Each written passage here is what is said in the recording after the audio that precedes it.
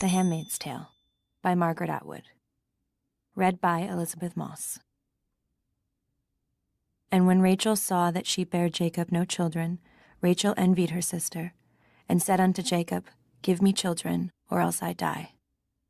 And Jacob's anger was kindled against Rachel, and he said, Am I in God's stead, who hath withheld from thee the fruit of the womb?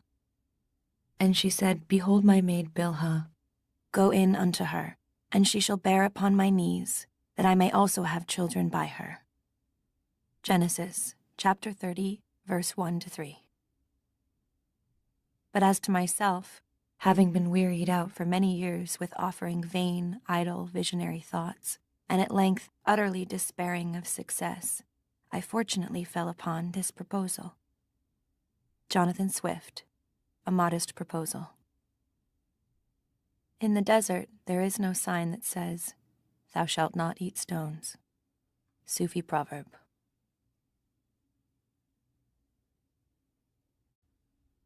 One. Night.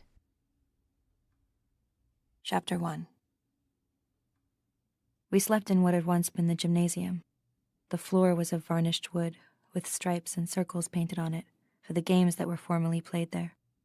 The hoops for the basketball nets were still in place, though the nets were gone. A balcony ran around the room for the spectators, and I thought I could smell, faintly like an after-image, the pungent scent of sweat, shot through with the sweet taint of chewing gum and perfume from the watching girls, felt skirted as I knew from pictures, later in miniskirts, then pants, then in one earring, spiky green-streaked hair. Dances would have been held there. The music lingered, a palimpsest of unheard sound, style upon style, an undercurrent of drums, a forlorn wail, garlands made of tissue paper flowers, cardboard devils, a revolving ball of mirrors, powdering the dancers with a snow of light. There was old sex in the room, and loneliness, an expectation of something without a shape or name. I remember that yearning, for something that was always about to happen, and was never the same as the hands that were on us there and then, in the small of the back, or out back in the parking lot, or in the television room with the sound turned down, and only the pictures flickering over lifting flesh. We yearned for the future. How did we learn it, that talent for insatiability? It was in the air, and it was still in the air, an afterthought as we tried to sleep, in the army cots that had been set up in rows, with spaces between us so we could not talk. We had flannelette sheets like children's, and army-issue blankets, old ones that still said U.S. We folded our clothes neatly and laid them on the stools at the ends of the beds. The lights were turned down, but not out. Aunt Sarah and Aunt Elisabeth patrolled. They had electric cattle prods slung on thongs from their leather belts. No guns, though. Even they could not be trusted with guns. Guns were for the guards, specially picked from the angels. The guards weren't allowed inside the building except when called, and we weren't allowed out, except for our walks, twice daily, 2 by 2 around the football field, which was enclosed now by a chain-link fence topped with barbed wire. The angels stood outside it with their backs to us. They were objects of fear to us, but of something else as well. If only they would look. If only we could talk to them. Something could be exchanged, we thought. Some deal made, some trade-off. We still had our bodies. That was our fantasy. We learned to whisper almost without sound.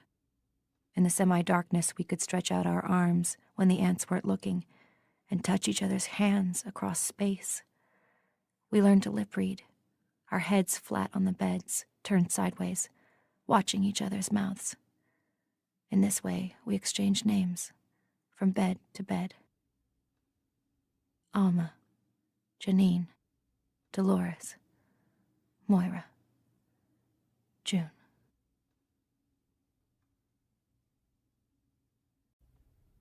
Two. Shopping. Chapter 2. A chair, a table, a lamp. Above, on the white ceiling, a relief ornament in the shape of a wreath, and in the center of it, a blank space plastered over, like the place in a face where the eye has been taken out. There must have been a chandelier once. They've removed anything you could tie a rope to. A window, 2 white curtains. Under the window, a window seat with a little cushion. When the window is partly open, it only opens partly, the air can come in and make the curtains move. I can sit in the chair or on the window seat, hands folded, and watch this. Sunlight comes in through the window too and falls on the floor, which is made of wood in narrow strips, highly polished. I can smell the polish. There's a rug on the floor, oval, of braided rags. This is the kind of touch they like. Folk art, archaic, made by women in their spare time from things that have no further use. A return to traditional values. Waste not, want not. I am not being wasted. Why do I want? On the wall above the chair, a picture, framed but with no glass, a print of flowers, blue irises, watercolor. Flowers are still allowed. Does each of us have the same print? The same chair? The same white curtains, I wonder? Government issue? Think of it as being in the army, said Aunt Lydia. A bed, single, mattress medium hard, covered with a flocked white spread. Nothing takes place in the bed but sleep. Or no sleep. I try not to think too much. Like other things now, thought must be rationed. There's a lot that doesn't bear thinking about. Thinking can hurt your chances, and I intend to last. I know why there is no glass in front of the watercolor picture of blue irises, and why the window only opens partly, and why the glass in it is shatterproof. It isn't running away they're afraid of. We wouldn't get far. It's those other escapes. The ones you can open in yourself, given a cutting edge. So, apart from these details, this could be a college guest room for the less distinguished visitors, or a room in a rooming house of former times for ladies in reduced circumstances. That is what we are now. The circumstances have been reduced, for those of us who still have circumstances.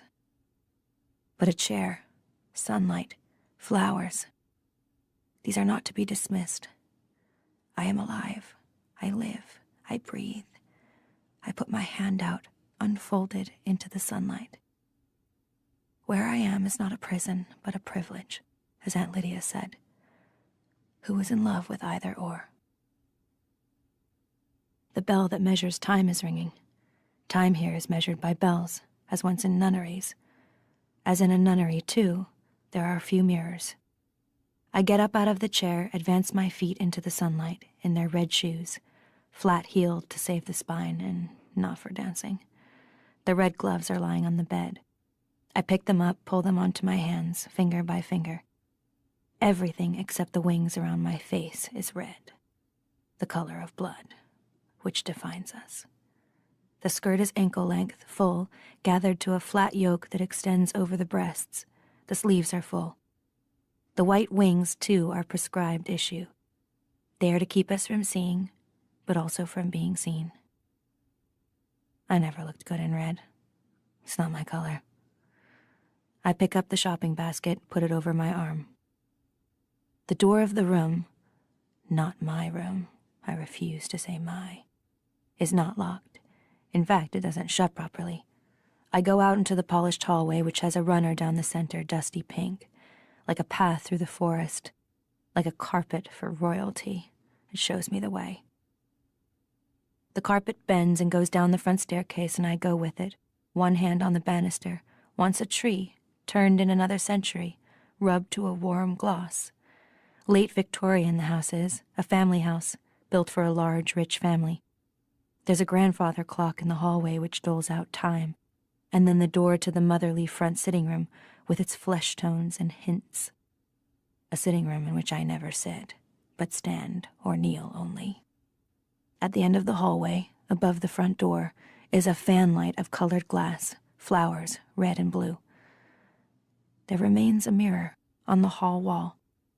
If I turn my head so that the white wings framing my face direct my vision towards it, I can see it as I go down the stairs, round, convex, a pier glass like the eye of a fish, and myself in it like a distorted shadow, a parody of something, some fairy tale figure in a red cloak, descending towards a moment of carelessness that is the same as danger, a sister dipped in blood.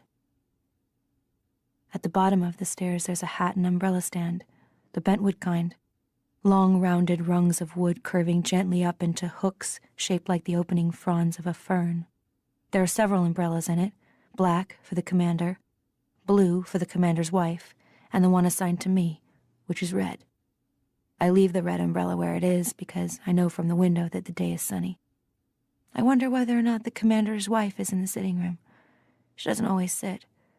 Sometimes I can hear her pacing back and forth, a heavy step and then a light one, and the soft tap of her cane on the dusty rose carpet. I walk along the hallway past the sitting room door and the door that leads into the dining room, and open the door at the end of the hall and go through into the kitchen. Here, the smell is no longer of furniture polish.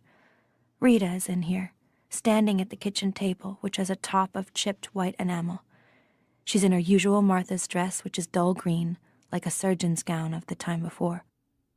The dress is much like mine in shape, long and concealing, but with a bib apron over it and without the white wings and the veil. She puts the veil on to go outside, but nobody much cares who sees the face of a Martha. Her sleeves are rolled to the elbow, showing her brown arms. She's making bread, throwing the loaves for the final brief kneading and then the shaping. Rita sees me and nods, whether in greeting or in simple acknowledgement of my presence, it's hard to say, and wipes her floury hands on her apron and rummages in the kitchen drawer for the token book. Frowning, she tears out 3 tokens and hands them to me. Her face might be kindly if she would smile, but the frown isn't personal. It's the red dress she disapproves of and what it stands for. She thinks I may be catching, like a disease, or any form of bad luck. Sometimes I listen outside closed doors, a thing I never would have done in the time before. I don't listen long because I don't want to be caught doing it. Once, though, I heard Rita say to Cora that she wouldn't debase herself like that. "Nobody asking you," Cora said. "Anyways, what could you do, supposing?"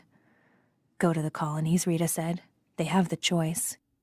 "With the unwomen and starved to death and Lord knows what else," said Cora. "Catch you." They were shelling peas. Even through the almost closed door, I could hear the light clink of the hard peas falling into the metal bowl. I heard Rita, a grunt or a sigh of protest or agreement. "Anyways, they're doing it for us all," said Cora, "or so they say. If I hadn't have got my tubes tied, it could have been me. Say I was 10 years younger. It's not that bad. It's not what you'd call hard work." "Better her than me," Rita said, and I opened the door. Their faces were the way women's faces are when they've been talking about you behind your back, and they think you've heard. Embarrassed, but also a little defiant, as if it were their right. That day, Cora was more pleasant to me than usual, Rita more surly.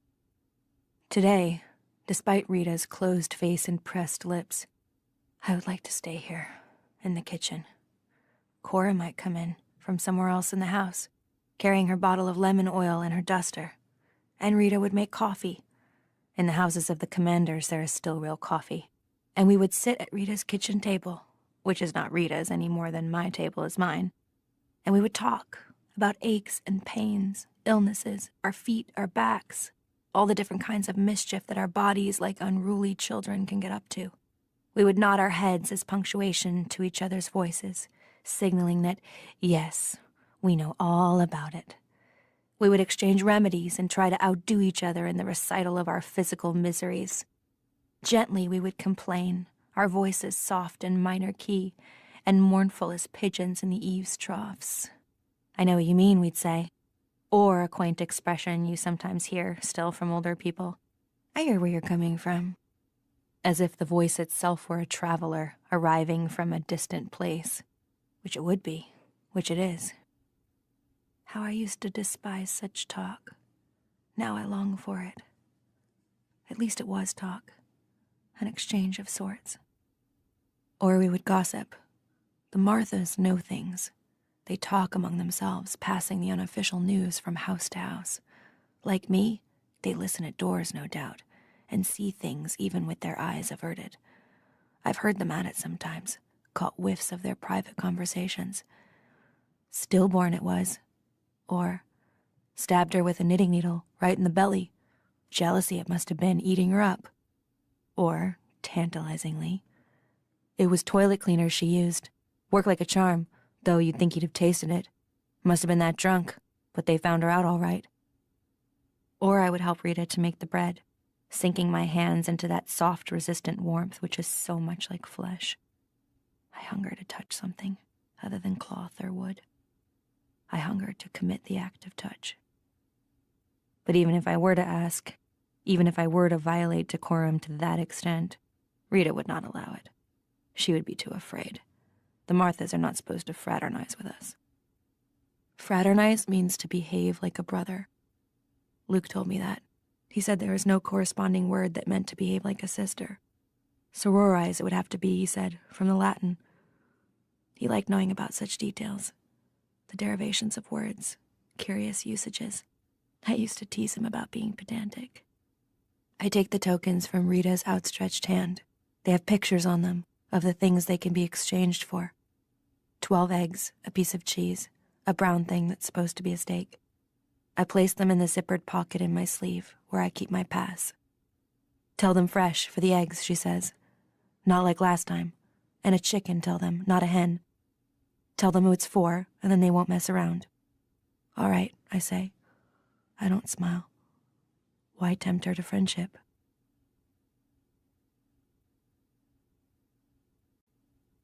Chapter 3. I go out by the back door into the garden, which is large and tidy. A lawn in the middle, a willow, weeping catkins. Around the edges, the flower borders, in which the daffodils are now fading, and the tulips are opening their cups, spilling out color. The tulips are red, a darker crimson towards the stem, as if they have been cut and are beginning to heal there. This garden is the domain of the commander's wife. Looking out through my shatter-proof window, I've often seen her in it, her knees on a cushion, a light blue veil thrown over her wide gardening hat, a basket at her side with shears in it, and pieces of string for tying the flowers into place. A guardian detailed to the commander does the heavy digging. The commander's wife directs, pointing with her stick. Many of the wives have such gardens. It's something for them to order and maintain and care for. I once had a garden. I can remember the smell of the turned earth, the plump shapes of bulbs held in the hands, fullness, the dry rustle of seeds through the fingers. Time could pass more swiftly that way. Sometimes the commander's wife has a chair brought out and just sits in it, in her garden. From a distance, it looks like peace. She isn't here now, and I start to wonder where she is. I don't like to come upon the commander's wife unexpectedly. Perhaps she's sewing in the sitting room, with her left foot on the footstool because of her arthritis. Or knitting scarves for the angels at the front lines. I can hardly believe the angels have a need for such scarves. Anyway, the ones made by the commander's wife are too elaborate. She doesn't bother with the cross and star pattern used by many of the other wives. It's not a challenge. Fir trees march along the ends of her scarves, or eagles, or stiff humanoid figures, boy and girl, boy and girl. They aren't scarves for grown men, but for children. Sometimes I think these scarves aren't sent to the angels at all, but unraveled and turned back into balls of yarn, to be knitted again in their turn. Maybe it's just something to keep the wives busy, to give them a sense of purpose. But I envy the commander's wife her knitting. It's good to have small goals that can be easily attained. What does she envy me? She doesn't speak to me, unless she can't avoid it. I am a reproach to her, and a necessity. We stood face to face for the first time 5 weeks ago when I arrived at this posting. The guardian from the previous posting brought me to the front door. On first days, we are permitted front doors, but after that, we're supposed to use the back.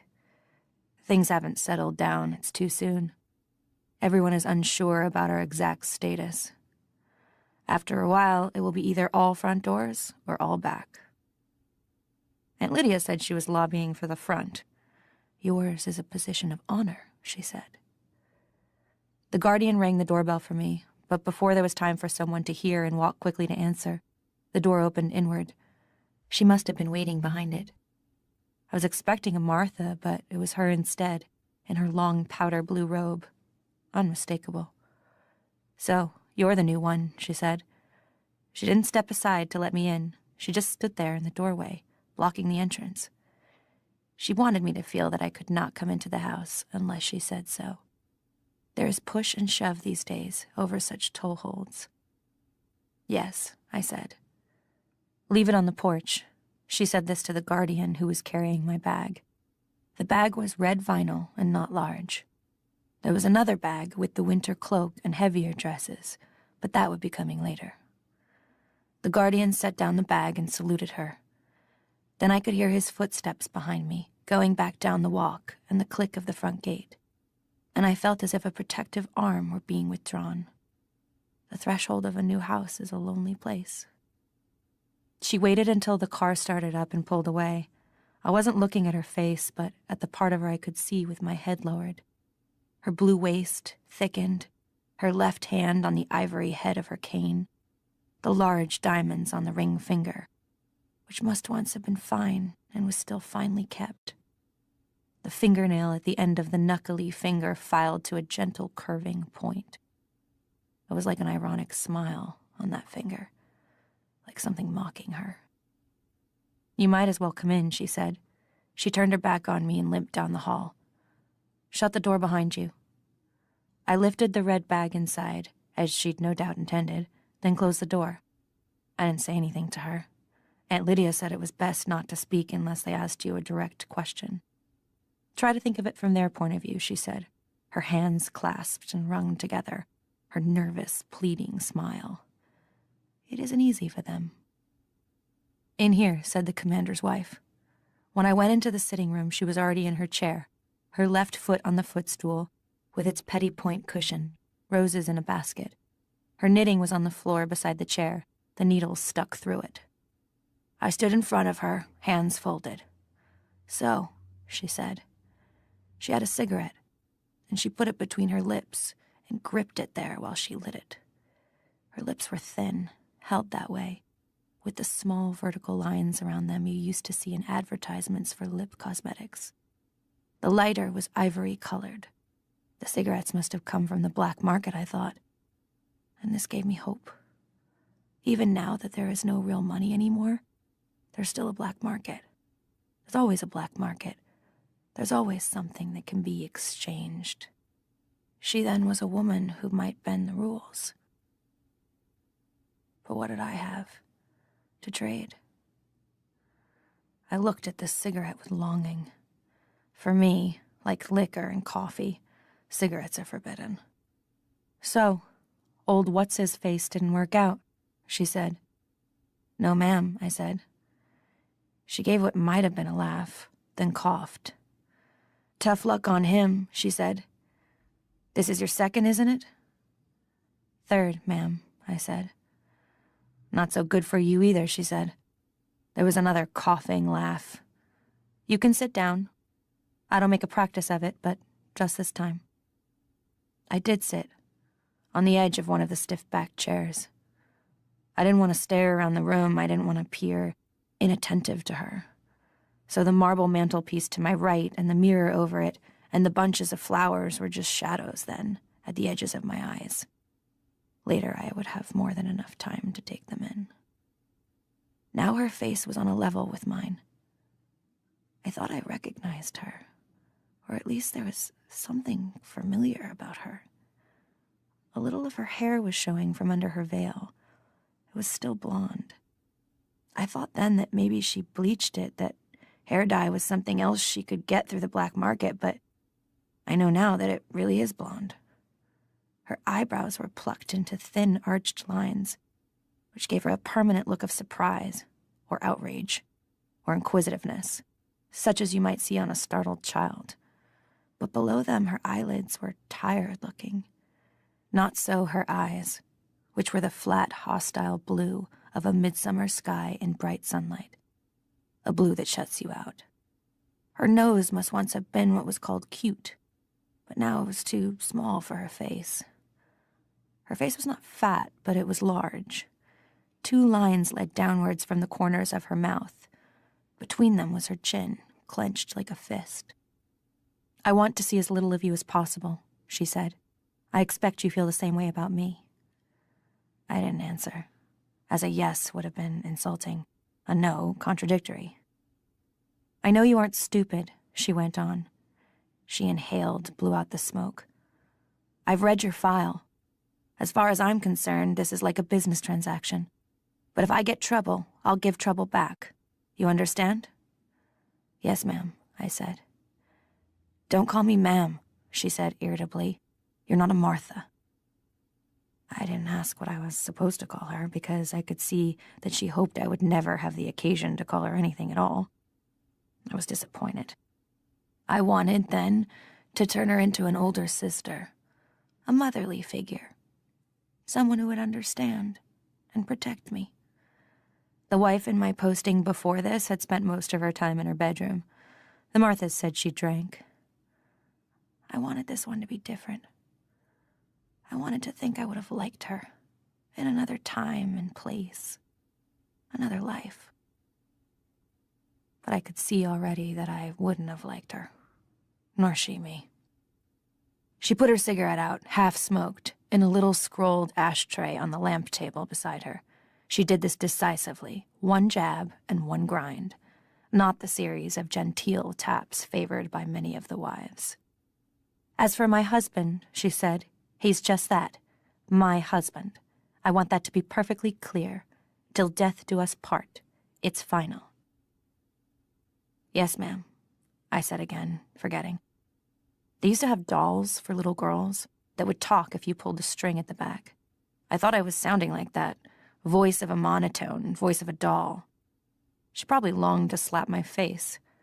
They can hit us. There's scriptural precedent. But not with any implement, only with their hands. "It's one of the things we fought for," said the commander's wife. And suddenly she wasn't looking at me. She was looking down at her knuckled, diamond-studded hands. And I knew where I'd seen her before. The first time was on television, when I was 8 or 9. It was when my mother was sleeping in on Sunday mornings, and I would get up early and go to the television set in my mother's study and flip through the channels looking for cartoons. Sometimes when I couldn't find any, I would watch the Growing Souls Gospel Hour, where they would tell Bible stories for children and sing hymns. One of the women was called Serena Joy. She was the lead soprano. She was ash blonde, petite, with a snub nose and huge blue eyes, which she turned upwards during hymns.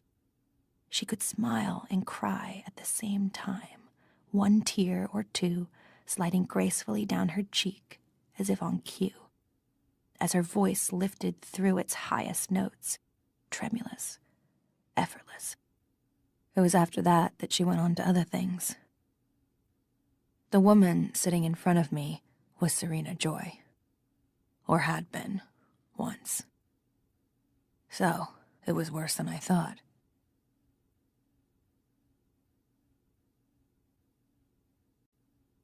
Chapter 4. I walk along the gravel path that divides the back lawn, neatly like a hair parting. It has rained during the night. The grass to either side is damp, the air humid. Evidence of the fertility of the soil, caught by the sun, half dead, flexible and pink like lips. I open the white picket gate and continue, past the front lawn and towards the front gate. In the driveway, one of the guardians assigned to our household is washing the car. That must mean the commander is in the house, in his own quarters, past the dining room and beyond, where he seems to stay most of the time. The car is a very expensive one, a whirlwind. Better than the Chariot, much better than the chunky, practical behemoth. It's black, of course, the color of prestige or a hearse, and long and sleek. The driver is going over it with a chamois, lovingly, This at least hasn't changed, the way men caress good cars. He's wearing the uniform of the Guardians, but his cap is tilted at a jaunty angle, and his sleeves are rolled to the elbow, showing his forearms, tanned, but with a stipple of dark hairs. He has a cigarette stuck in the corner of his mouth, which shows that he too has something he can trade on the black market. I know this man's name. Nick. I know this because I've heard Rita and Cora talking about him, and once I heard the commander speaking to him. Nick, I won't be needing the car.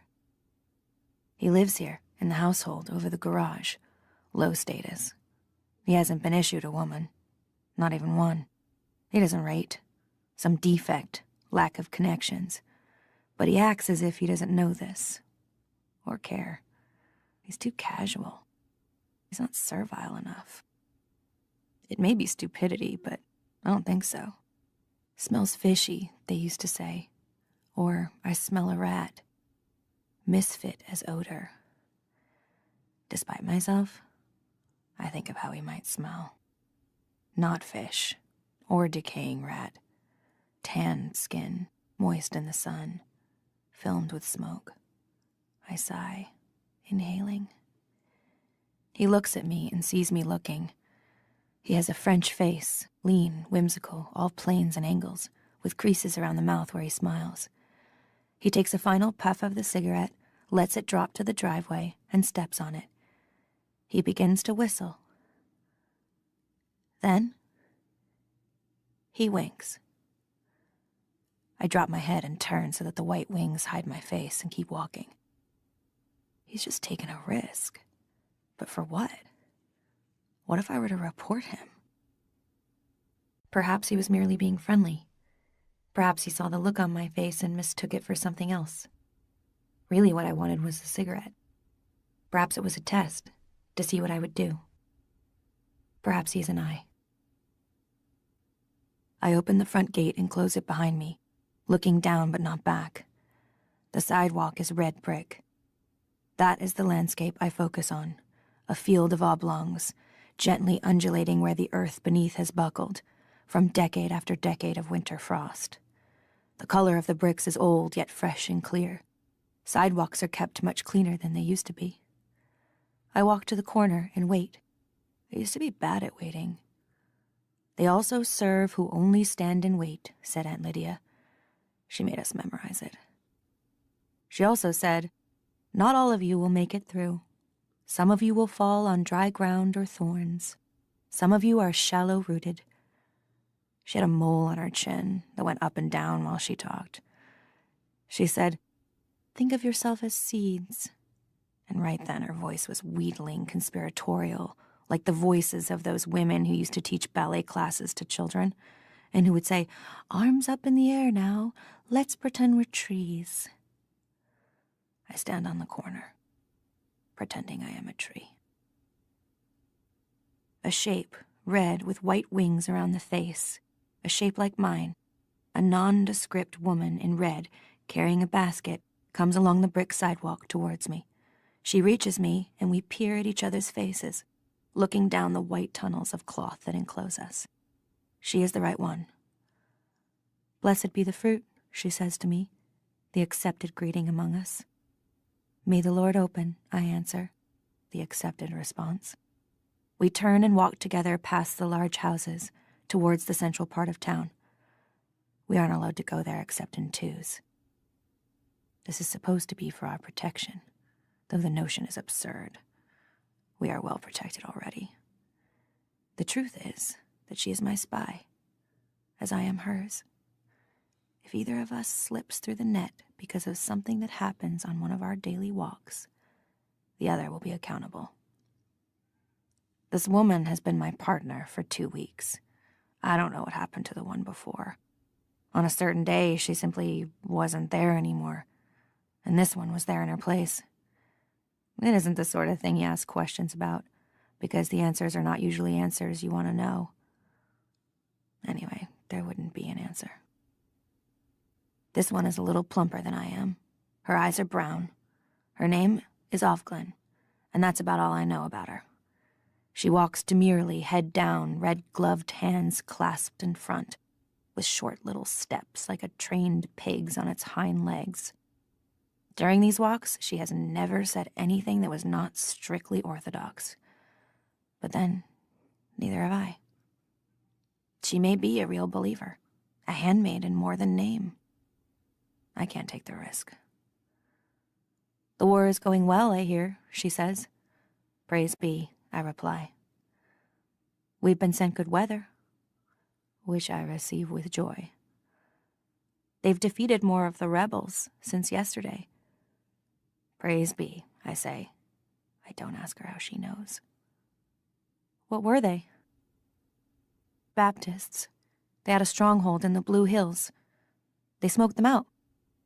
Praise be. Sometimes I wish she would just shut up and let me walk in peace. But I'm ravenous for news, any kind of news.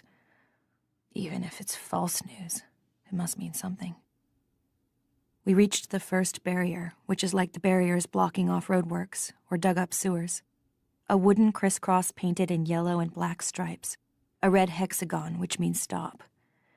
Near the gateway there are some lanterns, not lit because it isn't night. Above us I know there are floodlights, attached to the telephone poles, for use in emergencies. And there are men with machine guns in the pillboxes on either side of the road. I don't see the floodlights and the pillboxes because of the wings around my face. I just know they are there.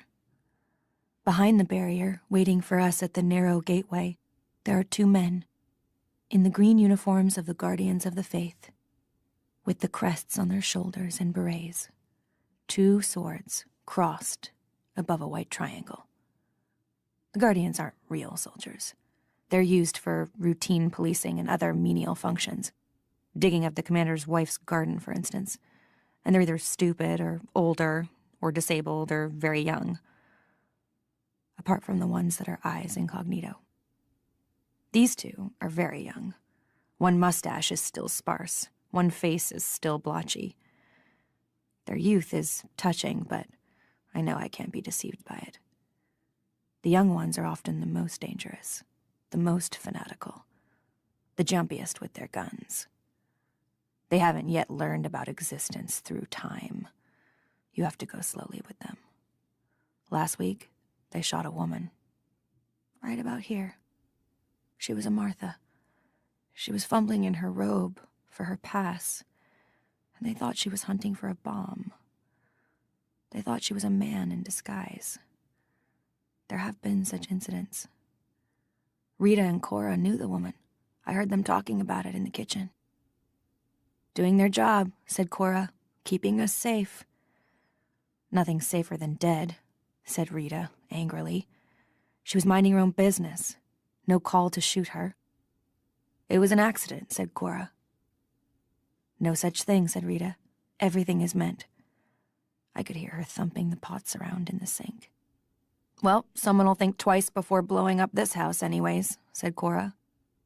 All the same, said Rita. She worked hard. That was a bad death. I can think of worse, said Cora. At least it was quick. You can say that, said Rita. I'd choose to have some time, before, to set things right. The two young Guardians salute us, raising 3 fingers to the rims of their berets. Such tokens are accorded to us. They are supposed to show respect, because of the nature of our service. We produce our passes from the zippered pockets in our wide sleeves, and they are inspected and stamped. One man goes into the right-hand pillbox to punch our numbers into the CompuCheck. In returning my pass, the one with the peach-colored mustache bends his head to try to get a look at my face. I raise my head a little to help him, and he sees my eyes, and I see his, and he blushes. His face is long and mournful, like a sheep's, but with the large, full eyes of a dog, spaniel, not terrier. His skin is pale and looks unwholesomely tender, like the skin under a scab. Nevertheless, I think of placing my hand on it, this exposed face. He is the one who turns away. It's an event, a small defiance of rule, so small as to be undetectable. But such moments are the rewards I hold out for myself, like the candy I hoarded as a child at the back of a drawer. Such moments are possibilities. tiny peepholes. What if I were to come at night when he's on duty alone, though he would never be allowed such solitude, and permit him beyond my white wings?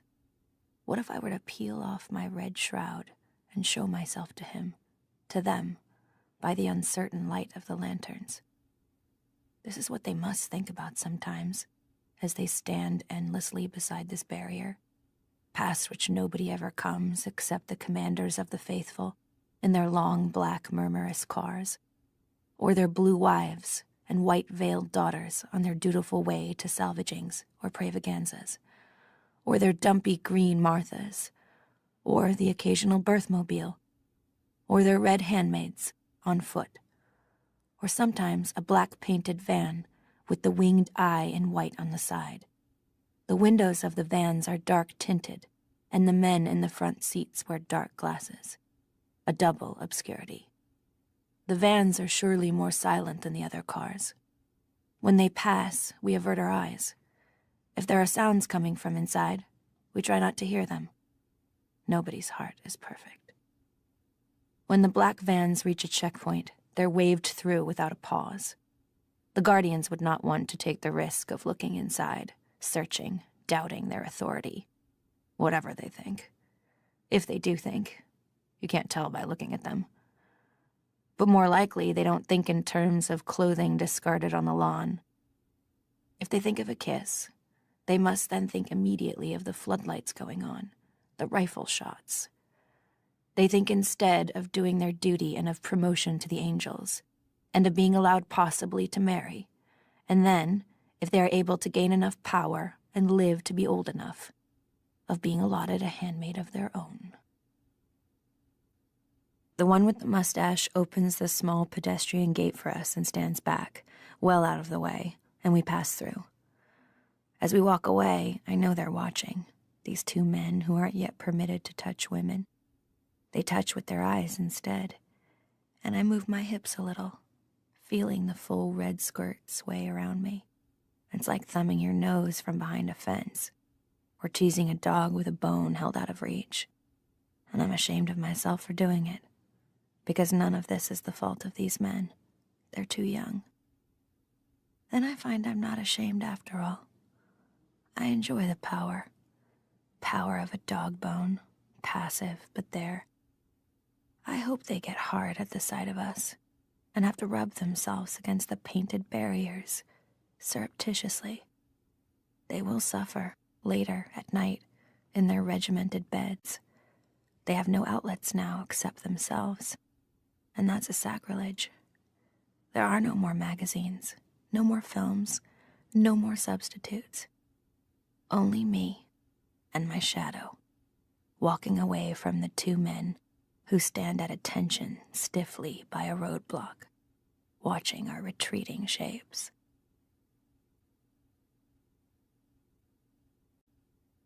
Chapter 5. Doubled, I walk the street. Though we are no longer in the commander's compound, there are large houses here also. In front of one of them, a guardian is mowing the lawn. The lawns are tidy, the facades are gracious and good repair. They're like the beautiful pictures they used to print in the magazines about homes and gardens and interior decoration. There is the same absence of people, the same air of being asleep.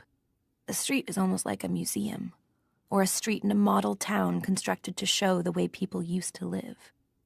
As in those pictures, those museums, those model towns, there are no children. This is the heart of Gilead, where the war cannot intrude except on television. Where the edges are, we aren't sure. They vary according to the attacks and counterattacks. But this is the center, where nothing moves. The Republic of Gilead, said Aunt Lydia, knows no bounds. Gilead is within you. Doctors lived here once, lawyers, university professors. There are no lawyers anymore, and the university is closed.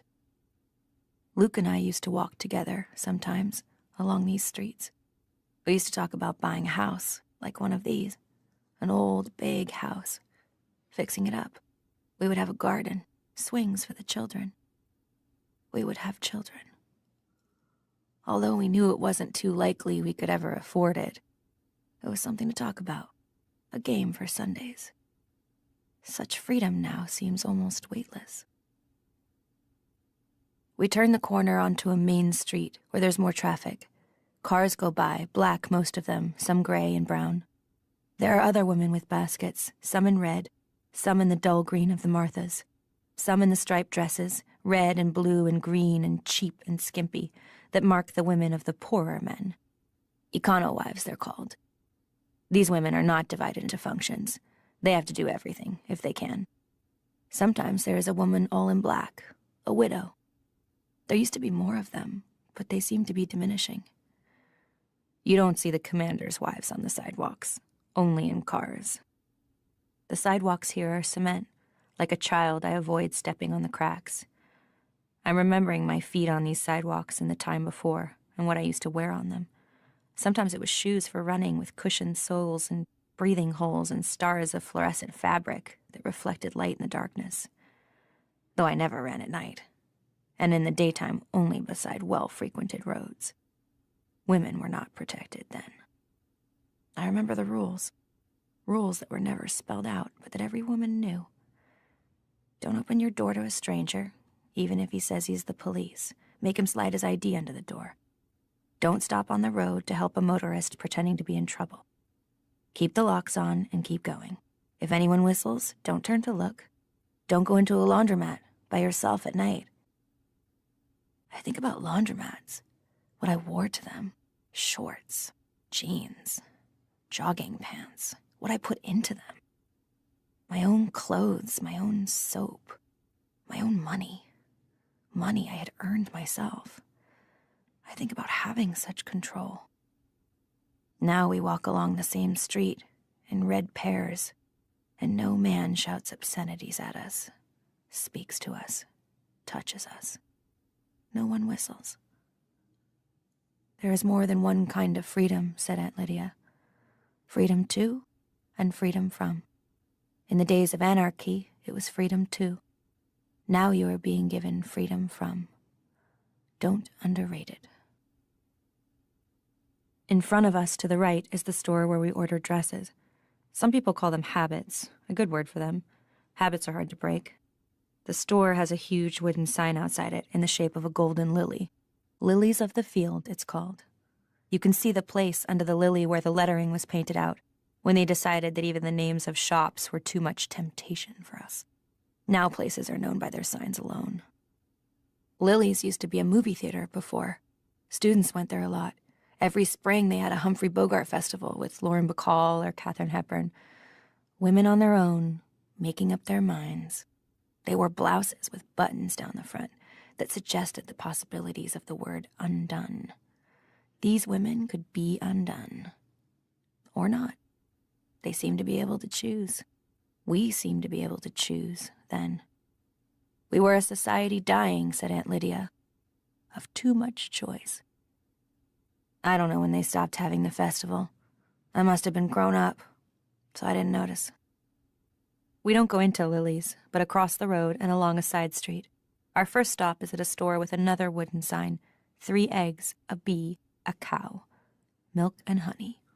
There's a line, and we wait our turn, 2 by 2. I see they have oranges today. Ever since Central America was lost to the Liberthios, oranges have been hard to get. Sometimes they're there, sometimes not. The war interferes with the oranges from California, and even Florida isn't dependable, when there are roadblocks or when the train tracks have been blown up. I look at the oranges, longing for one. But I haven't brought any tokens for oranges. I'll go back and tell Rita about them, I think. She'll be pleased. It will be something, a small achievement, to have made oranges happen. Those who've reached the counter hand their tokens across it to the 2 men in Guardian uniforms who stand on the other side. Nobody talks much, though there is a rustling, and the women's heads move furtively from side to side.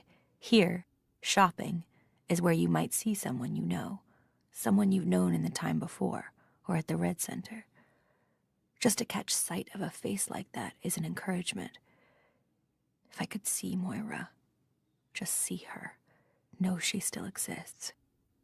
It's hard to imagine now, having a friend. But Offglen beside me isn't looking. Maybe she doesn't know anyone anymore. Maybe they have all vanished, the women she knew. Or maybe she doesn't want to be seen. She stands in silence, head down. As we wait in our double line, the door opens and 2 more women come in, both in the red dresses and white wings of the handmaids. One of them is vastly pregnant. Her belly under her loose garment swells triumphantly. There is a shifting in the room, a murmur, an escape of breath.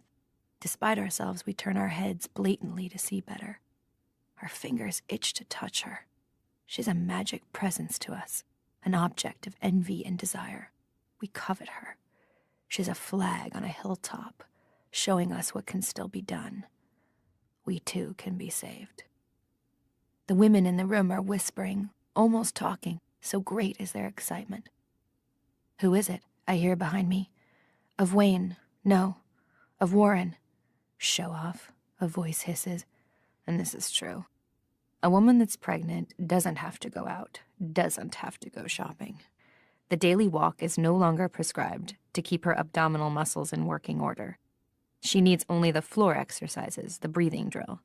She could stay at her house. And it's dangerous for her to be out. There must be a guardian standing outside the door waiting for her. Now that she's the carrier of life, she's closer to death and needs special security. Jealousy could get her. It's happened before. All children are wanted now, but not by everyone. But the walk may be a whim of hers, and they humor whims when something has gone this far and there's been no miscarriage. Or perhaps she's one of those, pile it on, I can take it, a martyr.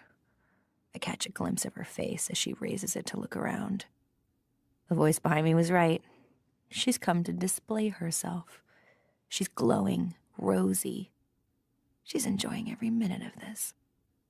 Quiet, says one of the guardians behind the counter, and we hush like schoolgirls.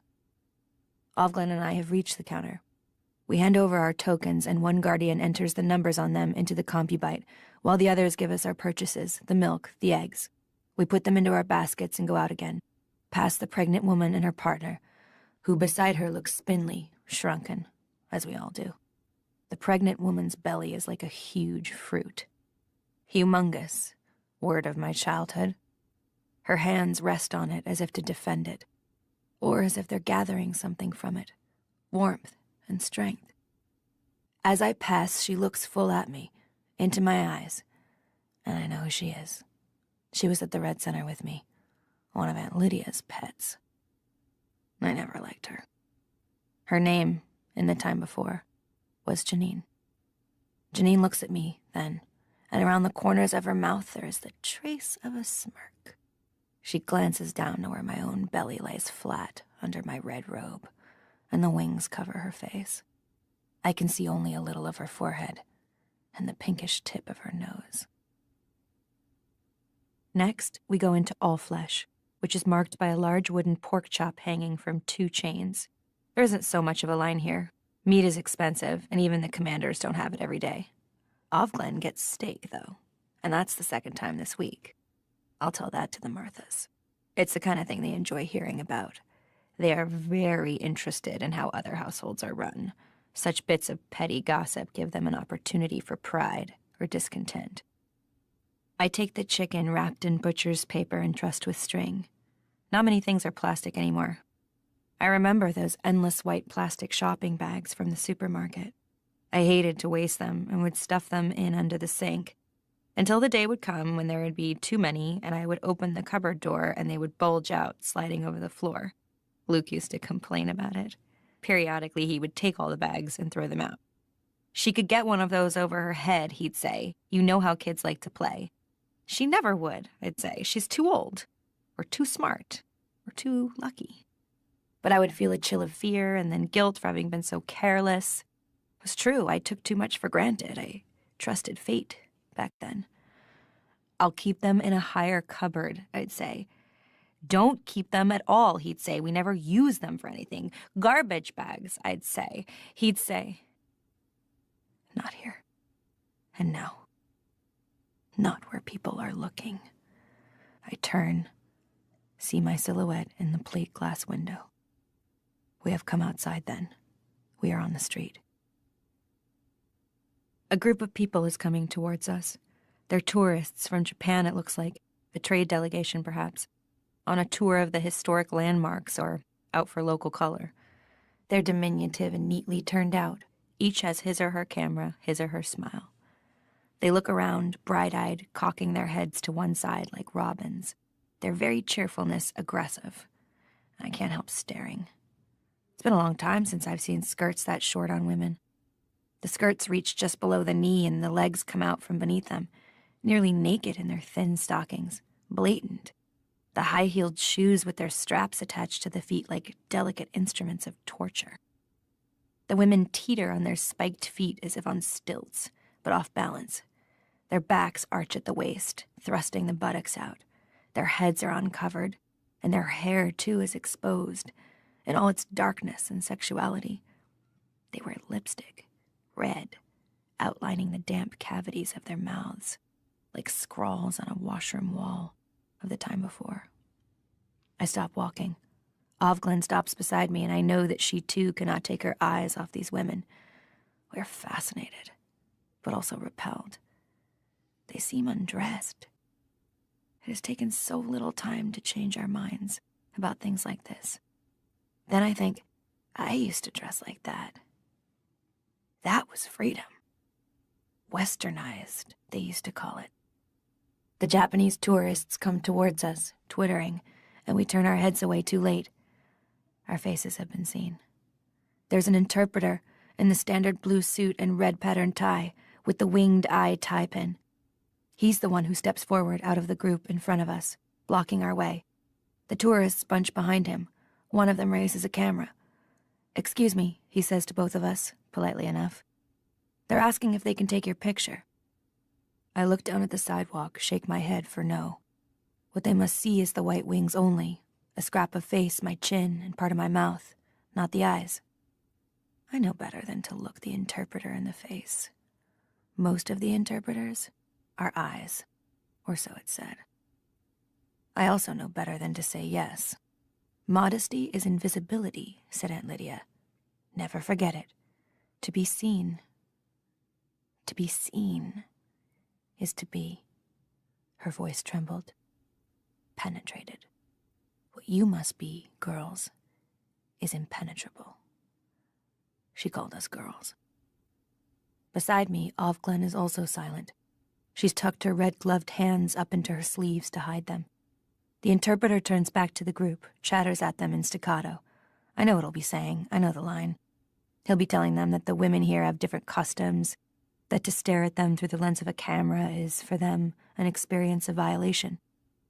I'm looking down at the sidewalk, mesmerized by the women's feet.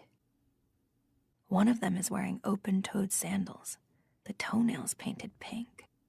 I remember the smell of nail polish, the way it wrinkled if you put the second coat on too soon, the satiny brushing of sheer pantyhose against the skin, the way the toes felt, pushed towards the opening in the shoe by the whole weight of the body.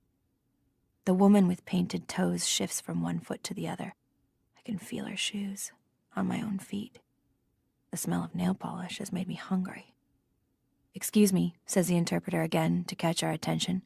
I nod to show I've heard him.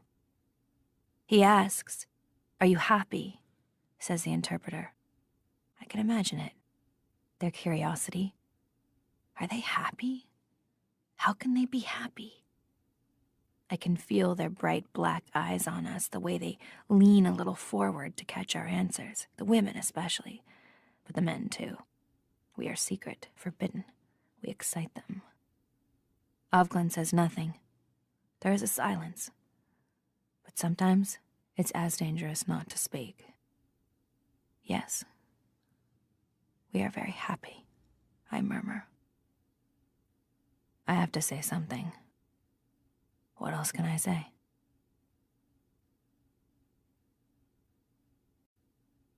Chapter 6. A block past All Flesh, Offglen pauses, as if hesitant about which way to go. We have a choice. We could go straight back, or we could walk the long way around. We already know which way we will take, because we always take it. I'd like to pass by the church, says Offglen, as if piously. All right, I say, though I know as well as she does what she's really after. We walk sedately. The sun is out. In the sky there are white fluffy clouds, the kind that look like headless sheep. Given our wings, our blinkers, it's hard to look up, hard to get the full view of the sky, of anything. But we can do it, a little at a time. A quick move of the head, up and down, to the side and back. We have learned to see the world in gasps. To the right, if you could walk along, there's a street that would take you down towards the river. There's a boathouse where they kept the skulls once, and some bridges, trees, green banks, where you could sit and watch the water, and the young men with their naked arms, their oars lifting into the sunlight as they played at winning. On the way to the river are the old dormitories, used for something else now, with their fairy tale turrets painted white and gold and blue. When we think of the past, it's the beautiful things we pick out. We want to believe it was all like that. The football stadium is down there too, where they hold the men's salvagings, as well as the football games. They still have those. I don't go to the river anymore, or over bridges, or on the subway, although there's a station right there. We're not allowed on. There are guardians now. There's no official reason for us to go down those steps, ride on the trains under the river into the main city. Why would we want to go from here to there? We would be up to no good, and they would know it. The church is a small one of the first erected here hundreds of years ago. It isn't used anymore, except as a museum. Inside it, you can see paintings of women in long, somber dresses, their hair covered by white caps, and of upright men, darkly clothed and unsmiling. Our ancestors. Admission is free. We don't go in, though, but stand on the path looking at the churchyard. The old gravestones are still there, weathered, eroding, with their skulls and crossed bones.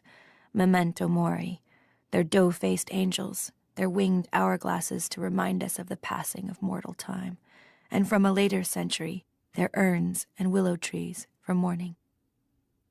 They haven't fiddled with the gravestones, or the church either. It's only the more recent history that offends them. Ovglen's head is bowed, as if she's praying. She does this every time. Maybe, I think, there's someone in particular gone for her too. A man, a child. But I can't entirely believe it. I think of her as a woman for whom every act is done for show, is acting rather than a real act. She does such things to look good, I think. She's out to make the best of it. But that is what I must look like to her as well.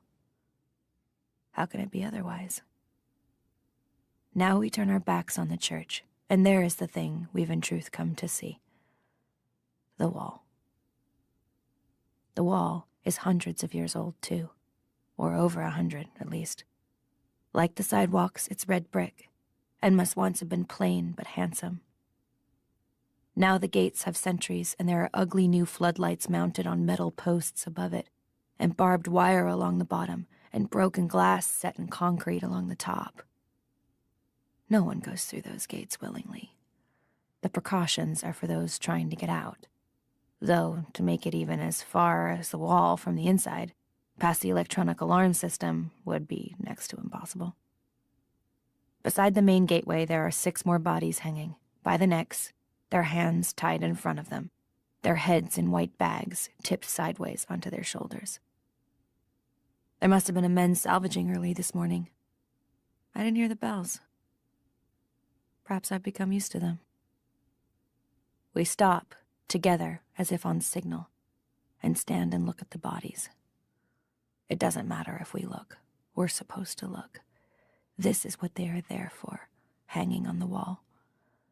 Sometimes they'll be there for days, until there's a new batch, so as many people as possible will have the chance to see them. What they are hanging from is hooks. The hooks have been set into the brickwork of the wall for this purpose. Not all of them are occupied. The hooks look like appliances for the armless, or steel question marks, upside down and sideways.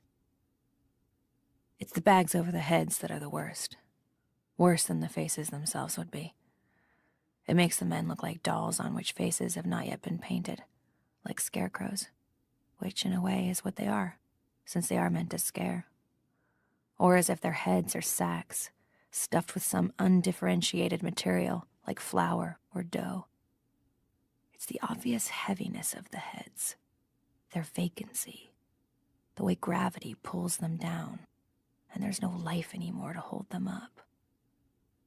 The heads are zeros.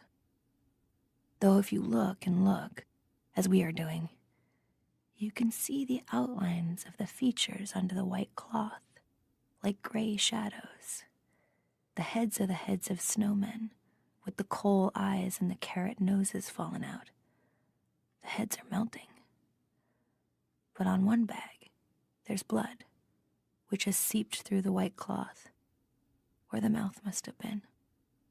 It makes another mouth, a small red one, like the mouths painted with thick brushes by kindergarten children.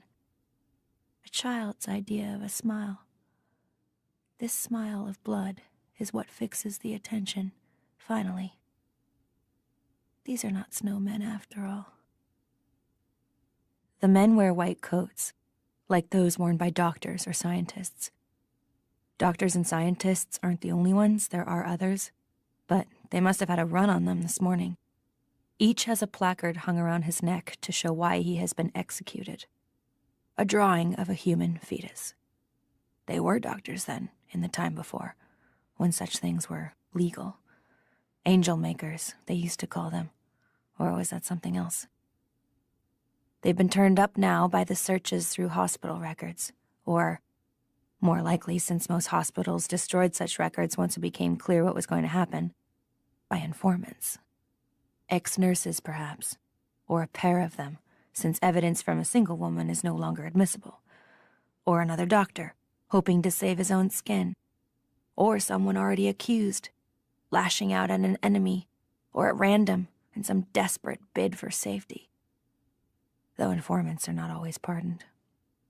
These men, we've been told, are like war criminals. It's no excuse that what they did was legal at the time. Their crimes are retroactive. They have committed atrocities and must be made into examples for the rest. Though this is hardly needed. No woman in her right mind these days would seek to prevent a birth, should she be so lucky as to conceive. What we are supposed to feel towards these bodies is hatred and scorn. This isn't what I feel. These bodies hanging on the wall are time travelers, anachronisms. They've come here from the past. What I feel towards them is blankness.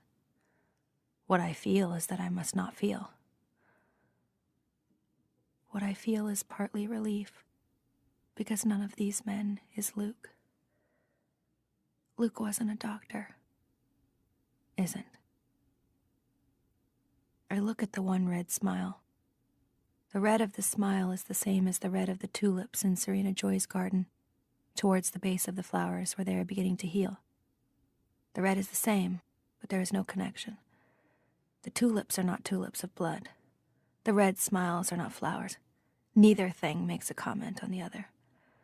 The tulip is not a reason for disbelief in the hanged man, or vice versa.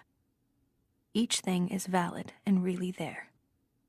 It is through a field of such valid objects that I must pick my way, every day, and in every way. I put a lot of effort into making such distinctions. I need to make them. I need to be very clear in my own mind. I feel a tremor in the woman beside me. Is she crying? In what way could it make her look good? I can't afford to know. My own hands are clenched, I note, tight around the handle of my basket. I won't give anything away. Ordinary, said Aunt Lydia, is what you're used to. This may not seem ordinary to you now, but after a time it will. It will become ordinary.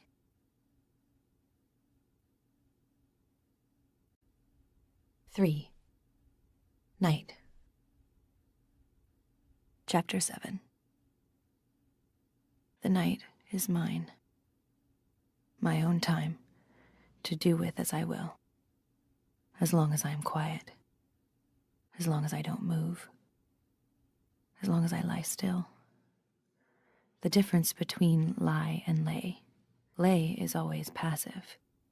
Even men used to say, I'd like to get laid, though sometimes they said, I'd like to lay her. All this is pure speculation. I don't really know what men used to say. I had only their words for it. I lie then inside the room, under the plaster eye in the ceiling, behind the white curtains, between the sheets, neatly as they, and step sideways out of my own time. Out of time. Though this is time, nor am I out of it. But the night is my time out. Where should I go? Somewhere good. Moira, sitting on the edge of my bed, legs crossed, ankle on knee, in her purple overalls, one dangly earring, the gold fingernail she wore to be eccentric, a cigarette between her stubby yellow-ended fingers.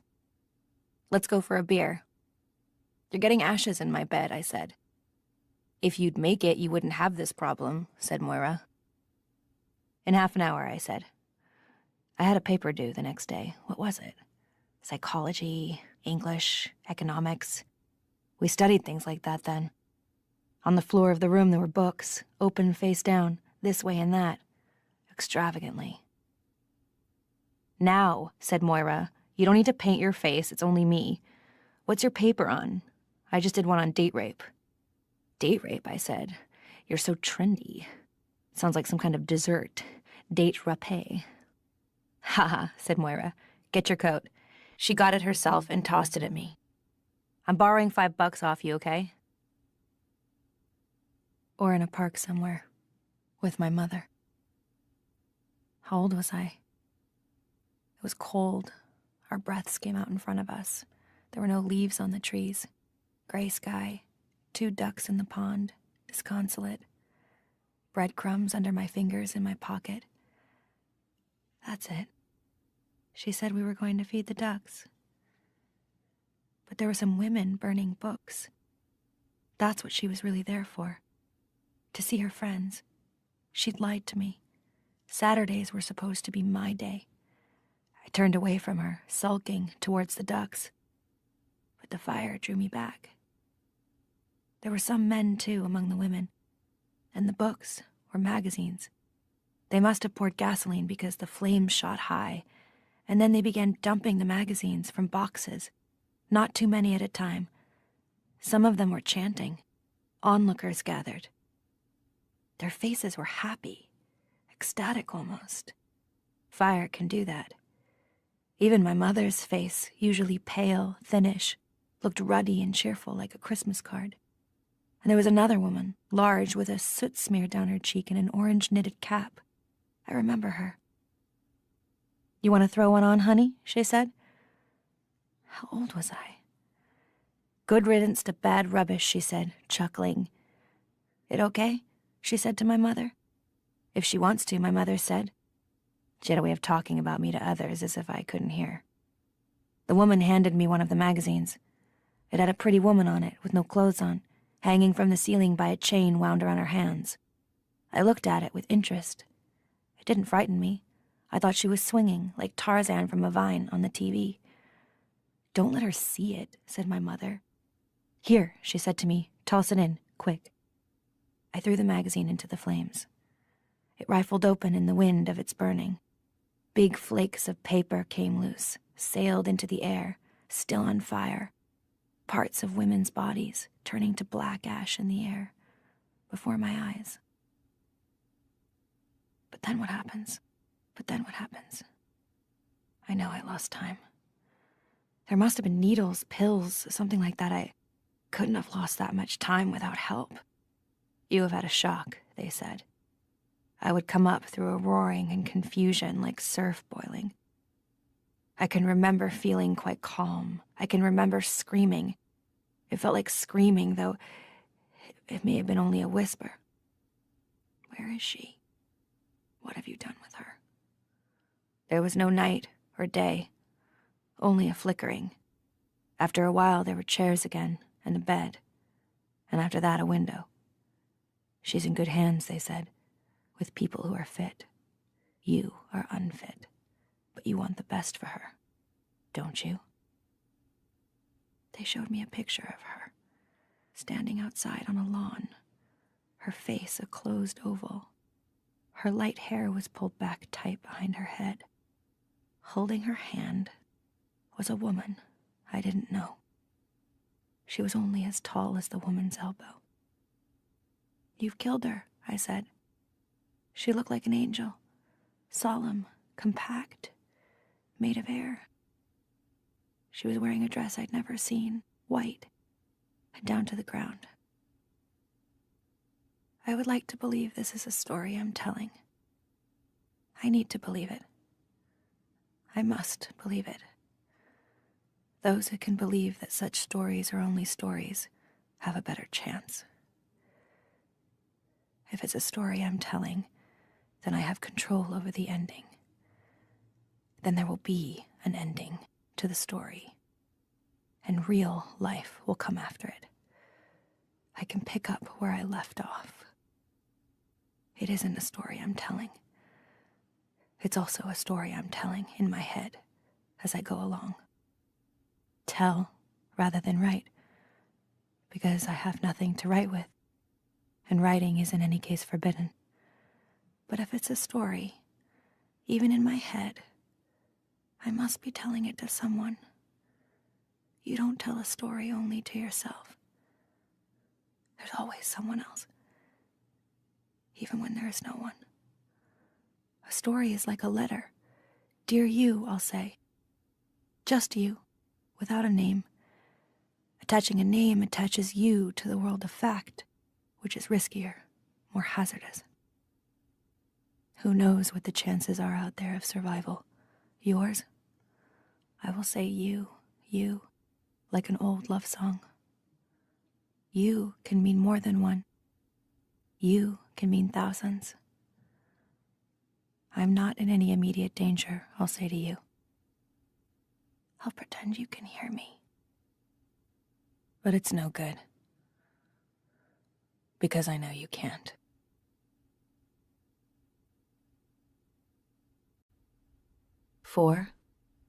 Waiting room. Chapter 8. The good weather holds.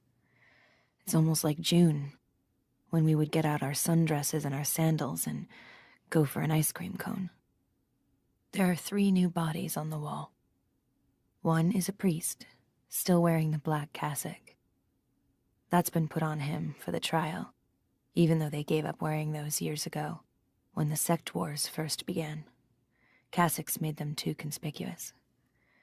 The 2 others have purple placards hung around their necks. Gender treachery.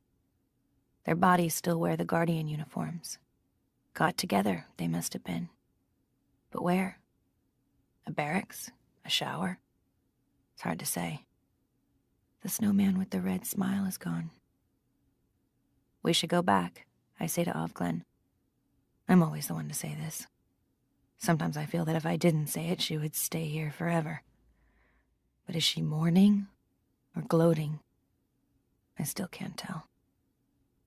Without a word, she swivels, as if she's voice-activated, as if she's on little oiled wheels, as if she's on top of a music box. I resent this grace of hers. I resent her meek head, bowed as if into a heavy wind. But there is no wind. We leave the wall, walk back the way we came, in the warm sun. It's a beautiful May day, Offred says. I feel rather than see her head turned towards me, waiting for a reply. Yes, I say. Praise be, I add as an afterthought. May Day used to be a distress signal a long time ago, in one of those wars we studied in high school. I kept getting them mixed up, but you could tell them apart by the airplanes if you paid attention. It was Luke who told me about May Day, though. Mayday, Mayday, for pilots whose planes had been hit. And ships. Was it ships, too? At sea. Maybe it was SOS for ships. I wish I could look it up.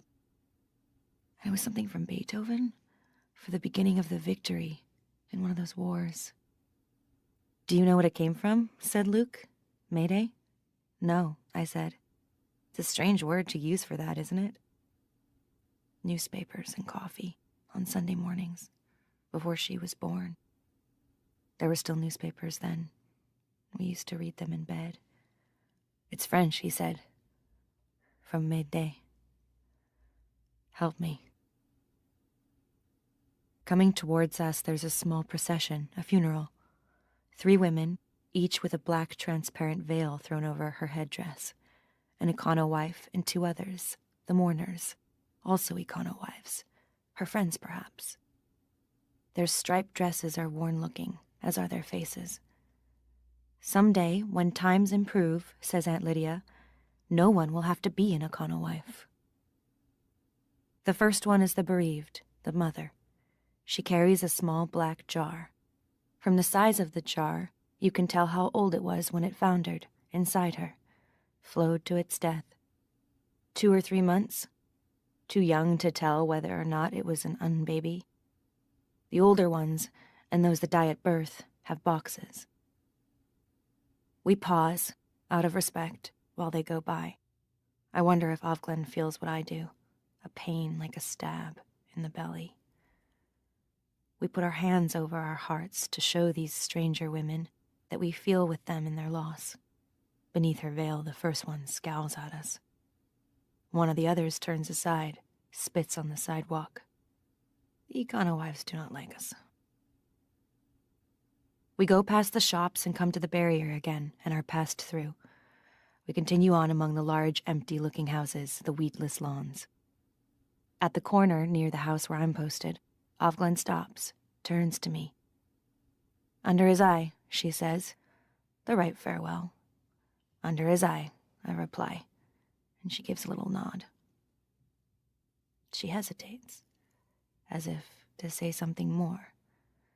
But then she turns away and walks down the street. I watch her. She's like my own reflection in a mirror from which I am moving away. In the driveway, Nick is polishing the whirlwind again. He's reached the chrome at the back. I put my gloved hand on the latch of the gate, open it, push inward. The gate clicks behind me. The tulips along the border are redder than ever, opening. No longer wine cups, but chalices, thrusting themselves up. To what end? They are, after all, empty. When they are old, they turn themselves inside out, then explode slowly, the petals thrown out like shards. Nick looks up and begins to whistle. Then he says, "Nice walk?" I nod, but do not answer with my voice. He isn't supposed to speak to me. Of course, some of them will try, said Aunt Lydia. All flesh is weak. All flesh is grass, I corrected her in my head.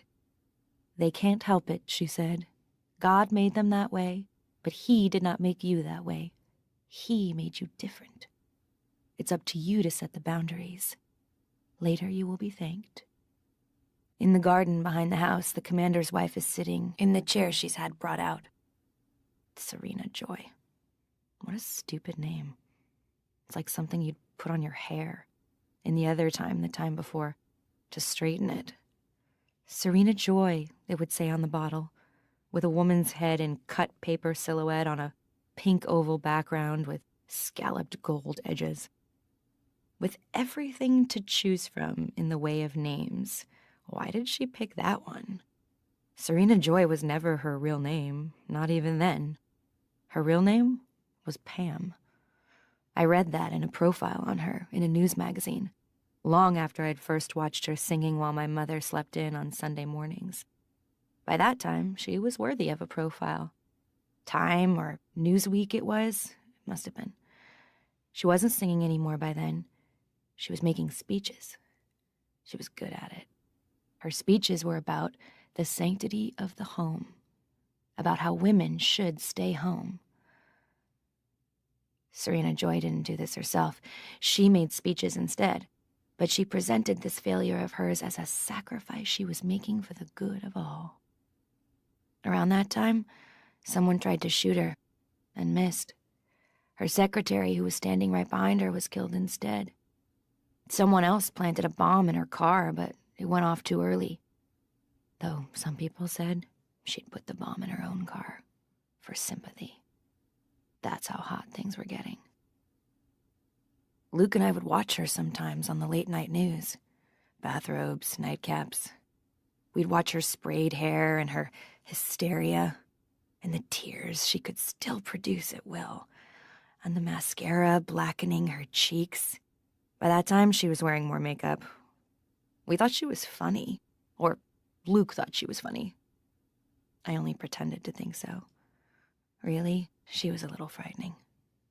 She was in earnest. She doesn't make speeches anymore. She has become speechless.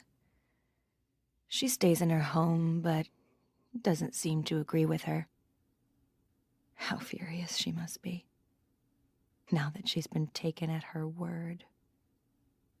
She's looking at the tulips. Her cane is beside her on the grass. Her profile is towards me. I can see that in the quick sideways look I take at her as I go past. It wouldn't do to stare. It's no longer a flawless cut paper profile. Her face is sinking in upon itself, and I think of those towns built on underground rivers, where houses and whole streets disappear overnight into sudden quagmires, or coal towns collapsing into the mines beneath them. Something like this must have happened to her, once she saw the true shape of things to come. She doesn't turn her head. She doesn't acknowledge my presence in any way, although she knows I'm there. I can tell she knows. It's like a smell, her knowledge. Something gone sour, like old milk. "It's not the husbands you have to watch out for," said Aunt Lydia. "It's the wives. You should always try to imagine what they must be feeling. Of course they will resent you. It is only natural. Try to feel for them." Aunt Lydia thought she was very good at feeling for other people. "Try to pity them. Forgive them, for they know not what they do." Again, the tremulous smile of a beggar, the weak-eyed blinking, the gaze upwards through the round steel-rimmed glasses towards the back of the classroom, as if the green-painted plaster ceiling were opening and God on a cloud of pink pearl face powder were coming down through the wires and sprinkler plumbing. "You must realize that they are defeated women. They have been unable—" Here her voice broke off, and there was a pause, during which I could hear a sigh, a collective sigh from those around me. It was a bad idea to rustle or fidget during these pauses. Aunt Lydia might look abstracted, but she was aware of every twitch. So there was only the sigh. "The future is in your hands," she resumed. She held her own hands out to us, the ancient gesture that was both an offering and an invitation, to come forward into an embrace, an acceptance. "In your hands," she said, looking down at her own hands as if they had given her the idea. But there was nothing in them. They were empty. It was our hands that were supposed to be full of the future, which could be held but not seen. I walk around to the back door, open it, go in, set my basket down on the kitchen table. The table has been scrubbed off, cleared of flour. Today's bread, freshly baked, is cooling on its rack. The kitchen smells of yeast, a nostalgic smell. It reminds me of other kitchens that were mine. It smells of mothers, although my own mother did not make bread. It smells of me, in former times, when I was a mother. This is a treacherous smell, and I know I must shut it out. Rita is there, sitting at the table, peeling and slicing carrots. Old carrots they are, thick ones, overwintered, bearded from their time in storage. The new carrots, tender and pale, won't be ready for weeks. The knife she uses is sharp and bright and tempting. I would like to have a knife like that. Rita stops chopping the carrots, stands up, takes the parcels out of the basket almost eagerly. She looks forward to seeing what I've brought, although she always frowns while opening the parcels. Nothing I bring fully pleases her. She's thinking she could have done better herself. She would rather do the shopping, get exactly what she wants. She envies me the walk. In this house, we all envy each other something. They've got oranges, I say, and milk and honey. There are still some left. I hold out this idea to her like an offering. I wish to ingratiate myself. I saw the oranges yesterday, but I didn't tell Rita. Yesterday she was too grumpy. I could get some tomorrow if you'd give me the tokens for them. I hold out the chicken to her. She wanted steak today, but there wasn't any. Rita grunts, not revealing pleasure or acceptance. She'll think about it, the grunt says, in her own sweet time. She undoes the string on the chicken and the glazed paper. She prods the chicken, flexes a wing, pokes a finger into the cavity, fishes out the giblets. The chicken lies there, headless and without feet, goose-pimpled as though shivering. Bath day, Rita says, without looking at me. Cora comes into the kitchen from the pantry at the back, where they keep the mops and brooms. A chicken, she says, almost with delight. Scrawny, says Rita, but it'll have to do. There wasn't much else, I say. Rita ignores me. Looks big enough to me, says Cora. Is she standing up for me? I look at her to see if I should smile. But no, it's only the food she's thinking of. She's younger than Rita. The sunlight coming slant now through the west window catches her hair, parted and drawn back. She must have been pretty. Quite recently. There's a little mark like a dimple in each of her ears, where the punctures for earrings have grown over. Tall, says Rita, but bony. You should speak up, she says to me, looking directly at me for the first time. Ain't like you're common. She means the commander's rank. But in the other sense, her sense, she thinks I am common. She is over 60. Her mind's made up. She goes to the sink, runs her hands briefly under the tap, dries them on the dish towel. The dish towel is white, with blue stripes. Dish towels are the same as they always were. Sometimes these flashes of normality come at me from the side, like ambushes. The ordinary, the usual.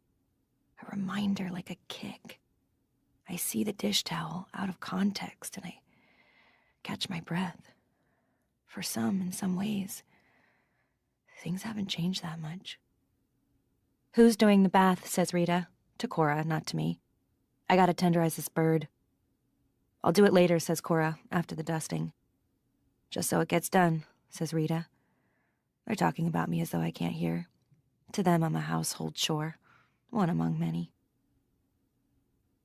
I've been dismissed. I pick up the basket, go through the kitchen door, and along the hall towards the grandfather clock. The sitting room door is closed. Sun comes through the fanlight, falling in colors across the floor. Red and blue, purple. I step into it briefly, stretch out my hands. They fill with flowers of light. I go up the stairs, my face distant and white and distorted, framed in the hall mirror, which bulges outward like an eye under pressure. I follow the dusty pink runner down the long upstairs hallway, back to the room. There's someone standing in the hall, near the door to the room where I stay. The hall is dusky. This is a man, his back to me. He's looking into the room, dark, against its light. I can see now. It's the commander. He isn't supposed to be here. He hears me coming, turns, hesitates, walks forward. Towards me. He is violating custom. What do I do now? I stop. He pauses. I can't see his face. He's looking at me. What does he want? But then he moves forward again, steps to the side to avoid touching me, inclines his head, is gone. Something has been shown to me. But what is it? Like the flag of an unknown country. seen for an instant above a curve of hill. It could mean attack. It could mean parley.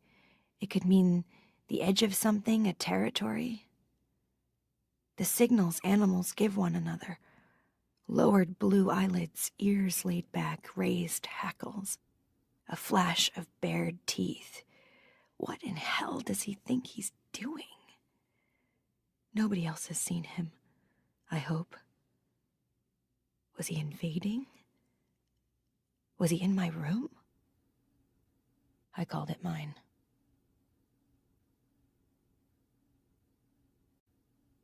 Chapter 9. My room, then.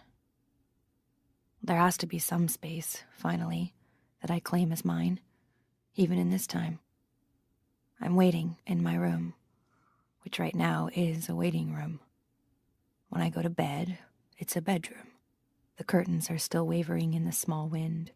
The sun outside is still shining, though not in through the window directly. It has moved west. I'm trying not to tell stories, or at any rate, not this one. Someone has lived in this room before me. Someone like me, or I prefer to believe so. I discovered it 3 days after I was moved here.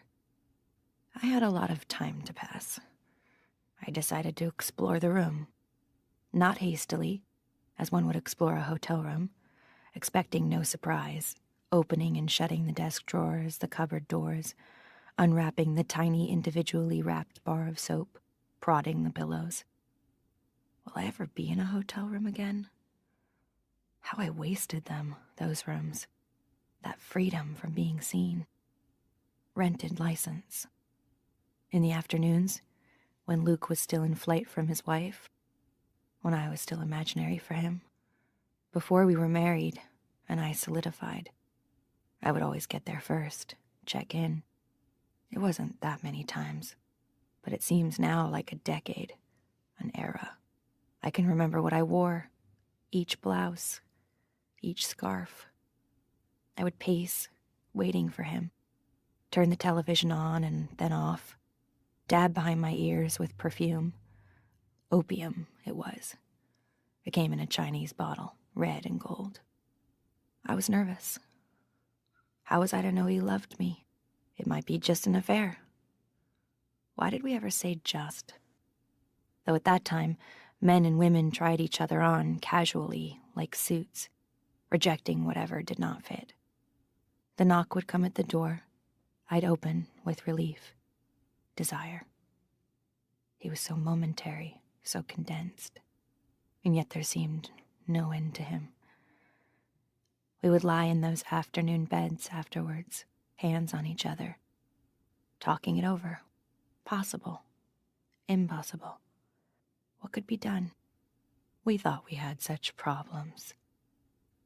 How were we to know we were happy? But now, it's the rooms themselves I miss as well. Even the dreadful paintings that hung on the walls, landscapes with fall foliage or snow melting in hardwoods, or women in period costume with china doll faces and bustles and parasols, or sad-eyed clowns, or bowls of fruit, stiff and chalky looking, the fresh towels ready for spoilage, the waste baskets gaping their invitations, beckoning in the careless junk. Careless. I was careless in those rooms. I could lift the telephone and food would appear on a tray. Food I had chosen. Food that was bad for me, no doubt, and drink, too. There were Bibles in the dresser drawers, put there by some charitable society, though probably no one read them very much. There were postcards, too, with pictures of the hotel on them, and you could write on the postcards and send them to anyone you wanted. It seems like such an impossible thing now, like something you'd make up. So, I explored this room, not hastily then, like a hotel room, wasting it. I didn't want to do it all at once. I wanted to make it last. I divided the room into sections in my head. I allowed myself one section a day. This one section I would examine with the greatest minuteness. The unevenness of the plaster under the wallpaper, The scratches in the paint of the baseboard and the windowsill, under the top coat of paint, the stains on the mattress, for I went so far as to lift the blankets and sheets from the bed, fold them back, a little at a time, so they could be replaced quickly if anyone came. The stains on the mattress, like dried flower petals, not recent, old love. There's no other kind of love in this room now. When I saw that evidence left by two people, of love or something like it, desire at least touch, between two people now perhaps old or dead, I covered the bed again and lay down on it. I looked up at the blind plaster eye in the ceiling. I wanted to feel Luke lying beside me. I have them, these attacks of the past, like faintness, a wave sweeping over my head. Sometimes it can hardly be borne. What is to be done? What is to be done? I thought. There is nothing to be done. They also serve who only stand and wait, or lie down and wait. I know why the glass in the window is shatterproof, and why they took down the chandelier. I wanted to feel Luke lying beside me, but there wasn't room. I saved the cupboard until the third day. I looked carefully over the door first, inside and out, then the walls with their brass hooks. How could they have overlooked the hooks? Why didn't they remove them? Too close to the floor? But still, a stocking, that's all you'd need. And the rod with the plastic hangers, my dress is hanging on them, the red woolen cape for cold weather, the shawl. I knelt to examine the floor, and there it was, in tiny writing. Quite fresh, it seemed. Scratched with a pin, or maybe just a fingernail. In the corner where the darkest shadow fell. Nolite de bastardes, carper andorum. I didn't know what it meant, or even what language it was in. I thought it might be Latin, but I didn't know any Latin. Still, it was a message, and it was in writing, forbidden by that very fact. And it hadn't yet been discovered, except by me, for whom it was intended. It was intended for whoever came next. It pleases me to ponder this message. It pleases me to think I'm communing with her, this unknown woman. For she is unknown, or if known, she has never been mentioned to me. It pleases me to know that her taboo message made it through, to at least one other person, washed itself up on the wall of my cupboard, was opened and read by me. Sometimes I repeat the words to myself. They give me a small joy. When I imagine the woman who wrote them, I think of her as about my age, maybe a little younger. I turn her into Moira. Moira as she was when she was in college, in the room next to mine, quirky, jaunty, athletic, with a bicycle once, and a knapsack for hiking. Freckles, I think. Irreverent, resourceful.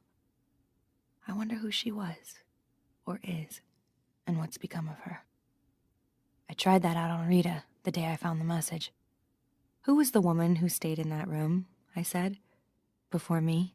If I'd asked it differently, if I had said, was there a woman who stayed in that room before me, I might not have got anywhere. Which one? She said. She sounded grudging, suspicious, but then she almost always sounds like that when she speaks to me. So there have been more than one. Some haven't stayed their full term of posting, their full 2 years. Some have been sent away, for one reason or another. Or maybe not sent. Gone? The lively one, I was guessing. The one with freckles.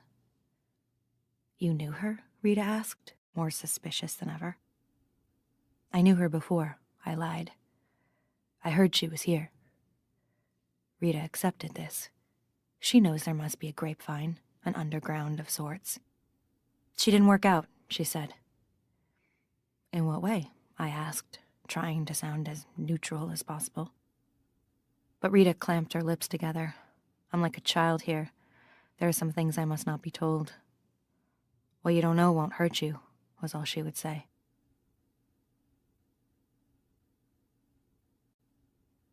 Chapter 10. Sometimes I sing to myself, in my head. Something lugubrious, mournful, Presbyterian. Amazing grace, how sweet the sound could save a wretch like me, who once was lost but now am found, was bound but now am free. I don't know if the words are right. I can't remember. Such songs are not sung anymore in public, especially the ones that use words like free.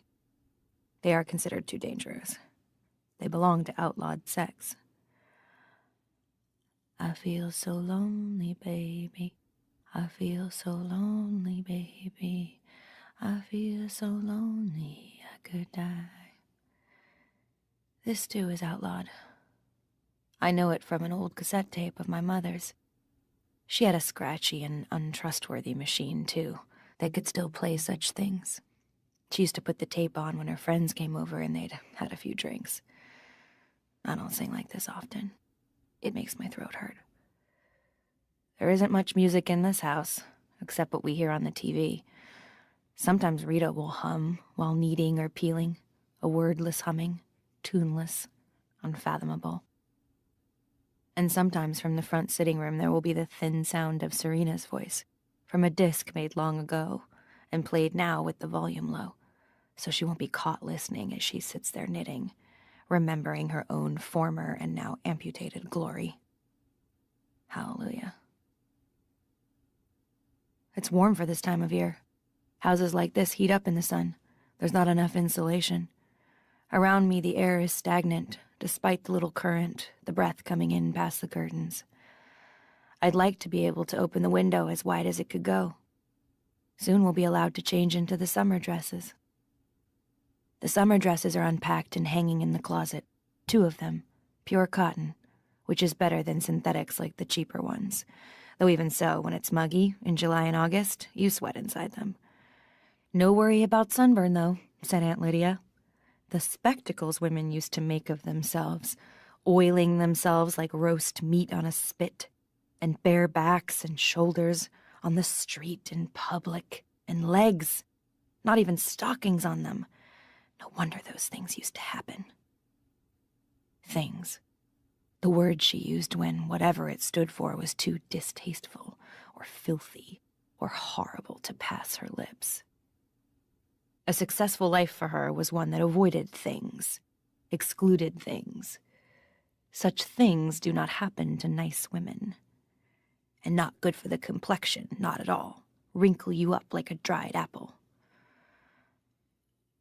But we weren't supposed to care about our complexions anymore. She'd forgotten that. In the park, said Aunt Lydia, lying on blankets, men and women together sometimes. And at that she began to cry, standing up there in front of us, in full view. I'm doing my best, she said. I'm trying to give you the best chance you can have. She blinked. The light was too strong for her. Her mouth trembled around her front teeth, teeth that stuck out a little and were long and yellowish. And I thought about the dead mice we would find on our doorstep when we lived in a house, all 3 of us, 4 counting our cat, who was the one making these offerings. Aunt Lydia pressed her hand over her mouth of a dead rodent. After a minute, she took her hand away. I wanted to cry too because she reminded me. If only she wouldn't eat half of them first, I said to Luke. Don't think it's easy for me either, said Aunt Lydia. Moira, breezing into my room, dropping her denim jacket on the floor. Got any cigs? She said. In my purse, I said. No matches, though. Moira rummages in my purse. You should throw out some of this junk, she says.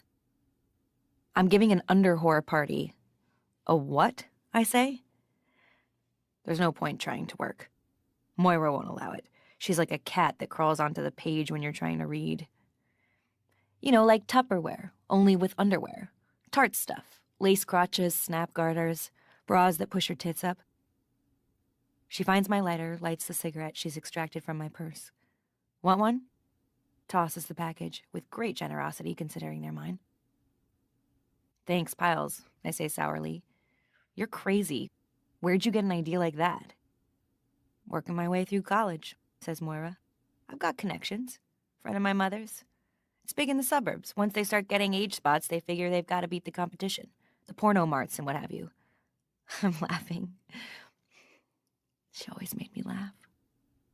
But here, I say, who'll come? Who needs it? You're never too young to learn, she says.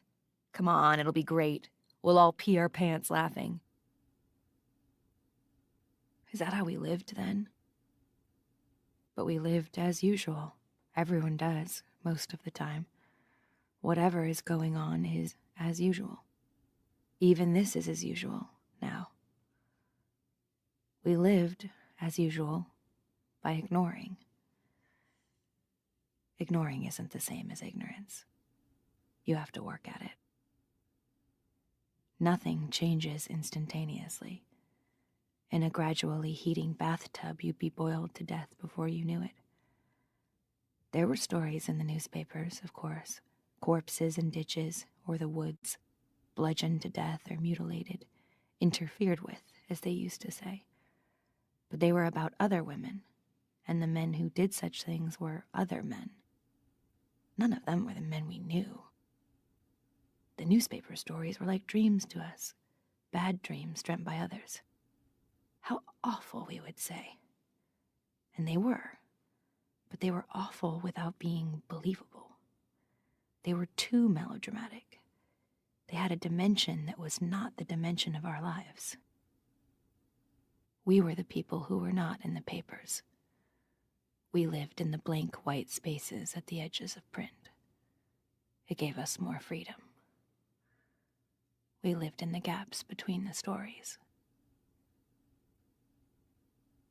From below, from the driveway, comes the sound of the car being started. It's quiet in this area. There isn't a lot of traffic. You can hear things like that very clearly. Car motors, lawnmowers, the clipping of a hedge, the slam of a door. You could hear a shout clearly, or a shot, if such noises were ever made here. Sometimes there are distant sirens. I go to the window and sit on the window seat, which is too narrow for comfort. There's a hard little cushion on it with a petty point cover. Faith, in square print, surrounded by a wreath of lilies. Faith is a faded blue, the leaves of the lilies a dingy green. This is a cushion once used elsewhere, worn, but not enough to throw out. Somehow it's been overlooked. I can spend minutes, tens of minutes, running my eyes over the print. Faith. It's the only thing they've given me to read. If I were caught doing it, would it count? I didn't put the cushion here myself. The motor turns and I lean forward, pulling the white curtain across my face like a veil. It's semi-sheer, I can see through it. If I press my forehead against the glass and look down, I can see the back half of the whirlwind. Nobody is there, but as I watch, I see Nick come around to the back door of the car, open it, stand stiffly beside it. His cap is straight now, and his sleeves rolled down and buttoned. I can't see his face because I'm looking down on him. Now the commander is coming out. I glimpse him only for an instant, foreshortened, walking to the car. He doesn't have his hat on, so it's not a formal event he's going to. His hair is gray. Silver, you might call it if you were being kind. I don't feel like being kind. The one before this was bald, so I suppose he's an improvement. If I could spit out the window or throw something, the cushion, for instance, I might be able to hit him. Moira and I, with paper bags filled with water. Water bombs, they were called. Leaning out my dorm window, dropping them on the heads of the boys below. It was Moira's idea. What were they trying to do? Climb a ladder for something? For our underwear? That dormitory had once been coeducational. There were still urinals in one of the washrooms on our floor. but by the time I'd got there, they'd put the men and women back the way they were. The commander stoops, gets into the car, disappears, and Nick shuts the door. A moment later, the car moves backwards, down the driveway and onto the street, and vanishes behind the hedge. I ought to feel hatred for this man. I know I ought to feel it. But it isn't what I do feel. What I feel is more complicated than that. I don't know what to call it. It isn't love.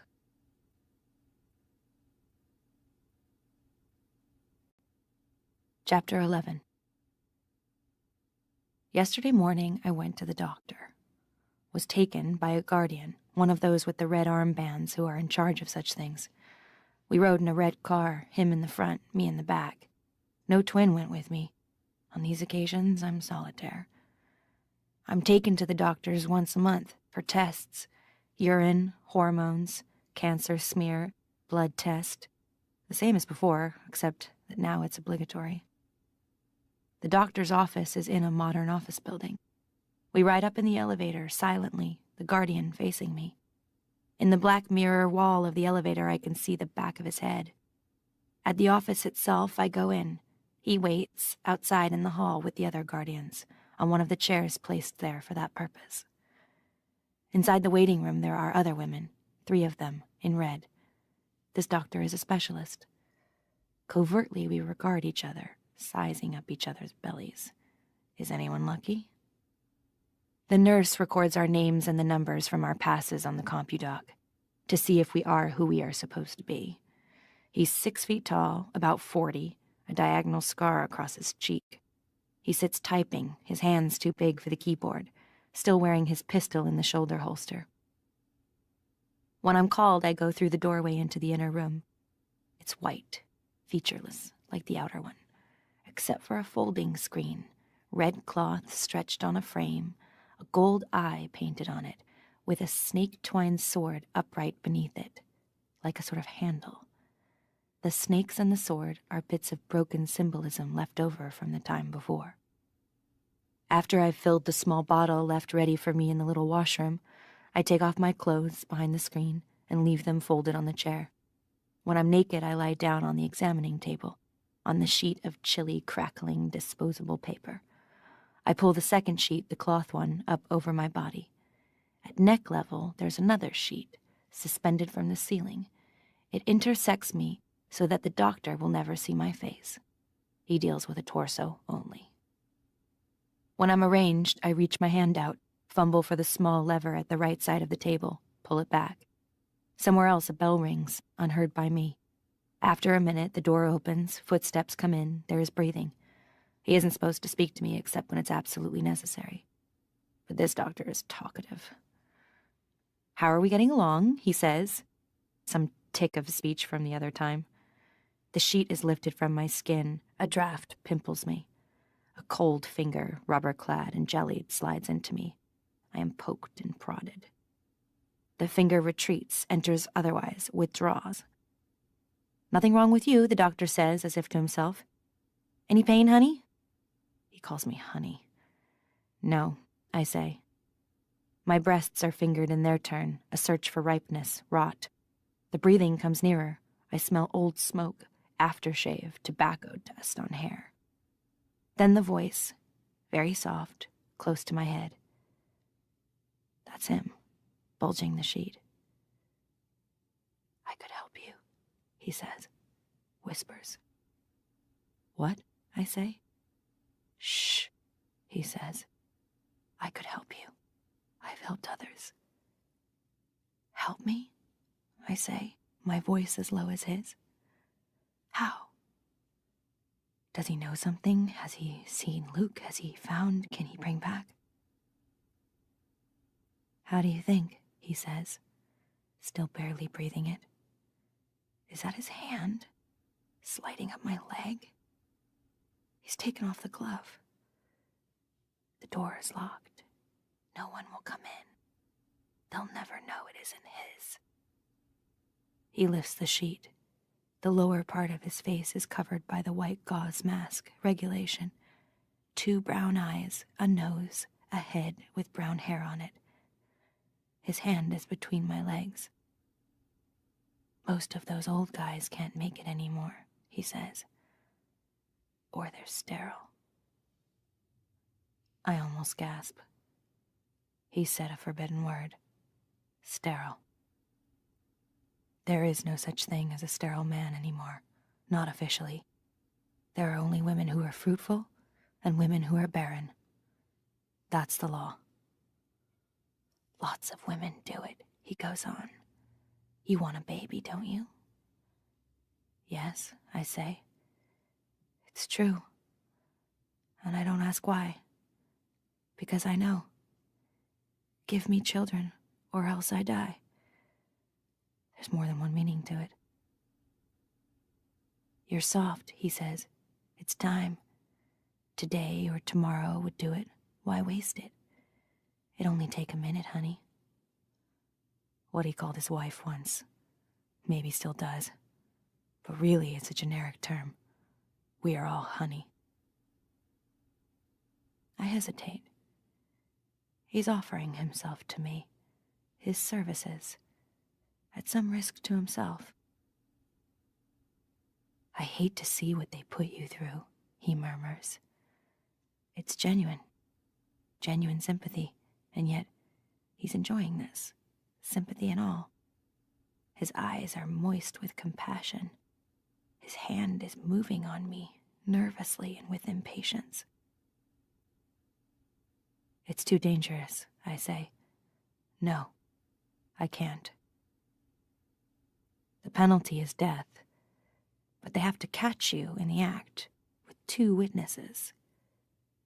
What are the odds? Is the room bugged? Who's waiting just outside the door? His hand stops. Think about it, he says. I've seen your chart. You don't have a lot of time left, but it's your life. Thank you, I say. I must leave the impression that I'm not offended, that I'm open to suggestion. He takes his hand away, lazily almost, lingeringly. This is not the last word as far as he's concerned. He could fake the tests, report me for cancer, for infertility, have me shipped off to the colonies with the unwomen. None of this has been said, but the knowledge of his power hangs nevertheless in the air as he pats my thigh, withdraws himself behind the hanging sheet. Next month, he says. I put on my clothes again behind the screen. My hands are shaking. Why am I frightened? I've crossed no boundaries. I've given no trust, taken no risk. All is safe. It's the choice that terrifies me. A way out. A salvation.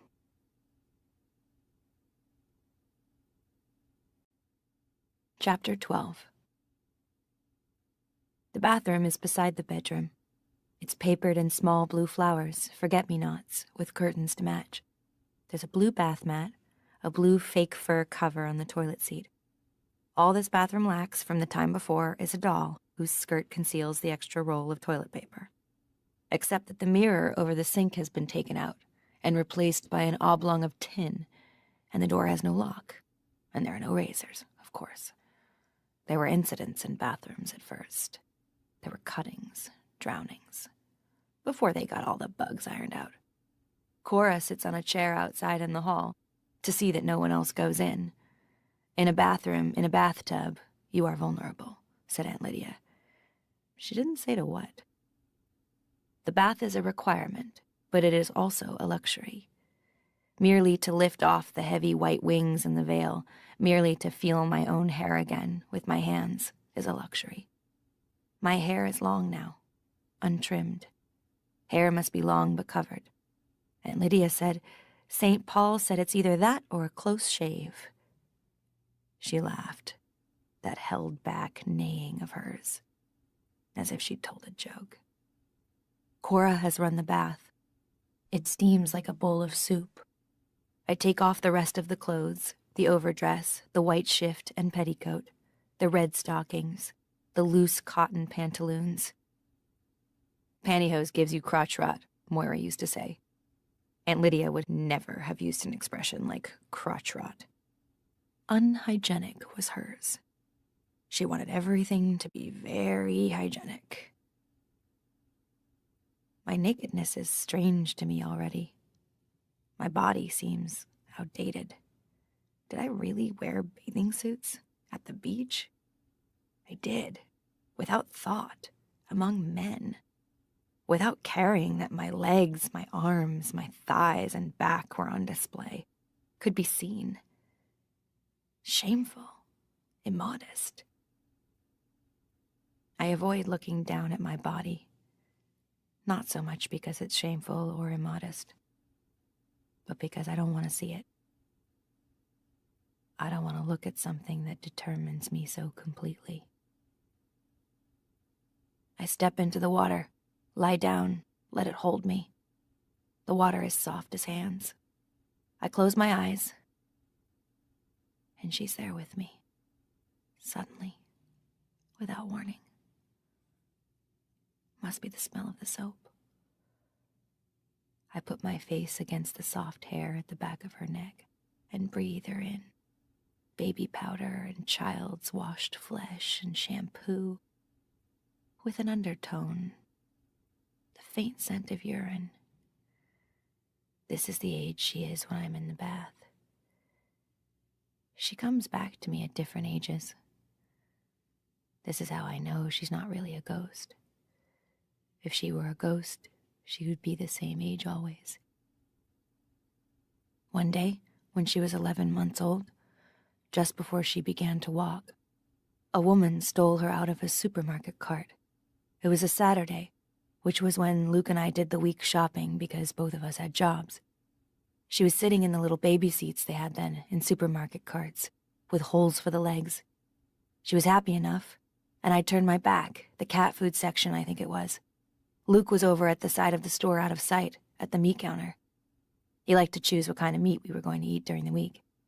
He said men needed more meat than women did, and that it wasn't a superstition, and he wasn't being a jerk. Studies had been done. There are some differences, he said. He was fond of saying that, as if I was trying to prove there weren't. But mostly he said it when my mother was there. He liked to tease her. I heard her start to cry. I turned around, and she was disappearing down the aisle, in the arms of a woman I'd never seen before. I screamed, and the woman was stopped. She must have been about 35. She was crying and saying it was her baby. The Lord had given it to her. He'd sent her a sign. I felt sorry for her. The store manager apologized, and they held her until the police came. She's just crazy, Luke said. I thought it was an isolated incident, at the time. She fades. I can't keep her here with me. She's gone now. Maybe I do think of her as a ghost. The ghost of a dead girl. The little girl who died when she was 5. I remember the pictures of us I had once. Me holding her. Standard poses, mother and baby, locked in a frame for safety. Behind my closed eyes, I can see myself as I am now, sitting beside an open drawer or a trunk in the cellar, where the baby clothes are folded away. A lock of hair, cut when she was 2, in an envelope, white blonde. It got darker later. I don't have those things anymore, the clothes and hair. I wonder what happened to all our things. Looted, dumped out, carried away, confiscated. I've learned to do without a lot of things. If you have a lot of things, said Aunt Lydia, you get too attached to this material world, and you forget about spiritual values. You must cultivate poverty of spirit.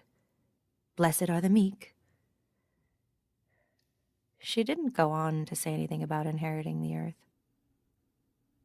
I lie, lapped by the water, beside an open drawer that does not exist. And think about a girl who did not die when she was 5. Who still does exist, I hope, though not for me. Do I exist for her? Am I a picture somewhere in the dark at the back of her mind? They must have told her I was dead. That's what they would think of doing. They would say it would be easier for her to adjust. 8, she must be now. I've filled in the time I lost. I know how much there's been. They were right. It's easier to think of her as dead. I don't have to hope then, or make a wasted effort. Why bash your head, said Aunt Lydia, against a wall? Sometimes she had a graphic way of putting things. I ain't got all day, says Cora's voice outside the door. It's true, she hasn't. She hasn't got all of anything. I must not deprive her of her time. I soap myself, use the scrub brush and the piece of pumice for sanding off dead skin. Such Puritan aids are supplied. I wish to be totally clean, germless, without bacteria, like the surface of the moon. I will not be able to wash myself this evening, not afterwards. Not for a day. It interferes, they say. And why take chances? I cannot avoid seeing now the small tattoo on my ankle. 4 digits and an eye, a passport in reverse.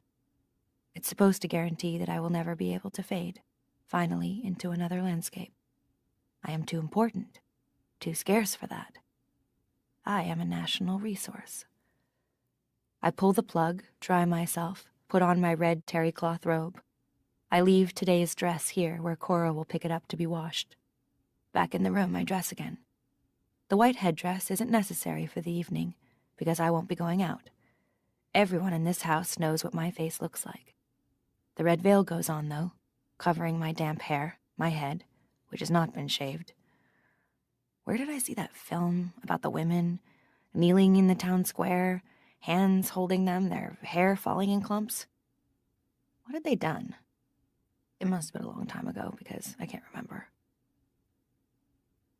Cora brings my supper, covered on a tray. She knocks at the door before entering. I like her for that. It means she thinks I have some of what we used to call privacy left. Thank you, I say, taking the tray from her. And she actually smiles at me, but she turns away without answering. When we're alone together, she's shy of me. I put the tray on the small white painted table and draw the chair up to it. I take the cover off the tray. The thigh of a chicken, overcooked. It's better than bloody, which is the other way she does it. Rita has ways of making her resentment felt. A baked potato, green beans, salad, canned pears for dessert. It's good enough food, though bland. Healthy food. You have to get your vitamins and minerals, said Aunt Lydia, coyly. You must be a worthy vessel. No coffee or tea, though. No alcohol. Studies have been done. There's a paper napkin, as in cafeterias. I think of the others, those without. This is the heartland here. I'm leading a pampered life. May the Lord make us truly grateful, said Aunt Lydia. Or was it thankful? And I start to eat the food. I'm not hungry tonight. I feel sick to my stomach. But there's no place to put the food, no potted plants, and I won't chance the toilet. I'm too nervous. That's what it is. Could I leave it on the plate? Ask Cora not to report me? I chew and swallow, feeling the sweat come out. In my stomach, the food balls itself together, a handful of damp cardboard squeezed. Downstairs in the dining room, there will be candles on the large mahogany table, a white cloth, silver, flowers, wine glasses with wine in them. There will be the click of knives against china, a clink as she sets down her fork, with a barely audible sigh, leaving half the contents of her plate untouched. Possibly she will say she has no appetite. Possibly she won't say anything. If she says something, does he comment? If she doesn't say anything, does he notice? I wonder how she manages to get herself noticed. I think it must be hard. There's a pat of butter on the side of the plate. I tear off a corner of the paper napkin, wrap the butter in it, take it to the cupboard, and slip it into the toe of my right shoe, from the extra pair, as I have done before. I crumple up the rest of the napkin. No one surely will bother to smooth it out, to check if any is missing. I will use the butter later tonight. It would not do, this evening, to smell of butter. I wait. I compose myself. Myself is a thing I must now compose, as one composes a speech. What I must present is a made thing, not something born.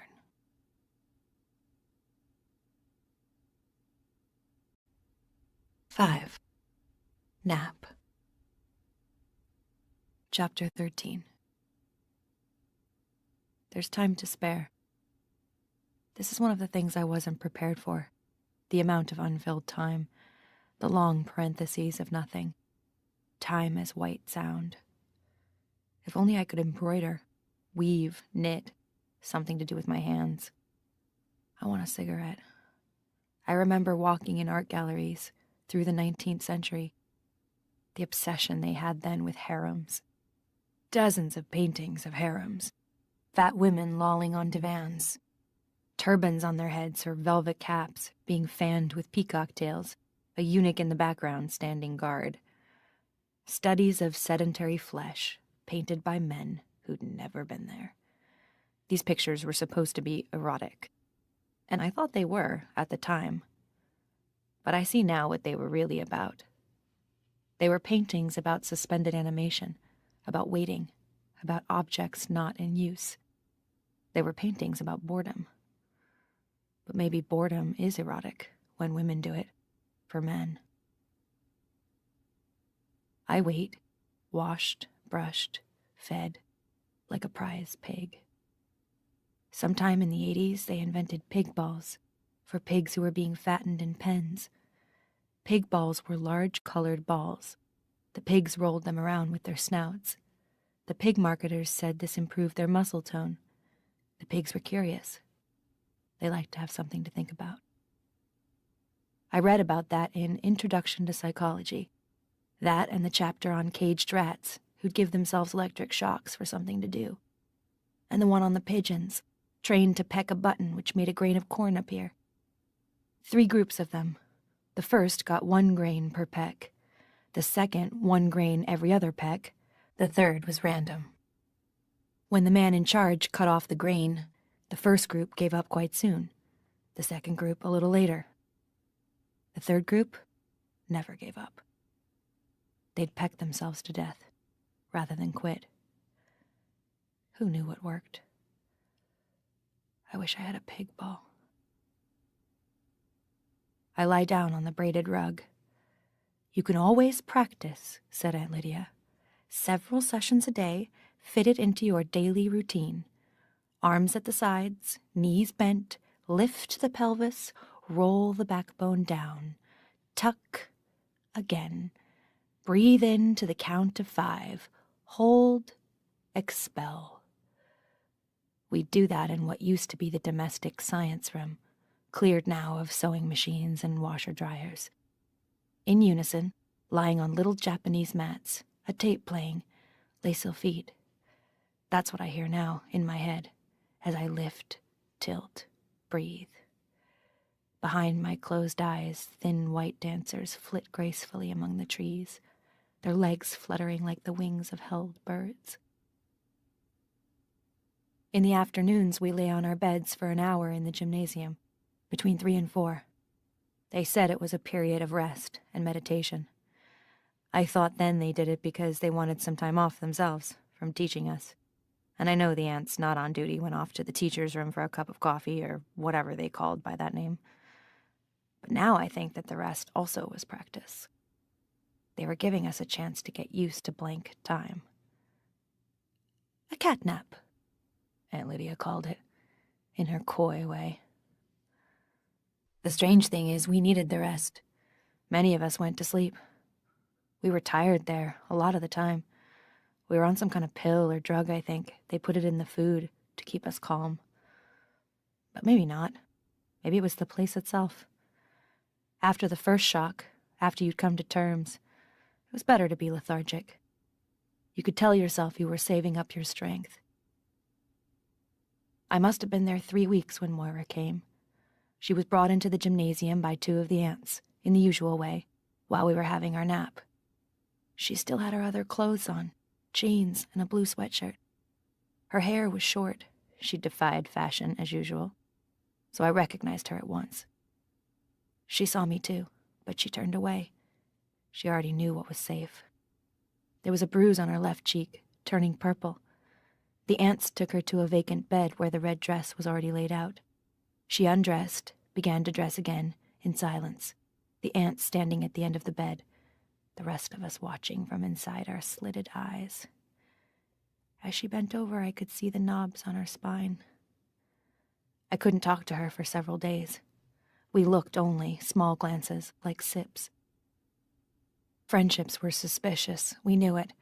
We avoided each other during the mealtime lineups in the cafeteria and in the halls between classes. But on the 4th day, she was beside me during the walk, 2 by 2 around the football field. We weren't given the white wings until we graduated. We had only the veils, so we could talk, as long as we did it quietly and didn't turn to look at one another. The aunts walked at the head of the line and at the end, so the only danger was from the others. Some were believers and might report us. "This is a loony bin," Moira said. "I'm so glad to see you," I said. "Where can we talk?" said Moira. "Washroom," I said. "Watch the clock and install 2:30. That was all we said. It makes me feel safer that Moira is here. We can go to the washroom if we put our hands up, though there's a limit to how many times a day. They mark it down on a chart.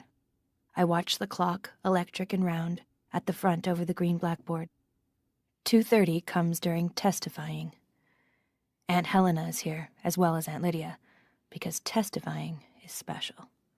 Aunt Helena is fat. She once headed a Weight Watchers franchise operation in Iowa. She's good at testifying.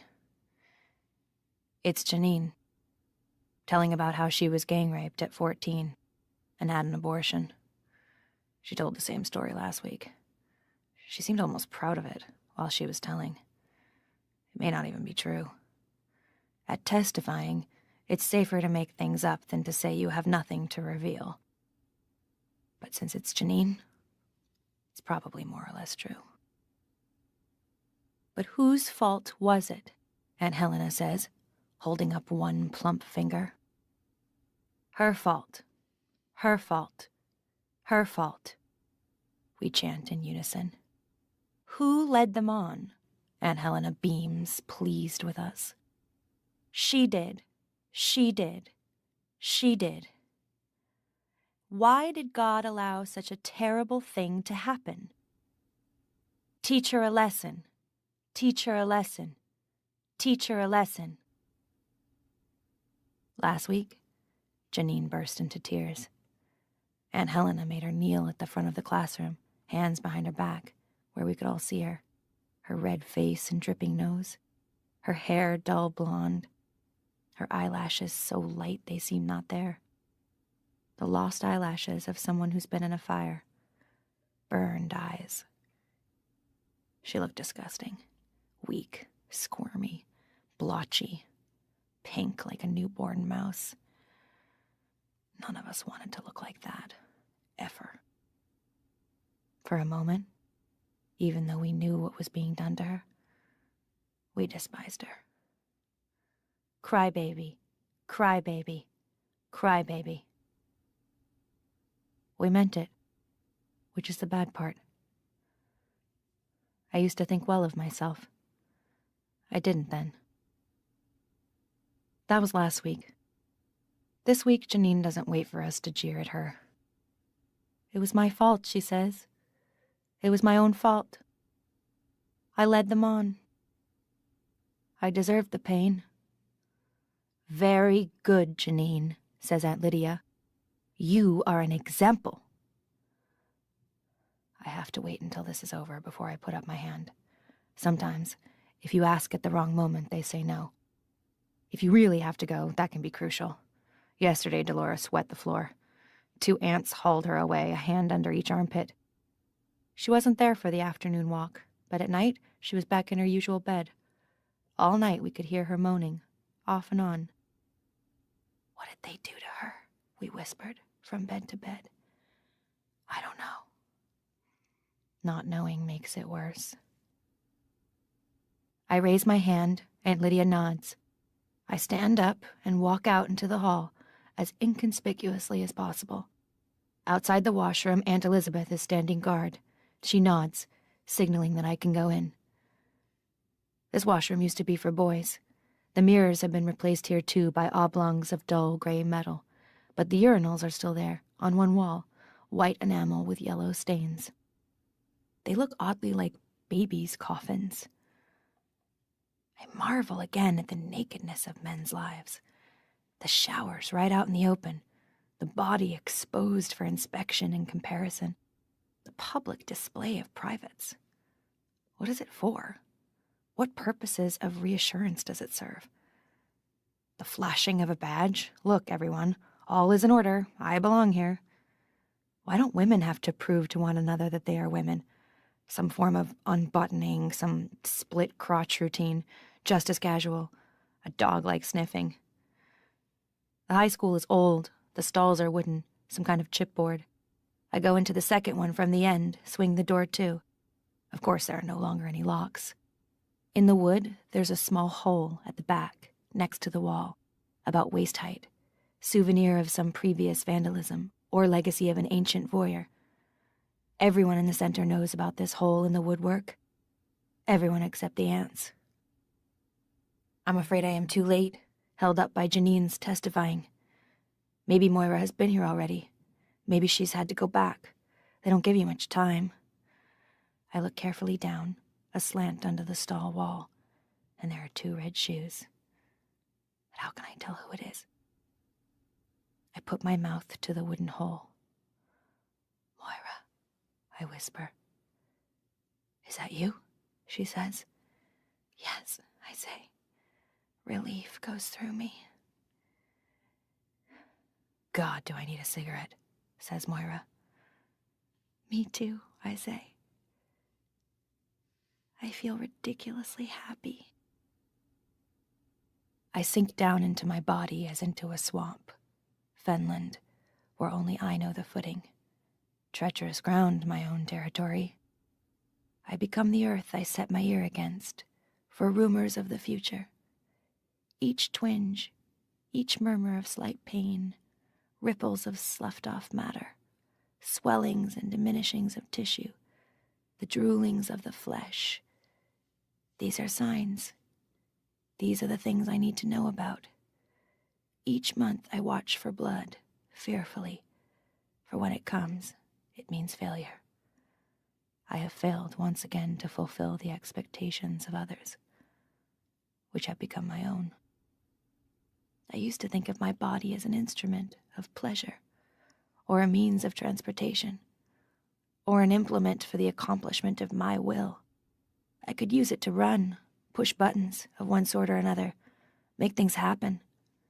There were limits, but my body was nevertheless lithe, single, solid, one with me. Now the flesh arranges itself differently. I'm a cloud congealed around a central object, the shape of a pear, which is hard and more real than I am, and glows red within its translucent wrapping. Inside it is a space, huge as the sky at night, and dark and curved like that, though black-red rather than black. Pinpoints of light swell, sparkle, burst, and shrivel within it, countless as stars.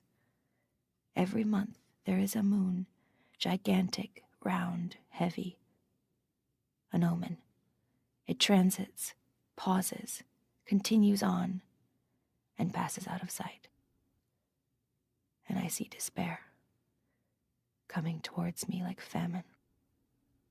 To feel that empty again. I listen to my heart, wave upon wave, salty and red, continuing on and on, marking time. I'm in our first apartment, in the bedroom. I'm standing in front of the cupboard, which has folding doors made of wood. Around me, I know it's empty. All the furniture is gone. The floors are bare, no carpets even. But despite this, the cupboard is full of clothes. I think they're my clothes, but they don't look like mine. I've never seen them before. Maybe they're clothes belonging to Luke's wife, whom I've also never seen. Only pictures and a voice on the phone, late at night, when she was calling us, crying, accusing, before the divorce. But no, they're my clothes, all right. I need a dress. I need something to wear. I pull out dresses, black, blue, purple, jackets, skirts. None of them will do. None of them even fits. They're too big or too small. Luke is there, behind me. I turn to see him. He won't look at me. He looks down at the floor, where the cat is rubbing itself against his legs, mewing and mewing plaintively. It wants food. But how can there be any food with the apartment so empty? Luke, I say. He doesn't answer. Maybe he doesn't hear me. It occurs to me that he may not be alive. I'm running, with her, holding her hand, pulling, dragging her through the bracken. She's only half awake because of the pill I gave her, so she wouldn't cry or say anything that would give us away. She doesn't know where she is. The ground is uneven, rocks, dead branches, the smell of damp earth, old leaves. She can't run fast enough. By myself, I could run faster. I'm a good runner. Now she's crying. She's frightened. I want to carry her, but she would be too heavy. I have my hiking boots on, and I think, when we reach the water, I'll have to kick them off. Will it be too cold? Will she be able to swim that far? What about the current? We weren't expecting this. Quiet, I say to her angrily. I think about her drowning, and this thought slows me. Then the shots come behind us, not loud, not like firecrackers, but sharp and crisp, like a dry branch snapping. It sounds wrong. Nothing ever sounds the way you think it will. And I hear the voice. Down. Is it a real voice, or a voice inside my head, or my own voice out loud? I pull her to the ground and roll on top of her to cover her, shield her. Quiet, I say again. My face is wet, sweat or tears. I feel calm and floating as if I'm no longer in my body. Close to my eyes, there's a leaf, red, turned early. I can see every bright vein. It's the most beautiful thing I've ever seen. I ease off. I don't want to smother her. Instead, I curl myself around her, keeping my hand over her mouth. There's breath and the knocking of my heart, like pounding at the door of a house at night where you thought you would be safe. It's all right. I'm here, I say.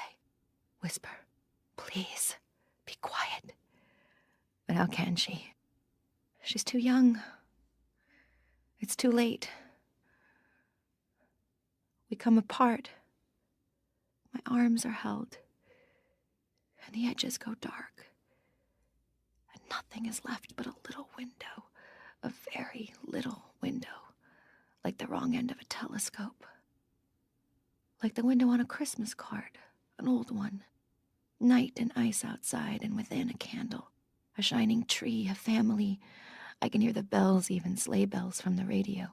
Old music. But through this window I can see, small but very clear, I can see her going away from me.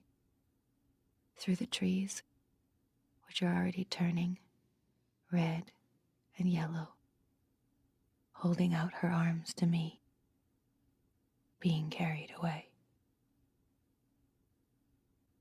The bell wakes me, and then Cora, knocking at my door. I sit up, on the rug, wipe my wet face with my sleeve. Of all the dreams, this is the worst.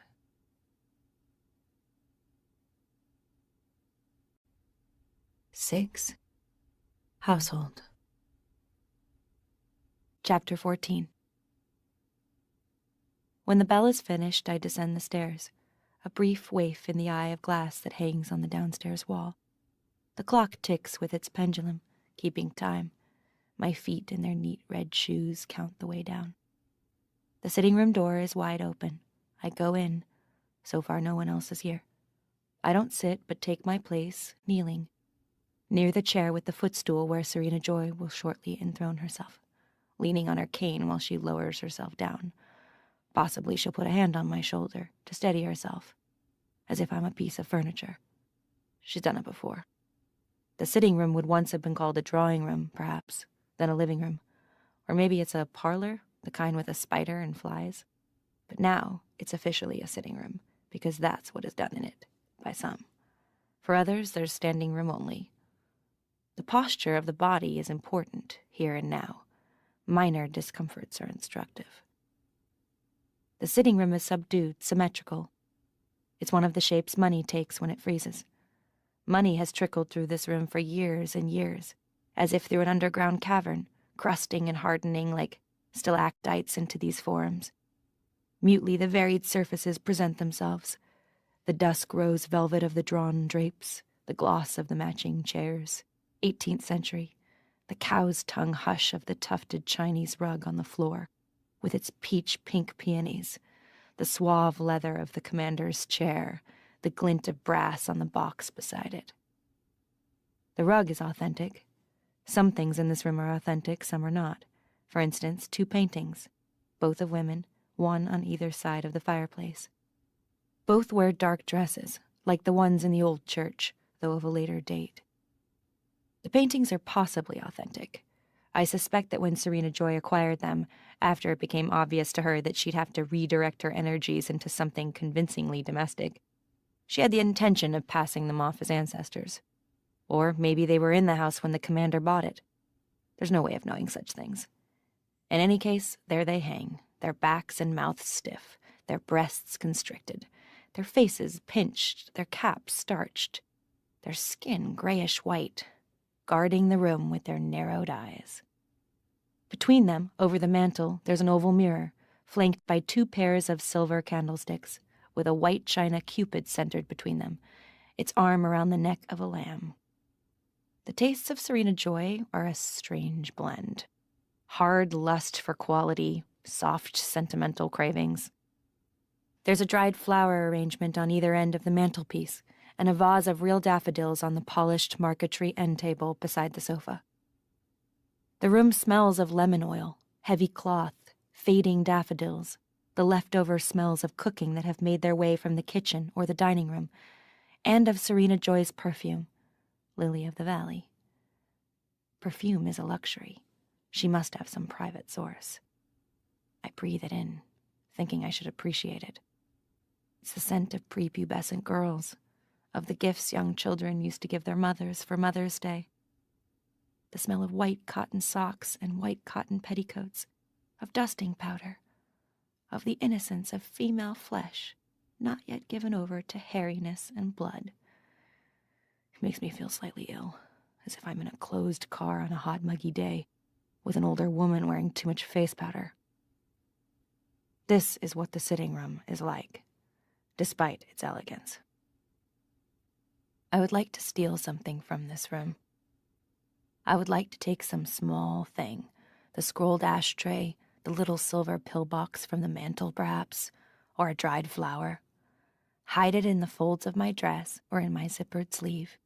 Keep it there until this evening is over.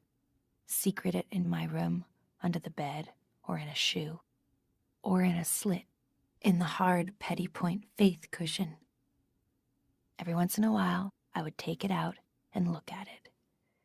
It would make me feel that I have power. But such a feeling would be an illusion, and too risky.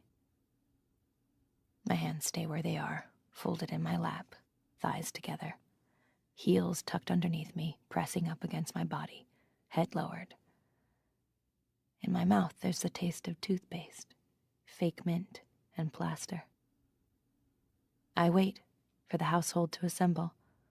Household, that is what we are. The commander is the head of the household. The house is what he holds. To have and to hold, till death do us part. The hold of a ship, hollow. Cora comes in first, then Rita, wiping her hands on her apron. They too have been summoned by the bell. They resent it. They have other things to do, the dishes, for instance. But they need to be here. They all need to be here. The ceremony demands it. We are all obliged to sit through this, one way or another. Rita scowls at me before slipping in to stand behind me. It's my fault, this waste of her time. Not mine, but my body's, if there is a difference. Even the commander is subject to its whims. Nick walks in, nods to all three of us, looks around the room. He too takes his place behind me, standing. He's so close that the tip of his boot is touching my foot. Is this on purpose? Whether it is or not, we are touching. Two shapes of leather. I feel my shoe soften. Blood flows into it. It grows warm. It becomes a skin. I move my foot slightly, away. Wish he'd hurry up, says Cora. Hurry up and wait, says Nick. He laughs, moves his foot so it's touching mine again. No one can see beneath the folds of my outspread skirt. I shift. It's too warm in here. The smell of stale perfume makes me feel a little sick. I move my foot away. We hear Serena coming down the stairs along the hall, the muffled tap of her cane on the rug, thud of the good foot. She hobbles through the doorway, glances at us, counting but not seeing. She nods at Nick but says nothing. She's in one of her best dresses, sky blue with embroidery in white along the edges of the veil, flowers and fretwork. Even at her age, she still feels the urge to wreath herself in flowers. No use for you, I think at her, my face unmoving. You can't use them anymore. You're withered. They're the genital organs of plants. I read that somewhere once. She makes her way to her chair and footstool, turns, lowers herself, lands ungracefully. She hoists her left foot onto the stool, fumbles in her sleeve pocket. I can hear the rustling, the click of her lighter. I smell the hot singe of the smoke, breathe it in. Late as usual, she says. We don't answer. There's a clatter as she gropes on the lamp table, then a click, and the television set runs through its warm-up. A male choir, with greenish-yellow skin, the color needs adjusting. They're singing, "Come to the church in the wildwood." "Come, come, come, come," sing the basses. Serena clicks the channel changer. Waves, colored zigzags, a garble of sound. It's the Montreal satellite station, being blocked. Then there's a preacher, earnest, with shining dark eyes, leaning towards us across a desk. These days they look a lot like businessmen. Serena gives him a few seconds, then clicks onward. Several blank channels, then the news. This is what she's been looking for. She leans back, inhales deeply. I, on the contrary, lean forward. A child being allowed up late with the grown-ups. This is the one good thing about these evenings. The evenings of the ceremony. I'm allowed to watch the news. It seems to be an unspoken rule in this household. We always get here on time. He's always late. Serena always lets us watch the news. Such as it is, who knows if any of it is true? It could be old clips. It could be faked. But I watch it anyway, hoping to be able to read beneath it. Any news now is better than none. First, the front lines. They're not lines, really. The war seems to be going on in many places at once. Wooded hills, seen from above, the trees a sickly yellow. I wish she'd fix the color. The Appalachian Highlands, says the voiceover, where the Angels of the Apocalypse, 4th Division, are smoking out a pocket of Baptist guerrillas with air support from the 21st Battalion of the Angels of Light. We are shown 2 helicopters, black ones with silver wings painted on the sides. Below them, a clump of trees explodes. Now a close shot of a prisoner with a stubbled and dirty face, flanked by 2 angels in their neat black uniforms. The prisoner accepts a cigarette from one of the angels, puts it awkwardly to his lips with his bound hands. He gives a lopsided little grin. The announcer is saying something, but I don't hear it. I look into this man's eyes, trying to decide what he's thinking. He knows the camera is on him. Is the grin a show of defiance, or is it submission? Is he embarrassed at having been caught? They show us only victories, never defeats. Who wants bad news? Possibly he's an actor. The anchorman comes on now. His manner is kindly, fatherly. He gazes out at us from the screen, looking, with his tan and his white hair and candid eyes, wise wrinkles around them, like everybody's ideal grandfather. What he's telling us, his level smile implies, is for our own good. Everything will be all right soon, I promise. There will be peace. You must trust. You must go to sleep, like good children. He tells us what we long to believe. He's very convincing. I struggle against him. He's like an old movie star, I tell myself, with false teeth and a face job. At the same time, I sway towards him, like one hypnotized. If only it were true. If only I could believe. Now he's telling us that an underground espionage ring has been cracked by a team of eyes working with an inside informant. The ring has been smuggling precious national resources over the border into Canada.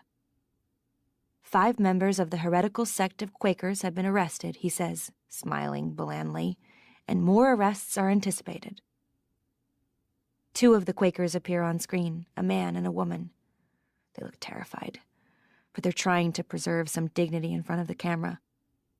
The man has a large dark mark on his forehead. The woman's veil has been torn off and her hair falls in strands over her face. Both of them are about 50.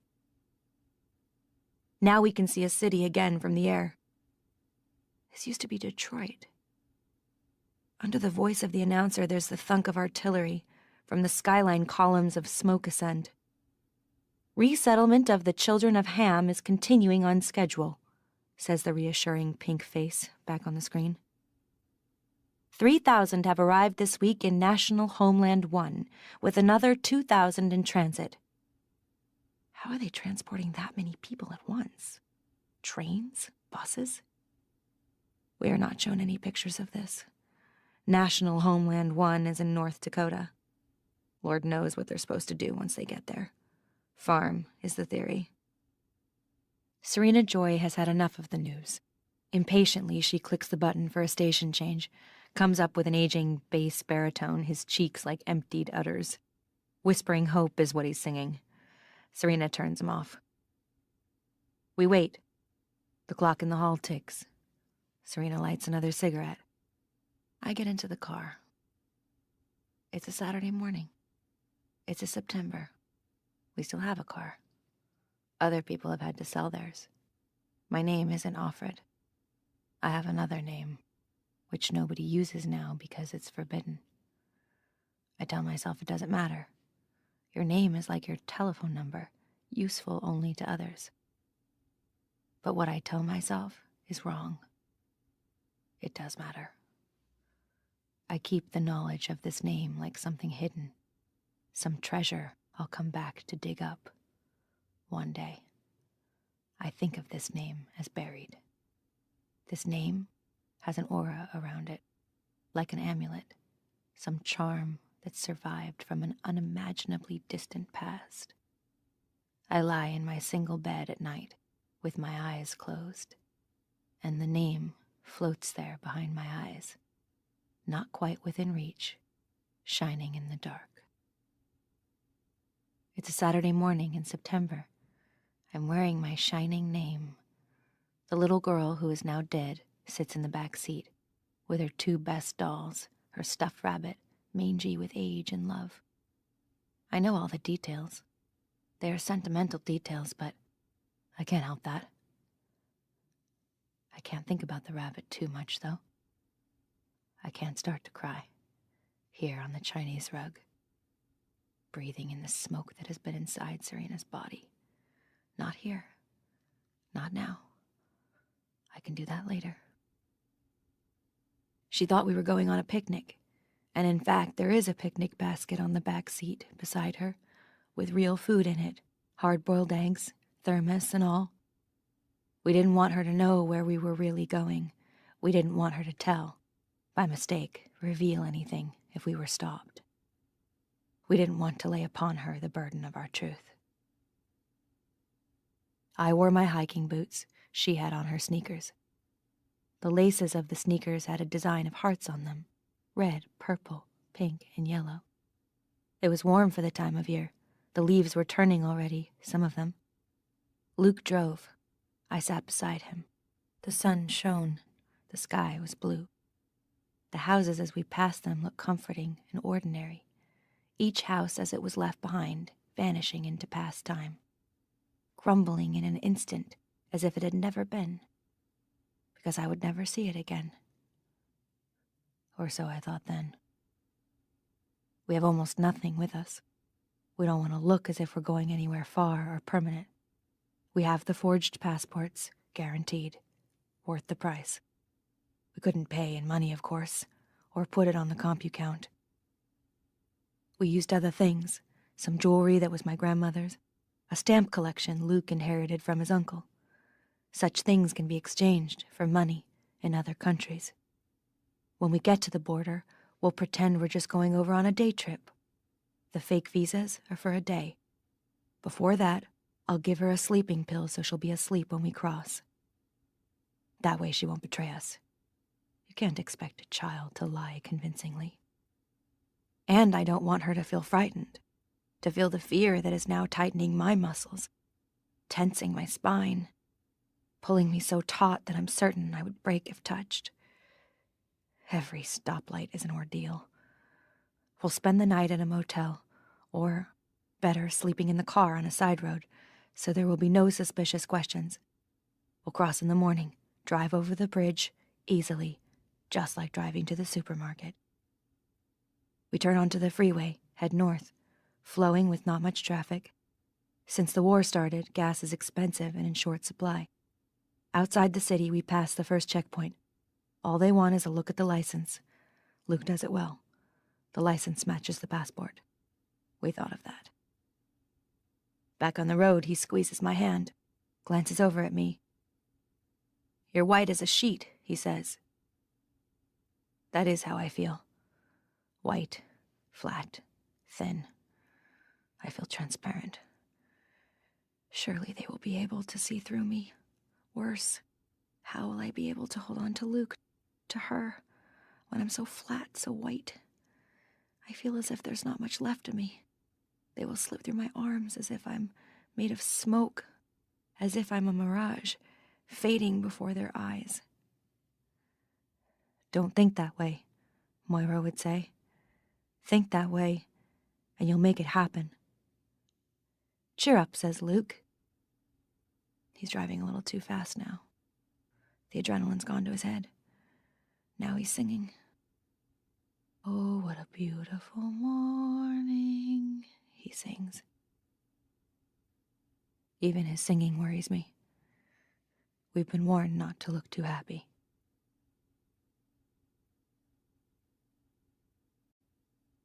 Chapter 15. The commander knocks at the door. The knock is prescribed. The sitting room is supposed to be Serena Joy's territory. He's supposed to ask permission to enter it. She likes to keep him waiting. It's a little thing, but in this household, little things mean a lot. Tonight, however, she doesn't even get that, because before Serena Joy can speak, he steps forward into the room anyway. Maybe he's just forgotten the protocol, but maybe it's deliberate. Who knows what she said to him over the silver-encrusted dinner table? Or didn't say. The commander has on his black uniform, in which he looks like a museum guard. A semi-retired man, genial but wary, killing time. But only at first glance. After that, he looks like a Midwestern bank president, with his straight, neatly brushed silver hair, his sober posture, shoulders a little stooped.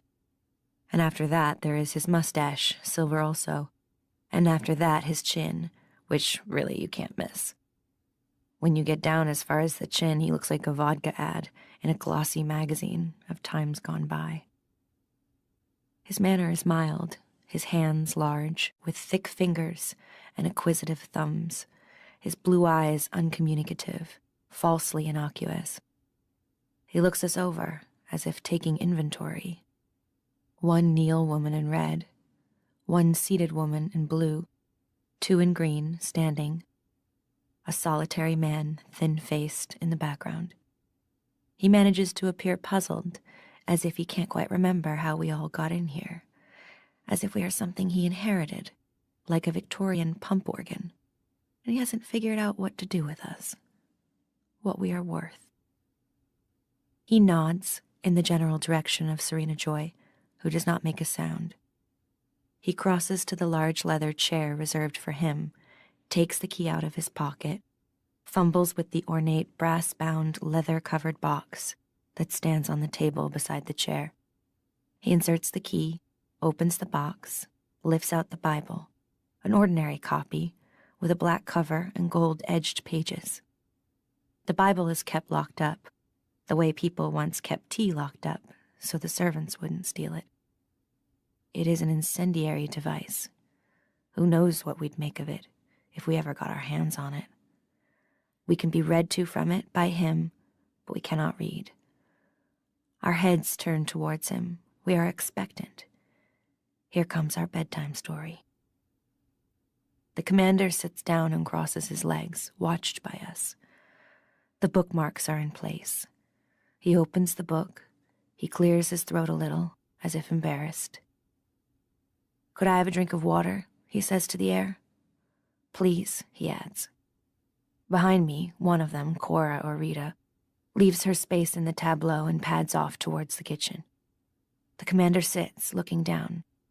The commander sighs, takes out a pair of reading glasses from his inside jacket pocket, gold rims, slips them on. Now he looks like a shoemaker in an old fairy tale book. Is there no end to his disguises of benevolence? We watch him, every inch, every flicker. To be a man watched by women, it must be entirely strange to have them watching him all the time, to have them wondering, what's he going to do next? To have them flinch when he moves, even if it's a harmless enough move to reach for an ashtray, perhaps. To have them sizing him up. To have them thinking, he can't do it. He won't do. He'll have to do.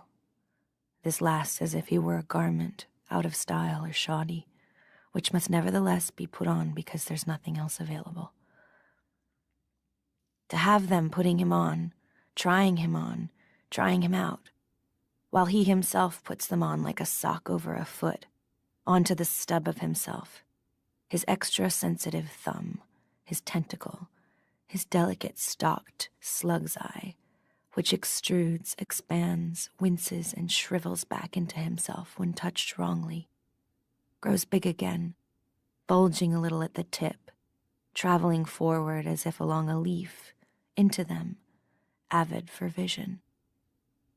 To achieve vision in this way, this journey into a darkness that is composed of women, a woman, who can see in darkness while he himself strains blindly forward. She watches him from within. We're all watching him. It's one thing we can really do, and it's not for nothing. If he were to falter, fail, or die, what would become of us? No wonder he's like a boot, hard on the outside, giving shape to a pulp of tenderfoot. That's just a wish. I've been watching him for some time, and he's given no evidence of softness. But watch out, Commander. I tell him in my head. I've got my eye on you. One false move, and I'm dead. Still, it must be hell to be a man. Like that. It must be just fine. It must be hell. It must be very silent. The water appears. The commander drinks it. Thank you, he says. Cora rustles back into place. The commander pauses, looking down, scanning the page. He takes his time, as if unconscious of us.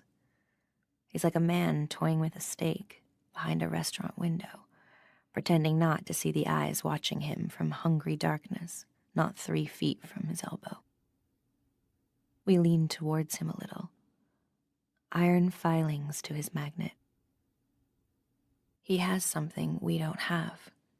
He has the word. How we squandered it once. The commander, as if reluctantly, begins to read. He isn't very good at it. Maybe he's merely bored.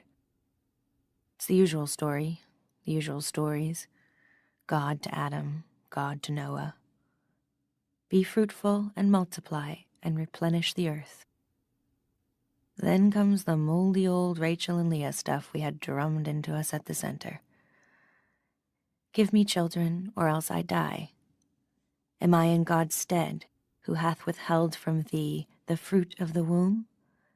Behold my maid Bilhah, she shall bear upon my knees, that I may also have children by her. And so on and so forth. We had it read to us every breakfast as we sat in the high school cafeteria, eating porridge with cream and brown sugar. You're getting the best, you know, said Aunt Lydia. There's a war on. Things are rationed. You are spoiled girls, she twinkled, as if rebuking a kitten. Naughty puss. For lunch, it was the Beatitudes. Blessed be this, blessed be that.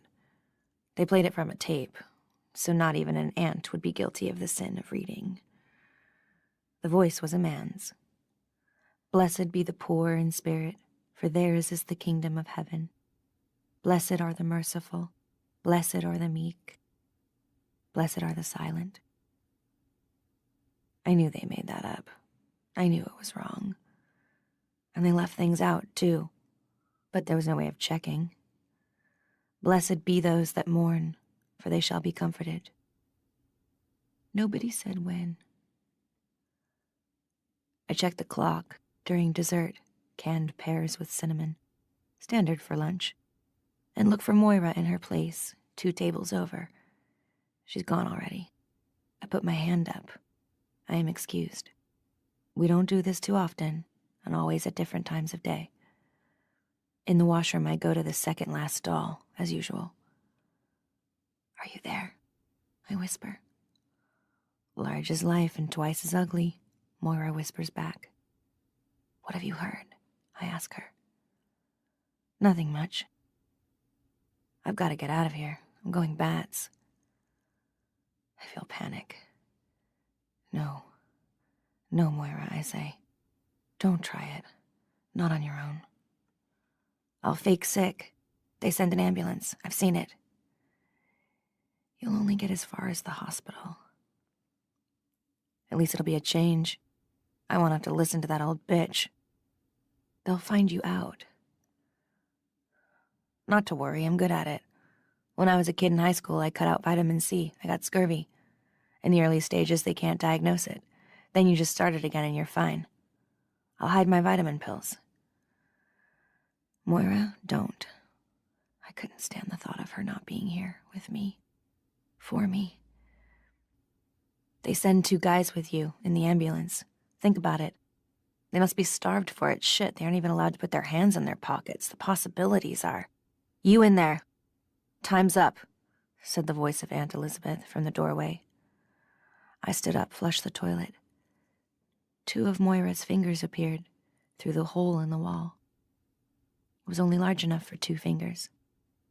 I touched my own fingers to them, quickly, held on, let go. And Leah said, God hath given me my hire, because I have given my maiden to my husband, says the commander. He lets the book fall closed. It makes an exhausted sound, like a padded door shutting by itself at a distance. A puff of air. The sound suggests the softness of the thin, oniony pages, how they would feel under the fingers, soft and dry, like papier poudre, pink and powdery from the time before.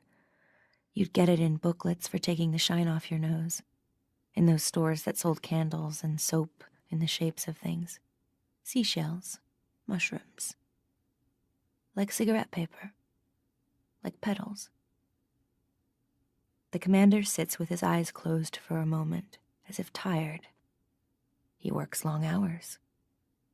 He has a lot of responsibilities. Serena has begun to cry. I can hear her behind my back. It isn't the first time. She always does this, the night of the ceremony. She's trying not to make a noise. She's trying to preserve her dignity in front of us. The upholstery and the rugs muffle her, but we can hear her clearly despite that. The tension between her lack of control and her attempt to suppress it is horrible. It's like a fart in church. I feel, as always, the urge to laugh, but not because I think it's funny. The smell of her crying spreads over us, and we pretend to ignore it. The commander opens his eyes, notices, frowns, ceases to notice. Now we will have a moment of silent prayer, says the commander. We will ask for a blessing and for success in all our ventures. I bow my head and close my eyes. I listen to the held breath, the almost inaudible gasps, the shaking going on behind my back. How she must hate me, I think. I pray silently. Nolite te bastardes, carperendorum. I don't know what it means, but it sounds right. And it will have to do, because I don't know what else I can say to God. Not right now. Not as they used to say, at this juncture. The scratched writing on my cupboard wall floats before me, left by an unknown woman, with the face of Moira. I saw her go out, to the ambulance, on a stretcher, carried by 2 angels. What is it? I mouthed to the woman beside me. Safe enough, a question like that, to all but a fanatic. A fever, she formed with her lips. Appendicitis, they say. I was having dinner that evening, hamburger balls and hashed browns. My table was near the window. I could see out, as far as the front gates. I saw the ambulance come back. No siren this time. One of the angels jumped out, talked with the guard. The guard went into the building. The ambulance stayed parked. The angel stood with his back towards us, as they had been taught to do. 2 of the aunts came out of the building with the guard. They went around to the back. They hauled Moira out, dragged her in through the gate and up the front steps, holding her onto the armpits, one on each side. She was having trouble walking.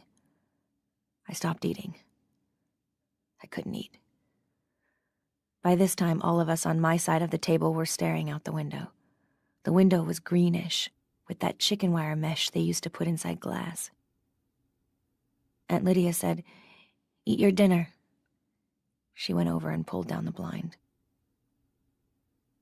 They took her into a room that used to be the science lab. It was a room where none of us ever went willingly. Afterwards, she could not walk for a week.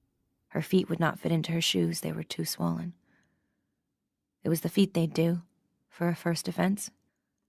They used steel cables, frayed at the ends. After that, the hands. They didn't care what they did to your feet and hands, even if it was permanent. "Remember," said Aunt Lydia, "for our purposes, your feet and your hands are not essential." Moira lay on her bed. An example. She shouldn't have tried it, Not with the angels, Alma said, from the next bed over. We had to carry her to classes. We stole extra paper packets of sugar for her from the cafeteria at mealtimes, smuggled them to her at night, handing them from bed to bed. Probably she didn't need the sugar, but it was the only thing we could find to steal, to give.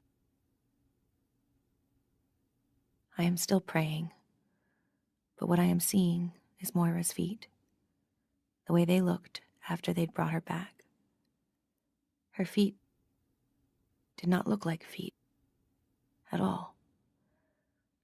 They looked like drowned feet, swollen and boneless, except for the color. They looked like lungs. Oh God, I pray. Nolite deb astartes carperentorum. Is this what you had in mind? The commander clears his throat. This is what he does to let us know that, in his opinion, it's time we stopped praying. For the eyes of the Lord run to and fro throughout the whole earth, to know himself strong in the behalf of them whose heart is perfect towards him, he says. It's the sign-off. He stands up. We are dismissed.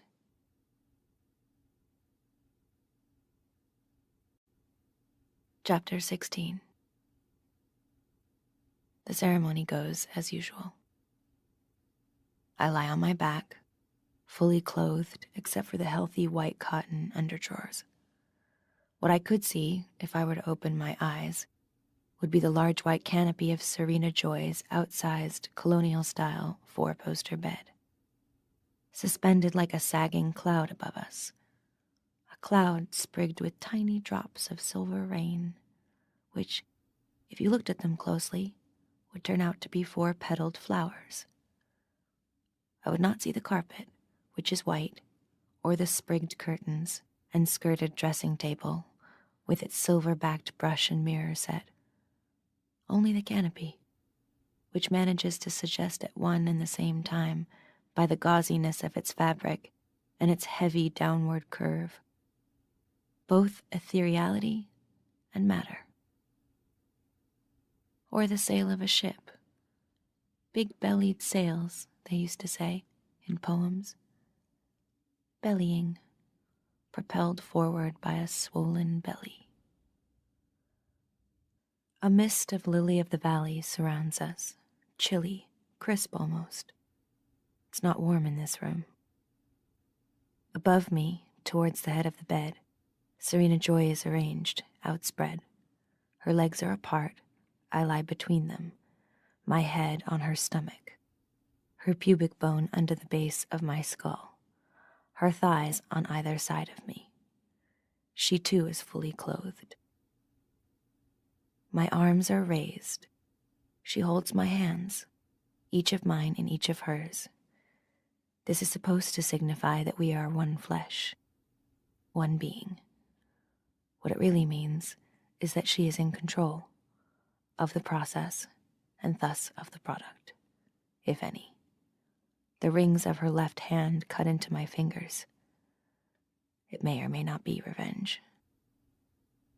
My red skirt is hitched up to my waist, though no higher. Below it, the commander is fucking. What he is fucking is the lower part of my body. I do not say making love, because this is not what he's doing. Copulating, too, would be inaccurate, because it would imply two people, and only one is involved. Nor does rape cover it. Nothing is going on here that I haven't signed up for. There wasn't a lot of choice, but there was some. And this is what I chose. Therefore, I lie still and picture the unseen canopy over my head. I remember Queen Victoria's advice to her daughter. Close your eyes and think of England. But this is not England. I wish he would hurry up. Maybe I'm crazy, and this is some new kind of therapy. I wish it were true. Then I could get better, and this would go away. Serena Joy grips my hands as if it is she, not I, who's being fucked, as if she finds it either pleasurable or painful. And the commander fucks, with a regular 2-4 marching stroke, on and on like a tap dripping. He is preoccupied, like a man humming to himself in the shower without knowing he's humming, like a man who has other things on his mind. It's as if he's somewhere else, waiting for himself to come, drumming his fingers on the table while he waits. There's an impatience in his rhythm now. But isn't this everyone's wet dream? 2 women at once? They used to say that. Exciting, they used to say. What's going on in this room, under Serena Joy's silvery canopy, is not exciting. It has nothing to do with passion, or love, or romance, or any of those other notions we used to titillate ourselves with. It has nothing to do with sexual desire, at least for me, and certainly not for Serena. Arousal and orgasm are no longer thought necessary. They would be a symptom of frivolity merely, like jazz garters or beauty spots. Superfluous distractions for the light-minded. Outdated. It seems odd that women once spent such time and energy reading about such things, thinking about them, worrying about them, writing about them. They are so obviously recreational. This is not recreation, even for the commander. This is serious business. The commander, too, is doing his duty. If I were to open my eyes a slit, I would be able to see him, his not unpleasant face hanging over my torso, with a few strands of his silver hair falling perhaps over his forehead, intent on his inner journey, that place he is hurrying towards, which recedes as in a dream at the same speed with which he approaches it. I would see his open eyes. If he were better looking, would I enjoy this more? At least he's an improvement on the previous one, who smelled like a church cloakroom in the rain, like your mouth when the dentist starts picking at your teeth, like a nostril. The commander, instead, smells of mothballs. Or is this odor some punitive form of aftershave? Why does he have to wear that stupid uniform? But would I like his white, tufted, raw body any better? Kissing is forbidden between us. This makes it bearable. One detaches oneself. One describes. He comes at last, with a stifled groan as of relief. Serena Joy, who has been holding her breath, expels it. The commander, who has been propping himself on his elbows, away from our combined bodies, doesn't permit himself to sink down into us. He rests a moment, withdraws, recedes, rezippers. He nods, then turns and leaves the room, closing the door with exaggerated care behind him, as if both of us are his ailing mother. There's something hilarious about this, but I don't dare laugh. Serena Joy lets go of my hands. "You can get up now," she says. "Get up and get out." She's supposed to have me rest for 10 minutes with my feet on a pillow to improve the chances. This is meant to be a time of silent meditation for her, but she's not in the mood for that. There is loathing in her voice, as if the touch of my flesh sickens and contaminates her. I untangle myself from her body, stand up. The juice of the commander runs down my legs. Before I turn away, I see her straighten her blue skirt, clench her legs together. She continues lying on the bed, gazing up at the canopy above her, stiff and straight as an effigy. Which of us is it worse for? Her or me?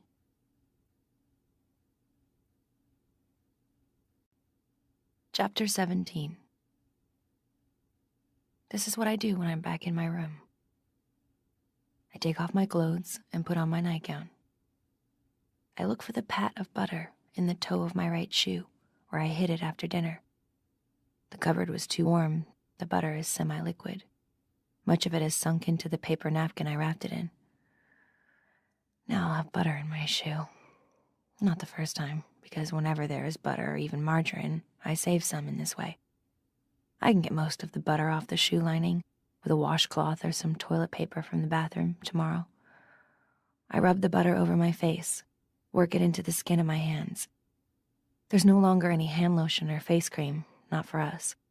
Such things are considered vanities. We are containers. It's only the insides of our bodies that are important. The outside can become hard and wrinkled for all they care, like the shell of a nut.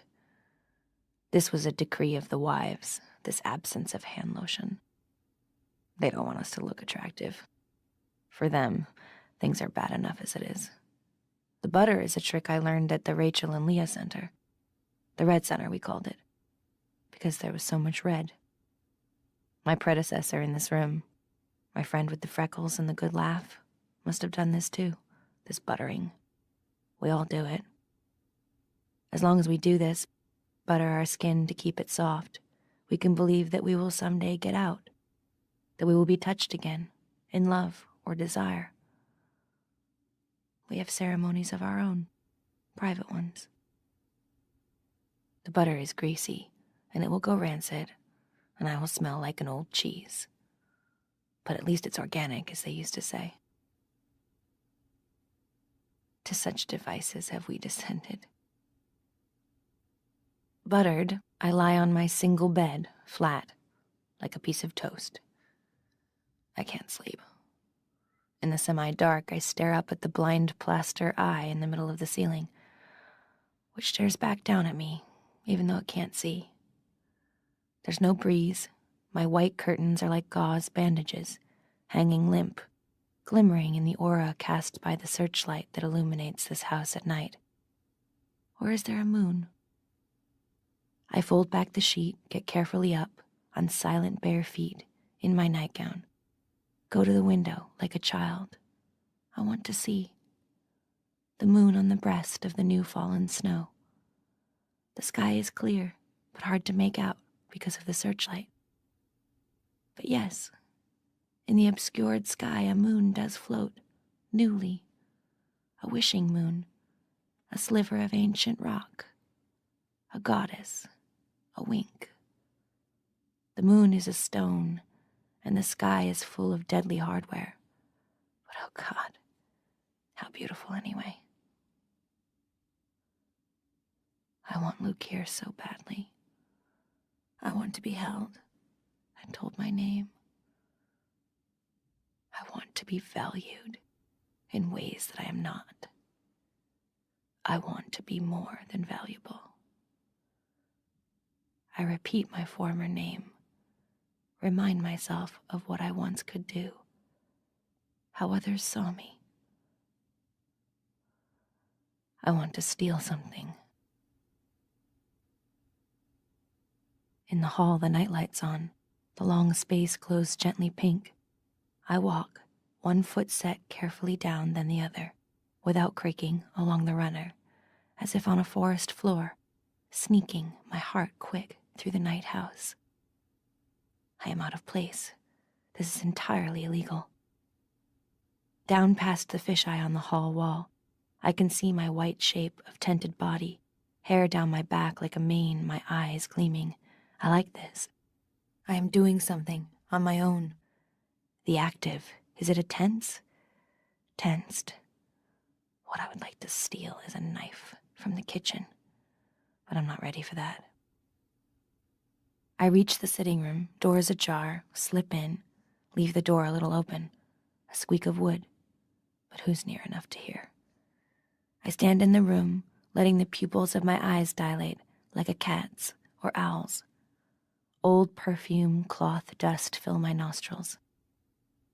There's a slight mist of light coming through the cracks around the closed drapes, from the searchlight outside, where two men doubtless patrol. I've seen them from above, from behind my curtains. dark shapes, cutouts. Now I can see outlines, gleams. From the mirror, the bases of the lamps, the vases, the sofa looming like a cloud at dusk. What should I take? Something that will not be missed.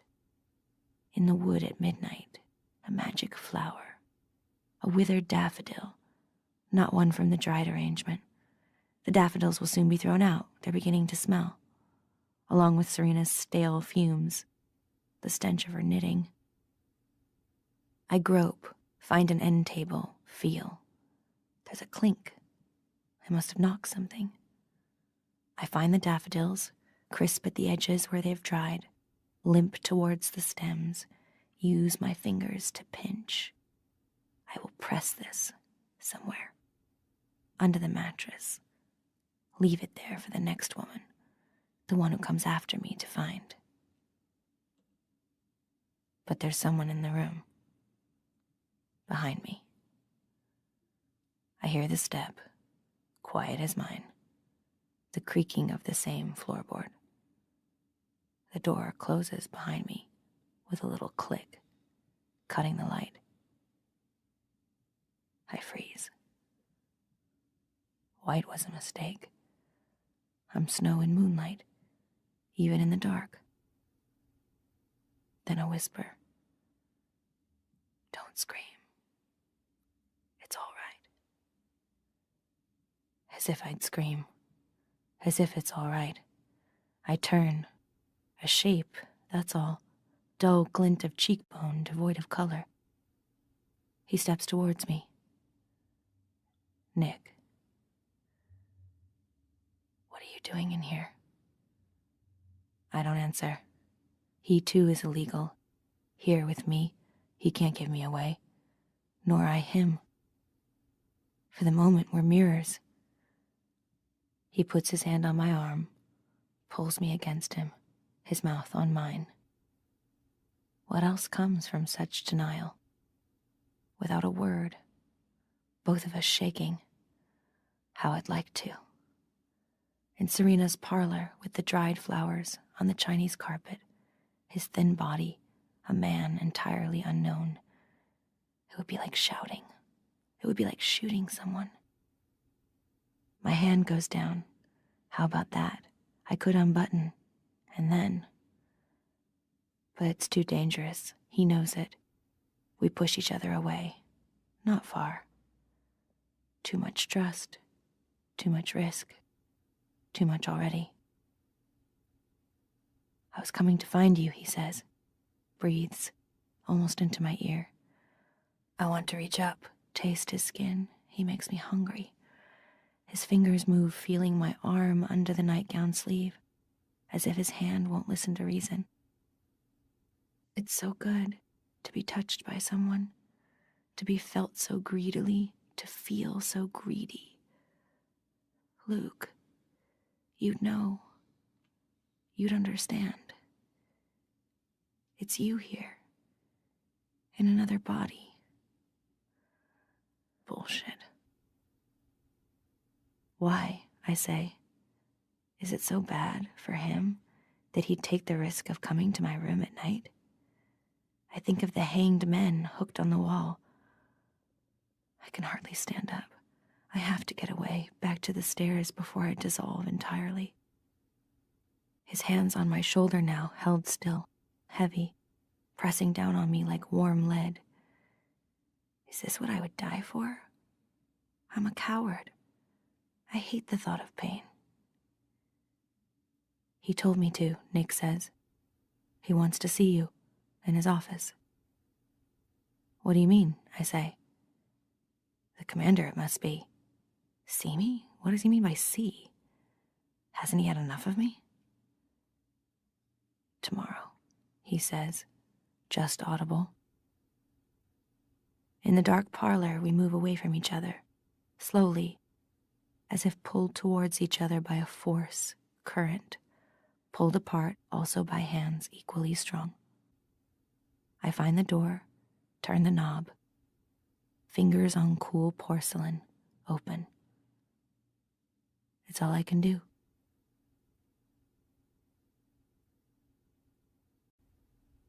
7. Night. Chapter 18. I lie in bed, still trembling. You can wet the rim of a glass and run your finger around the rim, and it will make a sound. This is what I feel like, this sound of glass. I feel like the word shatter. I want to be with someone. Lying in bed with Luke, his hand on my rounded belly. The three of us in bed, she kicking, turning over within me. Thunderstorm outside the window, that's why she's awake. They can hear, they sleep, they can be startled, even there in the soothing of the heart, like waves on the shore around them.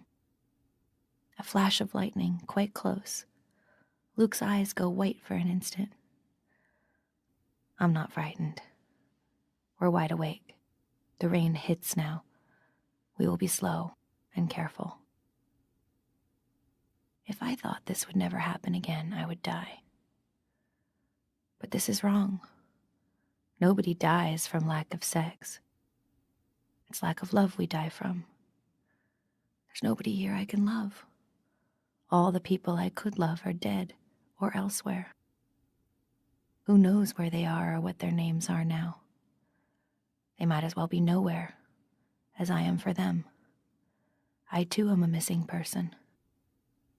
From time to time I can see their faces against the dark, flickering like the images of saints in old foreign cathedrals, in the light of the draughty candles.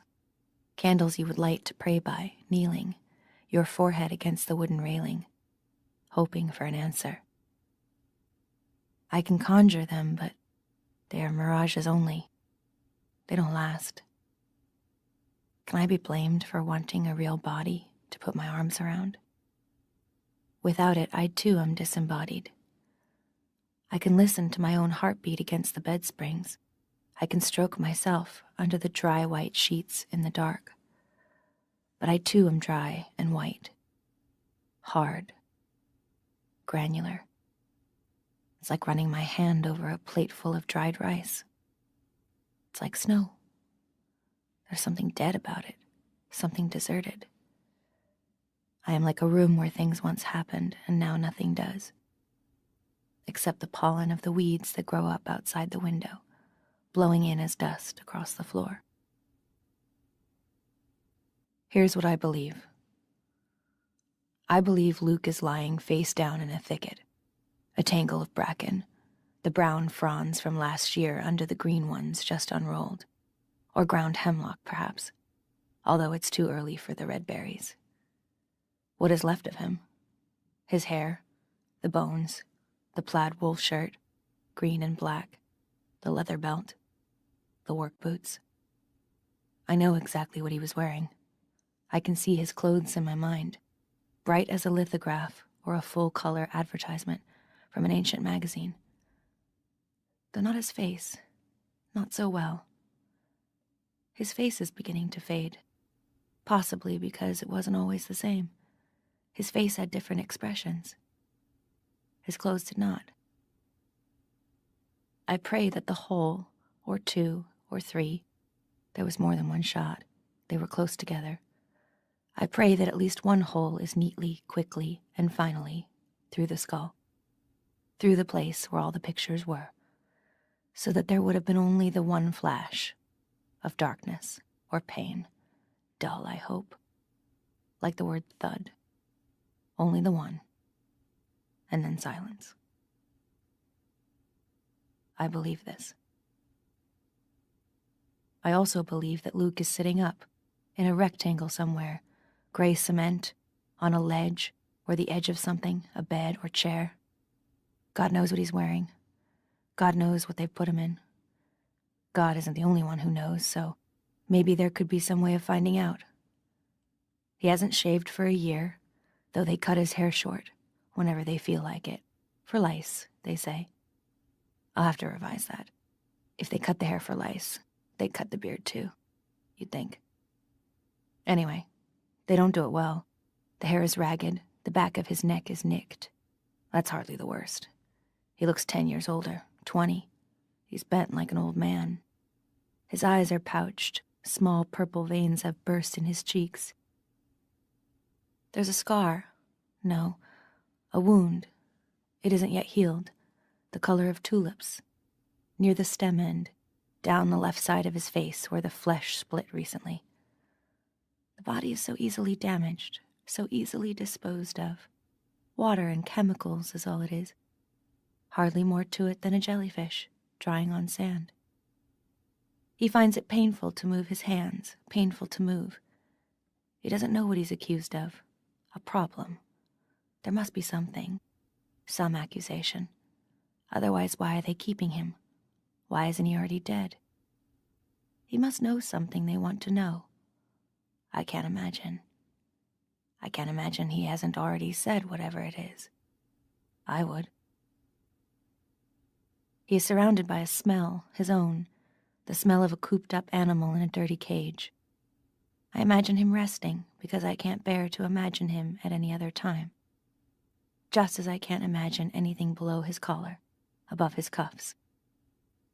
I don't want to think what they've done to his body. Does he have shoes? No. And the floor is cold and wet. Does he know I'm here, alive, that I'm thinking about him? I have to believe so. In reduced circumstances, you have to believe all kinds of things. I believe in thought transference now, vibrations in the ether, that sort of junk. I never used to. I also believe that they didn't catch him, or catch up with him after all. That he made it, reached the bank, swam the river, crossed the border, dragged himself up on the far shore, an island, teeth chattering, found his way to a nearby farmhouse, was allowed in, with suspicion at first, but then when they understood who he was, they were friendly, not the sort who would turn him in. Perhaps they were Quakers. They will smuggle him inland from house to house. The woman made him some hot coffee and gave him a set of her husband's clothes. I picture the clothes. It comforts me to dress him warmly. He made contact with the others. There must be a resistance, a government in exile. Someone must be out there taking care of things. I believe in the resistance as I believe there can be no light without shadow, or rather, no shadow unless there is also light. There must be a resistance, or where do all the criminals come from on the television? Any day now there may be a message from him. It will come in the most unexpected way, from the least likely person, someone I never would have suspected. Under my plate, on the dinner tray, slipped into my hand as I reached the tokens across the counter in all flesh. The message will say that I must have patience. Sooner or later he will get me out. We will find her, wherever they've put her. She'll remember us, and we will be all three of us together. Meanwhile, I must endure. Keep myself safe for later. What has happened to me, what's happening to me now, won't make any difference to him. He loves me anyway. He knows it isn't my fault. The message will say that also. It's this message, which may never arrive, that keeps me alive. I believe in the message. The things I believe can't all be true, though one of them must be. But I believe in all of them, all three versions of Luke at one and the same time. This contradictory way of believing seems to me right now the only way I can believe anything. Whatever the truth is, I will be ready for it. This also is a belief of mine. This also may be untrue. One of the gravestones in the cemetery near the earliest church has an anchor on it and an hourglass, and the words, "In hope." In hope. Why did they put that above a dead person? Was it the corpse hoping, or those still alive? Does Luke hope?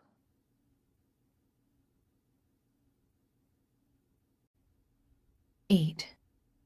Birthday. Chapter 19. I'm dreaming that I am awake. I dream that I get out of bed and walk across the room, not this room, and go out the door, not this door. I'm at home, one of my homes, and she's running to meet me in her small green nightgown with the sunflower on the front, her feet bare, and I pick her up and feel her arms and legs go around me, and I begin to cry, because I know then that I'm not awake. I'm back in this bed, trying to wake up. And I wake up and sit on the edge of the bed, and my mother comes in with a tray and asks me if I'm feeling better. When I was sick as a child, she had to stay home from work. But I'm not awake this time either. After these dreams, I do awake, and I know I'm really awake because there is the wreath on the ceiling, and my curtains hanging like drowned white hair. I feel drugged. I consider this. Maybe they're drugging me. Maybe the life I think I'm living is a paranoid delusion. Not a hope. I know where I am, and who, and what day it is. These are the tests, and I am sane. Sanity is a valuable possession. I hoard it the way people once hoarded money. I save it, so I will have enough when the time comes. Grayness comes through the curtains, hazy bright, not much sun today.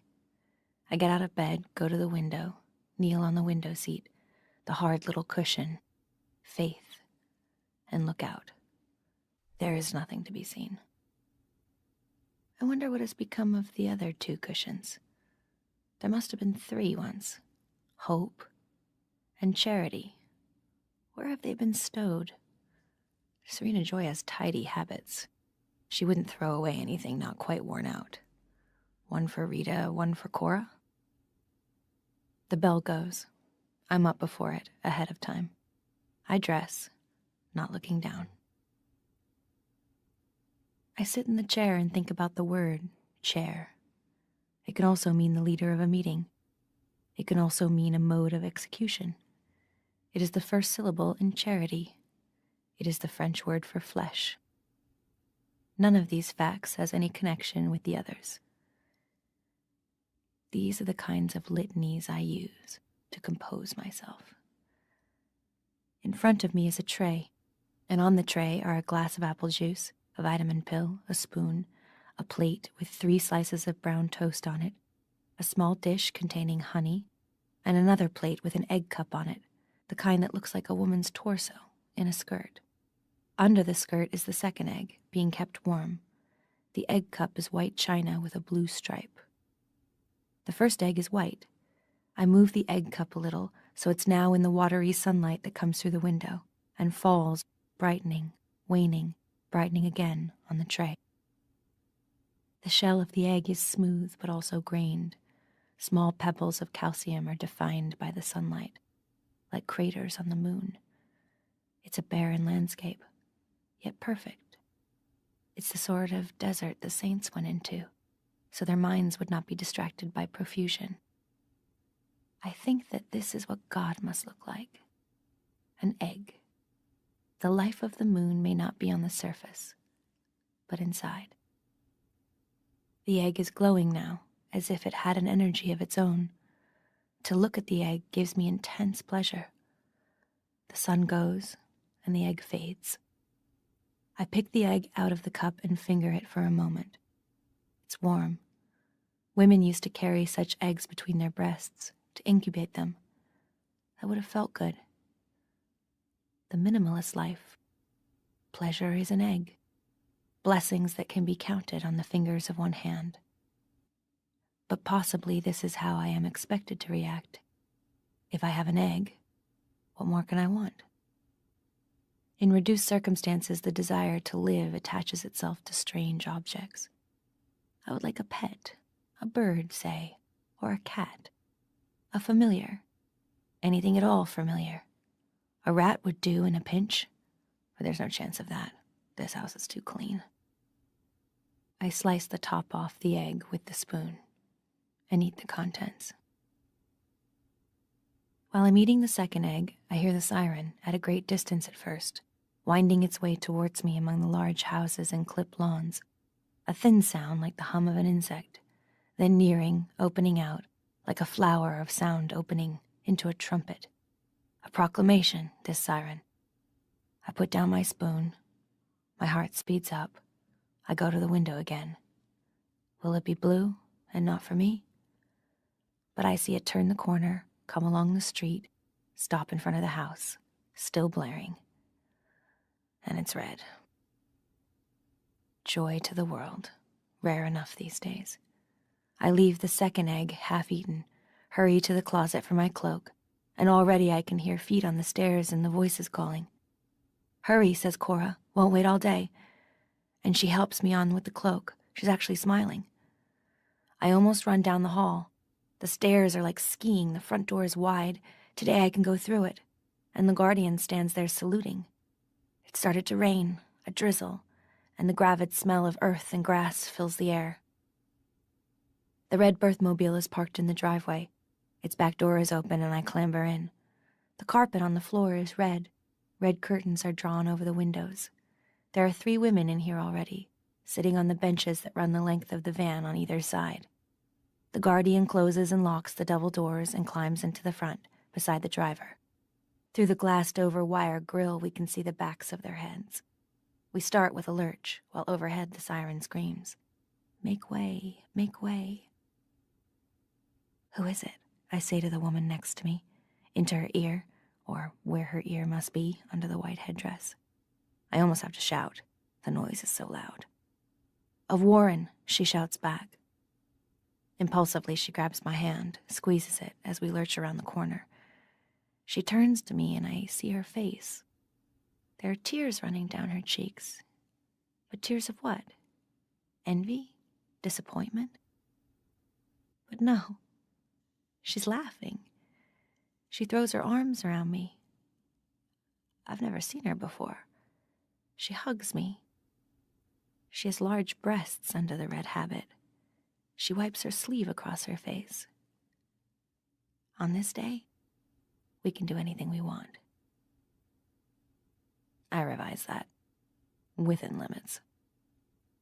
Across from us on the other bench, one woman is praying, eyes closed, hands up to her mouth.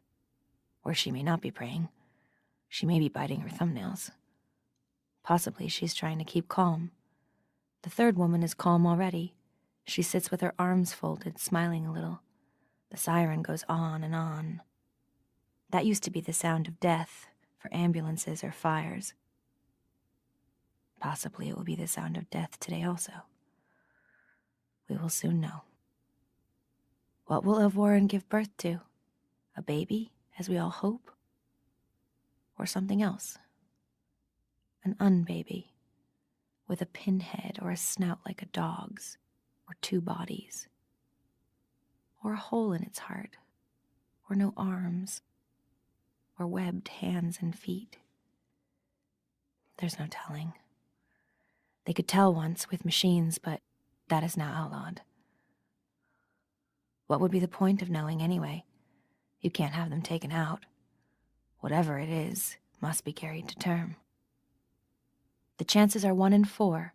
We learned that at the center.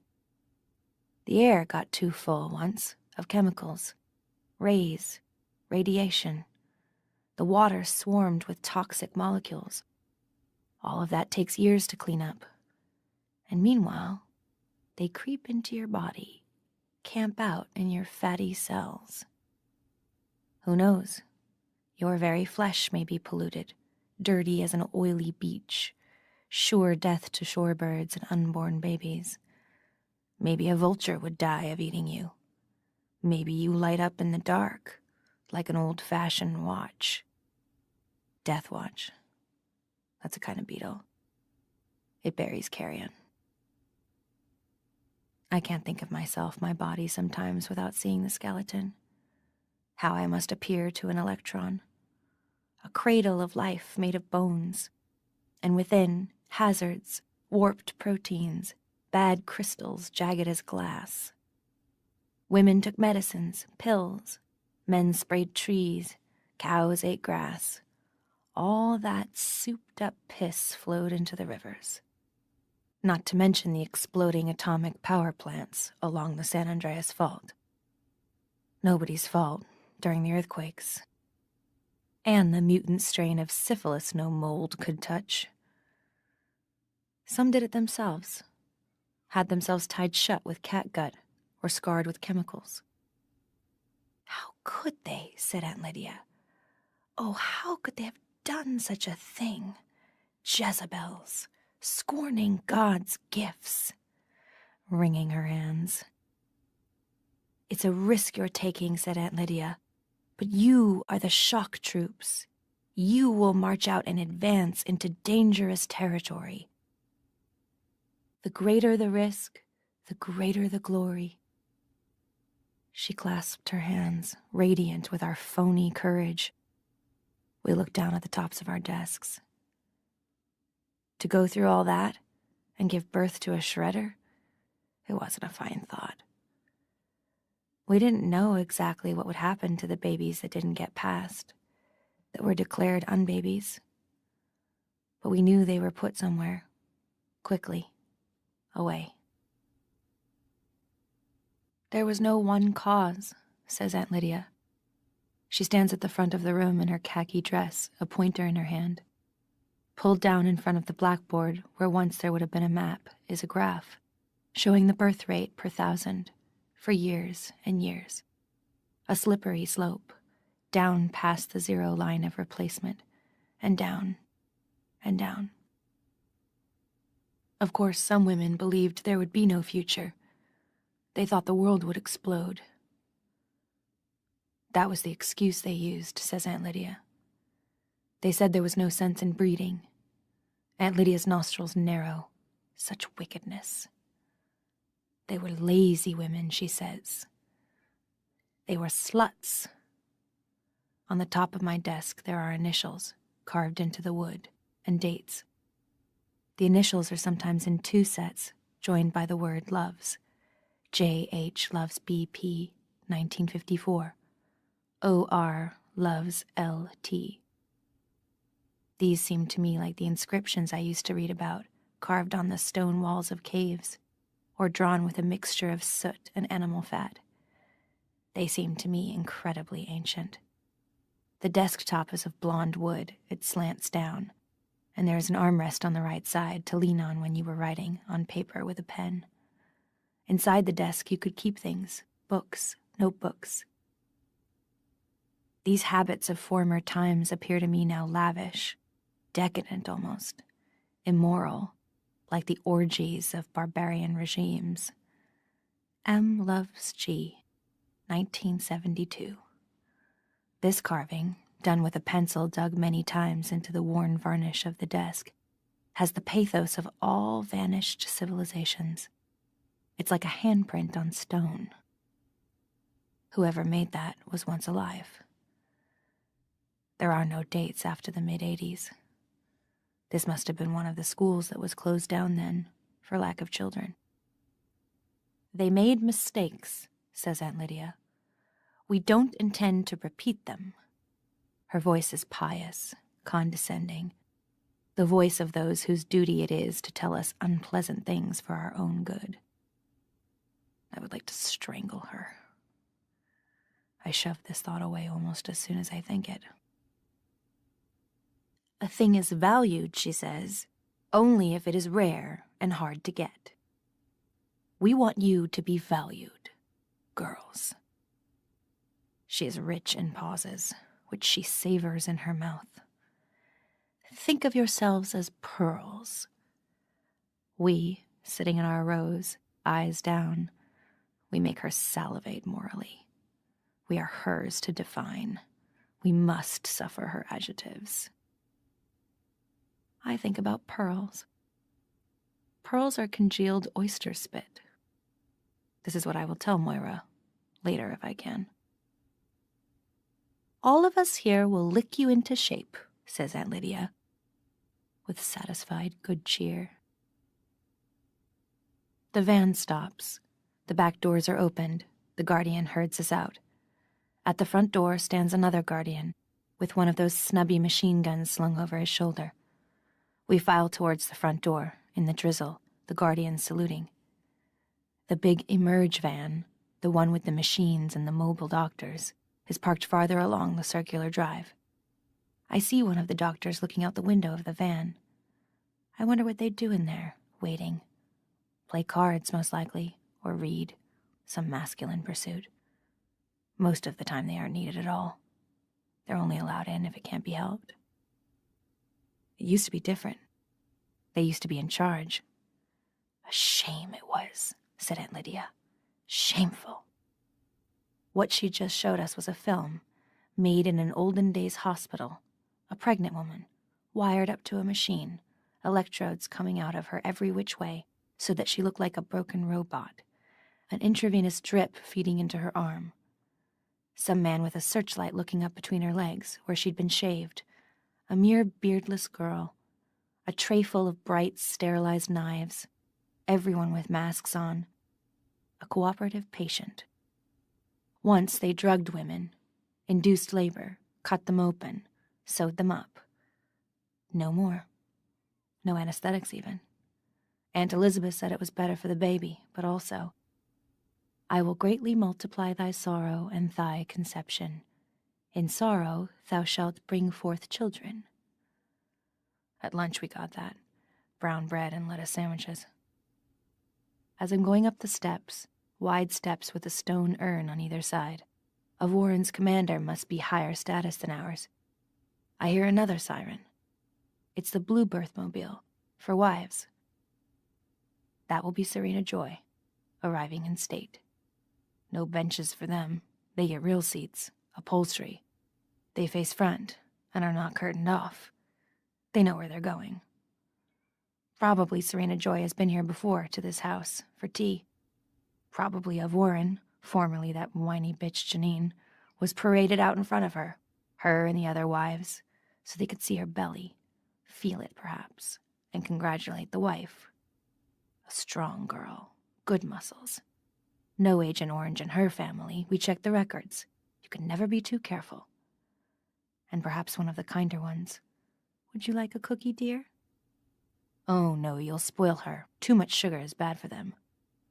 Surely one won't hurt, just this once, Mildred. And sucky Janine. Oh, yes, can I, ma'am? Please. So well behaved. Not surly like some of them. Do their job and that's that. More like a daughter to you, as you might say. One of the family. Comfortable matronly chuckles. That's all, dear. You can go back to your room. And after she's gone, little whores, all of them. But still, you can't be choosy. You take what they hand out, right, girls? That from the commander's wife. Oh, but you've been so lucky. Some of them, why, they aren't even clean, and won't give you a smile, mope in their rooms, don't wash their hair. The smell. I have to get the Marthas to do it. Almost have to hold her down in the bathtub. You practically have to bribe her to get her to take a bath even. You have to threaten her. I had to take stern measures with mine, and now she doesn't eat her dinner properly. And as for the other thing, not a nibble. And we've been so regular. But yours, she's a credit to you. And any day now, oh, you must be so excited. She's big as a house. I bet you can hardly wait. More tea? Modestly changing the subject. I know the sort of thing that goes on. And Janine, up in her room, what does she do? Sits with the taste of sugar still in her mouth, licking her lips, stares out the window, breathes in and out, caresses her swollen breasts, thinks of nothing.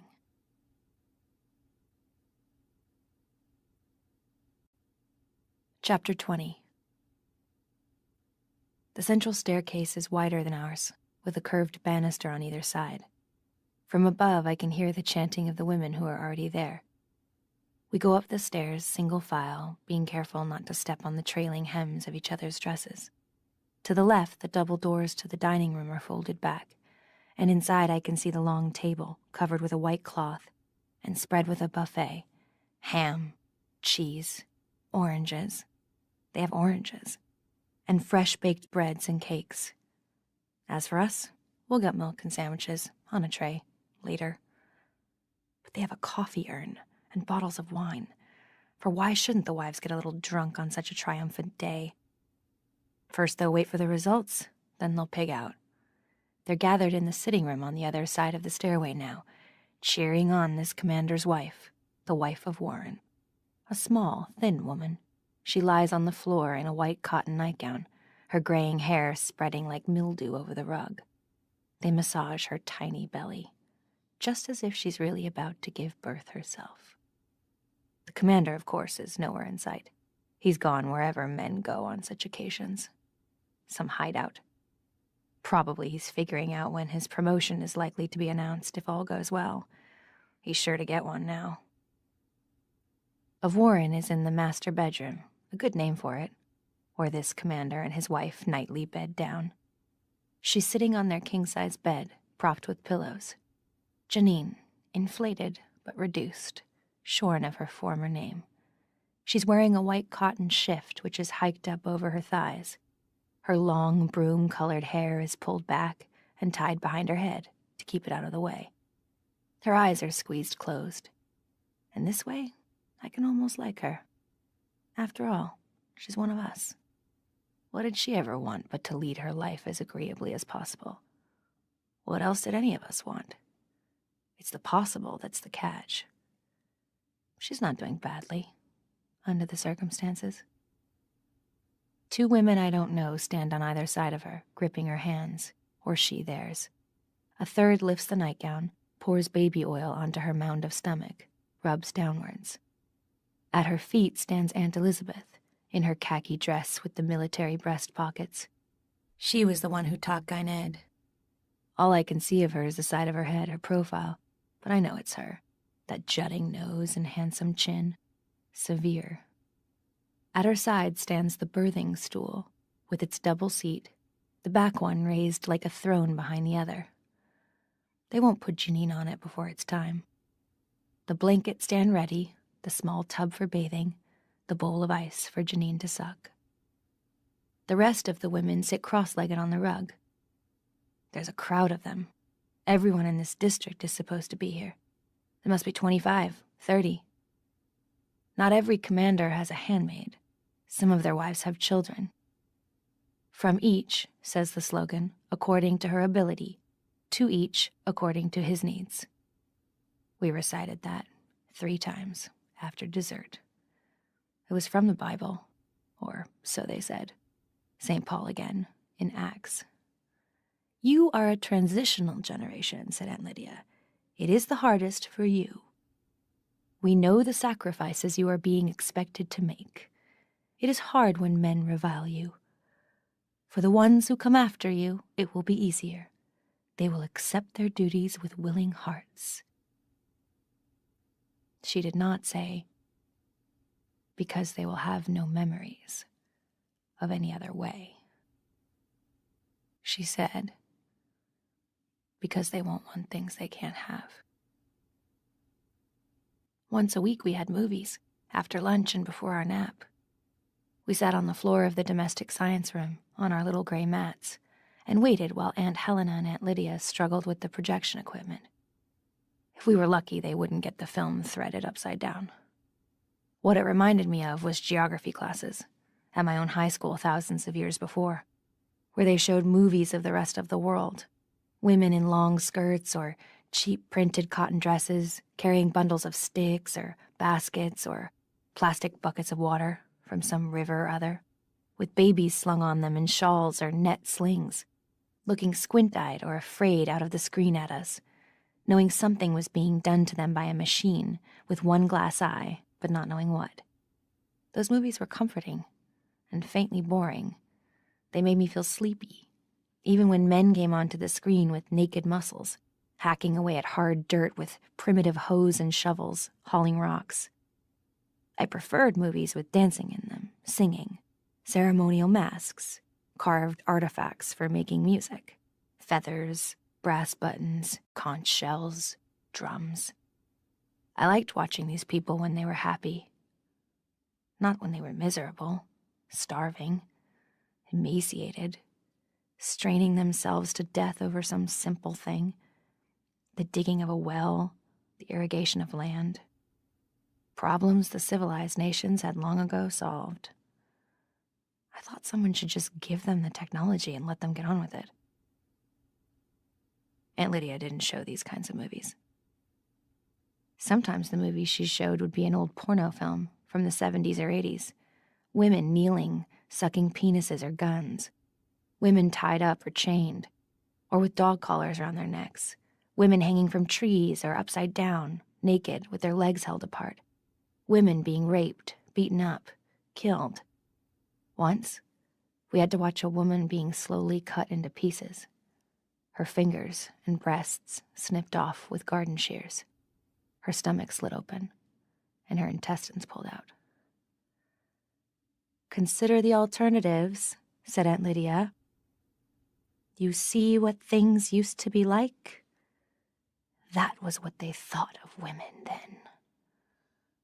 Her voice trembled with indignation. Moira said later that it wasn't real. It was done with models. But it was hard to tell. Sometimes, though, the movie would be what Aunt Lydia called an unwoman documentary. Imagine, said Aunt Lydia, wasting their time like that when they should have been doing something useful. Back then, the unwomen were always wasting time. They were encouraged to do it. The government gave them money to do that very thing. Mind you, some of their ideas were sound enough, she went on, with the smug authority in her voice of one who is in a position to judge. We would have to condone some of their ideas, even today. Only some, mind you, she said coyly, raising her index finger, waggling it at us. But they were godless, and that can make all the difference. Don't you agree? I sit on my mat, hands folded, and Aunt Lydia steps to the side, away from the screen, and the lights go out. And I wonder whether I can, in the dark, lean far over to the right without being seen and whisper to the woman next to me. What will I whisper? I will say, "Have you seen Moira?" Because nobody has. She wasn't at breakfast. But the room, although dim, isn't dark enough. So I switch my mind into the holding pattern that passes for attention. They don't play the soundtrack on movies like these, though they do on the porno films. They want us to hear the screams and grunts and shrieks of what is supposed to be either extreme pain or extreme pleasure, or both at once. But they don't want us to hear what the unwomen are saying. First come the title and some names, blacked out on the film with a crayon so we can't read them. And then I see my mother. My young mother. Younger than I remember her. As young as she must have been once before I was born. She's wearing the kind of outfit Aunt Lydia had told us was typical of unwomen in those days. Overall jeans, with a green and mauve plaid shirt underneath, and sneakers on her feet. The sort of thing Moira once wore. The sort of thing I can remember wearing long ago myself. Her hair is tucked into a mauve kerchief tied behind her head. Her face is very young, very serious, even pretty. I've forgotten my mother was once as pretty and as earnest as that. She's in a group of other women, dressed in the same fashion. She's holding a stick. No, it's part of a banner, the handle. The camera pans up, and we see the writing, in paint, on what must have been a bedsheet. Take back the night. This hasn't been blacked out, even though we aren't supposed to be reading. The women around me breathe in. There's a stirring in the room, like wind over grass. Is this an oversight? Have we gotten away with something? Or is this a thing we're intended to see, to remind us of the old days of no safety? Behind this sign, there are other signs, and the camera notices them briefly. Freedom to choose. Every baby a wanted baby.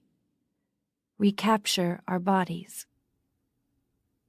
Do you believe a woman's place is on the kitchen table? Under the last sign, there's a line drawing of a woman's body, lying on a table, blood dripping out of it. Now my mother is moving forward. She's smiling, laughing. They all move forward, and now they're raising their fists in the air. The camera moves to the sky, where hundreds of balloons rise, trailing their strings. Red balloons with a circle painted on them. A circle with a stem, like the stem of an apple. The stem is a cross. Back on the earth, my mother is part of the crowd now. And I can't see her anymore. I had you when I was 37, my mother said. It was a risk. You could have been deformed or something. You were a wanted child, all right. And did I get shit from some quarters? My oldest buddy, Trisha Foreman, accused me of being pro-natalist, the bitch. Jealousy, I put that down too. Some of the others were okay, though. But when I was 6 months pregnant, a lot of them started sending me these articles about how the birth defect rate went zooming up after 35. Just what I needed. And stuff about how hard it was to be a single parent. Fuck that shit, I told them. I've started this and I'm going to finish it.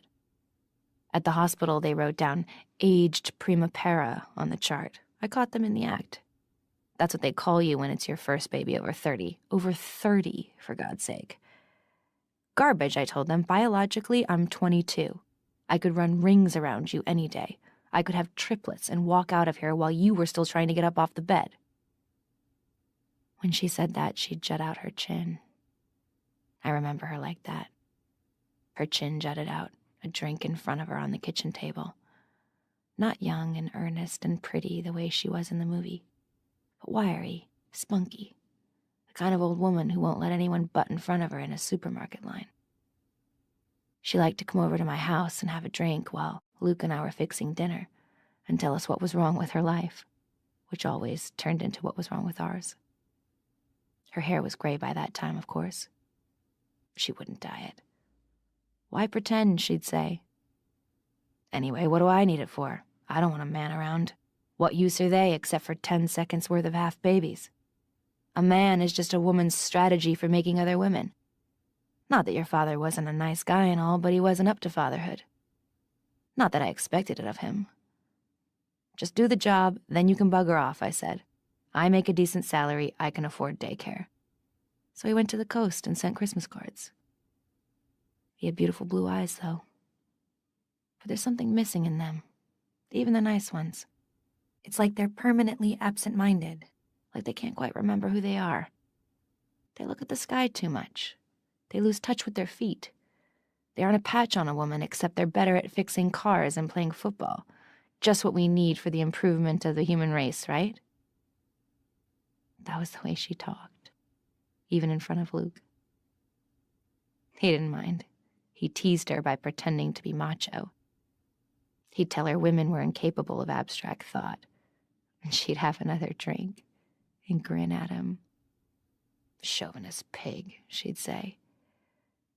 Isn't she quaint, Luke would say to me, and my mother would look sly, furtive almost.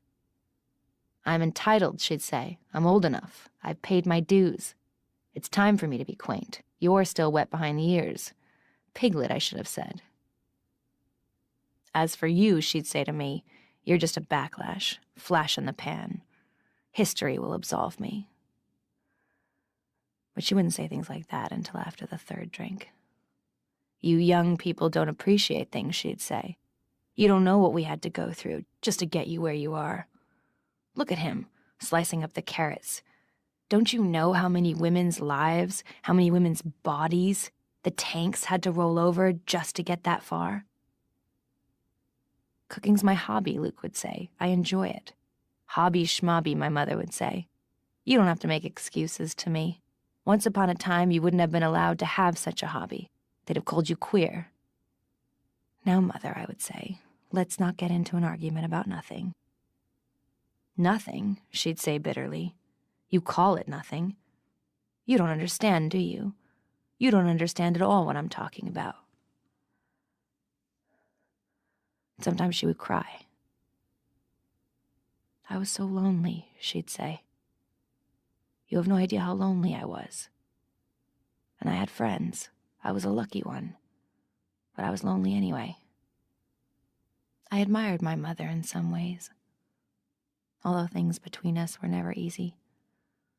She expected too much from me, I felt. She expected me to vindicate her life for her and the choices she'd made. I didn't want to live my life on her terms. I didn't want to be the model offspring, the incarnation of her ideas. We used to fight about that. I am not your justification for existence, I said to her once. I want her back. I want everything back, the way it was. But there is no point to it. This wanting.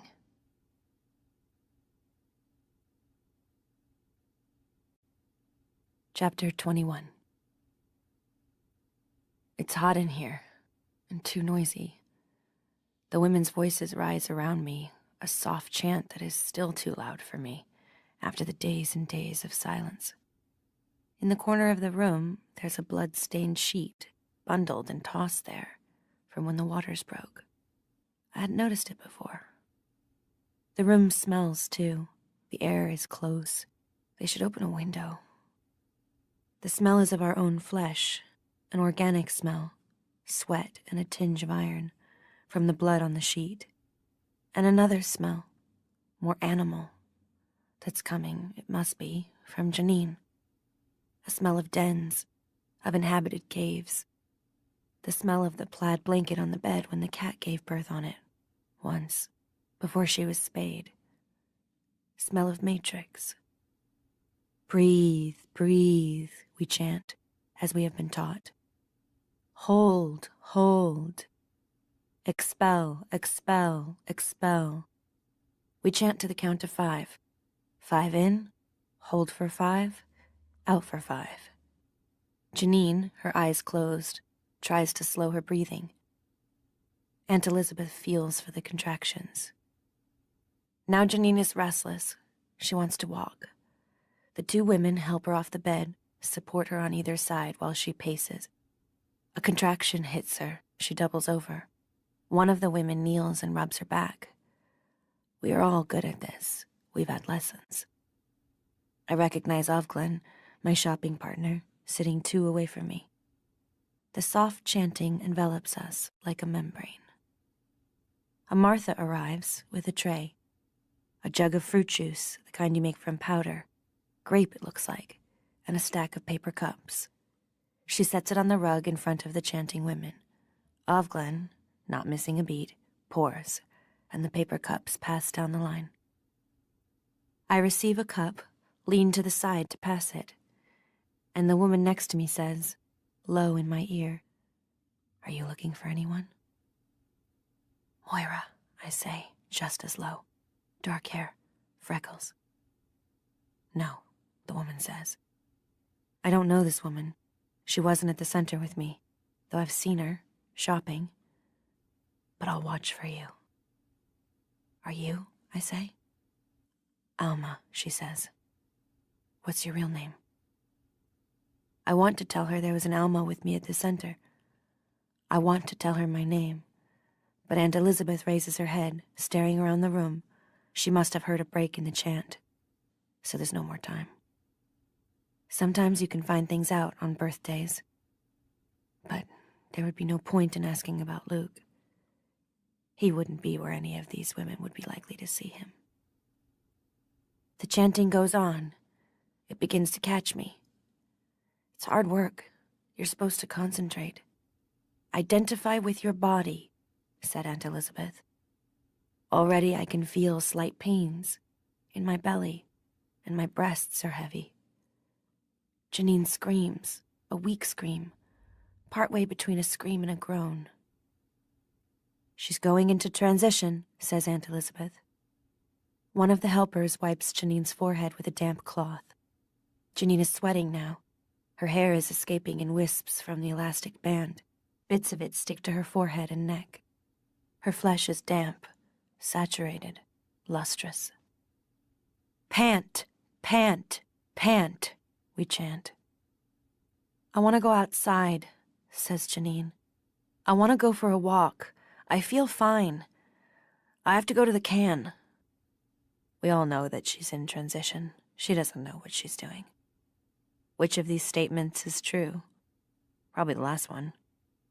Aunt Elisabeth signals. 2 women stand beside the portable toilet. Janine is lowered gently onto it.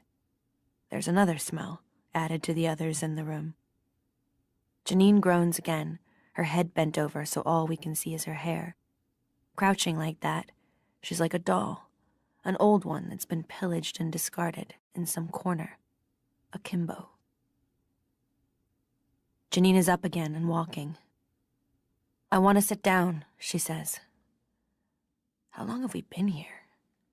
Minutes or hours? I'm sweating now. My dress under my arms is drenched. I taste salt on my upper lip.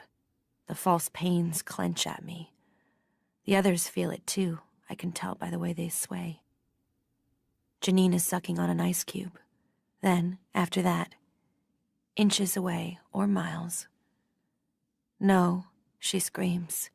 Oh no, oh no, oh no. It's her second baby. She had another child once. I know that from the center, when she used to cry about it at night. Like the rest of us, only more noisily. So she ought to be able to remember this, what it's like, what's coming. But who can remember pain once it's over? All that remains of it is a shadow, not in the mind even, in the flesh. Pain marks you, but too deep to see. Out of sight, out of mind. Someone has spiked the grape juice. Someone has pinched a bottle from downstairs. It won't be the first time at such a gathering, but they'll turn a blind eye. We too need our orgies. Dim the lights, says Aunt Elisabeth. Tell her it's time. Someone stands, moves to the wall. The light in the room fades to twilight. Our voices dwindle to a chorus of creaks, of husky whispers, like grasshoppers in a field at night. 2 leave the room. 2 others lead Janine to the birthing stool, where she sits on the lower of the 2 seats. She's calmer now. Air sucks evenly into her lungs. We lean forward, tensed. The muscles in our backs and bellies hurt from the strain. It's coming. It's coming. Like a bugle, a call to arms, like a wall falling. We can feel it like a heavy stone moving down, pulled down inside us. We think we will burst. We grip each other's hands. We are no longer single. The commander's wife hurries in her ridiculous white cotton nightgown, her spindly legs sticking out beneath it. 2 of the wives in their blue dresses and veils hold her by the arms, as if she needs it. She has a tight little smile on her face, like a hostess at a party she'd rather not be giving. She must know what we think of her. She scrambles onto the birthing stool, sits on the seat behind and above Janine, so that Janine is framed by her. Her skinny legs come down on either side, like the arms of an eccentric chair. Oddly enough, she's wearing white cotton socks and bedroom slippers, blue ones, made of fuzzy material, like toilet seat covers. But we pay no attention to the wife. We hardly even see her. Our eyes are on Janine. In the dim light, in her white gown, she glows like a moon in cloud. She's grunting now with the effort. Push, push, push, we whisper. Relax, pant, push, push, push. We're with her. We're the same as her. We're drunk.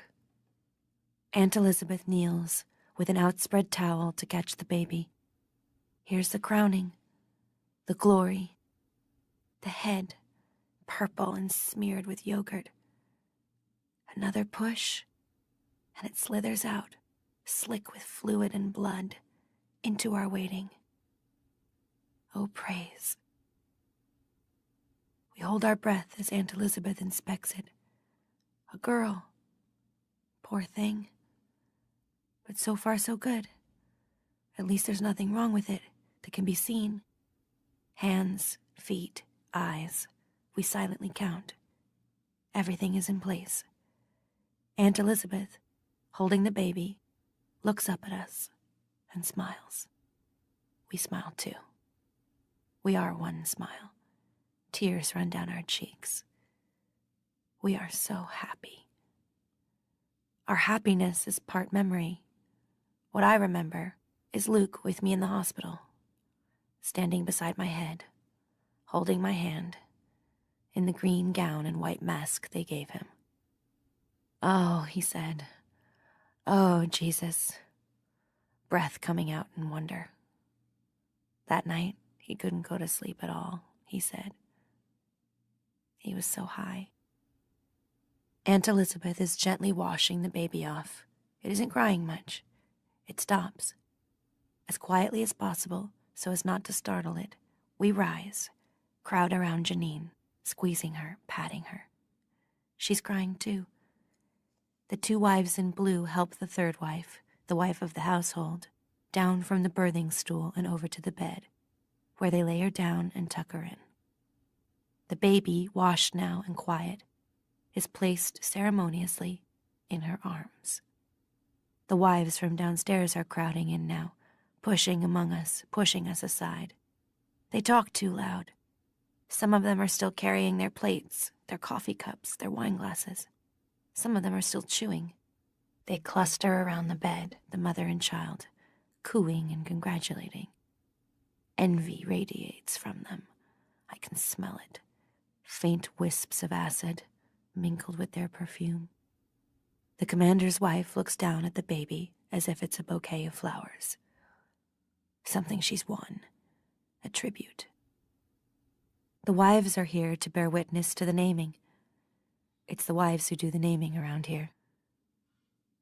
Angela, says the commander's wife. Angela, Angela, the wives repeat, twittering, what a sweet name. Oh, she's perfect. Oh, she's wonderful. We stand between Janine and the bed, so she won't have to see this.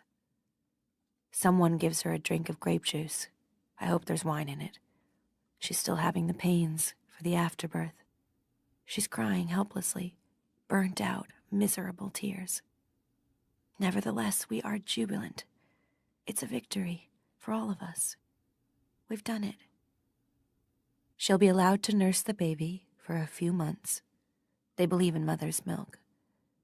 After that, she'll be transferred to see if she can do it again with someone else who needs a turn. But she'll never be sent to the colonies. She'll never be declared unwoman. That is her reward. The birthmobile is waiting outside to deliver us back to our own households. The doctors are still in their van. Their faces appear at the window, white blobs, like the faces of sick children confined to the house. One of them opens the door and comes towards us. Was it all right? He asks, anxious. Yes, I say. By now I'm wrung out, exhausted. My breasts are painful. They're leaking a little. Fake milk. It happens this way with some of us. We sit on our benches facing one another as we are transported. We're without emotion now, almost without feeling. We might be bundles of red cloth. We ache. Each of us holds in her lap a phantom, a ghost baby.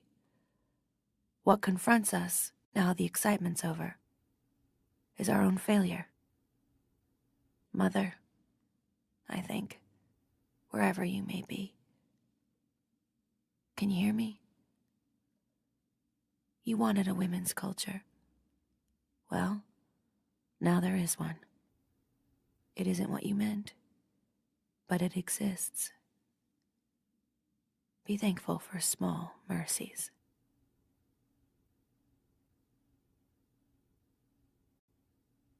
Chapter 22. By the time the birthmobile arrives in front of the house, it's late afternoon. The sun is coming weakly through the clouds. The smell of wet grass warming up is in the air. I've been at the birth all day. You lose track of time. Cora will have done the shopping today. I'm excused from all duties. I go up the stairs, lifting my feet heavily from one step to the next, holding onto the banister. I feel as if I've been awake for days and running hard. My chest hurts. My muscles cramp as if they're out of sugar.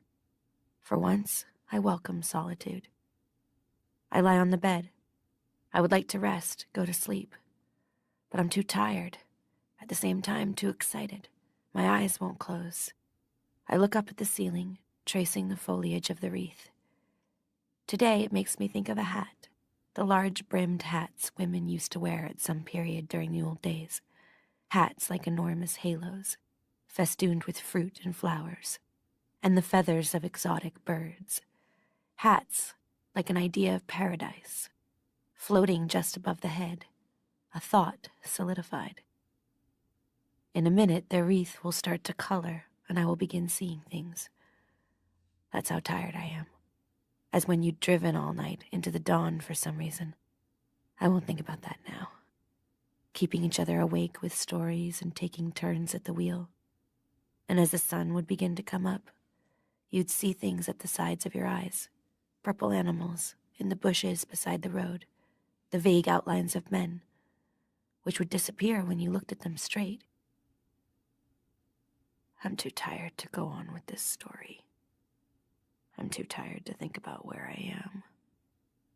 Here is a different story, a better one. This is the story of what happened to Moira. Part of it I can fill in myself. Part of it I heard from Alma, who heard it from Dolores, who heard it from Janine. Janine heard it from Aunt Lydia. There can be alliances even in such places, even under such circumstances. This is something you can depend upon. There will always be alliances of one kind or another. Aunt Lydia called Janine into her office. "Blessed be the fruit, Janine," Aunt Lydia would have said, without looking up from her desk where she was writing something. For every rule, there is always an exception. This too can be depended upon. The aunts are allowed to read and write.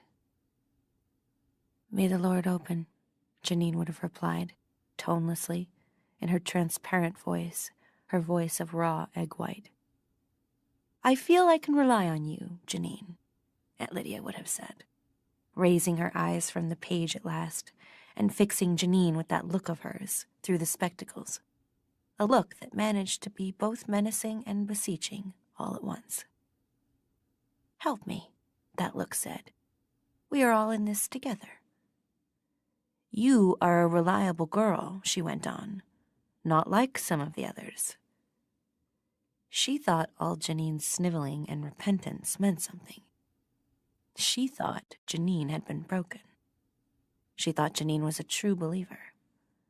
But by that time, Janine was like a puppy that's been kicked too often by too many people at random.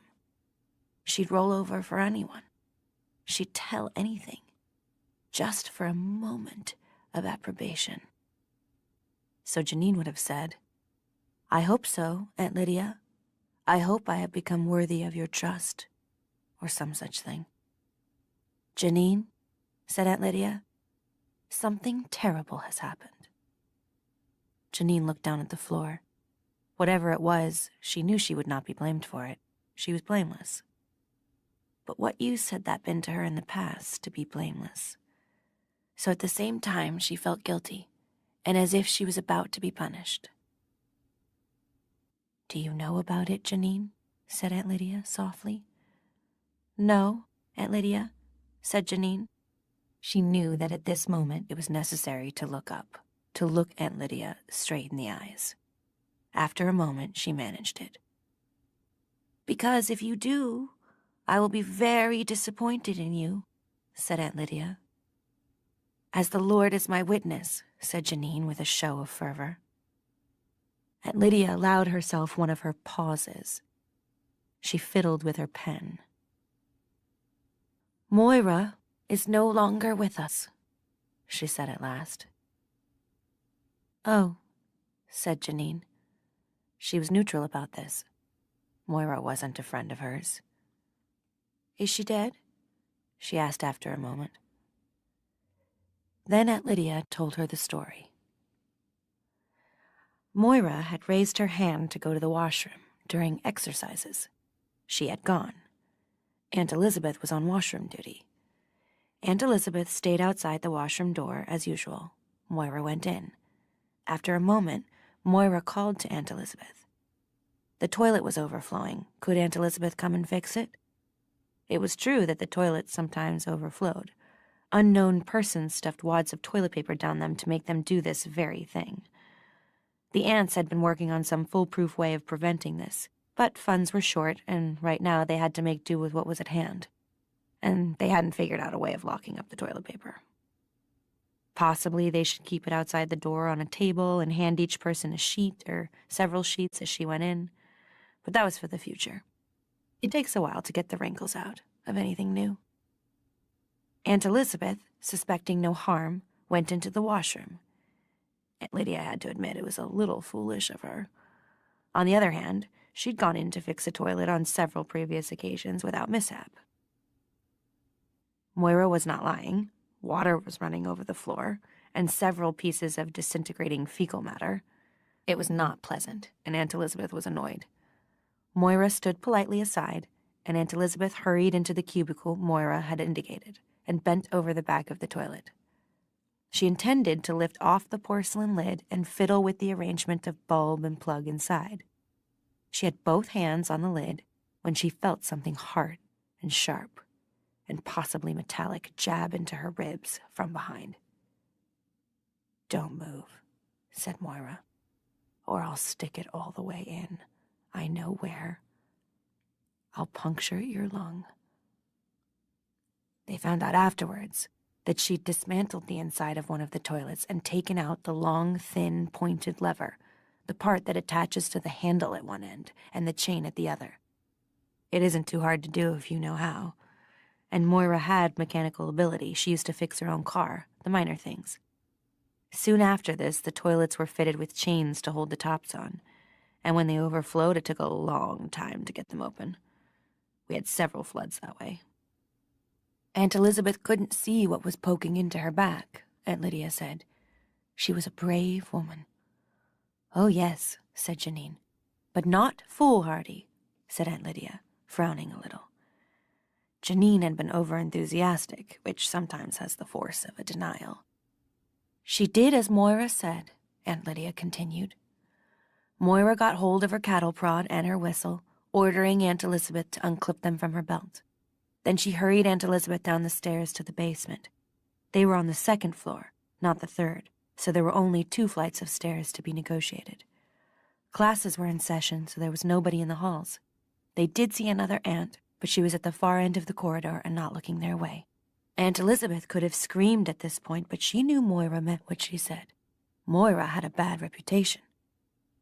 "Oh, yes," said Janine.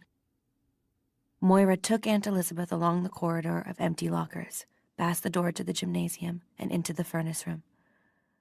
She told Aunt Elisabeth to take off all her clothes. "Oh," said Janine weakly, as if to protest this sacrilege. And Moira took off her own clothes and put on those of Aunt Elisabeth, which did not fit her exactly, but well enough. She was not overly cruel to Aunt Elisabeth. She allowed her to put on her own red dress. The veils she tore into strips and tied Aunt Elisabeth up with them, in behind the furnace. She stuffed some of the cloth into her mouth and tied it in place with another strip. She tied a strip around Aunt Elisabeth's neck and tied the other end to her feet behind. "She is a cunning and dangerous woman," said Aunt Lydia. Janine said, "May I sit down?" as if it had all been too much for her. She had something to trade at last, for a token at least. "Yes, Janine," said Aunt Lydia, surprised, but knowing she could not refuse at this point. She was asking for Janine's attention, her cooperation. She indicated the chair in the corner. Janine drew it forward. "I could kill you, you know," said Moira, when Aunt Elisabeth was safely stowed out of sight behind the furnace. "I could injure you badly, so you would never feel good in your body again. I could zap you with this, or stick this thing into your eye. Just remember I didn't, if it ever comes to that." Aunt Lydia didn't repeat any of this part to Janine, but I expect Moira said something like it. In any case, she didn't kill or mutilate Aunt Elisabeth, who a few days later, after she'd recovered from her 7 hours behind the furnace, and presumably from the interrogation, for the possibility of collusion would not have been ruled out by the aunts or by anyone else, was back in operation at the center. Moira stood up straight and looked firmly ahead. She drew her shoulders back, pulled up her spine, and compressed her lips. This was not our usual posture. Usually we walked with heads bent down, our eyes on our hands or the ground. Moira didn't look much like Aunt Elisabeth, even with the brown wimple in place. But her stiff-backed posture was apparently enough to convince the angels on guard, who never looked at any of us very closely, even and perhaps especially the aunts. Because Moira marched straight out the front door, with the bearing of a person who knew where she was going, was saluted, presented Aunt Elisabeth's pass, which they didn't bother to check, because who would affront an aunt in that way, and disappeared. "Oh," said Janine. Who can tell what she felt? Maybe she wanted to cheer. If so, she kept it well hidden. "So, Janine," said Aunt Lydia, "here is what I want you to do." Janine opened her eyes wide and tried to look innocent and attentive.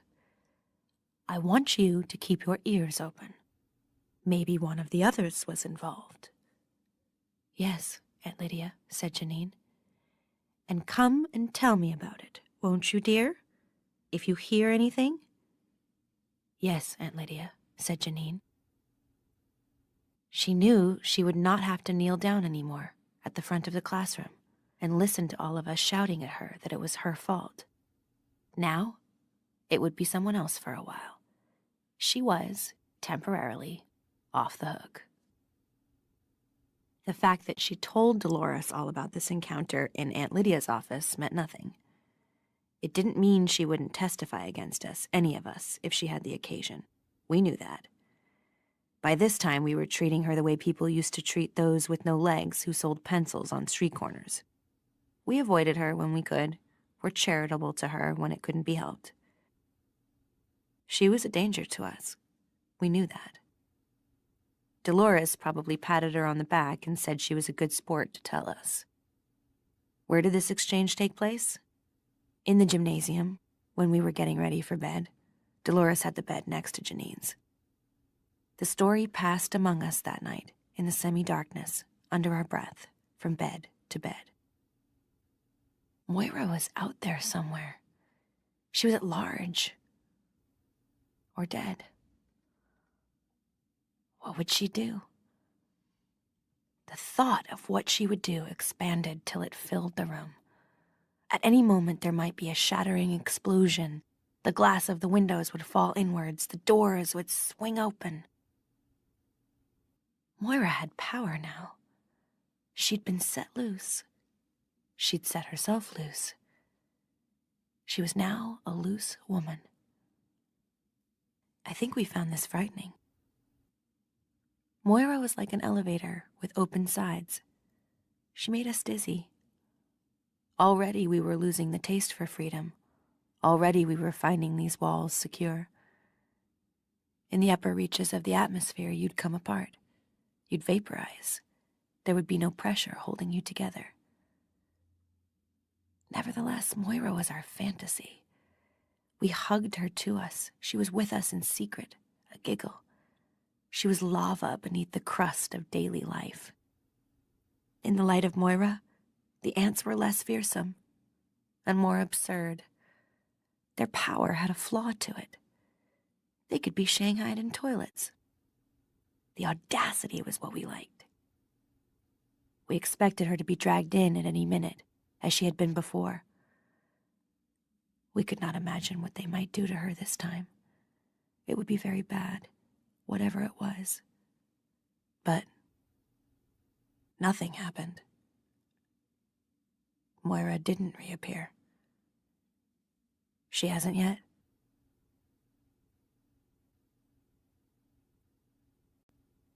Chapter 23. This is a reconstruction. All of it is a reconstruction.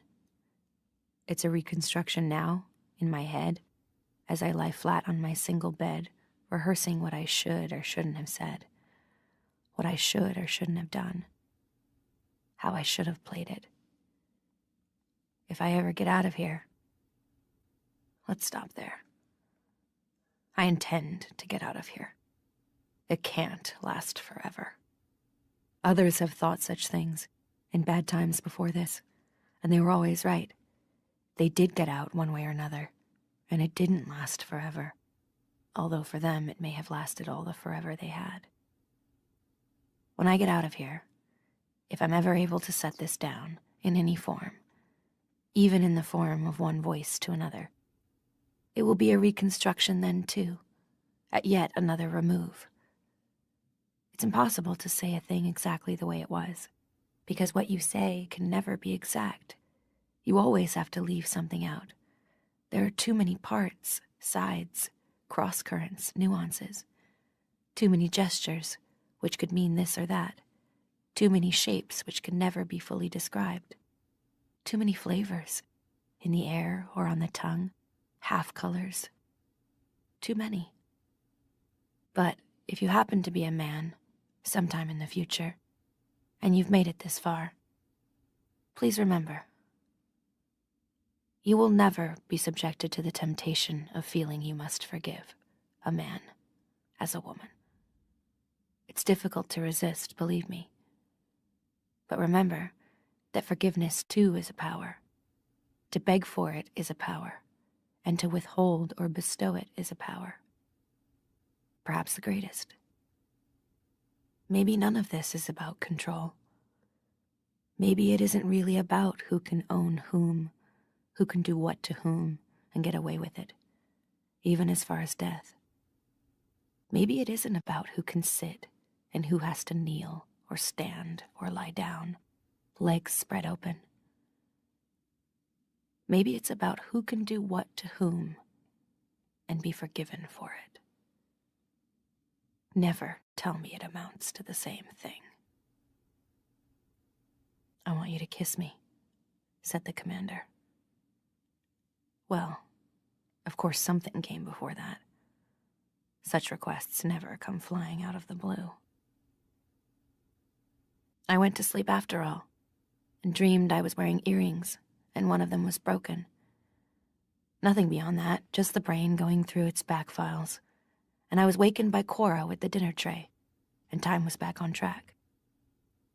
"Ate a good baby?" says Cora as she's setting down the tray. She must know already they have a kind of word-of-mouth telegraph from household to household. News gets around. But it gives her pleasure to hear about it, as if my words will make it more real. "It's fine," I say. "A keeper. A girl." Cora smiles at me, a smile that includes. These are the moments that must make what she is doing seem worthwhile to her. "That's good," she says. Her voice is almost wistful, and I think, of course, she would have liked to have been there. It's like a party she couldn't go to. "Maybe we have one soon," she says, shyly. By we, she means me. It's up to me to repay the team, justify my food and keep, like a queen ant with eggs. Rita may disapprove of me, but Cora does not. Instead, she depends on me, She hopes, and I am the vehicle for her hope. Her hope is of the simplest kind. She wants a birthday, here, with guests and food and presents. She wants a little child to spoil in the kitchen, to iron clothes for, to slip cookies into when no one's watching. I am to provide these joys for her. I would rather have the disapproval. I feel more worthy of it. The dinner is beef stew. I have some trouble finishing it because halfway through it I remember what the day has erased right out of my head. It's true what they say. It's a trance state giving birth or being there. You lose track of the rest of your life. You focus only on that one instant. But now it comes back to me. And I know I'm not prepared. The clock in the hall downstairs strikes 9. I press my hands against the sides of my thighs, breathe in, set out along the hall and softly down the stairs. Serena Joy may still be at the house where the birth took place. That's lucky. He couldn't have foreseen it. On these days, the wives hang around for hours, helping to open the presents, gossiping, getting drunk. Something has to be done to dispel their envy. I follow the downstairs corridor back, past the door that leads into the kitchen, along to the next door. His. I stand outside it, feeling like a child who's been summoned, at school, to the principal's office. What have I done wrong? My presence here is illegal. It's forbidden for us to be alone with the commanders. We are for breeding purposes. We aren't concubines, geisha girls, courtesans. On the contrary, everything possible has been done to remove us from that category. There is supposed to be nothing entertaining about us. No room is to be permitted for the flowering of secret lusts. No special favors are to be wheedled by them or us. There are to be no toeholds for love. We are two-legged wombs, that's all. Sacred vessels, ambulatory chalices. So why does he want to see me? At night, alone? If I'm caught, it's to Serena's tender mercies I'll be delivered. He isn't supposed to meddle in such household discipline. That's women's business. After that, reclassification. I could become an unwoman. But to refuse to see him could be worse. There's no doubt about who holds the real power. But there must be something he wants from me. To want is to have a weakness. It's this weakness, whatever it is, that entices me. It's like a small crack in a wall, before now impenetrable. If I press my eye to it, this weakness of his, I may be able to see my way clear. I want to know what he wants. I raise my hand, knock on the door of this forbidden room where I have never been, where women do not go. Not even Serena Joy comes here, and the cleaning is done by guardians. What secrets, what male totems are kept in here? I'm told to enter. I open the door, step in. What is on the other side is normal life. I should say, what is on the other side looks like normal life. There is a desk, of course, with a computalk on it, and a black leather chair behind it. There's a potted plant on the desk, a pen holder set, papers. There's an oriental rug on the floor, and a fireplace without a fire in it. There's a small sofa covered in brown plush, a television set, an end table, a couple of chairs. But all around the walls, there are bookcases.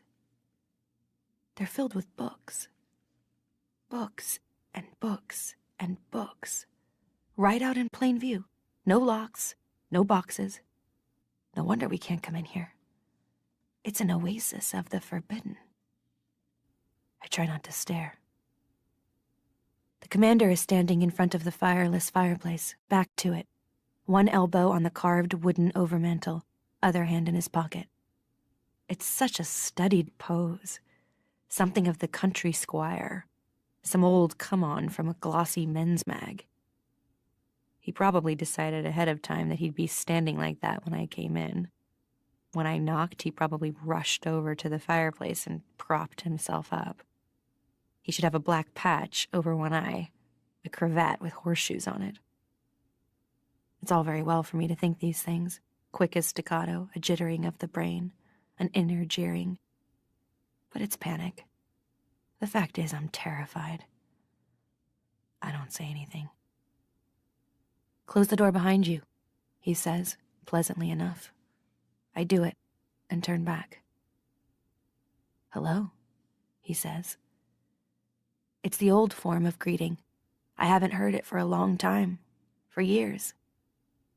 Under the circumstances, it seems out of place. Comical, even. A flip backward in time, a stunt. I can think of nothing appropriate to say in return. I think I will cry. He must have noticed this because he looks at me, puzzled, gives a little frown I choose to interpret as concern, though it may merely be irritation. "Here," he says. "You can sit down."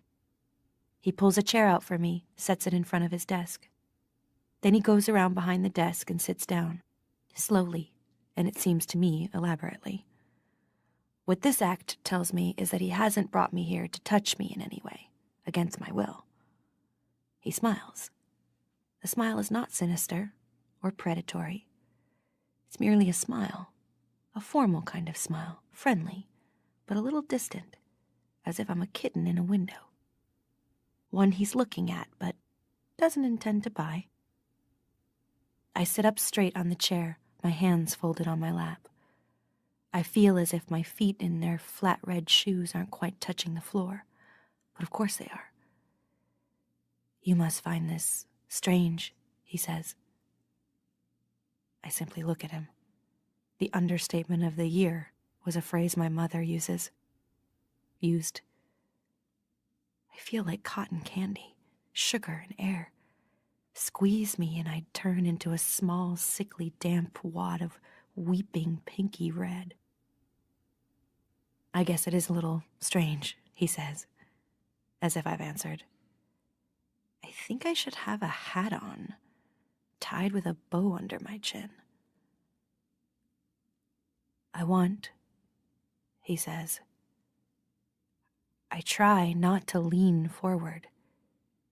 Yes, yes, yes. What, then? What does he want? But I won't give it away, this eagerness of mine. It's a bargaining session. Things are about to be exchanged. She who does not hesitate is lost. I'm not giving anything away. Selling only. "I would like," he says. This will sound silly. And he does look embarrassed. Sheepish was the word, the way men used to look once. He's old enough to remember how to look that way, and to remember also how appealing women once found it. The young ones don't know those tricks. They've never had to use them. "I'd like you to play a game of Scrabble with me," he says. I hold myself absolutely rigid. I keep my face unmoving. So that's what's in the forbidden room. Scrabble. I want to laugh, shriek with laughter, fall off my chair. This was once the game of old women, old men in the summers or in retirement villas, to be played when there was nothing good on television, or of adolescents once, long, long ago. My mother had a set kept at the back of the hall cupboard, with the Christmas tree decorations in their cardboard boxes. Once she tried to interest me in it when I was 13 and miserable and at loose ends. Now, of course, it's something different. Now it's forbidden for us. Now it's dangerous. Now it's indecent. Now it's something he can't do with his wife. Now it's desirable. Now he's compromised himself. It's as if he's offered me drugs. All right, I say, as if indifferent. I can, in fact, hardly speak. He doesn't say why he wants to play Scrabble with me. I don't ask him.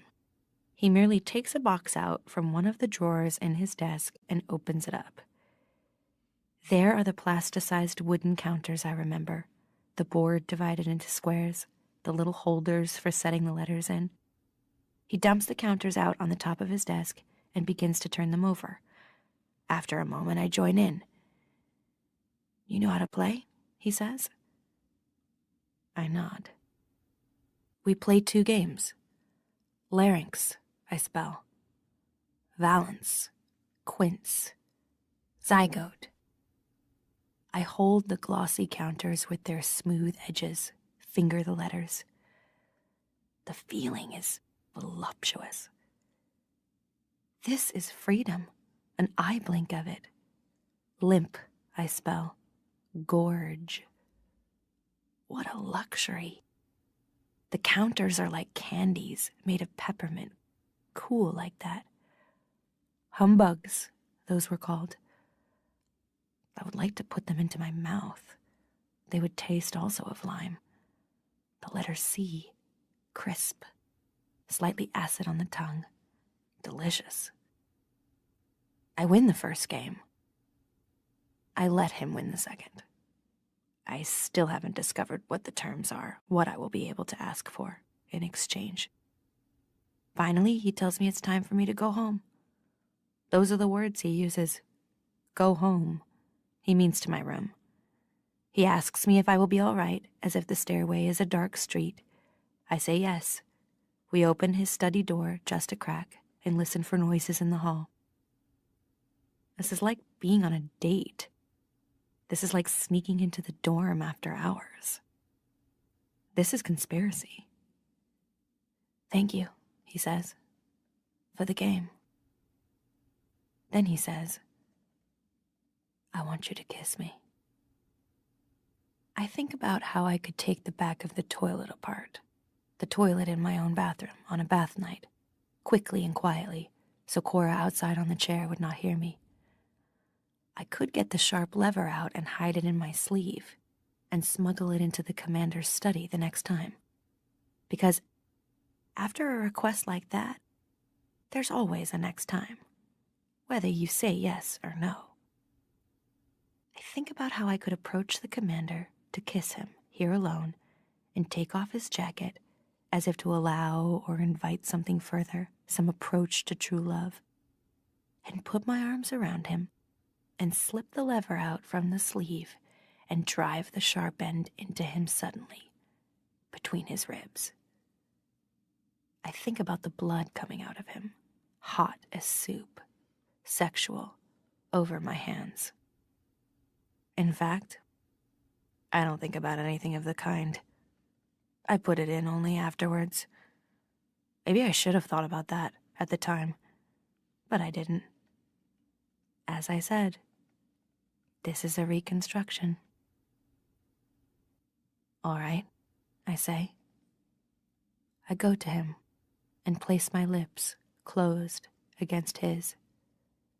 I smell the shaving lotion, the usual kind, the hint of mothballs, familiar enough to me. But he's like someone I've only just met. He draws away, looks down at me. There's the smile again, the sheepish one. Such candor. "Not like that," he says. "As if you meant it." He was so sad. That is a reconstruction, too.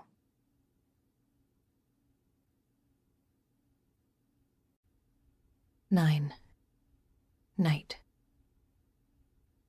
Chapter 24. I go back along the dimmed hall and up the muffled stairs, stealthily to my room. There I sit in the chair, with the lights off, in my red dress, hooked and buttoned. You can think clearly only with your clothes on. What I need is perspective, the illusion of depth created by a frame, the arrangement of shapes on a flat surface.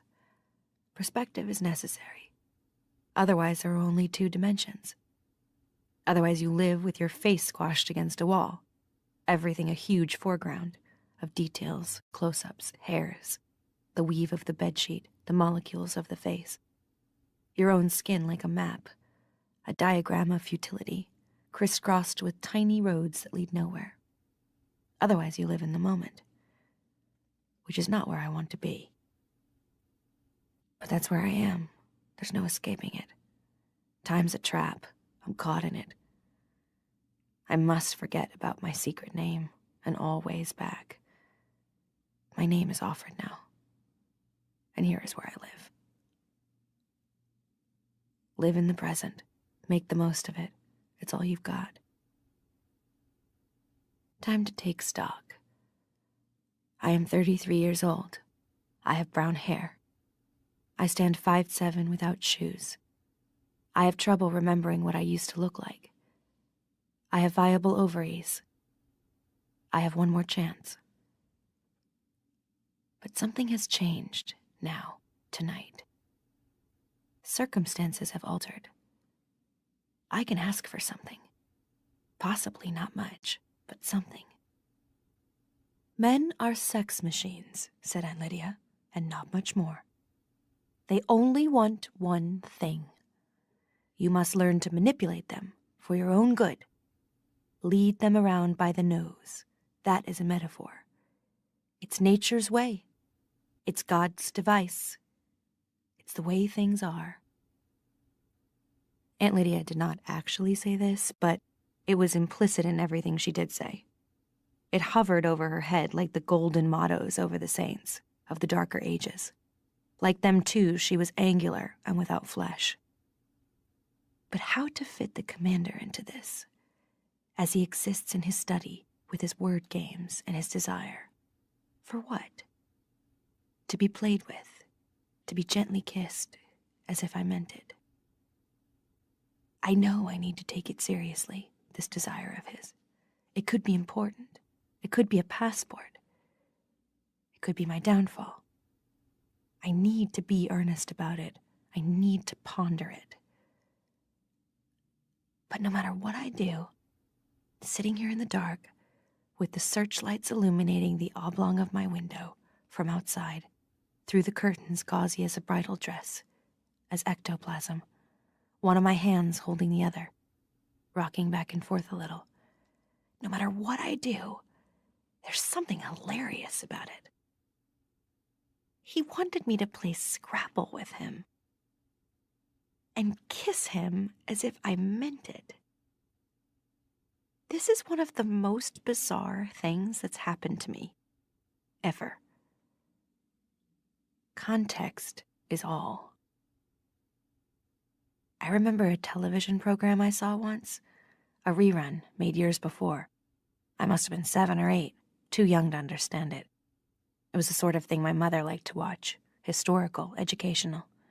She tried to explain it to me afterwards, to tell me that the things in it had really happened. But to me it was only a story. I thought someone had made it up. I suppose all children think that, about any history before their own. If it's only a story, it becomes less frightening. The program was a documentary about one of those wars. They interviewed people and showed clips from films of the time, black and white, and still photos. I don't remember much about it, but I remember the quality of the pictures, the way everything in them seemed to be coated with a mixture of sunlight and dust, and how dark the shadows were under people's eyebrows and along their cheekbones. The interviews with people still alive then were in color. The one I remember best was with a woman who had been the mistress of a man who had supervised one of the camps where they put the Jews before they killed them. In ovens, my mother said.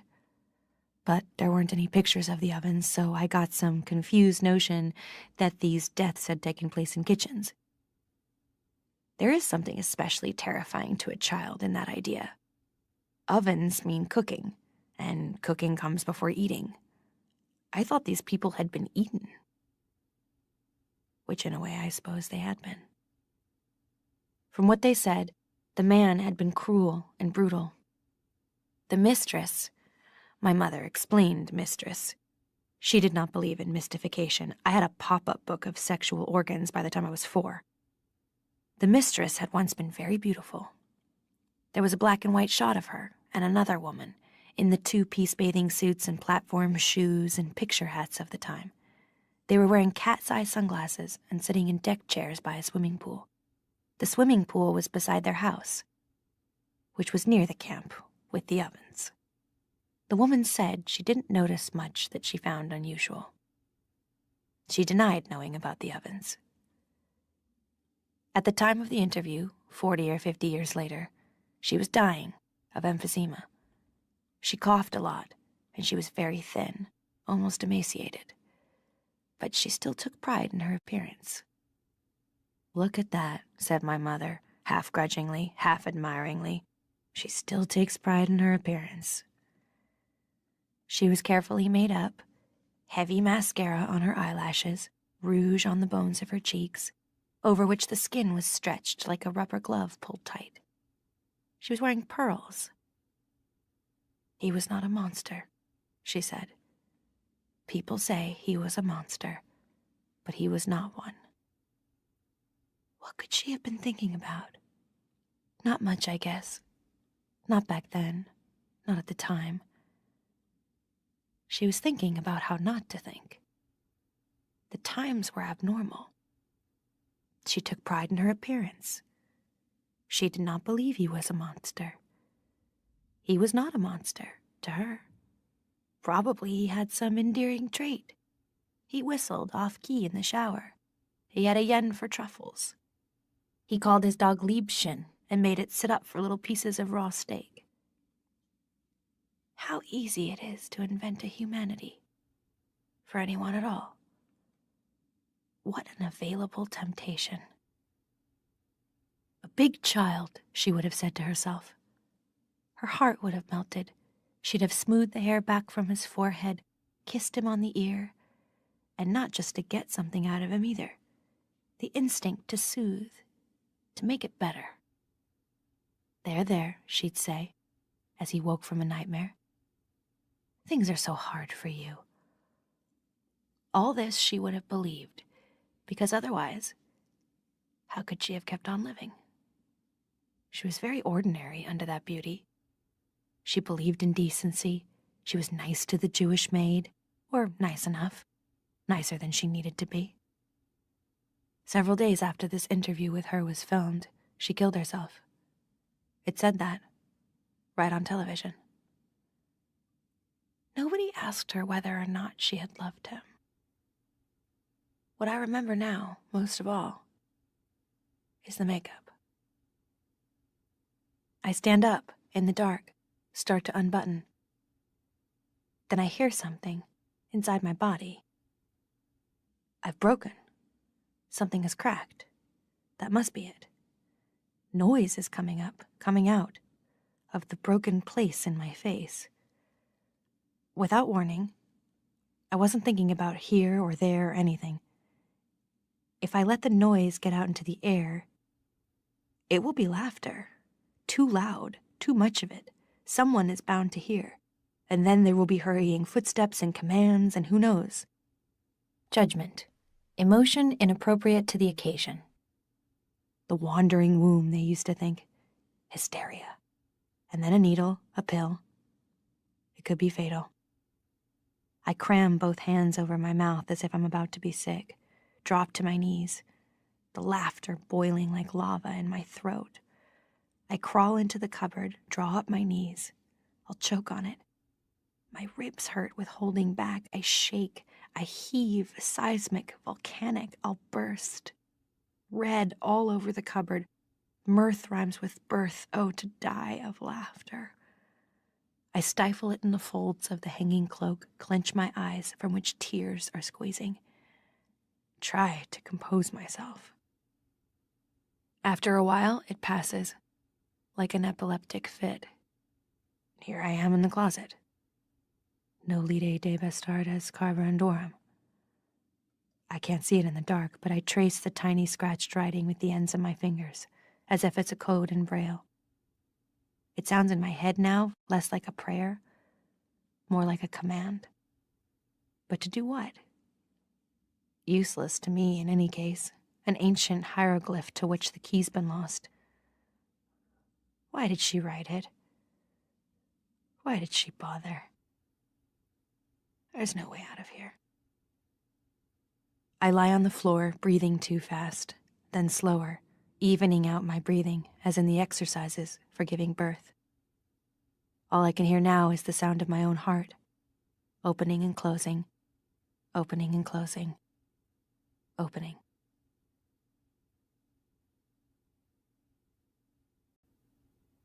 Ten. Soul Scrolls. Chapter 25.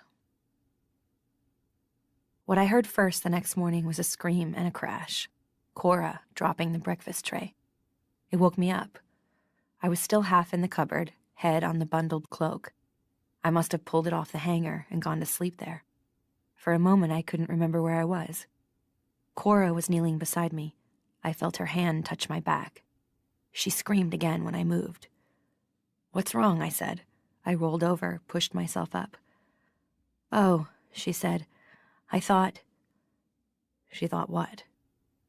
"Like," she said. The eggs had broken on the floor. There was orange juice and shattered glass.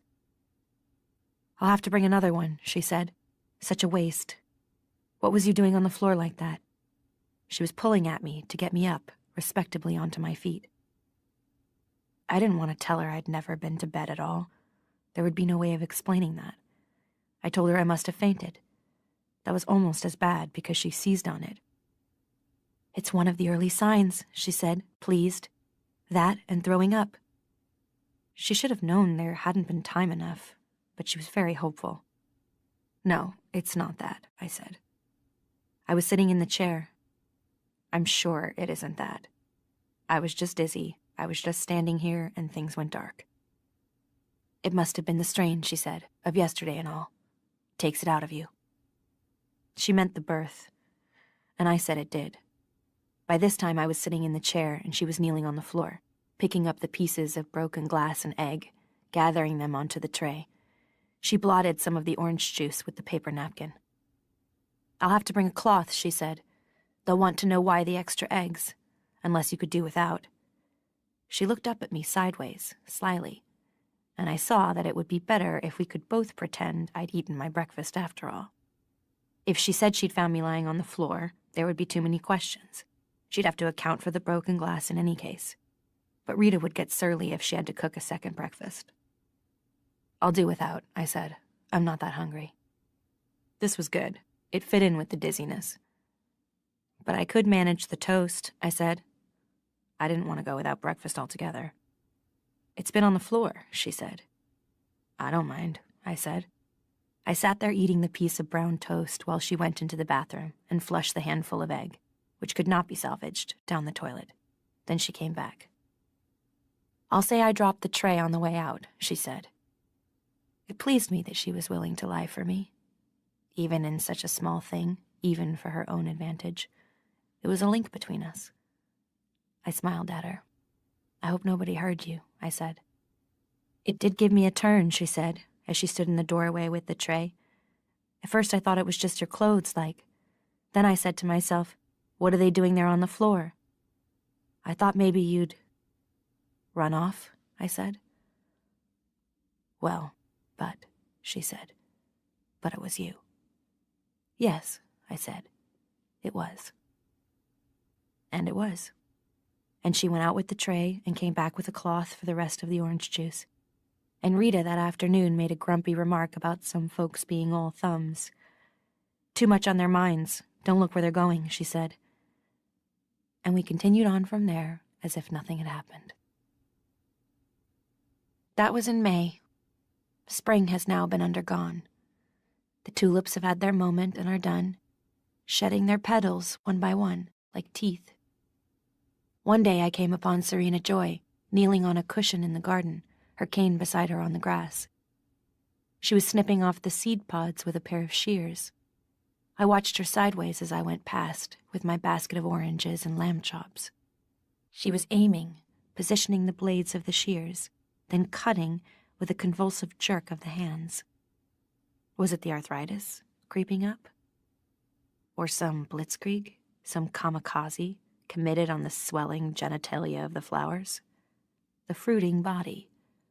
To cut off the seed pods is supposed to make the bulb store energy. Saint Serena, on her knees, doing penance. I often amused myself this way, with small, mean-minded, bitter jokes about her, but not for long. It doesn't do to linger watching Serena Joy from behind. What I coveted was the shears. Well, then we had the irises, rising beautiful and cool on their tall stalks, like blown glass, like pastel water momentarily frozen in a splash, light blue, light mauve, and the darker ones, velvet and purple, black cat's ears in the sun, indigo shadow, and the bleeding hearts, so female in shape it was a surprise they'd not long since been rooted out. There is something subversive about this garden of Serena's, a sense of buried things bursting upwards, wordlessly into the light, as if to point, to say, whatever is silenced will clamor to be heard, though silently. A Tennyson garden, heavy with scent, languid. The return of the word swoon. Light pours down upon it from the sun, true, but also heat rises from the flowers themselves. You can feel it, like holding your hand an inch above an arm, a shoulder. It breathes in the warmth, breathing itself in. To walk through it in these days of peonies, of pinks and carnations, makes my head swim. The willow is in full plumage and is no help with its insinuating whispers. Rendezvous, it says, terraces. The sibilants run up my spine, a shiver as if in fever. The summer dress rustles against the flesh of my thighs. The grass grows underfoot. At the edges of my eyes there are movements in the branches. Feathers, flittings, grace notes, tree into bird, metamorphosis run wild. Goddesses are possible now, and the air suffuses with desire. Even the bricks of the house are softening, becoming tactile. If I leaned against them, they'd be warm and yielding. It's amazing what denial can do. Did the sight of my ankle make him lightheaded, faint at the checkpoint yesterday, when I dropped my pass and let him pick it up for me? No handkerchief, no fan. I use what's handy. Winter is not so dangerous. I need hardness, cold, rigidity. Not this heaviness, as if I'm a melon on a stem. This liquid ripeness. The commander and I have an arrangement. It's not the first such arrangement in history, though the shape it's taken is not the usual one. I visit the commander 2 or 3 nights a week, always after dinner, but only when I get the signal. The signal is Nick. If he's polishing the car when I set out for the shopping, or when I come back, and if his hat is on askew or not on at all, then I go. If he isn't there, or if he has his hat on straight, then I stay in my room in the ordinary way. On ceremony nights, of course, none of this applies. The difficulty is the wife, as always. After dinner, she goes to their bedroom, from where she could conceivably hear me as I sneak along the hall, although I take care to be very quiet. Or she stays in the sitting room, knitting away at her endless angel scarves, turning out more and more yards of intricate and useless wool people. Her form of procreation, it must be. The sitting room door is usually left ajar when she's in there, and I don't dare to go past it. When I've had the signal but can't make it, down the stairs or along the hall past the sitting room, the commander understands. He knows my situation, none better. He knows all the rules. Sometimes, however, Serena Joy is out, visiting another commander's wife, a sick one. That's the only place she could conceivably go, by herself, in the evenings. She takes food, a cake or pie or loaf of bread baked by Rita, or a jar of jelly, made from the mint leaves that grow in her garden. They get sick a lot, these wives of the commanders. It adds interest to their lives. As for us, the Handmaids, and even the Marthas.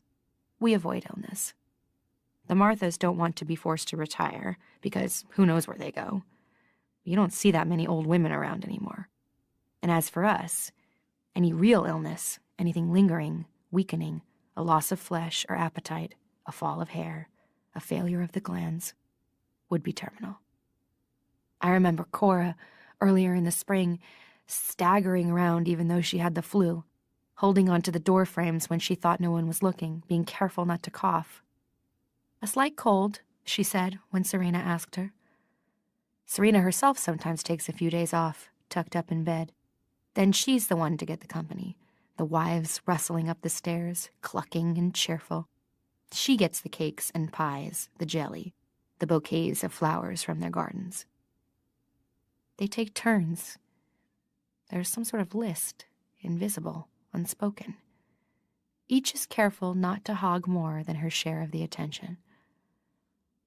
On the nights when Serena is due to be out, I'm sure to be summoned. The first time, I was confused. His needs were obscure to me, and what I could perceive of them seemed to me ridiculous, laughable, like a fetish for lace-up shoes. Also, there had been a letdown of sorts. What had I been expecting behind that closed door the first time? Something unspeakable? Down on all fours, perhaps? Perversions? Whips? Mutilations? At the very least, some minor sexual manipulation. Some bygone peccadillo now denied him, prohibited by law and punishable by amputation. To be asked to play Scrabble instead, as if we were an old married couple or two children, seemed kinky in the extreme. A violation, too, in its own way. As a request, it was opaque. So when I left the room, it still wasn't clear to me what he wanted, or why, or whether I could fulfill any of it for him. If there's to be a bargain, the terms of exchange must be set forth. This was something he certainly had not done. I thought he might be toying, some cat and mouse routine. But now I think that his motives and desires weren't obvious even to him. They had not yet reached the level of words. The second evening began in the same way as the first. I went to the door, which was closed, knocked on it, was told to come in. Then followed the same two games, with the smooth beige counters. Prolix, quartz, quandary, sylph, rhythm. All the old tricks with consonants I could dream up or remember. My tongue felt thick with the effort of spelling. It was like using a language I'd once known but had nearly forgotten. A language having to do with customs that had long before passed out of the world. Café au lait at an outdoor table with a brioche, absinthe in a tall glass, or shrimp in a cornucopia of newspaper. Things I'd once read about but had never seen. It was like trying to walk without crutches, like those phony scenes in old TV movies. You can do it. I know you can. That was the way my mind lurched and stumbled among the sharp R's and T's, sliding over the avoid vowels as if on pebbles. The commander was patient when I hesitated or asked him for a correct spelling. "We can always look it up in the dictionary," he said. He said "we." The first time, I realized, he'd let me win. That night I was expecting everything to be the same, including the goodnight kiss. But when we'd finished the second game, he sat back in his chair. He placed his elbows on the arms of the chair, the tips of his fingers together, and looked at me. "I have a little present for you," he said.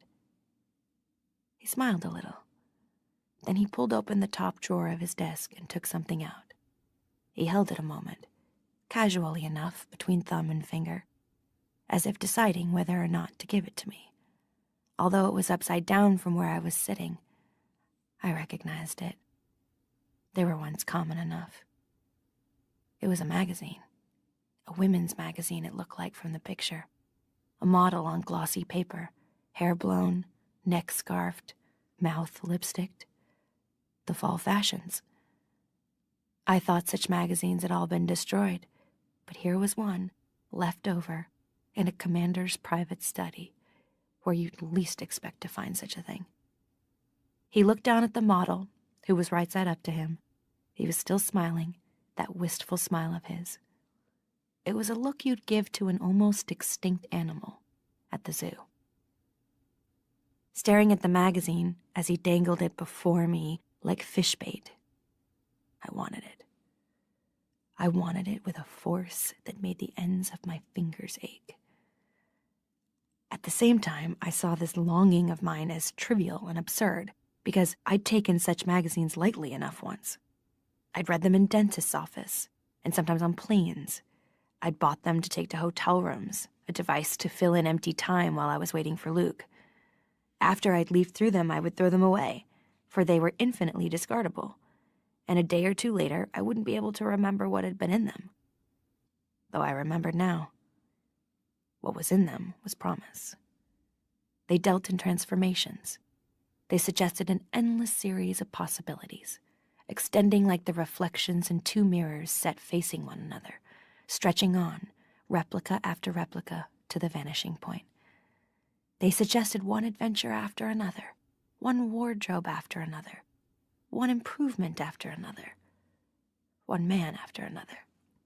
They suggested rejuvenation, pain overcome and transcended, endless love. The real promise in them was immortality. This was what he was holding without knowing it. He rifled the pages. I felt myself leaning forward. "It's an old one," he said. "A curio of sorts. From the 70s, I think. A Vogue." This like a wine connoisseur dropping a name. "I thought you might like to look at it." I hung back. He might be testing me to see how deep my indoctrination had really gone. "It's not permitted," I said. "In here, it is," he said quietly. I saw the point. Having broken the main taboo, why should I hesitate over another one, something minor? Or another? Or another? Who could tell where it might stop? Behind this particular door, taboo dissolved. I took the magazine from him and turned it the right way round. There they were again, the images of my childhood. Bold, striding, confident, their arms flung out as if to claim space, their legs apart, feet planted squarely on the earth. There was something Renaissance about the pose, but it was princes I thought of, not coiffed and ringleted maidens. Those candid eyes, shadowed with makeup, yes, but like the eyes of cats, fixed for the pounce. No quailing, no clinging there, not in those capes and rough tweeds, those boots that came to the knee. Pirates, these women, with their ladylike briefcases for the loot and their horsey, acquisitive teeth. I felt the commander watching me as I turned the pages. I knew I was doing something I shouldn't have been doing, and that he found pleasure in seeing me do it. I should have felt evil. By Aunt Lydia's lights, I was evil. But I didn't feel evil. Instead, I felt like an old Edwardian seaside postcard. Naughty. What was he going to give me next? A girdle? "Why do you have this?" I asked him. "Some of us," he said, "retain an appreciation for the old things." "But these were supposed to have been burned," I said. "There were house-to-house searches, bonfires."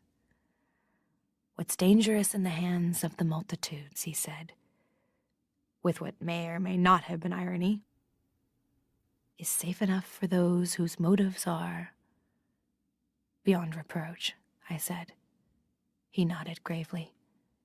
Impossible to tell whether or not he meant it. "But why show it to me?" I said, and then felt stupid. What could he possibly say? That he was amusing himself at my expense? For he must have known how painful it was to me to be reminded of the former time. I wasn't prepared for what he actually did say. "Who else could I show it to?" he said. And there it was again, that sadness. Should I go further? I thought. I didn't want to push him too far, too fast. I knew I was dispensable. Nevertheless, I said, too softly, "How about your wife?" He seemed to think about that. "No," he said. "She wouldn't understand. Anyway, she won't talk to me much anymore. We don't seem to have much in common these days." So there it was, out in the open. His wife didn't understand him.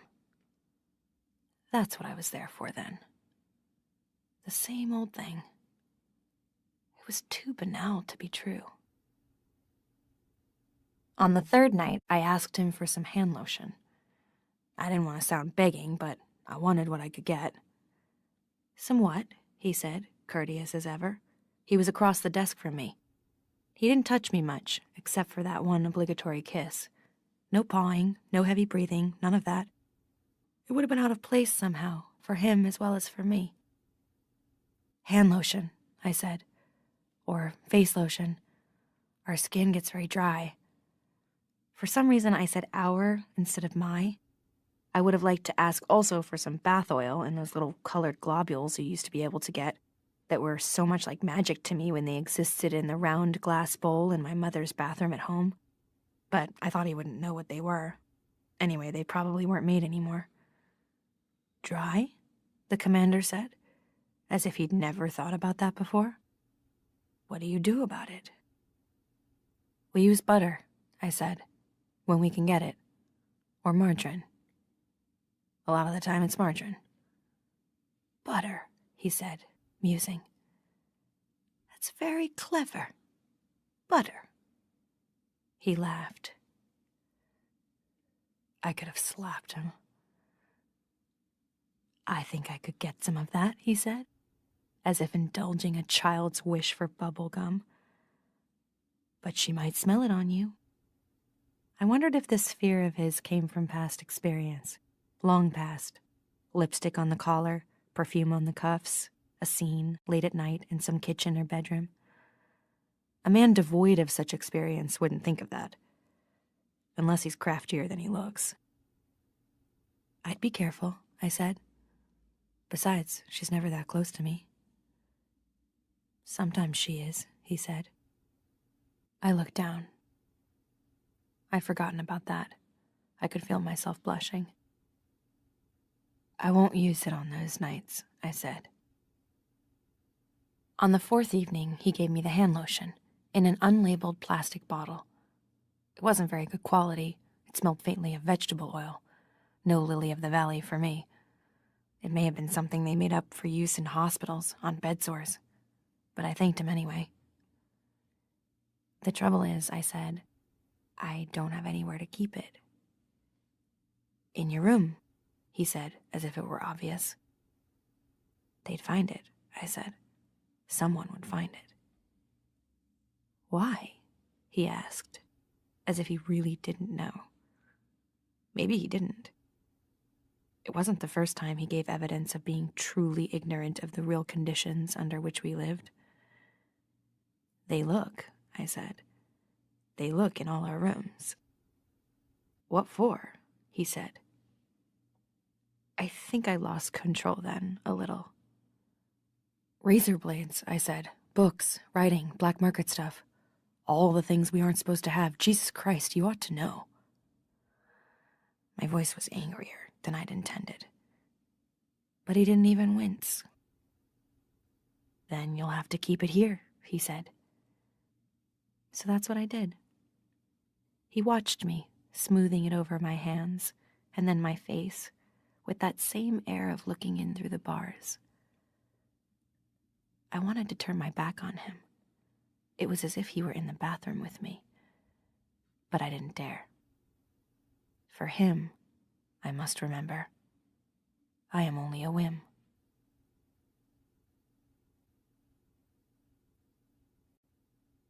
Chapter 26. When the night for the ceremony came round again, 2 or 3 weeks later, I found that things were changed. There was an awkwardness now that there hadn't been before. Before, I'd treated it as a job, an unpleasant job to be gone through as fast as possible so it could be over with. Steel yourself, my mother used to say, before examinations I didn't want to take or swims in cold water. I never thought much at the time about what the phrase meant, but it had something to do with metal, with armor. And that's what I would do. I would steel myself. I would pretend not to be present, not in the flesh. This state of absence, of existing apart from the body, had been true of the commander too, I knew now. Probably he thought about other things the whole time he was with me, with us, for of course Serena Joy was there on those evenings also. He might have been thinking about what he did during the day, or about playing golf, or about what he'd had for dinner. The sexual act, although he performed it in a perfunctory way, must have been largely unconscious for him, like scratching himself. But that night, the first since the beginning of whatever this new arrangement was between us, I had no name for it, I felt shy of him. I felt, for one thing, that he was actually looking at me, and I didn't like it. The lights were on, as usual, since Serena Joy always avoided anything that would have created an aura of romance or eroticism, however slight. Overhead lights, harsh, despite the canopy. It was like being on an operating table in the full glare, like being on a stage. I was conscious that my legs were hairy, in the straggly way of legs that have once been shaved but have grown back. I was conscious of my armpits, too, although, of course, he couldn't see them. I felt uncouth. This act of copulation, fertilization perhaps, which should have been no more to me than a bee is to a flower, had become for me indecorous, an embarrassing breach of propriety, which it hadn't been before. He was no longer a thing to me. That was the problem. I realized it that night, and the realization has stayed with me. It complicates. Serena Joy had changed for me, too. Once I'd merely hated her for her part in what was being done to me, and because she hated me, too, and resented my presence, and because she would be the one to raise my child, should I be able to have one after all. But now, although I still hated her, no more so than when she was gripping my hands so hard that her rings bit my flesh, pulling my hands back as well, which she must have done on purpose to make me as uncomfortable as she could. The hatred was no longer pure and simple. Partly I was jealous of her, but how could I be jealous of a woman so obviously dried up and unhappy? You can only be jealous of someone who has something you think you ought to have yourself. Nevertheless, I was jealous. But I also felt guilty about her. I felt I was an intruder in a territory that ought to have been hers. Now that I was seeing the commander on the sly, if only to play his games and listen to him talk, our functions were no longer as separate as they should have been in theory. I was taking something away from her, although she didn't know it. I was filching. Never mind that it was something she apparently didn't want or had no use for, had rejected even. Still, it was hers. And if I took it away, this mysterious it I couldn't quite define. For the commander wasn't in love with me. I refused to believe he felt anything for me as extreme as that. What would be left for her? Why should I care? I told myself. She's nothing to me. She dislikes me. She'd have me out of the house in a minute, or worse, if she could think up any excuse at all. If she were to find out, for instance. He wouldn't be able to intervene to save me. The transgressions of women in the household, whether Martha or Handmaid, are supposed to be under the jurisdiction of the wives alone. She was a malicious and vengeful woman. I knew that. Nevertheless, I couldn't shake it, that small compunction towards her. Also, I now had power over her, of a kind, although she didn't know it. And I enjoyed that. Why pretend? I enjoyed it a lot. But the commander could give me away so easily, by a look, by a gesture, some tiny slip that would reveal to anyone watching that there was something between us now. He almost did it the night of the ceremony. He reached his hand up as if to touch my face. I moved my head to the side to warn him away, hoping Serena Joy hadn't noticed, and he withdrew his hand again, withdrew into himself and his single-minded journey. "Don't do that again," I said to him the next time we were alone. "Do what?" he said. "Try to touch me like that when she's there." "Did I?" he said. "You could get me transferred," I said, "to the colonies. You know that. Or worse." I thought he should continue to act in public as if I were a large vase or a window, part of the background, inanimate or transparent. "I'm sorry," he said. "I didn't mean to, but I find it—" "What?" I said, when he didn't go on. "Impersonal," he said. "How long did it take you to find that out?" I said. You can see from the way I was speaking to him that we were already on different terms. "For the generations that come after," Aunt Lydia said, "it will be so much better. The women will live in harmony together, all in one family. You will be like daughters to them.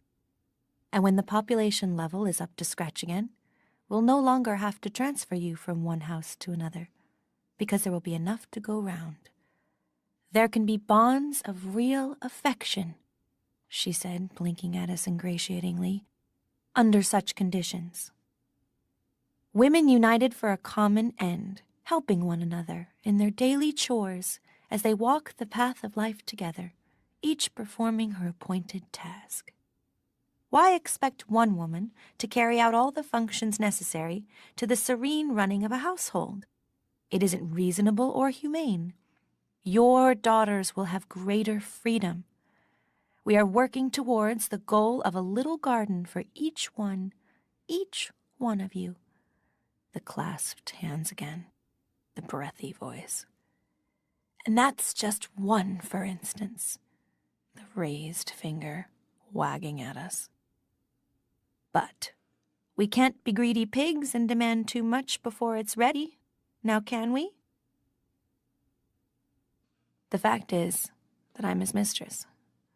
Men at the top have always had mistresses. Why should things be any different now? The arrangements aren't quite the same, granted. The mistress used to be kept in a minor house or apartment of her own, and now they've amalgamated things. But underneath it's the same, more or less. Outside woman, they used to be called in some countries. I am the outside woman. It's my job to provide what is otherwise lacking, even the Scrabble. It's an absurd as well as an ignominious position. Sometimes I think she knows. Sometimes I think they're in collusion.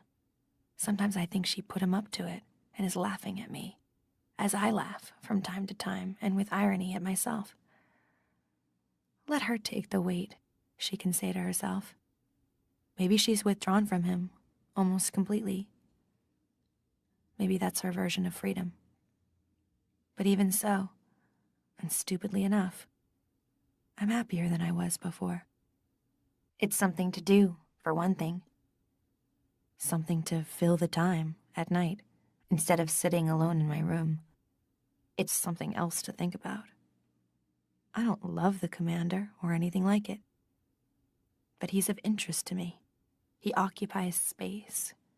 He is more than a shadow. And I for him. To him, I'm no longer merely a usable body. To him, I'm not just a boat with no cargo, a chalice with no wine in it, an oven, to be crude, minus the bun.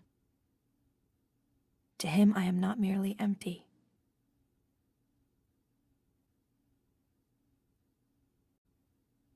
Chapter 27. I walk with Offglen along the summer street. It's warm, humid. This would have been sundress and sandals weather once. In each of our baskets are strawberries. The strawberries are in season now, so we'll eat them until we're sick of them. And some wrapped fish. We got the fish at Loaves and Fishes, with its wooden sign, a fish with a smile and eyelashes. It doesn't sell loaves, though. Most households bake their own, though you can get dried-up rolls and wizened donuts at Daily Bread if you run short. Loaves and Fishes is hardly ever open. Why bother opening when there's nothing to sell? The sea fisheries were defunct several years ago. The few fish they have now are from fish farms and taste muddy. The news says the coastal areas are being rested. Sole, I remember, and haddock, swordfish, scallops, tuna, lobsters stuffed and baked, salmon, pink and fat, grilled in steaks. Could they all be extinct, like the whales?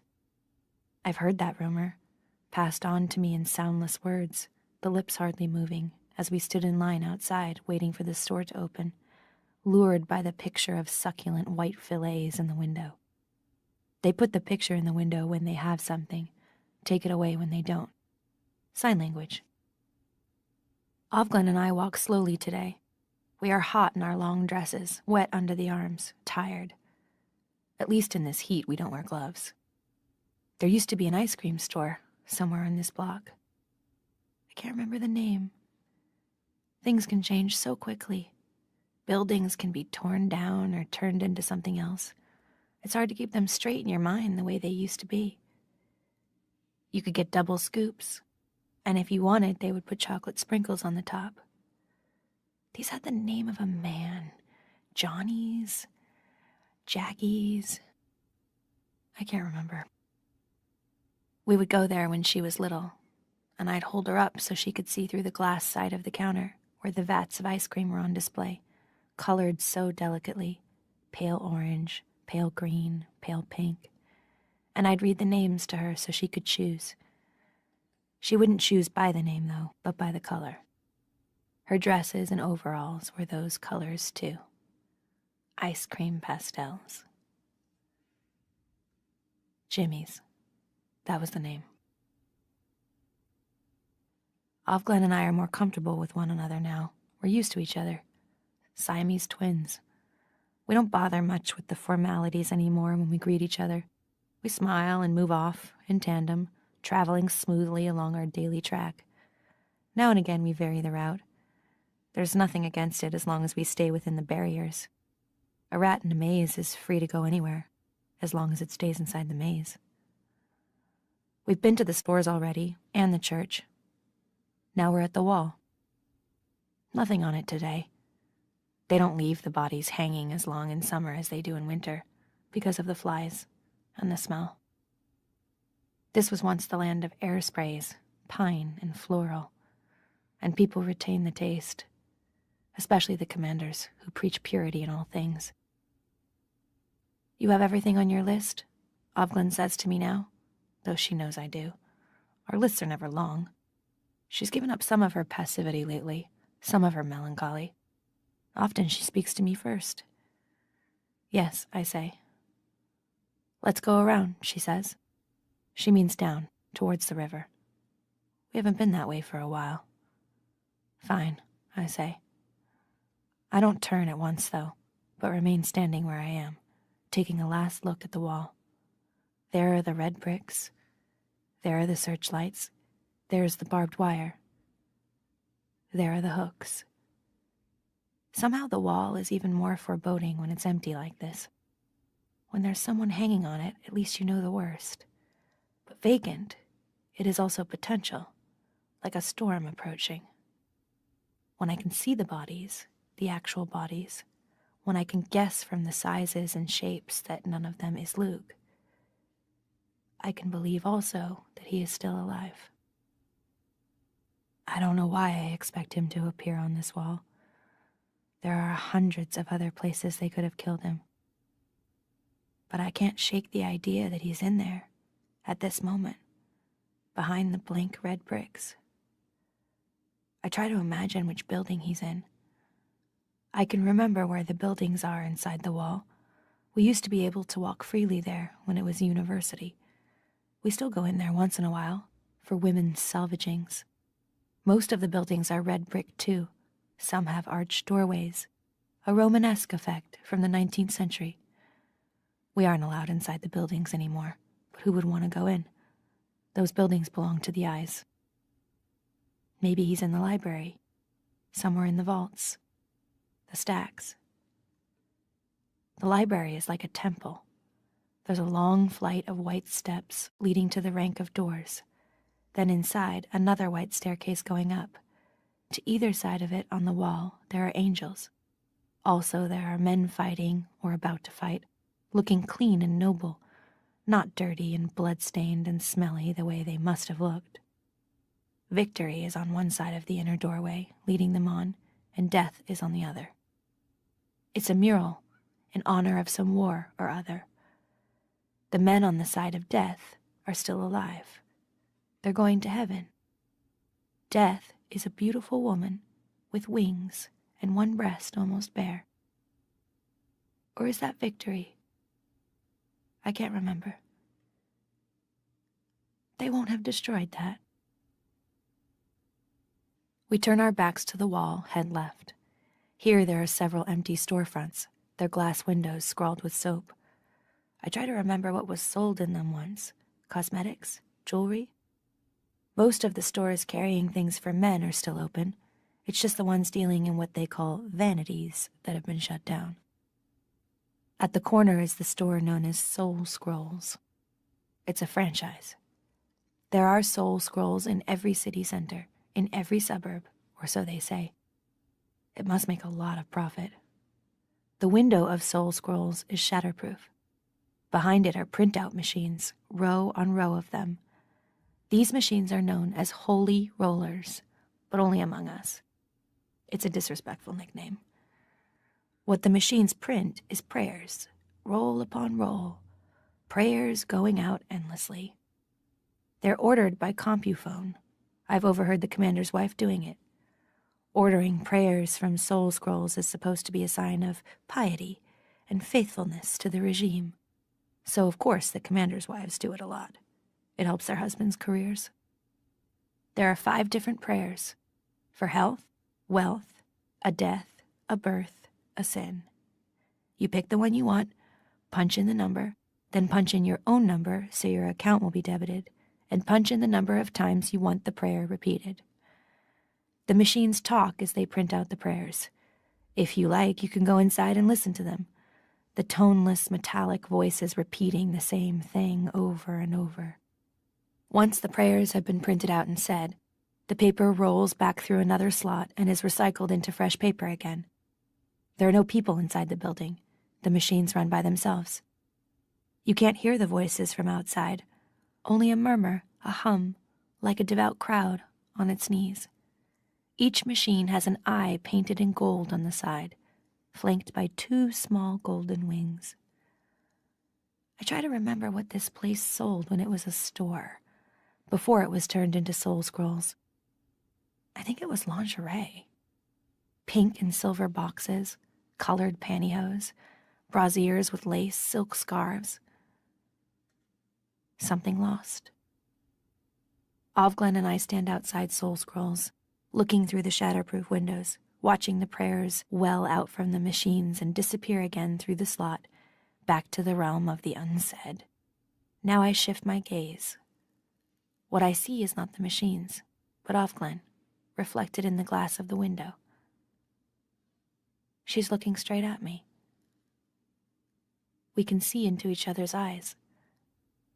This is the first time I've ever seen Offglen's eyes, directly, steadily, not aslant. Her face is oval, pink, plump but not fat. Her eye is roundish. She holds my stare in the glass, level, unwavering. Now it's hard to look away.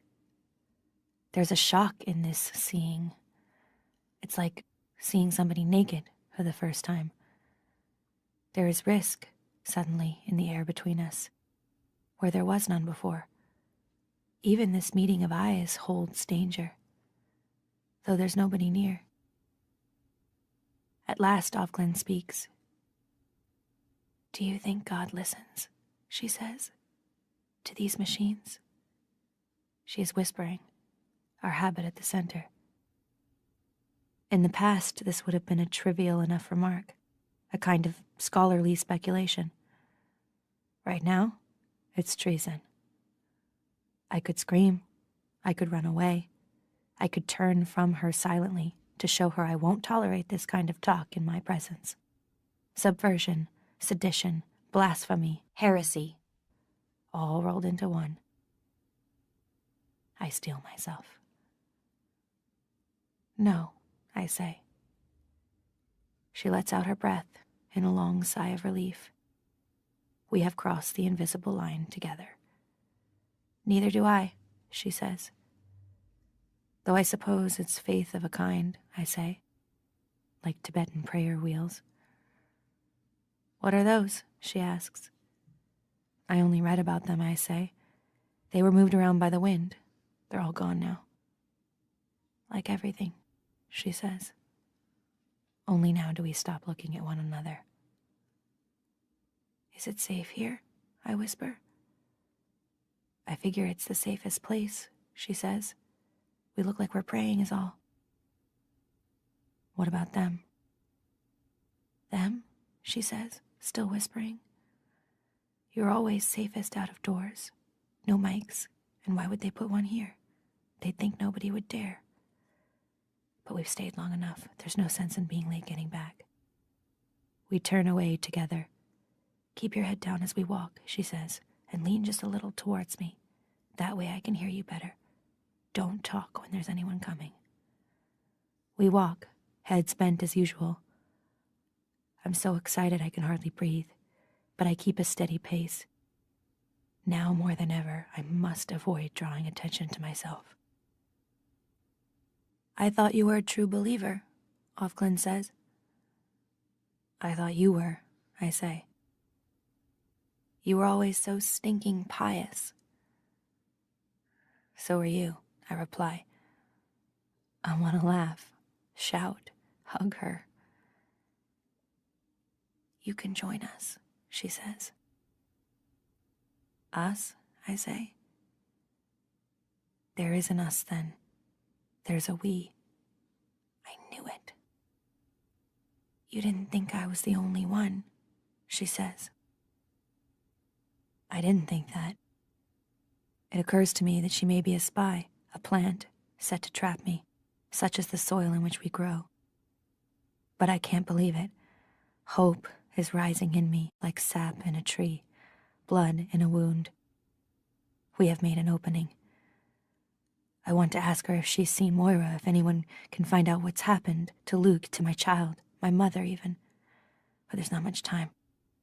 Too soon we're approaching the corner of the main street, the one before the first barrier. There will be too many people. Don't say a word, Offred warns me, though she doesn't need to. In any way.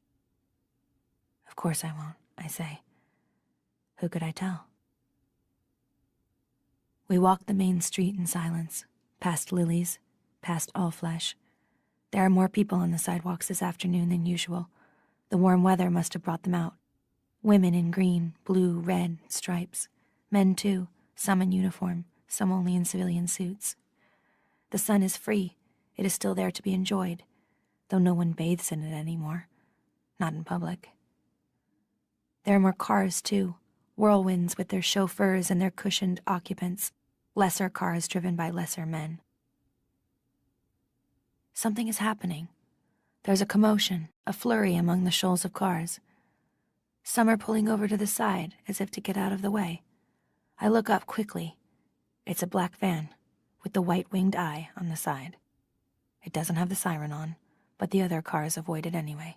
It cruises slowly along the street, as if looking for something. Shark on the prowl. I freeze.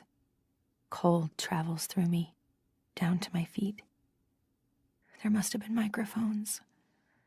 They've heard us after all. Offred, under cover of her sleeve, grips my elbow. Keep moving, she whispers. Pretend not to see. But I can't help seeing. Right in front of us, the van pulls up. Two eyes, in gray suits, leap from the opening double doors at the back. They grab a man who is walking along, a man with a briefcase, an ordinary-looking man, slam him back against the black side of the van. He's there a moment, splayed out against the metal as if stuck to it. Then one of the eyes moves in on him, does something sharp and brutal that doubles him over, into a limp cloth bundle. They pick him up and heave him into the back of the van like a sack of mail. Then they are inside also, and the doors are closed, and the van moves on.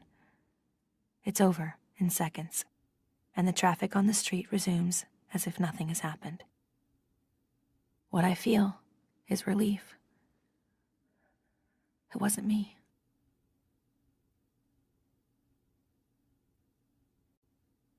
Chapter 28. I don't feel like a nap this afternoon. There's still too much adrenaline. I sit on the window seat, looking out through the semi-sheer of the curtains. White nightgown. The window is as open as it goes. There's a breeze, hot in the sunlight, and the white cloth blows across my face. From the outside, I must look like a cocoon, a spook, face enshrouded like this.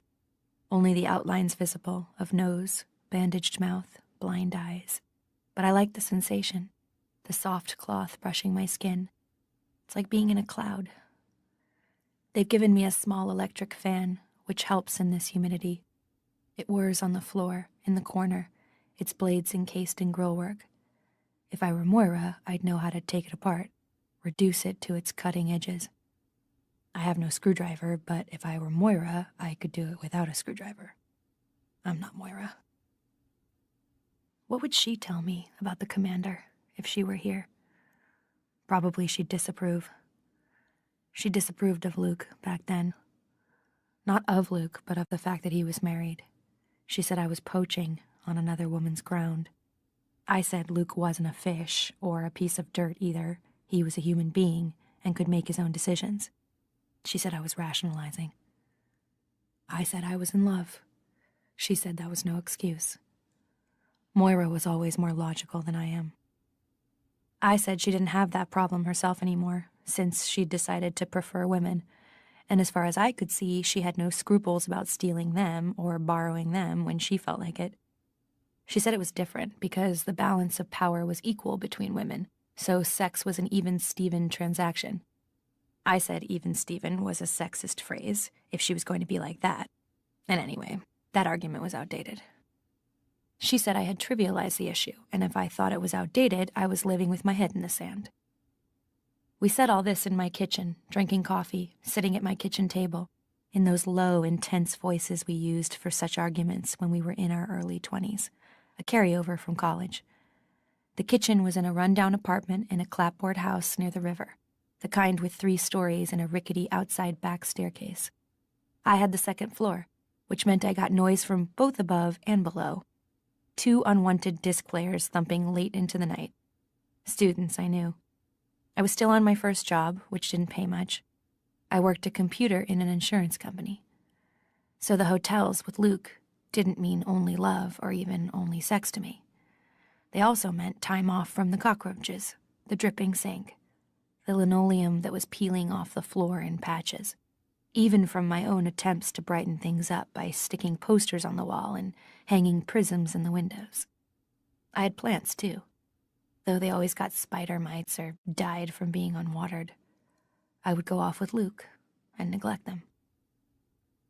I said there was more than one way of living with your head in the sand, and that if Moira thought she could create utopia by shutting herself up in a women-only enclave, she was sadly mistaken. Men were not just going to go away, I said. You couldn't just ignore them. That's like saying you should go out and catch syphilis merely because it exists, Moira said. Are you calling Luke a social disease? I said. Moira laughed. Listen to us, she said. Shit. We sound like your mother. We both laughed then, and when she left, we hugged each other as usual. There was a time when we didn't hug, after she'd told me about being gay.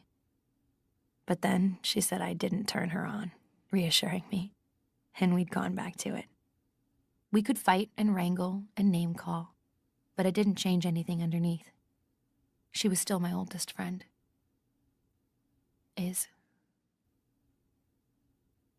I got a better apartment after that, where I lived for the 2 years it took Luke to pry himself loose. I paid for it myself with my new job. It was in a library, not the big one with death and victory, a smaller one. I worked transferring books to computer disks to cut down on storage space and replacement costs, they said. Diskers, we called ourselves. We called the library a discotheque, which was a joke of ours. After the books were transferred, they were supposed to go to the shredder, but sometimes I took them home with me. I liked the feel of them and the look. Luke said I had the mind of an antiquarian. He liked that. He liked old things himself. It's strange now to think about having a job. Job. It's a funny word. It's a job for a man. Do a jobby, they'd say to children when they were being toilet trained. Or of dogs. He did a job on the carpet. You were supposed to hit them with rolled up newspapers, my mother said. I can remember when there were newspapers, though I never had a dog, only cats. The Book of Job. All those women having jobs. Hard to imagine now, but thousands of them had jobs, millions. It was considered the normal thing. Now it's like remembering the paper money when they still had that. My mother kept some of it, pasted into her scrapbook along with the early photos. It was obsolete by then. You couldn't buy anything with it. Pieces of paper, thickish, greasy to the touch, green-colored, with pictures on each side. Some old man in a wig, and on the other side a pyramid with an eye above it. It said, "In God we trust." My mother said people used to have signs beside their cash registers for a joke. "In God we trust, all others pay cash." That would be blasphemy now. You had to take those pieces of paper with you when you went shopping, though by the time I was 9 or 10, most people used plastic cards. Not for the groceries, though. That came later. It seemed so primitive, totemistic even, like cowrie shells. I must have used that kind of money myself, a little, before everything went on the CompuBank. I guess that's how they were able to do it, in the way they did, all at once, without anyone knowing beforehand. If there had still been portable money, it would have been more difficult. It was after the catastrophe, when they shot the president and machine-gunned the Congress, and the army declared a state of emergency. They blamed it on the Islamic fanatics at the time. "Keep calm," they said on television. "Everything is under control." I was stunned. Everyone was, I know that. It was hard to believe. The entire government, gone, like that. How did they get in? How did it happen? That was when they suspended the Constitution. They said it would be temporary. There wasn't even any rioting in the streets. People stayed home at night, watching television, looking for some direction. There wasn't even an enemy you could put your finger on. "Look out," said Moira to me over the phone. "Here it comes." "Here what comes?" I said. "You wait," she said. "They've been building up to this. It's you and me up against the wall, baby." She was quoting an expression of my mother's, but she wasn't intending to be funny. Things continued in that state of suspended animation for weeks, although some things did happen. Newspapers were censored, and some were closed down, for security reasons, they said. The roadblocks began to appear, and identipasses. Everyone approved of that, since it was obvious you couldn't be too careful. They said that new elections would be held, but that it would take some time to prepare for them. The thing to do, they said, was to continue on as usual. The porno marts were shut, though, and there were no longer any Feels on Wheels vans and bundle buggies circling the square. But I wasn't sad to see them go. We all knew what a nuisance they'd been. "It's high time somebody did something," said the woman behind the counter, at the store where I usually bought my cigarettes. It was on the corner, a newsstand chain, papers, candy, cigarettes. The woman was older, with gray hair, my mother's generation. Did they just close them, or what? I asked. She shrugged. Who knows, who cares, she said. Maybe they just moved them off somewhere else. Trying to get rid of it altogether is like trying to stamp out mice, you know?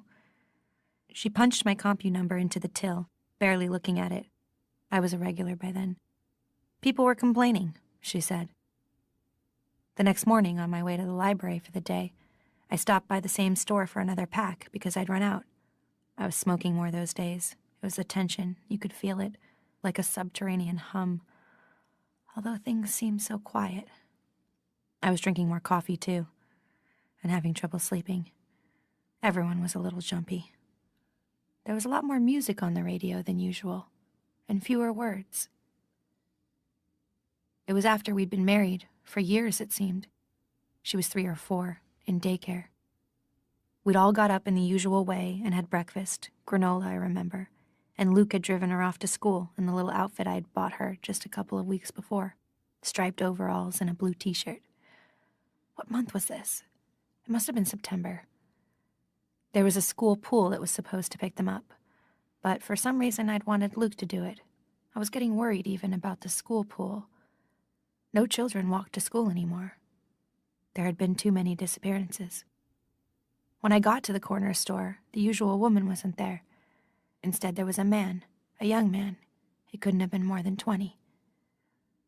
She sick? I said as I handed him my card. Who? He said. Aggressively, I thought. The woman who's usually here, I said. How would I know? He said. He was punching my number in, studying each number, punching with one finger. He obviously hadn't done it before. I drummed my fingers on the counter, impatient for a cigarette, wondering if anyone had ever told him something could be done about those pimples on his neck.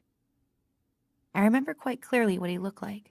Tall, slightly stooped, dark hair cut short, brown eyes that seemed to focus 2 inches behind the bridge of my nose, and that acne. I suppose I remember him so clearly because of what he said next. Sorry, he said. This number's not valid.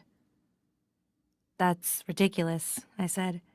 It must be. I've got thousands in my account. I just got the statement 2 days ago. Try it again. It's not valid, he repeated obstinately. See that red light? Means it's not valid.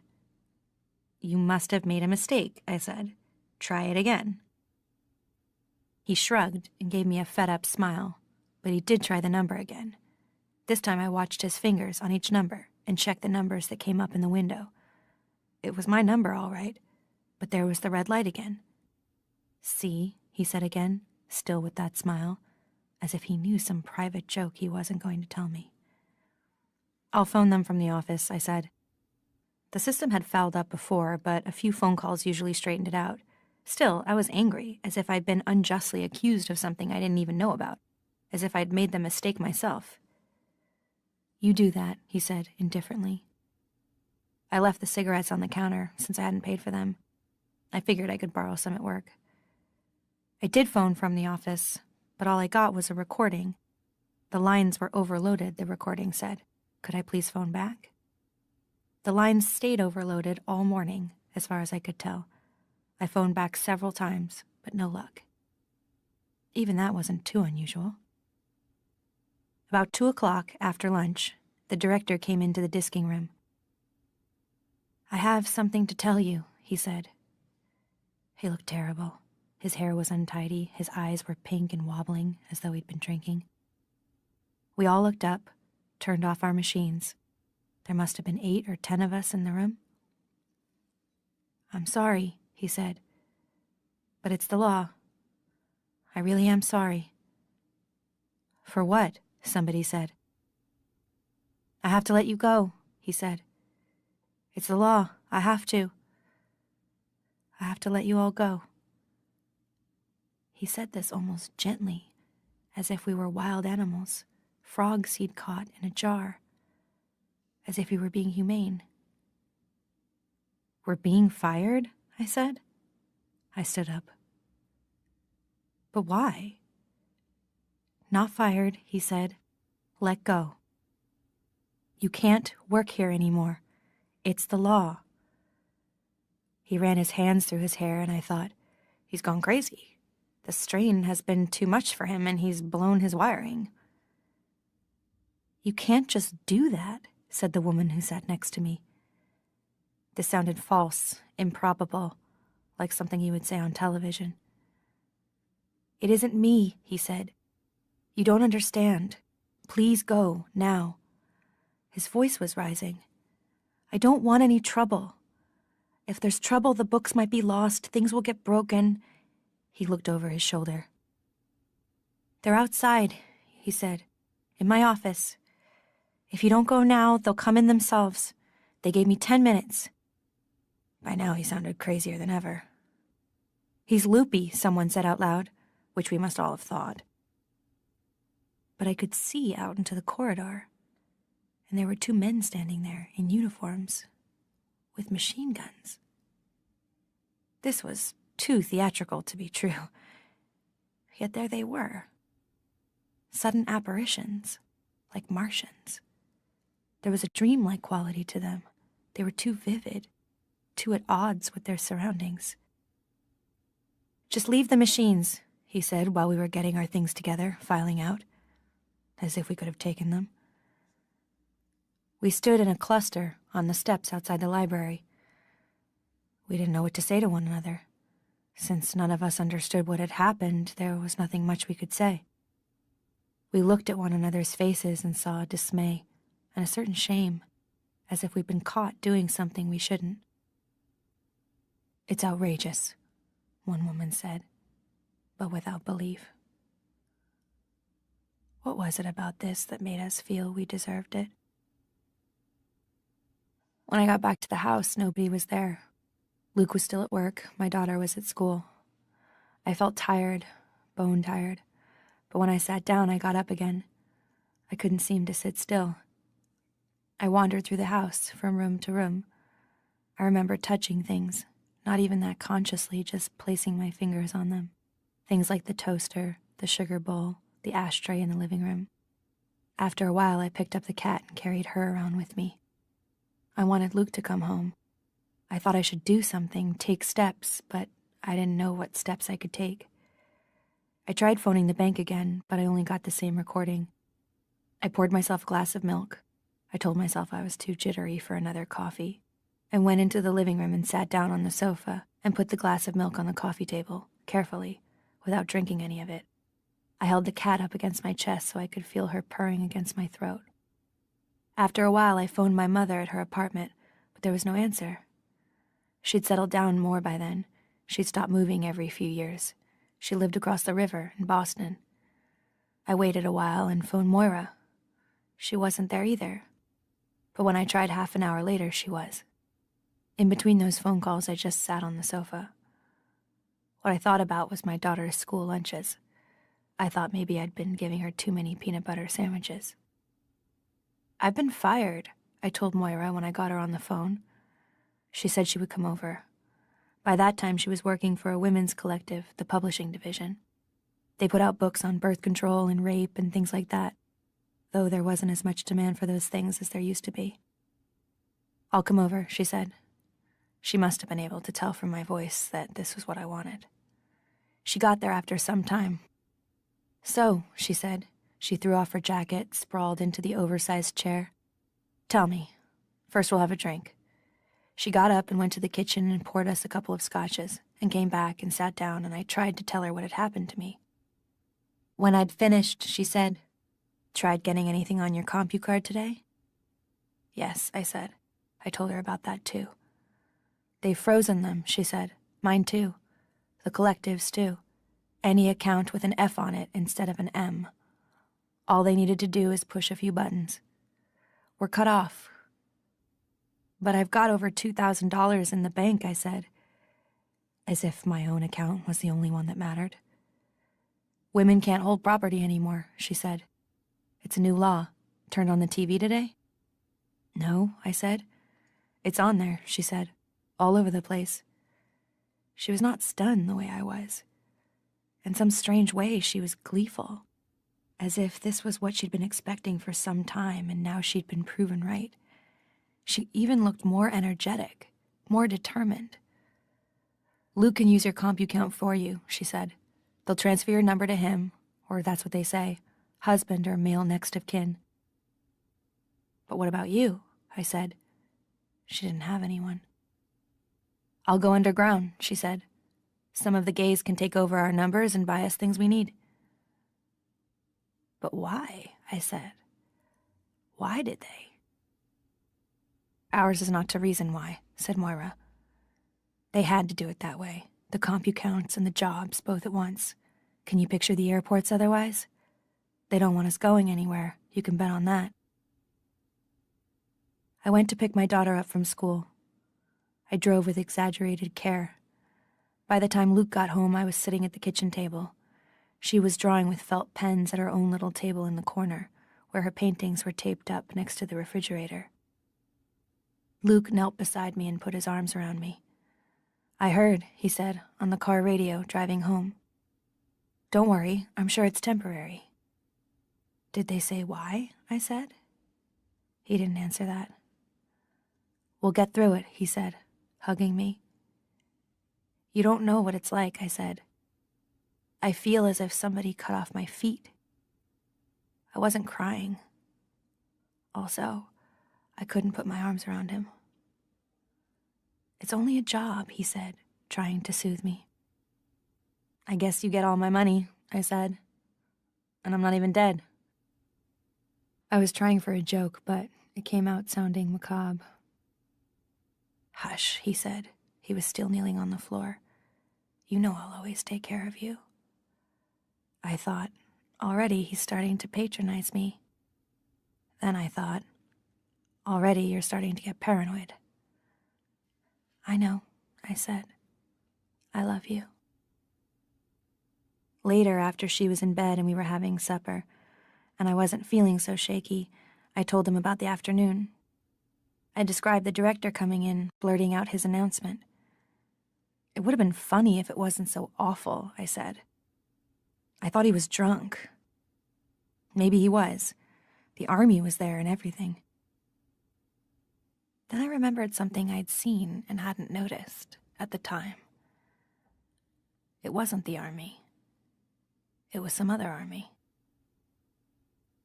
There were marches, of course, a lot of women and some men, but they were smaller than you might have thought. I guess people were scared.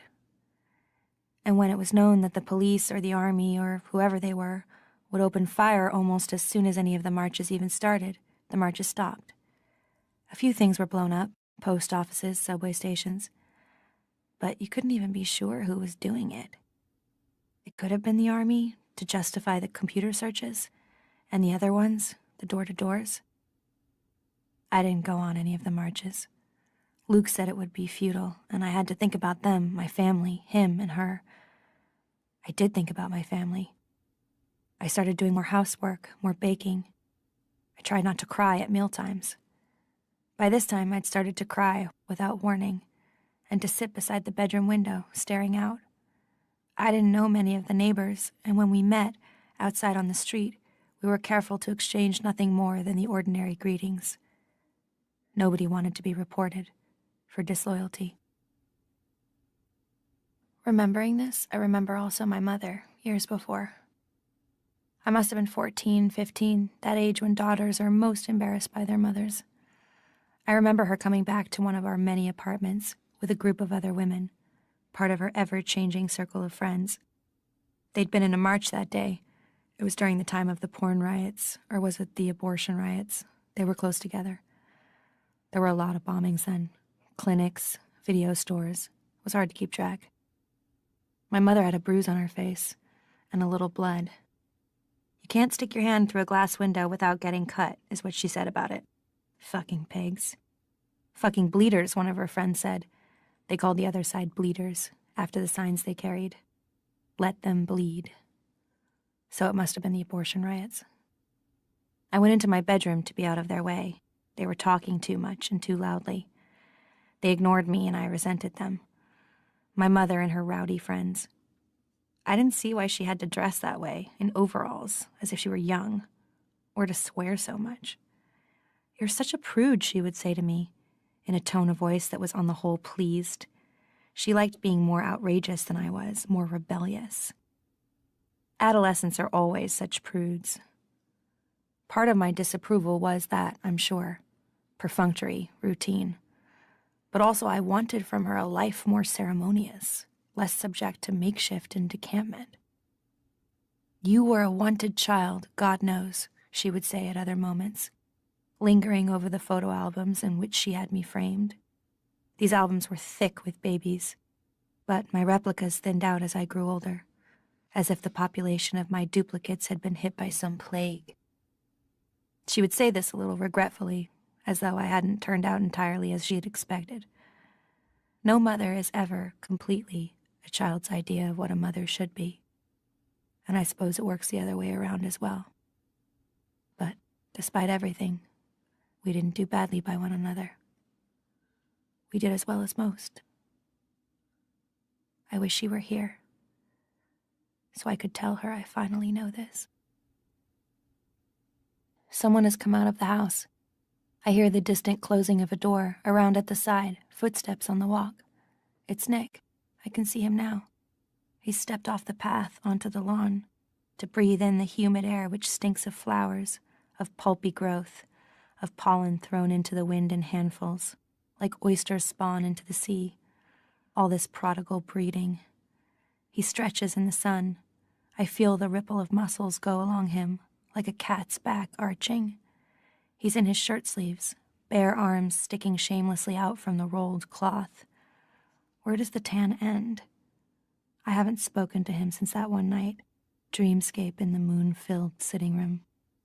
He's only my flag, my semaphore, body language. Right now, his cap's on sideways. Therefore, I am sent for. What does he get for it, his role as page boy? How does he feel, pimping in this ambiguous way for the commander? Does it fill him with disgust, or make him want more of me, want me more? Because he has no idea what really goes on in there, among the books. Acts of perversion, for all he knows. The commander and me covering each other with ink, licking it off, or making love on stacks of forbidden newsprint. Well, he wouldn't be far off at that. But depend on it, there's something in it for him. Everyone's on the take one way or another. Extra cigarettes? Extra freedoms? Not allowed to the general run? Anyway, what can he prove?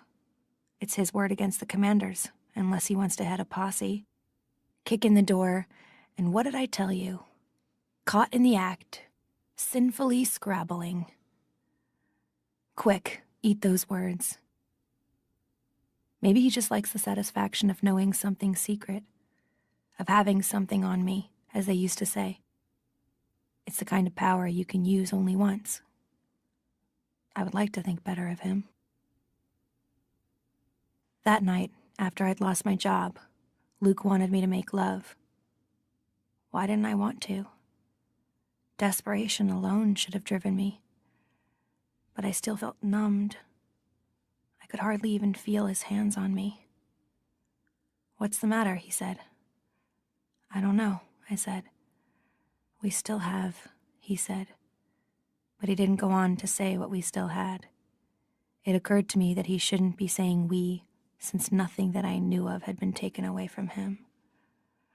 "We still have each other," I said. It was true. Then why did I sound, even to myself, so indifferent? He kissed me then, as if now I'd said that, things could get back to normal. But something had shifted, some balance. I felt shrunken, so that when he put his arms around me, gathering me up, I was small as a doll. I felt love going forward without me. He doesn't mind this, I thought. He doesn't mind it at all. Maybe he even likes it. We are not each other's anymore. Instead, I am his. Unworthy, unjust, untrue. But that is what happened. So, Luke, what I want to ask you now, what I need to know is, was I right? Because we never talked about it. By the time I could have done that, I was afraid to. I couldn't afford to lose you.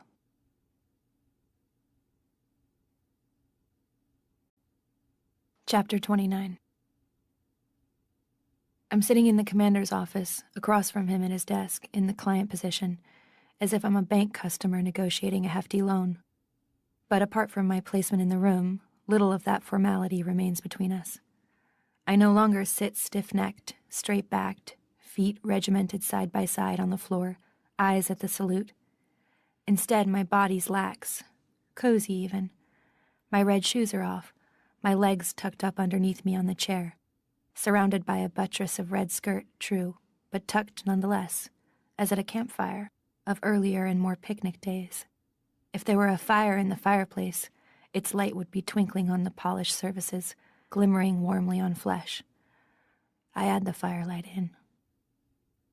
As for the commander, he's casual to a fault tonight. Jacket off, elbows on the table. All he needs is a toothpick in the corner of his mouth to be an ad for rural democracy, as in an etching. Flyspecked, some old burned book. The squares on the board in front of me are filling up. I'm making my penultimate play of the night. Zilch, I spell, a convenient one-vowel word with an expensive Z. Is that a word? Says the commander. We could look it up, I say. It's archaic.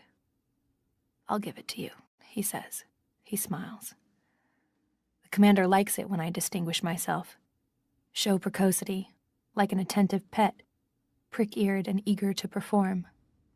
His approbation laps me like a warm bath. I sense in him none of the animosity I used to sense in men, even in Luke sometimes. He's not saying bitch in his head. In fact, he is positively daddyish. He likes to think I am being entertained. And I am. I am. Deftly, he adds up our final scores on his pocket computer. You ran away with it, he says. I suspect him of cheating, to flatter me, to put me in a good mood. But why? It remains a question. What does he have to gain from this sort of pampering?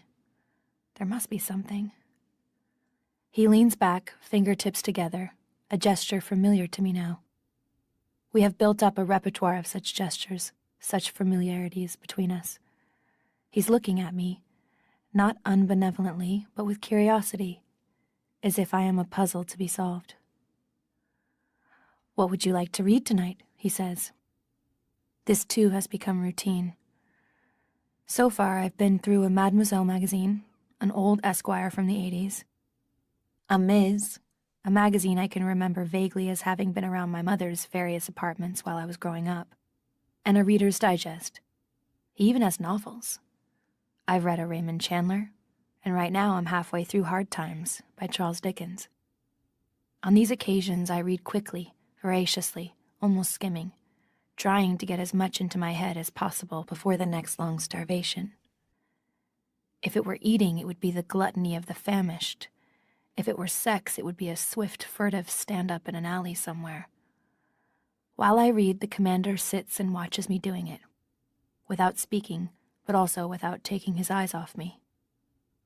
This watching is a curiously sexual act, and I feel undressed while he does it.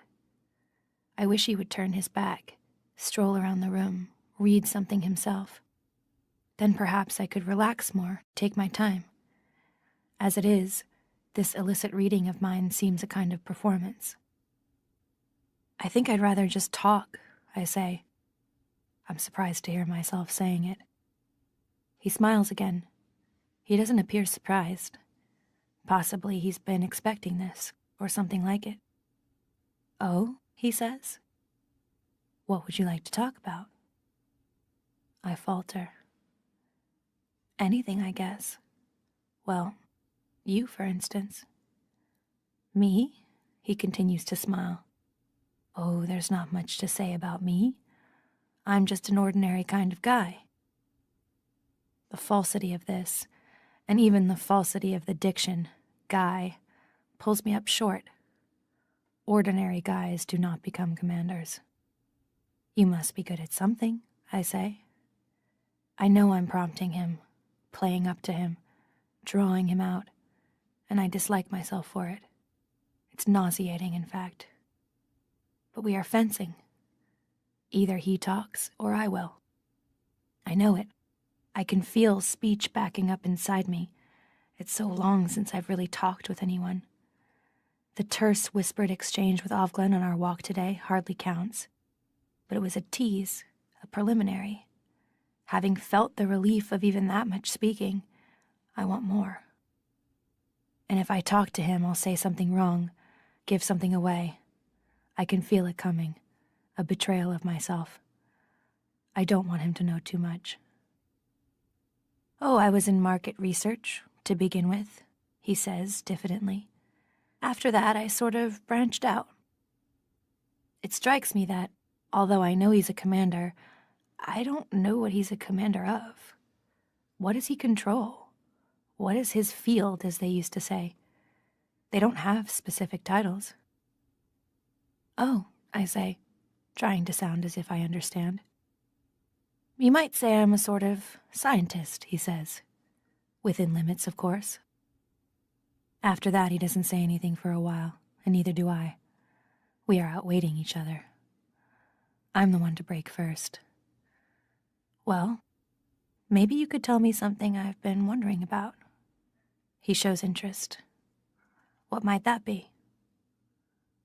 I'm heading into danger, but I can't stop myself. It's a phrase I remember from somewhere. Best not to say where. I think it's in Latin, and I thought maybe... I know he has a Latin dictionary. He has dictionaries of several kinds on the top shelf to the left of the fireplace. Tell me, he says, distanced, but more alert, or am I imagining it? Nolite de bastardes carborundorum, I say. What? He says. I haven't pronounced it properly. I don't know how.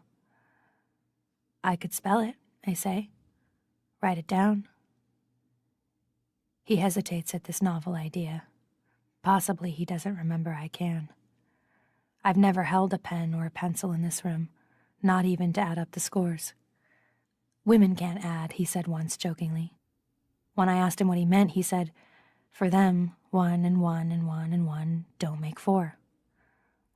What do they make? I said, expecting 5 or 3. Just 1 and 1 and 1 and 1, he said.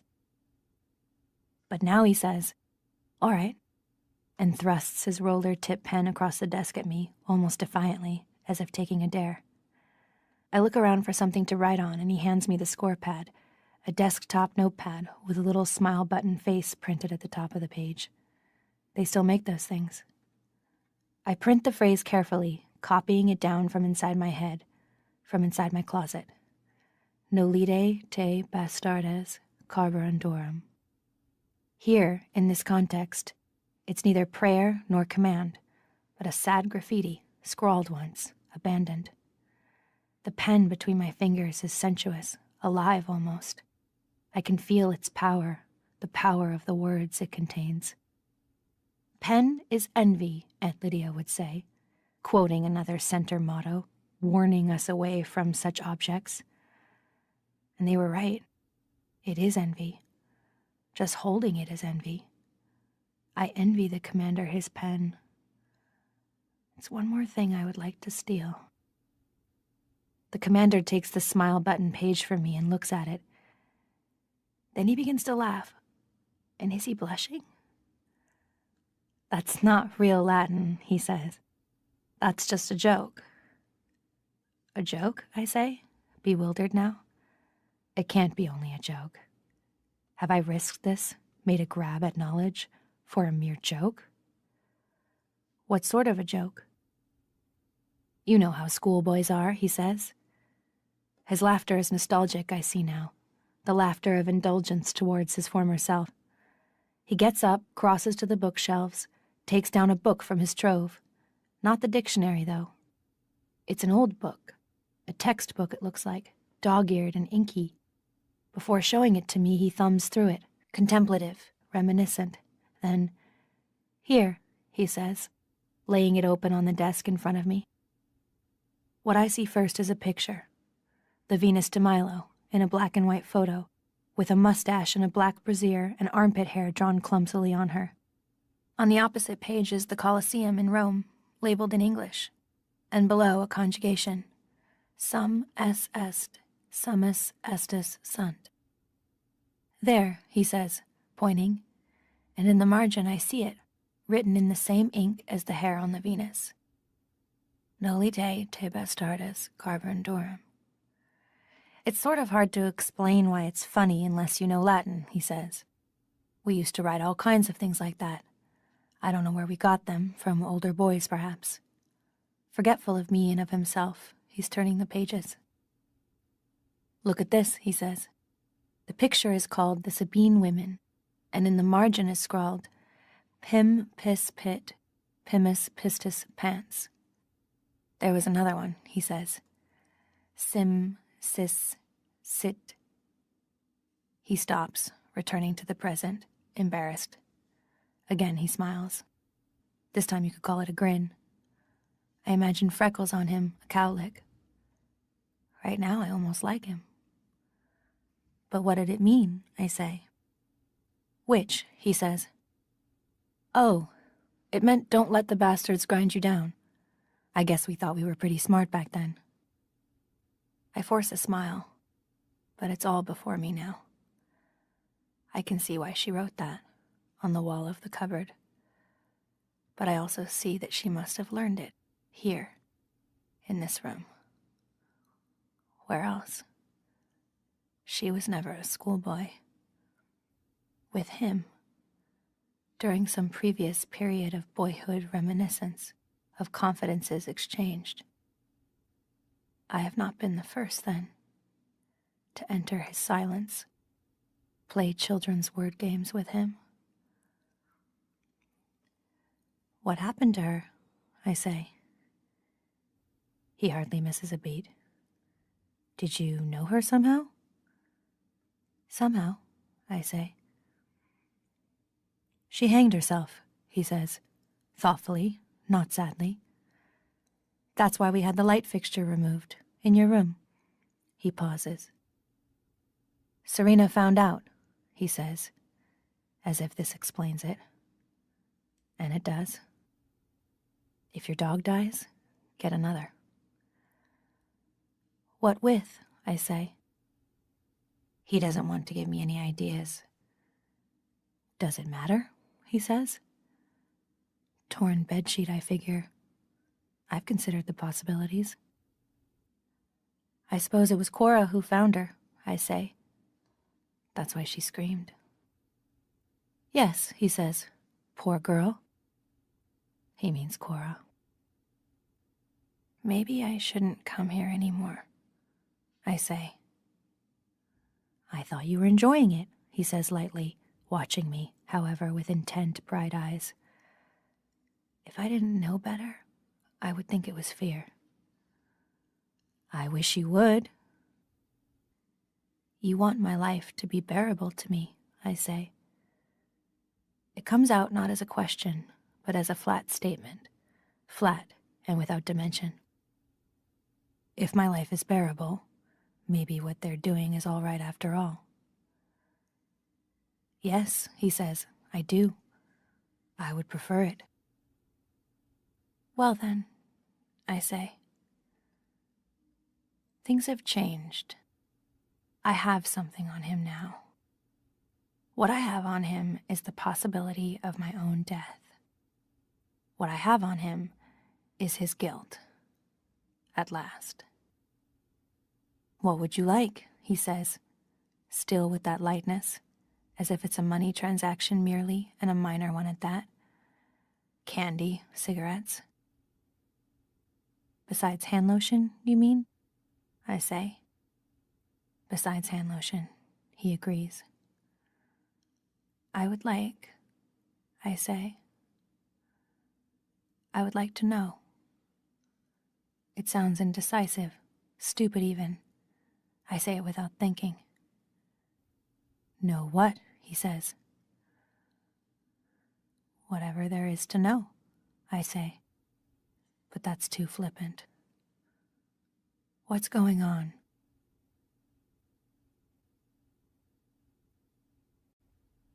"11. Night." Chapter 30. Night falls, or has fallen. Why is it that night falls instead of rising like the dawn? Yet if you look east at sunset, you can see night rising, not falling, darkness lifting into the sky, up from the horizon, like a black sun behind cloud cover, like smoke from an unseen fire, a line of fire just below the horizon, brush fire or a burning city. Maybe night falls because it's heavy, a thick curtain pulled up over the eyes, wool blanket. I wish I could see in the dark, better than I do. Night has fallen then. I feel it pressing down on me like a stone. No breeze. I sit by the partly open window, curtains tucked back because there's no one out there. No need for modesty, in my nightgown, long-sleeved even in summer, to keep us from the temptations of our own flesh, to keep us from hugging ourselves, bare-armed. Nothing moves in the searchlight moonlight. The scent from the garden rises like heat from a body. There must be night-blooming flowers. It's so strong. I can almost see it, red radiation, wavering upwards like the shimmer above highway tarmac at noon. Down there on the lawn, someone emerges from the spill of darkness under the willow, steps across the light, his long shadow attached sharply to his heels. Is it Nick? Or is it someone else? Someone of no importance? He stops, looks up at this window, and I can see the white oblong of his face. Nick. We look at each other. I have no rose to toss. He has no loot. But it's the same kind of hunger, which I can't indulge. I pull the left-hand curtain so that it falls between us, across my face, and after a moment he walks on, into the invisibility around the corner. What the commander said is true. 1 and 1 and 1 and 1 doesn't equal 4. Each one remains unique. There is no way of joining them together. They cannot be exchanged, one for the other. They cannot replace each other. Nick for Luke, or Luke for Nick. Should does not apply. You can't help what you feel, Moira said once, but you can help how you behave. Which is all very well. Context is all. Or is it ripeness? One or the other. The night before we left the house, that last time, I was walking through the rooms. Nothing was packed up because we weren't taking much with us, and we couldn't afford even then to give the least appearance of leaving. So I was just walking through, here and there, looking at things, at the arrangement we had made together for our life. I had some idea that I would be able to remember afterwards what it had looked like. Luke was in the living room. He put his arms around me. We were both feeling miserable. How were we to know we were happy, even then? Because we at least had that, arms around. The cat, is what he said. Cat, I said, against the wool of his sweater. We can't just leave her here. I hadn't thought about the cat. Neither of us had. Our decision had been sudden, and then there had been the planning to do. I must have thought she was coming with us, but she couldn't. You don't take a cat on a day trip across the border. Why not outside, I said. We could just leave her. She'd hang around and mew at the door. Someone would notice we were gone. We could give her away, I said. One of the neighbors. Even as I said this, I saw how foolish that would be. I'll take care of it, Luke said. And because he said it instead of her, I knew he meant kill. That is what you have to do before you kill, I thought. You have to create an it where none was before. You do that first in your head, and then you make it real. So that's how they do it, I thought. I seemed never to have known that before. Luke found the cat, who was hiding under our bed. They always know. He went into the garage with her. I don't know what he did, and I never asked him. I sat in the living room, hands folded in my lap. I should have gone out with him, taken that small responsibility. I should at least have asked him about it afterwards, so he didn't have to carry it alone. Because that little sacrifice, that snuffing out of love, was done for my sake as well. That's one of the things they do. They force you to kill within yourself. Useless, as it turned out. I wonder who told them. It could have been a neighbor, watching our car pull out from the driveway in the morning, acting on a hunch, tipping them off for a gold star on someone's list. It could even have been the man who got us the passports. Why not get paid twice? Like them, even, to plant the passport forgers themselves, a net for the unwary. The eyes of God run over all the earth. Because they were ready for us, and waiting. The moment of betrayal is the worst. The moment when you know, beyond any doubt, that you've been betrayed. That some other human being has wished you that much evil. It was like being in an elevator cut loose at the top, falling, and not knowing when you will hit. I try to conjure, to raise my own spirits from wherever they are. I need to remember what they look like. I try to hold them still behind my eyes, their faces, like pictures in an album. But they won't stay still for me. They move. There's a smile and it's gone. Their features curl and bend as if the paper's burning. Blackness eats them. A glimpse, a pale shimmer on the air, a glow, aurora, dance of electrons. Then a face again, faces. But they fade. Though I stretch out my arms towards them, they slip away from me, ghosts at daybreak, back to wherever they are. Stay with me, I want to say. But they won't. It's my fault. I am forgetting too much. Tonight, I will say my prayers. No longer kneeling at the foot of the bed, knees on the hard wood of the gym floor, Aunt Elisabeth standing by the double doors, arms folded, cattle prod hung on her belt, while Aunt Lydia strides along the rows of kneeling nightgown women, hitting our backs or feet or bums or arms lightly, just a flick, a tap, with her wooden pointer if we slouch or slacken. She wanted our heads bowed just right, our toes together and pointed, our elbows at the proper angle. Part of her interest in this was aesthetic. She liked the look of the thing. She wanted us to look like something Anglo-Saxon, carved on a tomb, or Christmas card angels, regimented in our robes of purity. But she knew, too, the spiritual value of bodily rigidity, of muscle strain.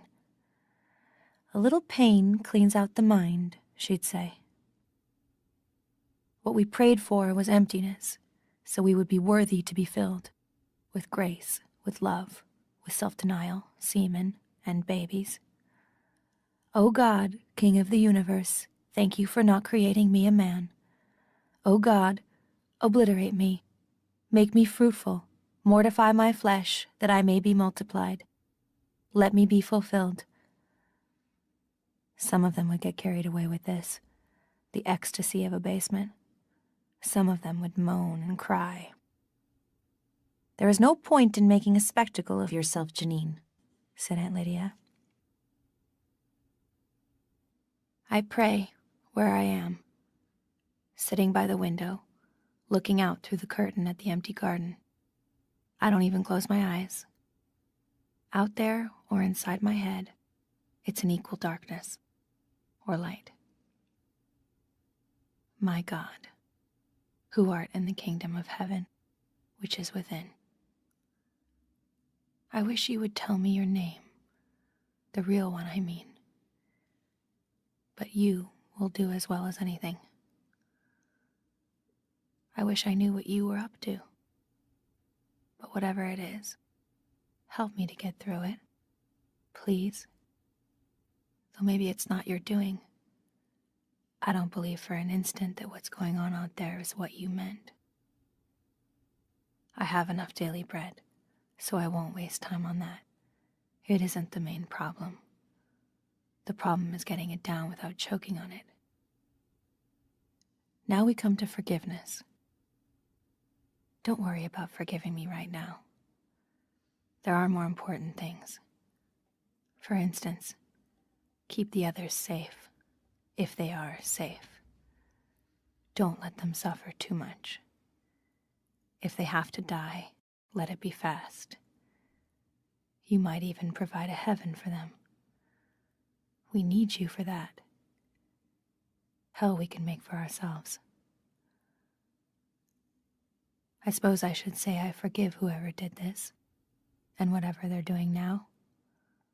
I'll try, but it isn't easy. Temptation comes next. At the center, temptation was anything much more than eating and sleeping. Knowing was a temptation. What you don't know won't tempt you, Aunt Lydia used to say. Maybe I don't really want to know what's going on. Maybe I'd rather not know. Maybe I couldn't bear to know. The fall was a fall from innocence to knowledge. I think about the chandelier too much, though it's gone now. But you could use a hook in the closet. I've considered the possibilities. All you'd have to do after attaching yourself would be to lean your weight forward and not fight. Deliver us from evil. Then there's kingdom, power, and glory. It takes a lot to believe in those right now, but I'll try it anyway. In hope, as they say on the gravestones. You must feel pretty ripped off. I guess it's not the first time. If I were you, I'd be fed up. I'd really be sick of it. I guess that's the difference between us. I feel very unreal talking to you like this. I feel as if I'm talking to a wall. I wish you'd answer. I feel so alone. All alone by the telephone. Except I can't use the telephone, and if I could, who could I call? Oh God, it's no joke. Oh God, oh God, how can I keep on living?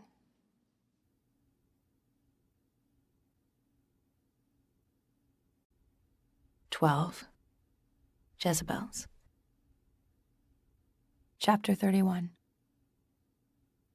Every night when I go to bed, I think, in the morning I will wake up in my own house, and things will be back the way they were. It hasn't happened this morning either. I put on my clothes, summer clothes. It's still summer. It seems to have stopped at summer.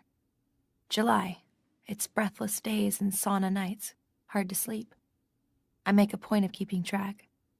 I should scratch marks on the wall, one for each day of the week, and run a line through them when I have 7. But what would be the use? This isn't a jail sentence. There's no time here that can be done and finished with. Anyway, all I have to do is ask to find out what day it is. Yesterday was July the 4th, which used to be Independence Day before they abolished it. September 1st will be Labor Day. They still have that, though it didn't used to have anything to do with mothers. But I tell time by the moon. Lunar, not solar. I bend over to do up my red shoes, lighter weight these days, with discreet slits cut in them, though nothing so daring as sandals. It's an effort to stoop. Despite the exercises, I can feel my body gradually seizing up, refusing. Being a woman this way is how I used to imagine it would be to be very old. I feel I even walk like that, crouched over, my spine constricting to a question mark, my bones leached of calcium and porous as limestone. When I was younger, imagining age, I would think, maybe you appreciate things more when you don't have much time left. I forgot to include the loss of energy. Some days I do appreciate things more. Eggs, flowers. But then I decide I'm only having an attack of sentimentality. My brain going pastel technicolor. Like the beautiful sunset greeting cards they used to make so many of in California. High gloss hearts. The danger is gray out. I'd like to have Luke here, in this bedroom while I'm getting dressed, so I could have a fight with him. Absurd, but that's what I want. An argument about who should put the dishes in the dishwasher, whose turn it is to sort the laundry, clean the toilet, something daily and unimportant in the big scheme of things. We could even have a fight about that, about unimportant, important. What a luxury it would be. Not that we did it much. These days I script whole fights in my head, and the reconciliations afterwards too. I sit in my chair, the wreath on the ceiling floating above my head like a frozen halo, a zero. A hole in space where a star exploded. A ring on water where a stone's been thrown. All things white and circular. I wait for the day to unroll, for the earth to turn, according to the round face of the implacable clock. The geometrical days which go around and around, smoothly and oiled. Sweat already on my upper lip, I wait for the arrival of the inevitable egg, which will be lukewarm like the room and will have a green film on the yolk and will taste faintly of sulfur. Today, later, with Offred, on our shopping walk. We go to the church, as usual, and look at the graves, then to the wall. Only 2 hanging on it today. One Catholic, not a priest though, placarded with an upside-down cross, and some other sect I don't recognize. The body is marked only with a J in red. It doesn't mean Jewish. Those would be yellow stars. Anyway, there haven't been many of them. Because they were declared sons of Jacob and therefore special, they were given a choice. They could convert or immigrate to Israel. A lot of them immigrated, if you can believe the news. I saw a boatload of them on the TV, leaning over the railings in their black coats and hats and their long beards, trying to look as Jewish as possible, in costumes fished up from the past. The women with shawls over their heads, smiling and waving, a little stiffly, it's true, as if they were posing. And another shot of the richer ones lining up for the planes. Offred says some other people got out that way, by pretending to be Jewish, but it wasn't easy because of the tests they gave you, and they've tightened up on that now. You don't get hanged only for being a Jew, though. You get hanged for being a noisy Jew who won't make the choice, or for pretending to convert. That's been on the TV, too. Raids at night, secret hordes of Jewish things dragged out from under beds, Torahs, Taliths, Mogen Davids, and the owners of them, sullen-faced, unrepentant, pushed by the eyes against the walls of their bedrooms, while the sorrowful voice of the announcer tells us voiceover about their perfidy and ungratefulness. So the J isn't for Jew. What could it be? Jehovah's Witness?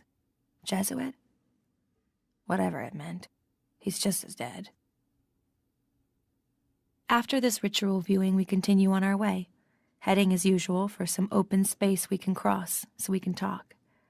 If you can call it talking, these clipped whispers projected through the funnels of our white wings. It's more like a telegram, a verbal semaphore, amputated speech. We can never stand long in any one place. We don't want to be picked up for loitering. Today we turn in the opposite direction from Soul Scrolls, to where there's an open park of sorts, with a large old building on it, ornate late Victorian with stained glass. It used to be called Memorial Hall, though I never knew what it was a memorial for. Dead people of some kind? Moira told me once that it used to be where the undergraduates ate in the earlier days of the university. If a woman went in there, they'd throw buns at her, she said. Why? I said. Moira became, over the years, increasingly versed in such anecdotes. I didn't much like it, this grudge holding against the past. To make her go out, said Moira. Maybe it was more like throwing peanuts at elephants, I said. Moira laughed. She could always do that. Exotic monsters, she said. We stand looking at this building, which is in shape more or less like a church, a cathedral. Offred says, I hear that's where the eyes hold their banquets. Who told you? I say. There's no one near. We can speak more freely, but out of habit we keep our voices low. The grapevine, she says. She pauses, looks sideways at me. I can sense the blur of white as her wings move. There's a password, she says. A password? I ask. What for? So you can tell, she says, who is and who isn't. Although I can't see what use it is for me to know, I ask. What is it then? Mayday, she says. I tried it on you once. Mayday, I repeat. I remember that day. Mayday. Don't use it unless you have to, says Offred. It isn't good for us to know about too many of the others in the network, in case you get caught. I find it hard to believe in these whisperings, these revelations, though I always do at the time. Afterwards, though, they seem improbable, childish even, like something you'd do for fun, like a girls' club, like secrets at school, or like the spy novels I used to read on weekends when I should have been finishing my homework, or like late-night television. Passwords, things that cannot be told, people with secret identities, dark linkages. This does not seem as if it ought to be the true shape of the world. But that is my own illusion, a hangover from a version of reality I learned in the former time. And networks. Networking, one of my mother's old phrases, musty slang of yesteryear. Even in her 60s, she still did something she called that, though as far as I could see, all it meant was having lunch with some other woman. I leave Offred at the corner. I'll see you later, she says. She glides away along the sidewalk, and I go up the walk towards the house. There's Nick, hat askew. Today he doesn't even look at me. He must have been waiting around for me, though, to deliver his silent message. Because as soon as he knows I've seen him, he gives the whirlwind one last swipe with the chamois and walks briskly off towards the garage door. I walk along the gravel between the slabs of overgreen lawn. Serena Joy is sitting under the willow tree in her chair, cane propped at her elbow. Her dress is crisp, cool cotton. For her it's blue, watercolor, not this red of mine that sucks in heat and blazes with it at the same time. Her profile's towards me, she's knitting. How can she bear to touch the wool in this heat? But possibly her skin's gone numb. Possibly she feels nothing, like one formerly scalded. I lower my eyes to the path, glide by her, hoping to be invisible, knowing I'll be ignored. But not this time. Offred, she says. I pause, uncertain. Yes, you. I turn towards her, my blinkered sight. Come over here. I want you. I walk over the grass and stand before her, looking down. You can sit, she says. Here, take the cushion. I need you to hold this wool. She's got a cigarette, the ashtrays on the lawn beside her, and a cup of something, tea or coffee. It's too damn close in there. You need a little air, she says. I sit, putting down my basket, strawberries again, chicken again, and I note the swear word. Something new? She fits the skein of wool over my two outstretched hands, starts winding. I am leashed, it looks like, manacled, cobwebbed. That's closer. The wool is gray and has absorbed moisture from the air. It's like a wetted baby blanket and smells faintly of damp sheep. At least my hands will get lanolined. Serena whines, the cigarette held in the corner of her mouth, smoldering, sending out tempting smoke. She whines slowly and with difficulty because of her gradually crippling hands, but with determination. Perhaps the knitting for her involves a kind of willpower. Maybe it even hurts. Maybe it's been medically prescribed. 10 rows a day of plain, 10 of pearl. Though she must do more than that. I see those evergreen trees and geometric boys and girls in a different light. Evidence of her stubbornness. And not altogether despicable. My mother did not knit or anything like that, but whenever she would bring things back from the cleaners, her good blouses, winter coats, she'd save up the safety pins and make them into a chain. Then she'd pin the chain somewhere, her bed, the pillow, a chair back, the oven mitt in the kitchen, so she wouldn't lose them. Then she'd forget about them. I would come upon them here and there in the houses, tracks of her presence, remnants of some lost intention, like signs on a road that turns out to lead nowhere. Throwbacks to domesticity. Well then, Serena says. She stops winding, leaving me with my hands still garlanded with animal hair, and takes the cigarette end from her mouth to butt it out. Nothing yet? I know what she's talking about. There are not that many subjects that could be spoken about between us. There's not much common ground, except this one mysterious and chancy thing. No, I say. Nothing. Too bad, she says. It's hard to imagine her with a baby. But the Marthas would take care of it mostly. She'd like me pregnant, though, over and done with and out of the way. No more humiliating sweaty tangles, no more flesh triangles under her starry canopy of silver flowers. Peace and quiet. I can't imagine she'd want such good luck for me, for any other reason. Your time's running out, she says. Not a question, a matter of fact. Yes, I say neutrally. She's lighting another cigarette, fumbling with the lighter. Definitely her hands are getting worse. But it would be a mistake to offer to do it for her. She'd be offended. A mistake to notice weakness in her. Maybe he can't, she says. I don't know who she means. Does she mean the commander? Or God? If it's God, she should say won't. Either way, it's heresy. It's only women who can't, who remain stubbornly closed, damaged, defective. No, I say. Maybe he can't. I look up at her. She looks down. It's the first time we've looked into each other's eyes in a long time. Since we met. The moment stretches out between us, bleak and level. She's trying to see whether or not I'm up to reality. Maybe, she says, holding the cigarette, which she has failed to light. Maybe you should try it another way. Does she mean on all fours? What other way, I say. I must keep serious. Another man, she says.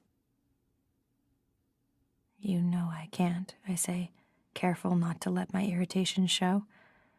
It's against the law. You know the penalty. Yes, she says. She's ready for this. She's thought it through. I know you can't officially, but it's done. Women do it frequently, all the time. With doctors, you mean? I say, remembering the sympathetic brown eyes, the gloveless hand. The last time I went, it was a different doctor. Maybe someone caught him out, or a woman reported him. Not that they'd take her word without evidence. Some do that, she says, her tone almost affable now, though distanced. It's as if we're considering a choice of nail polish. That's how Warren did it. The wife knew, of course. She pauses to let this sink in. I would help you. I would make sure nothing went wrong. I think about this. Not with a doctor, I say. No, she agrees. And for this moment, at least, we are cronies. This could be a kitchen table. It could be a date we're discussing, some girlish stratagem of ploys and flirtation. Sometimes they blackmail. But it doesn't have to be a doctor. It could be someone we trust. Who? I say. I was thinking of Nick, she says, and her voice is almost soft. He's been with us a long time. He's loyal. I could fix it with him. So that's who does her little black market errands for her. Is this what he always gets in return? What about the commander? I say. Well, she says with firmness. No, more than that, a clenched look, like a purse snapping shut. We just won't tell him, will we? This idea hangs between us, almost visible, almost palpable, heavy, formless, dark, collusion of a sort, betrayal of a sort. She does want that baby. It's a risk, I say. More than that. It's my life on the line. But that's where it will be sooner or later, one way or another, whether I do or don't. We both know this. You might as well, she says, which is what I think too. All right, I say. Yes. She leans forward. Maybe I could get something for you, she says. Because I have been good. Something you want, she adds, wheedling almost. What's that? I say. I can't think of anything I truly want that she'd be likely or able to give me. A picture, she says, as if offering me some juvenile treat, an ice cream, a trip to the zoo. I look up at her again, puzzled. Of her, she says. Your little girl. But only maybe. She knows where they've put her then, where they're keeping her. She's known all along. Something chokes in my throat. The bitch. Not to tell me, bring me news, any news at all, not even to let on. She's made of wood or iron. She can't imagine. But I can't say this. I can't lose sight, even of so small a thing. I can't let go of this hope. I can't speak. She's actually smiling, coquettishly even. There's a hint of her former small-screen mannequin's allure flickering over her face like momentary static. It's too damn hot for this, don't you think? She says. She lifts the wool from my two hands where I've been holding it all this time. Then she takes the cigarette she's been fiddling with and a little awkwardly presses it into my hand, closing my fingers around it. Find yourself a match, she says. They're in the kitchen. You can ask Rita for one. You can tell her I said so. Only the one, though, she adds roguishly. We don't want to ruin your health.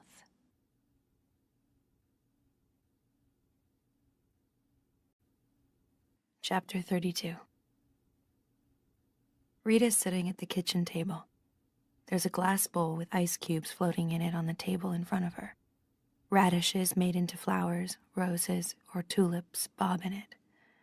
On the chopping board in front of her, she's cutting more with a paring knife, her large hands deft, indifferent. The rest of her body does not move, nor does her face. It's as if she's doing it in her sleep, this knife trick. On the white enamel surface is a pile of radishes, washed but uncut.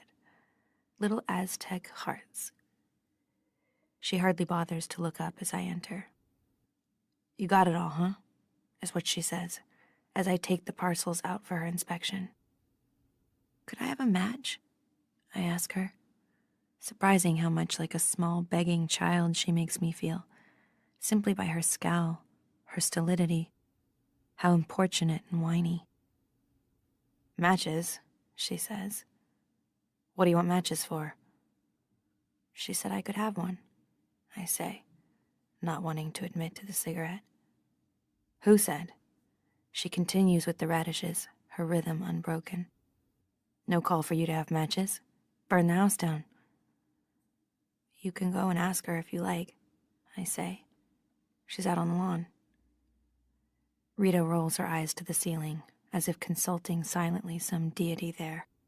Then she sighs, rises heavily, and wipes her hands with ostentation on her apron, to show me how much trouble I am.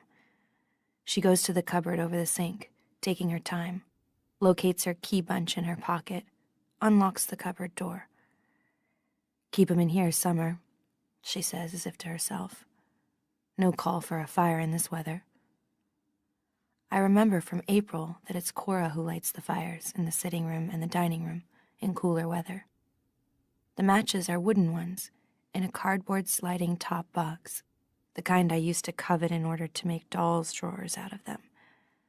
She opens the box, peers into it, as if deciding which one she'll let me have. "Her own business," she mutters. "No way you can tell her a thing." She plunges her big hand down, selects a match, hands it over to me. "Now don't you go setting fire to nothing," she says. "Not them curtains in your room. Too hot the way it is." "I won't," I say. "That's not what it's for." She does not deign to ask me what it is for. "Don't care if you eat it or what," she says. "She said you could have one, so I give you one is all."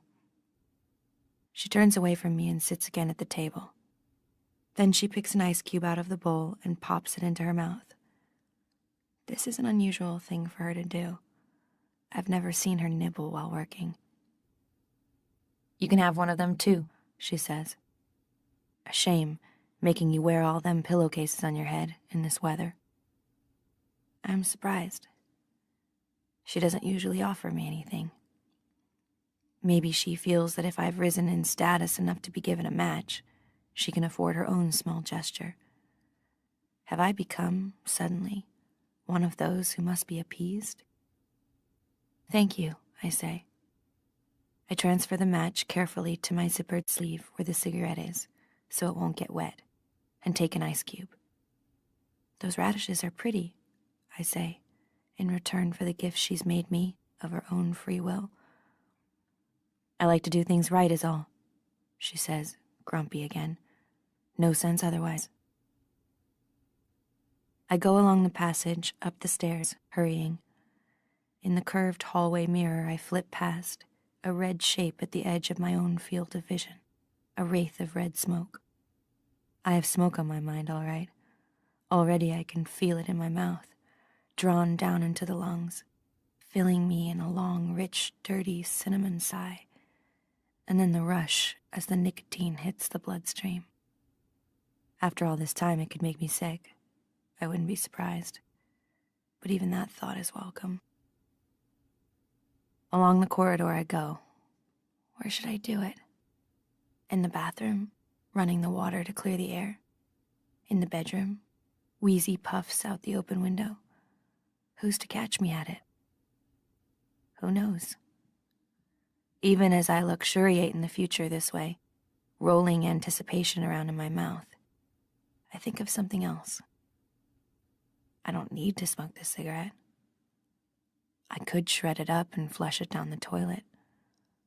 Or I could eat it and get the high that way. That can work too, a little at a time, to save up the rest. That way I could keep the match. I could make a small hole in the mattress, slide it carefully in. Such a thin thing would never be noticed. There it would be, at night, under me while I'm in bed, sleeping on it. I could burn the house down. Such a fine thought. It makes me shiver. An escape, quick and narrow. I lie on my bed, pretending to nap. The commander, last night, fingers together, looking at me as I sat rubbing oily lotion into my hands. Odd. I thought about asking him for a cigarette, but decided against it. I know enough not to ask for too much at once. I don't want him to think I'm using him. Also, I don't want to interrupt him. Last night he had a drink, scotch and water. He's taken to drinking in my presence, to unwind after the day, he says. I'm to gather he is under pressure. He never offers me one, though, and I don't ask. We both know what my body is for. When I kiss him goodnight, as if I mean it, his breath smells of alcohol, and I breathe it in like smoke.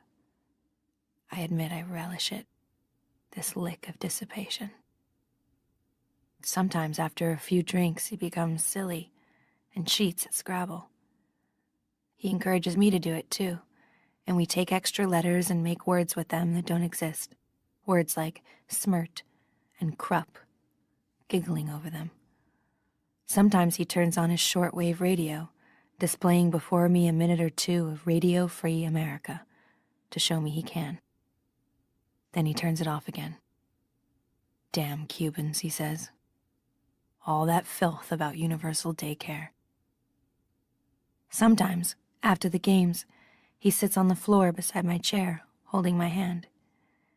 His head is a little below mine, so that when he looks up at me, it's at a juvenile angle. It must amuse him, this fake subservience. He's way up there, says Offred. He's at the top, and I mean the very top. At such times, it's hard to imagine it. Occasionally, I try to put myself in his position. I do this as a tactic, to guess in advance how he may be moved to behave towards me.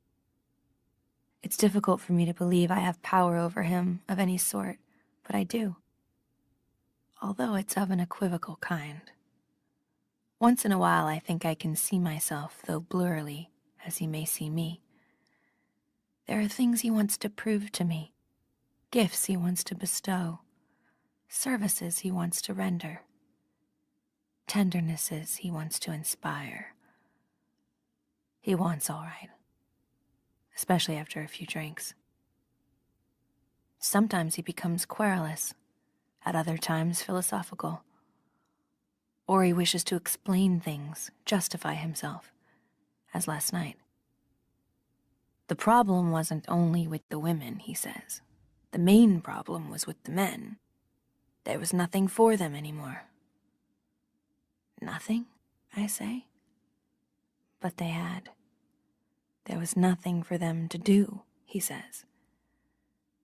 They could make money, I say, a little nastily. Right now I'm not afraid of him. It's hard to be afraid of a man who is sitting watching you put on hand lotion. This lack of fear is dangerous. It's not enough, he says. It's too abstract. I mean, there was nothing for them to do with women. What do you mean? I say. What about all the porny corners? It was all over the place. They even had it motorized. I'm not talking about sex, he says. That was part of it. The sex was too easy. Anyone could just buy it. There was nothing to work for, nothing to fight for. We have the stats from that time. You know what they were complaining about the most? Inability to feel. Men were turning off on sex, even. They were turning off on marriage. Do they feel now? I say. Yes, he says, looking at me. They do. He stands up, comes around the desk to the chair where I'm sitting. He puts his hands on my shoulders from behind. I can't see him. I like to know what you think, his voice says, from behind me. I don't think a lot, I say lightly. What he wants is intimacy, but I can't give him that. There's hardly any point in my thinking, is there? I say. What I think doesn't matter. Which is the only reason he can tell me things. Come now, he says, pressing a little with his hands. I'm interested in your opinion. You're intelligent enough. You must have an opinion. About what? I say. What we've done, he says. How things have worked out. I hold myself very still. I've tried to empty my mind. I think about the sky at night when there's no moon. I have no opinion, I say. He sighs, relaxes his hands, but leaves them on my shoulders. He knows what I think, all right. You can't make an omelet without breaking eggs, is what he says. We thought we could do better. Better? I say in a small voice. How can he think this is better? Better never means better for everyone, he says. It always means worse for some. I lie flat, the damp air above me like a lid, like earth. I wish it would rain. Better still, a thunderstorm, black clouds, lightning, ear-splitting sound. The electricity might go off.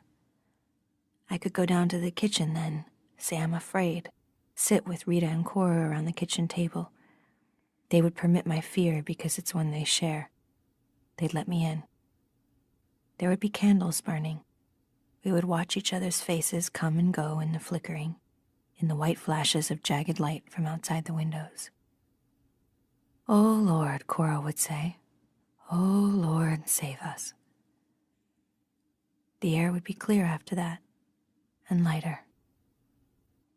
I look up at the ceiling, the round circle of plaster flowers. Draw a circle, step into it. It will protect you. From the center was the chandelier, and from the chandelier, a twisted strip of sheet was hanging down. That's where she was swinging, just lightly, like a pendulum, the way you could swing as a child, hanging by your hands from a tree branch. She was safe then, protected altogether, by the time Cora opened the door. Sometimes I think she's still in here, with me. I feel buried.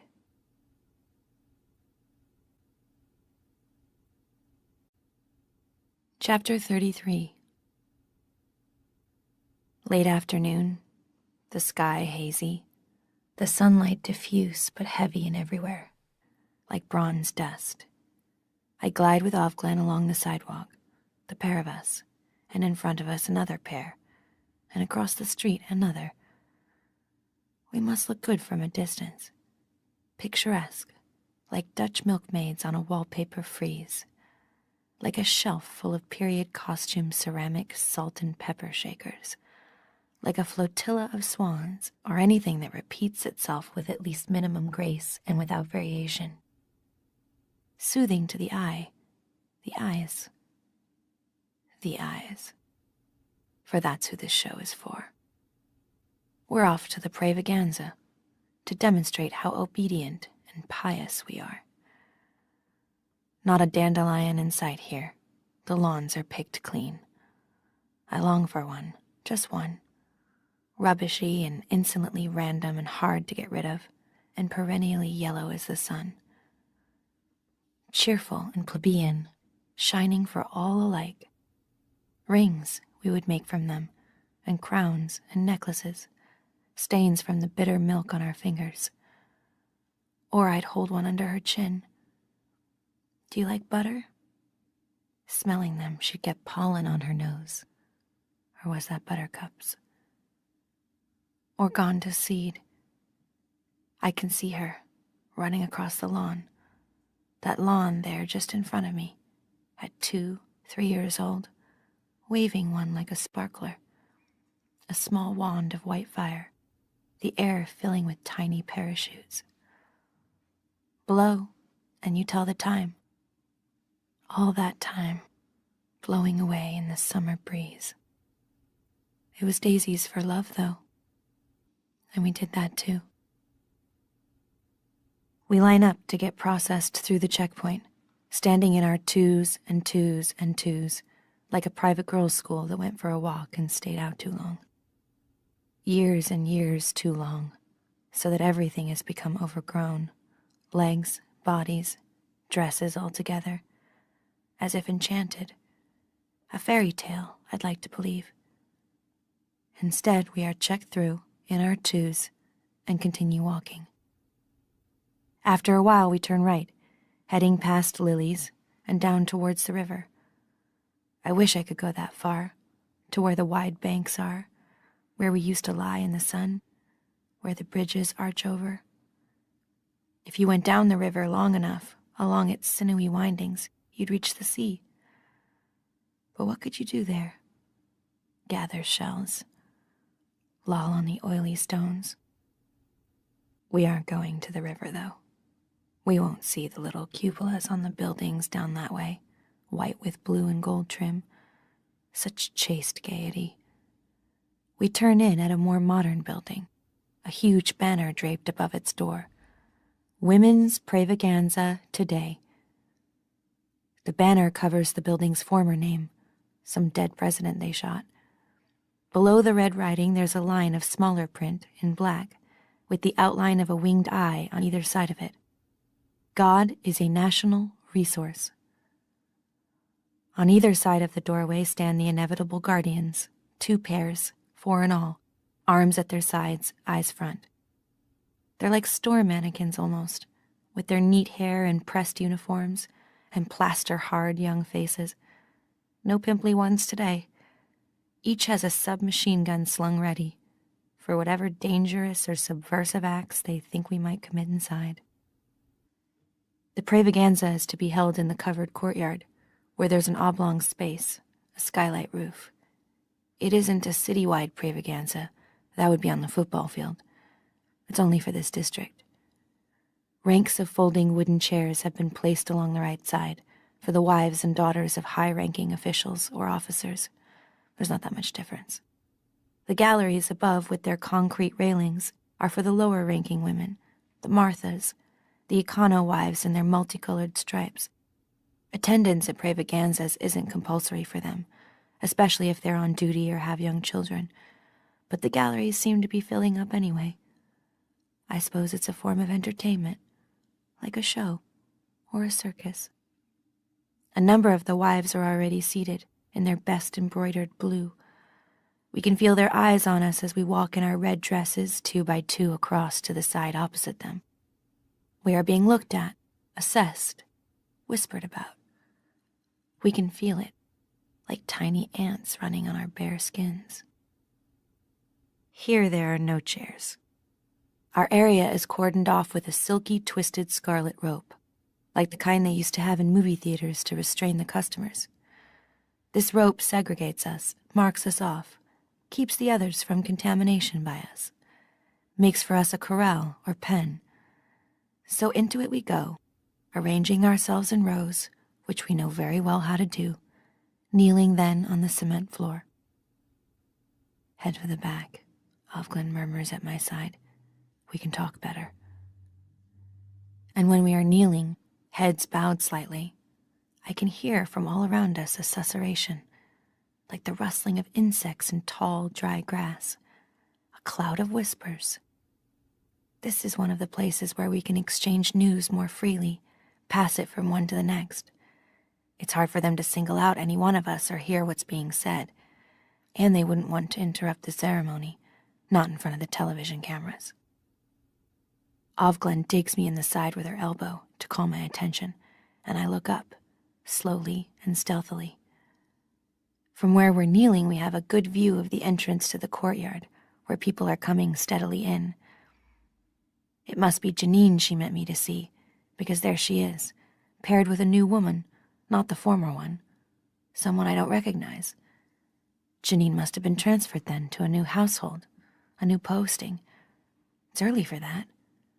Has something gone wrong with her breast milk? That would be the only reason they'd move her, unless there's been a fight over the baby, which happens more than you'd think. Once she had it, she may have resisted giving it up. I can see that. Her body under the red dress looks very thin, skinny almost, and she's lost that pregnant glow. Her face is white and peaked, as if the juice is being sucked out of her. It was no good, you know, Offred says near the side of my head. It was a shredder, after all. She means Janine's baby, the baby that passed through Janine on its way to somewhere else. The baby Angela. It was wrong to name her too soon. I feel an illness in the pit of my stomach.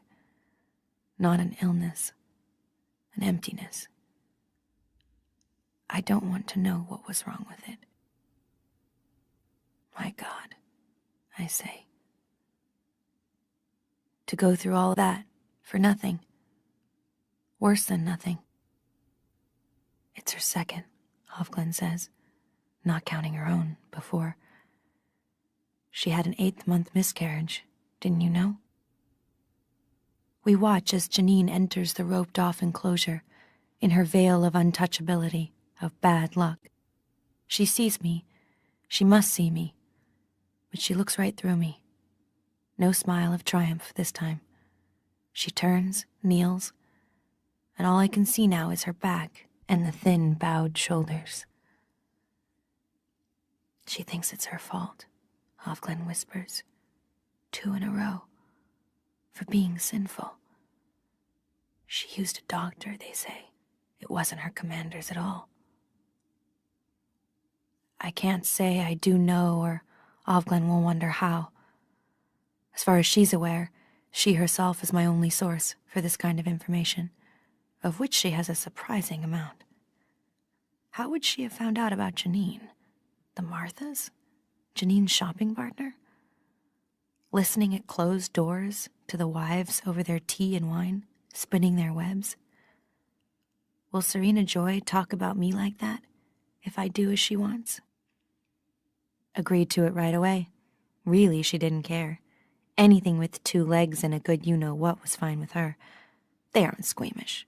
They don't have the same feelings we do. And the rest of them leaning forward in their chairs. My dear. All horror and prurience. How could she? Where? When? As they did, no doubt, with Janine. That's terrible, I say. It's like Janine, though, to take it upon herself, to decide the baby's flaws were due to her alone.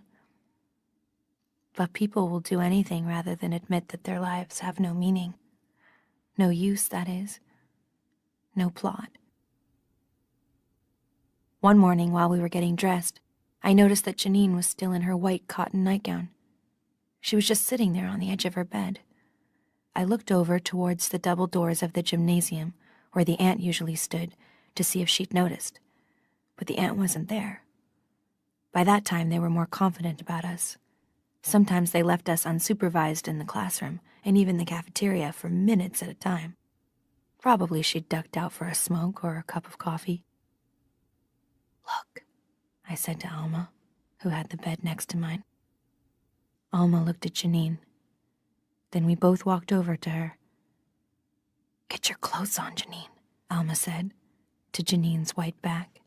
We don't want extra prayers on account of you. But Janine didn't move. By that time, Moira had come over too. It was before she'd broken free the second time. She was still limping from what they'd done to her feet. She went around the bed so she could see Janine's face. Come here, she said to Alma and me.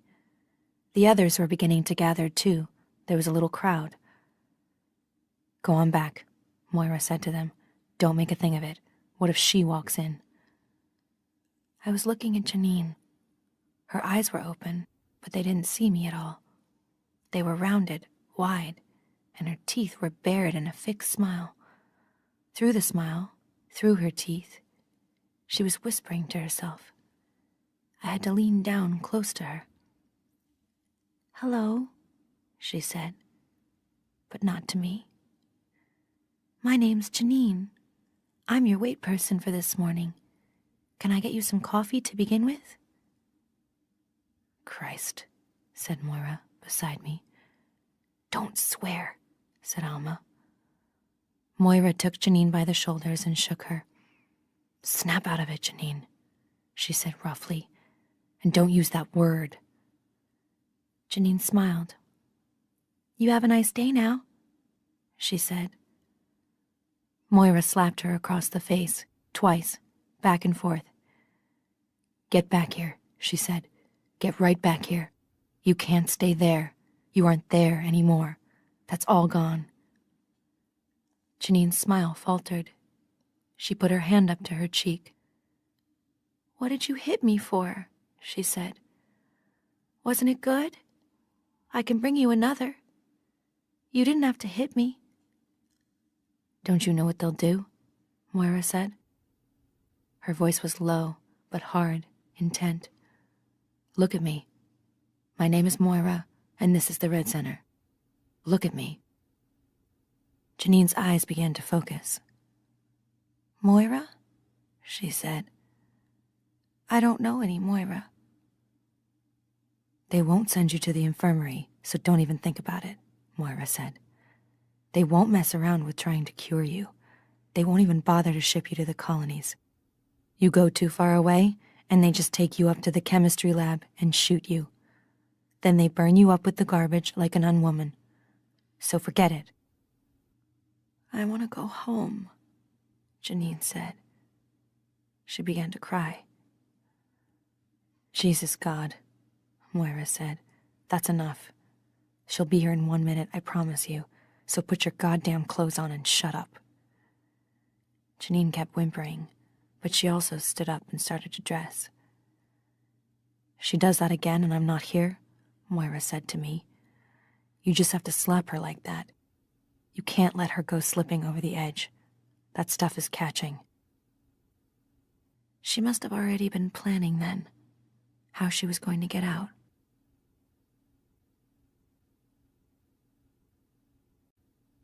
Chapter 34. The sitting space in the courtyard is filled now. We rustle and wait. At last the commander in charge of this service comes in. He's balding and squarely built and looks like an aging football coach. He's dressed in his uniform, sober black with the rows of insignia and decorations. It's hard not to be impressed, but I make an effort. I try to imagine him in bed with his wife and his handmaid, fertilizing away like mad, like a rutting salmon, pretending to take no pleasure in it. When the Lord said, "Be fruitful and multiply," did he mean this man? This commander ascends the steps to the podium, which is draped with a red cloth embroidered with a large white-winged eye. He gazes over the room, and our soft voices die. He doesn't even have to raise his hands. Then his voice goes into the microphone and out through the speakers, robbed of its lower tones so that it's sharply metallic, as if it's being made not by his mouth, his body, but by the speakers themselves. His voice is metal-colored, horn-shaped. "Today is a day of thanksgiving," he begins. "A day of praise." I tune out through the speech about victory and sacrifice. Then there's a long prayer about unworthy vessels, then a hymn. There is a balm in Gilead. There is a bomb in Gilead, was what Moira used to call it. Now comes the main item. The 20 angels enter, newly returned from the fronts, newly decorated, accompanied by their honor guard, marching 1-2, 1-2 into the central open space. Attention, at ease. And now the 20 veiled daughters, in white, come shyly forward, their mothers holding their elbows. It's mothers, not fathers, who give away daughters these days, and help with the arrangement of the marriages. The marriages are, of course, arranged. These girls haven't been allowed to be alone with a man for years. For however many years we've all been doing this. Are they old enough to remember anything of the time before? Playing baseball in jeans and sneakers, riding their bicycles, reading books all by themselves. Even though some of them are no more than 14. Start them soon, is the policy. There's not a moment to be lost. Still, they'll remember. And the ones after them will, for 3 or 4 or 5 years. But after that, they won't. They'll always have been in white, in groups of girls. They'll always have been silent. We've given them more than we've taken away, said the commander. Think of the trouble they had before. Don't you remember the singles bars, the indignity of high school blind dates, the meat market? Don't you remember the terrible gap between the ones who could get a man easily and the ones who couldn't? Some of them were desperate. They starved themselves thin or pumped their breasts full of silicone, had their noses cut off. Think of the human misery. He waved a hand at his stacks of old magazines. They were always complaining. Problems this, problems that. Remember the ads in the personal columns. Bright, attractive woman, 35. This way they all get a man. Nobody's left out. And then if they did marry, they could be left with a kid, 2 kids. The husband might just get fed up and take off, disappear. They'd have to go on welfare. Or else he'd stay around and beat them up. Or if they had a job, the children in daycare or left with some brutal, ignorant woman, and they'd have to pay for that themselves, out of their wretched little paychecks. Money was the only measure of worth for everyone. They got no respect as mothers. No wonder they were giving up on the whole business. This way they're protected.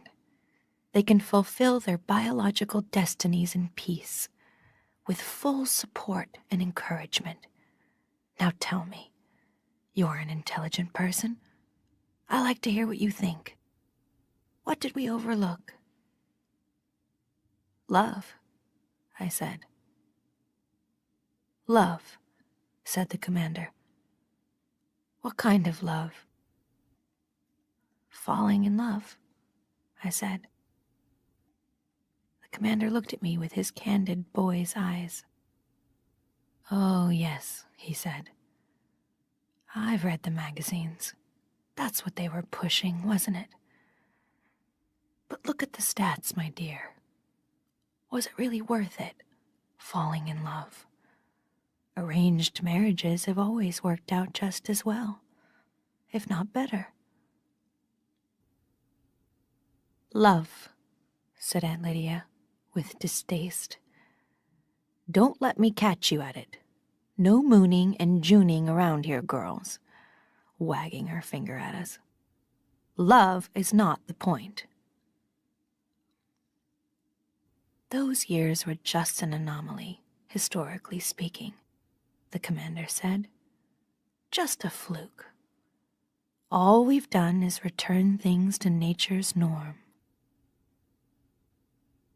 Women's pravaganzas are for group weddings like this, usually. The men's are for military victories. These are the things we are supposed to rejoice in the most, respectively. Sometimes, though, for the women, they're for a nun who recants. Most of that happened earlier, when they were rounding them up, but they still unearth a few these days, dredge them up from underground, where they've been hiding like moles. They have that look about them, too, weak-eyed, stunned by too much light. The old ones they send off to the colonies right away, but the young, fertile ones they try to convert. And when they succeed, we all come here to watch them go through the ceremony, renounce their celibacy, sacrifice it to the common good. They kneel, and the commander prays, and then they take the red veil, as the rest of us have done. They aren't allowed to become wives, though. They're considered still too dangerous for positions of such power. There's an odor of witch about them, something mysterious and exotic. It remains despite the scrubbing and the welts on their feet and the time they've spent in solitary. They always have those welts. They've always done that time, so rumor goes. They don't let go easily. Many of them choose the colonies instead. None of us likes to draw one for a shopping partner. They are more broken than the rest of us. It's hard to feel comfortable with them. The mothers have stood the white-veiled girls in place and have returned to their chairs. There's a little crying going on among them, some mutual patting and hand-holding, the ostentatious use of handkerchiefs. The commander continues with the service. "I will that women adorn themselves in modest apparel," he says, "with shamefacedness and sobriety, not with braided hair or gold or pearls or costly array. But, which becometh women professing godliness, with good works. Let the woman learn in silence with all subjection." Here he looks us over. "All," he repeats. "But I suffer not a woman to teach, nor to usurp authority over the man, but to be in silence. For Adam was first formed, then Eve. And Adam was not deceived, but the woman being deceived was in the transgression. Notwithstanding she shall be saved by childbearing, if they continue in faith and charity and holiness with sobriety." Saved by childbearing, I think. What did we suppose would save us in the time before? He should tell that to the wives, Ofglen murmurs, when they're into the sherry. She means the part about sobriety. It's safe to talk again. The commander has finished the main ritual, and they're doing the rings, lifting the veils. Boo, I think in my head. Take a good look, because it's too late now. The angels will qualify for handmaids later, especially if their new wives can't produce. But you girls are stuck. What you see is what you get, zits and all. But you aren't expected to love him. You'll find that out soon enough. Just do your duty in silence. When in doubt, when flat on your back, you can look at the ceiling. Who knows what you may see up there? Funeral wreaths and angels, constellations of dust, stellar or otherwise, the puzzles left by spiders. There's always something to occupy the inquiring mind. "Is anything wrong, dear?" the old joke went. "No, why?" "You moved." Just don't move. "What we're aiming for," says Aunt Lydia, "is a spirit of camaraderie among women. We must all pull together." "Camaraderie shit," says Moira through the hole in the toilet cubicle. "Right fucking on, Aunt Lydia," as they used to say. "How much you want to bet she's got Janine down on her knees? What you think they get up to in that office of hers? I bet she's got her working away on that dried-up, hairy old, withered... Moira, I say. "Moira what?" she whispers. "You know you've thought it." "It doesn't do any good to talk like that," I say, feeling nevertheless the impulse to giggle. But I still pretended to myself then that we should try to preserve something resembling dignity. "You were always such a wimp," Moira says, but with affection. It does so do good. It does. And she's right. I know that now as I kneel on this undeniably hard floor, listening to the ceremony drone on. There is something powerful in the whispering of obscenities about those in power. There's something delightful about it, something naughty, secretive, forbidden, thrilling. It's like a spell of sorts. It deflates them, reduces them to the common denominator where they can be dealt with. In the paint of the washroom cubicle someone unknown had scratched, "Aunt Lydia sucks." It was like a flag waved from a hilltop in rebellion. The mere idea of Aunt Lydia doing such a thing was in itself heartening. So now I imagine, among these angels and their drained white brides, momentous grunts and sweating, damp, furry encounters, or better, ignominious failures, cocks like 3-week-old carrots, anguished fumblings upon flesh cold and unresponding as uncooked fish. When it's over at last and we are walking out, Ovglen says to me in her light, penetrating whisper, "We know you're seeing him alone." "Who?" I say, resisting the urge to look at her. I know who. "Your commander," she says. "We know you have been." I ask her how. "We just know," she says. "What does he want? Kinky sex?" It would be hard to explain to her what he does want, because I still have no name for it. How can I describe what really goes on between us? She would laugh, for one thing. It's easier for me to say, in a way. That at least has the dignity of coercion. She thinks about this. "You'd be surprised," she says, "how many of them do." "I can't help it," I say.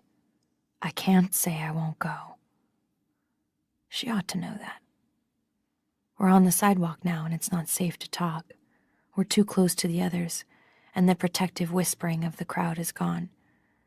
We walk in silence, lagging behind, until finally she judges she can say, "Of course you can't, but find out and tell us." "Find out what?" I say. I feel rather than see the slight turning of her head. "Anything you can."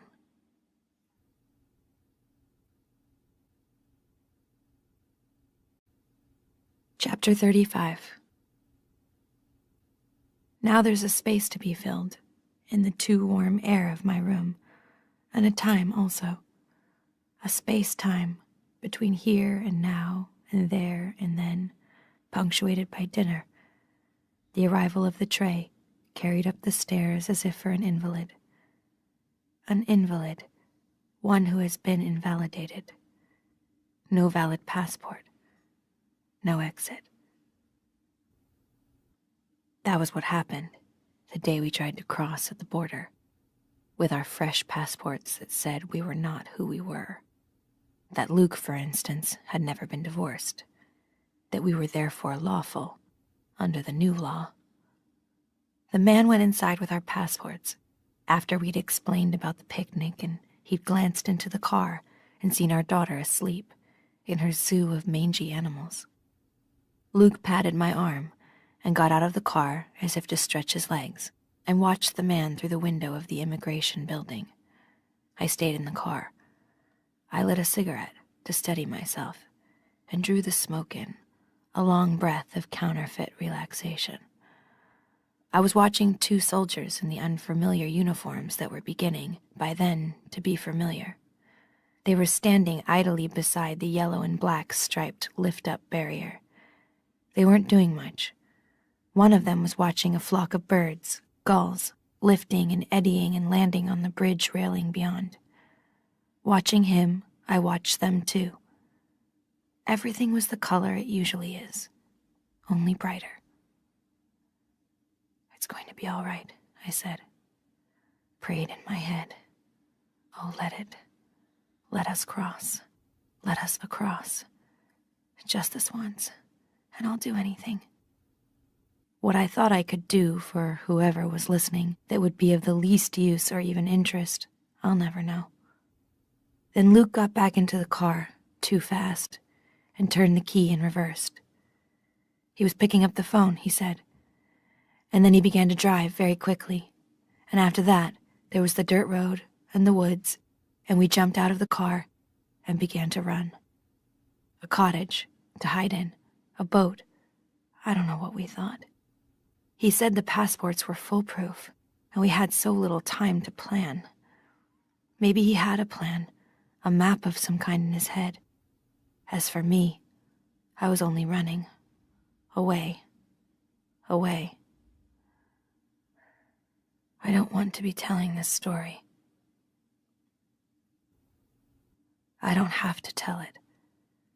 I don't have to tell anything to myself or to anyone else. I could just sit here, peacefully. I could withdraw. It's possible to go so far in so far down and back, they could never get you out. Nolite te bastardes carborundorum. Fat lot of good it did her. Why fight? That will never do.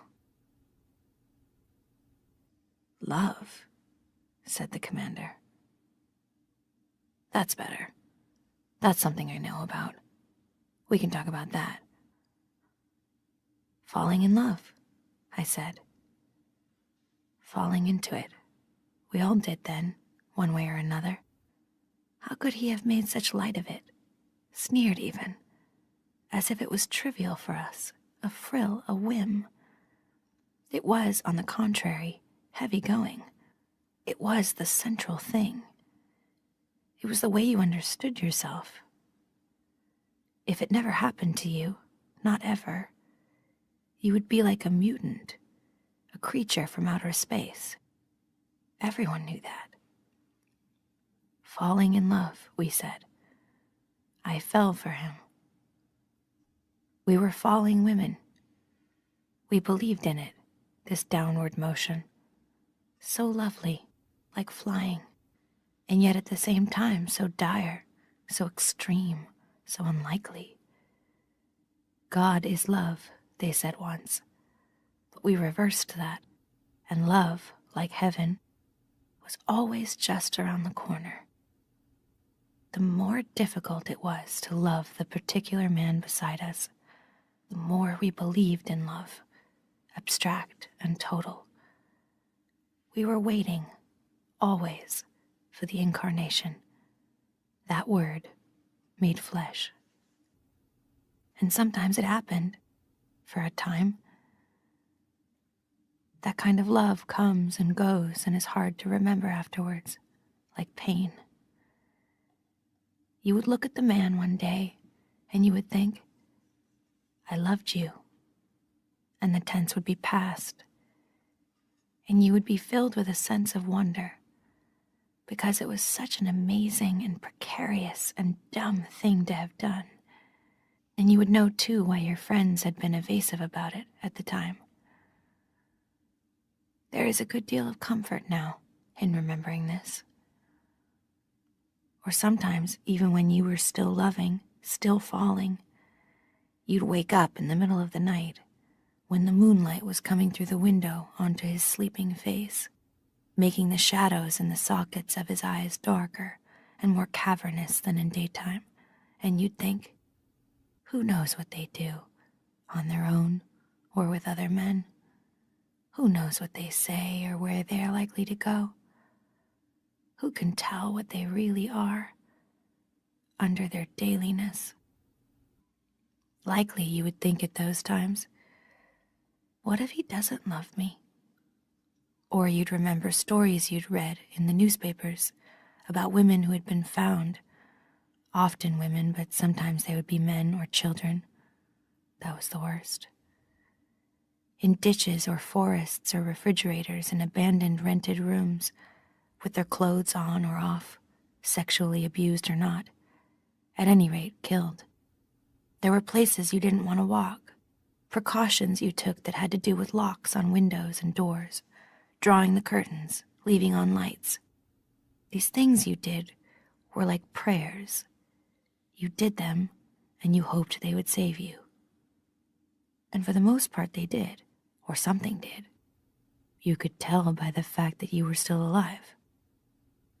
But all of that was pertinent only in the night, and had nothing to do with the man you loved, at least in daylight. With that man you wanted it to work out. Working out was also something you did to keep your body in shape for the man. If you worked out enough, maybe the man would too. Maybe you would be able to work it out together, as if the two of you were a puzzle that could be solved. Otherwise, one of you, most likely the man, would go wandering off on a trajectory of his own, taking his addictive body with him and leaving you with bad withdrawal, which you could counteract by exercise. If you didn't work it out, it was because one of you had the wrong attitude. Everything that went on in your life was thought to be due to some positive or negative power emanating from inside your head. If you don't like it, change it, we said, to each other and to ourselves. And so we would change the man for another one. Change, we were sure, was for the better always. We were revisionists. What we revised was ourselves.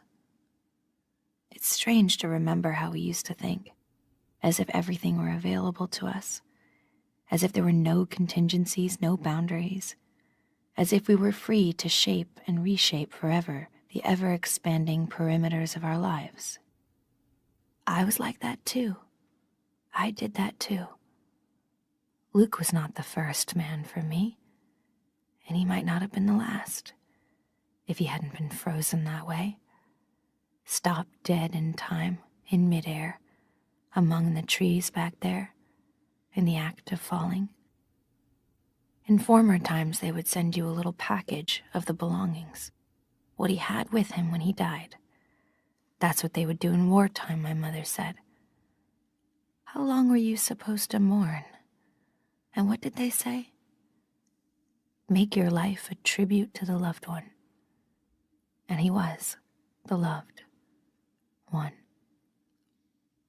Is, I say, is. Only 2 letters, you stupid shit. Can't you manage to remember it? Even a short word like that? I wiped my sleeve across my face. Once I wouldn't have done that, for fear of smearing, but now nothing comes off. Whatever expression is there, unseen by me, is real. You'll have to forgive me. I'm a refugee from the past, and like other refugees, I go over the customs and habits of being I've left, or been forced to leave behind me. And it all seems just as quaint from here, and I am just as obsessive about it. Like a white Russian drinking tea in Paris, marooned in the 20th century, I wander back, try to regain those distant pathways. I become too maudlin, lose myself, weep. Weeping is what it is, not crying. I sit in this chair and ooze like a sponge. So, more waiting. Lady in waiting. That's what they used to call those stores where you could buy maternity clothes. Woman in waiting sounds more like someone in a train station. Waiting is also a place. It is wherever you wait. For me, it's this room. I am a blank here, between parentheses, between other people. The knock comes at my door, Cora with the tray. But it isn't Cora. "I've brought it for you," says Serena Joy. And then I look up and around and get out of my chair and come towards her. She's holding it, a Polaroid print, square and glossy. So they still make them, cameras like that. And there will be family albums too, with all the children in them. No handmaids though. From the point of view of future history, this kind will be invisible. But the children will be in them all right, something for the wives to look at, downstairs, nibbling at the buffet and waiting for the birth. "You can only have it for a minute," Serena Joy says, her voice low and conspiratorial. "I have to return it before they know it's missing." It must have been a Martha who got it for her.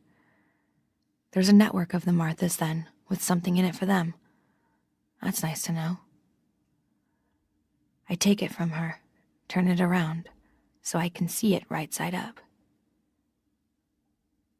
Is this her? Is this what she's like? My treasure. So tall and changed. Smiling a little now, so soon, and in her white dress as if for an olden days first communion. Time has not stood still. It has washed over me, washed me away, as if I'm nothing more than a woman of sand, left by a careless child too near the water. I have been obliterated for her. I am only a shadow now, far back behind the glib, shiny surface of this photograph.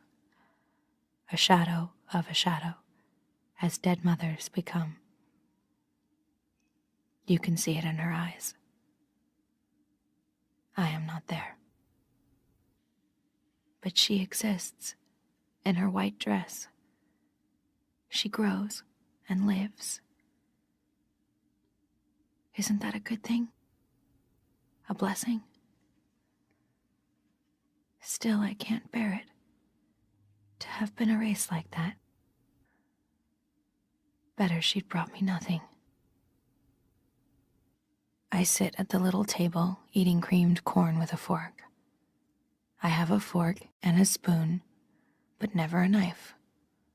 When there's meat, they cut it up for me ahead of time, as if I'm lacking manual skills or teeth. I have both, however. That's why I'm not allowed a knife.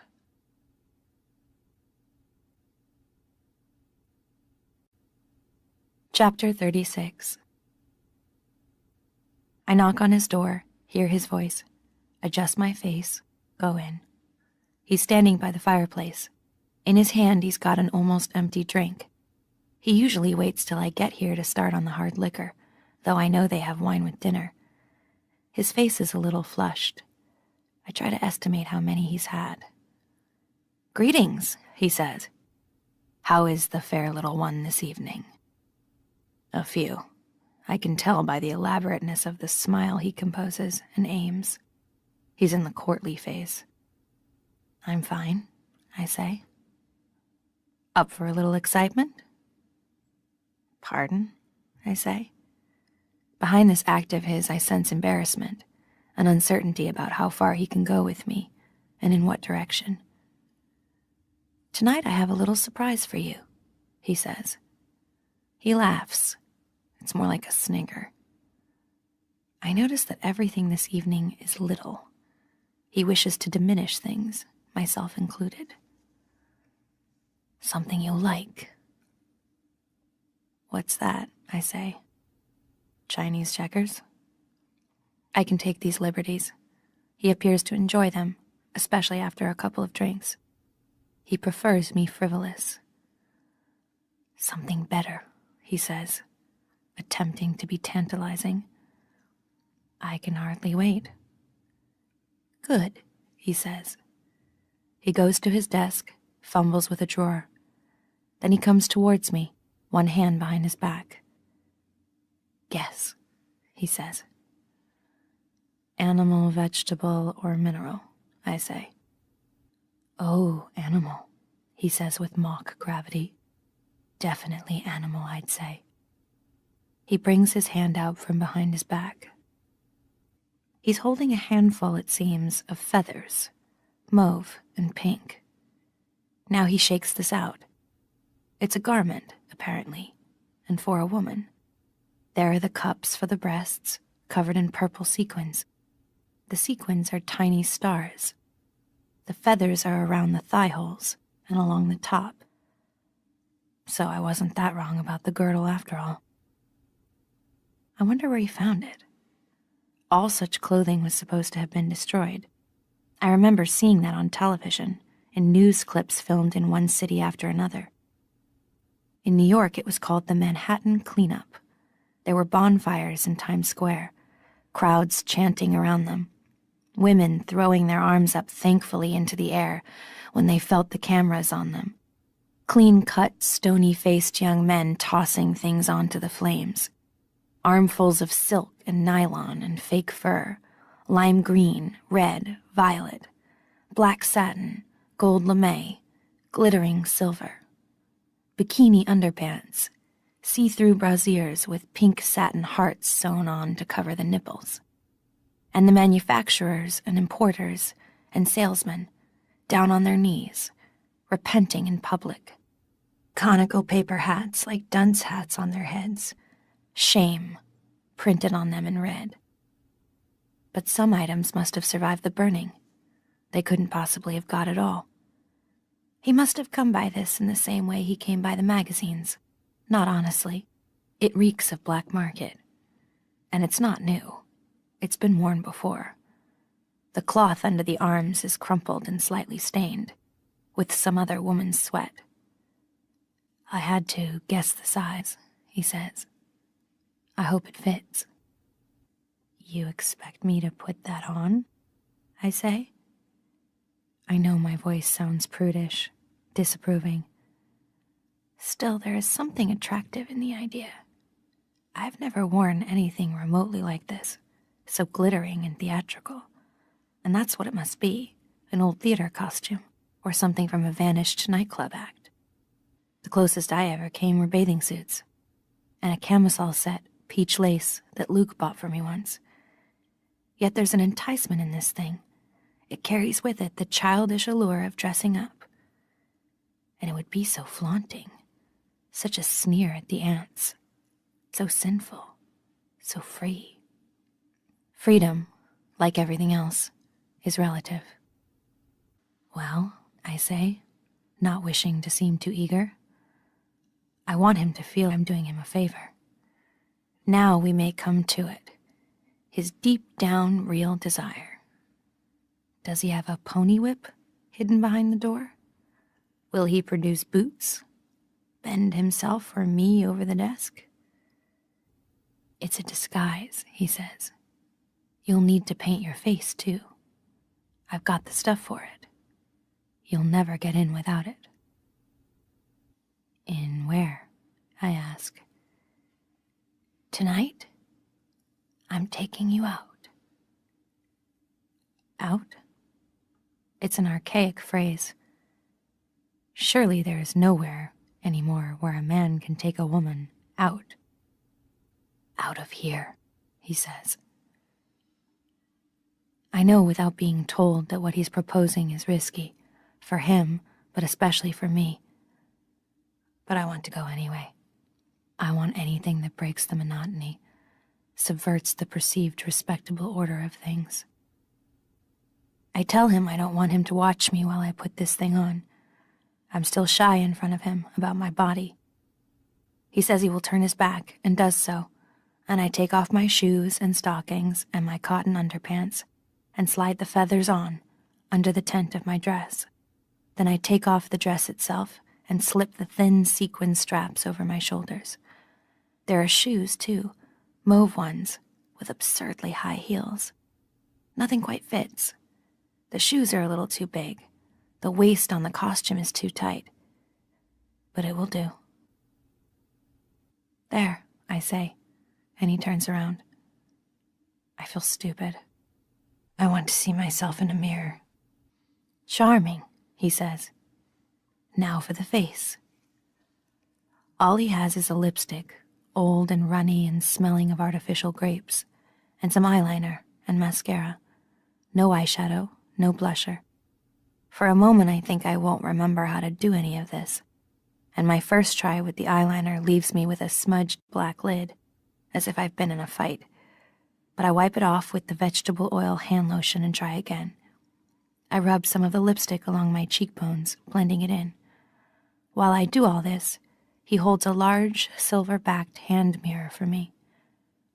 I recognize it as Serena Joy's. He must have borrowed it from her room. Nothing can be done about my hair. Terrific, he says. By this time, he's quite excited.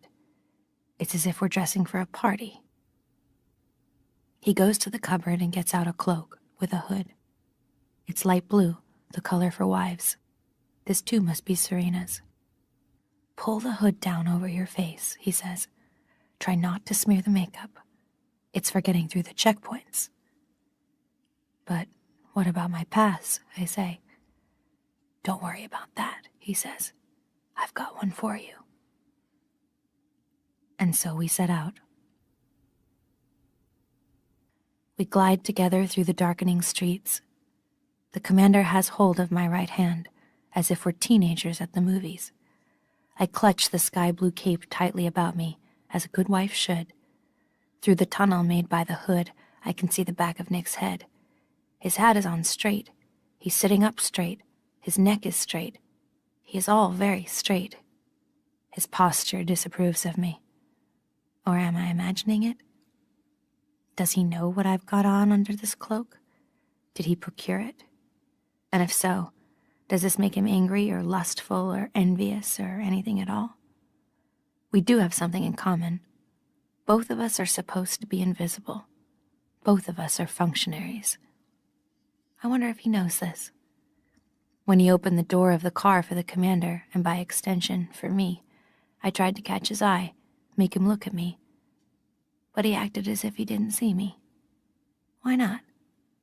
It's a soft job for him, running little errands, doing little favors, and there's no way he'd want to jeopardize it. The checkpoints are no problem. Everything goes as smoothly as the commander said it would, despite the heavy pounding, the pressure of blood in my head. Chicken shit, Moira would say. Past the second checkpoint, Nick says, "Here, sir?" And the commander says yes. The car pulls over and the commander says, "Now, I'll have to ask you to get down onto the floor of the car." "Down?" I say. "We have to go through the gateway," he says, as if this means something to me. I tried to ask him where we were going, but he said he wanted to surprise me. Wives aren't allowed. So I flatten myself, and the car starts again, and for the next few minutes I see nothing. Under the cloak, it's stifling hot. It's a winter cloak, not a cotton summer one, and it smells of mothballs. He must have borrowed it from storage, knowing she wouldn't notice. He has considerately moved his feet to give me room. Nevertheless, my forehead is against his shoes. I have never been this close to his shoes before. They feel hard, unwinking, like the shells of beetles. Black, polished, inscrutable. They seem to have nothing to do with feet. We pass through another checkpoint. I hear the voices, impersonal, deferential, and the window rolling electrically down and up for the passes to be shown. This time he won't show mine, the one that's supposed to be mine, as I'm no longer in official existence, for now. Then the car starts, and then it stops again, and the commander is helping me up. "We'll have to be fast," he says. "This is a back entrance. You should leave the cloak with Nick. On the hour, as usual," he says to Nick. So this, too, is something he's done before. He helps me out of the cloak, the car door is opened. I feel air on my almost bare skin and realize I've been sweating. As I turn to shut the car door behind me, I can see Nick looking at me through the glass. He sees me now. Is it contempt I read, or indifference? Is this merely what he expected of me? We're in an alleyway behind a building, red brick and fairly modern. A bank of trash cans is set out beside the door, and there's a smell of fried chicken going bad. The commander has a key to the door, which is plain and gray and flush with the wall, and I think made of steel. Inside it, there's a concrete block corridor lit with fluorescent overhead lights. Some kind of functional tunnel. "Here," the commander says. He slips around my wrist a tag, purple, on an elastic band, like the tags for airport luggage. "If anyone asks you, say you're an evening rental," he says. He takes me by the bare upper arm and steers me forward. What I want is a mirror, to see if my lipstick is all right, whether the feathers are too ridiculous, too frowsy. In this light, I must look lurid, though it's too late now. "Idiot," says Moira.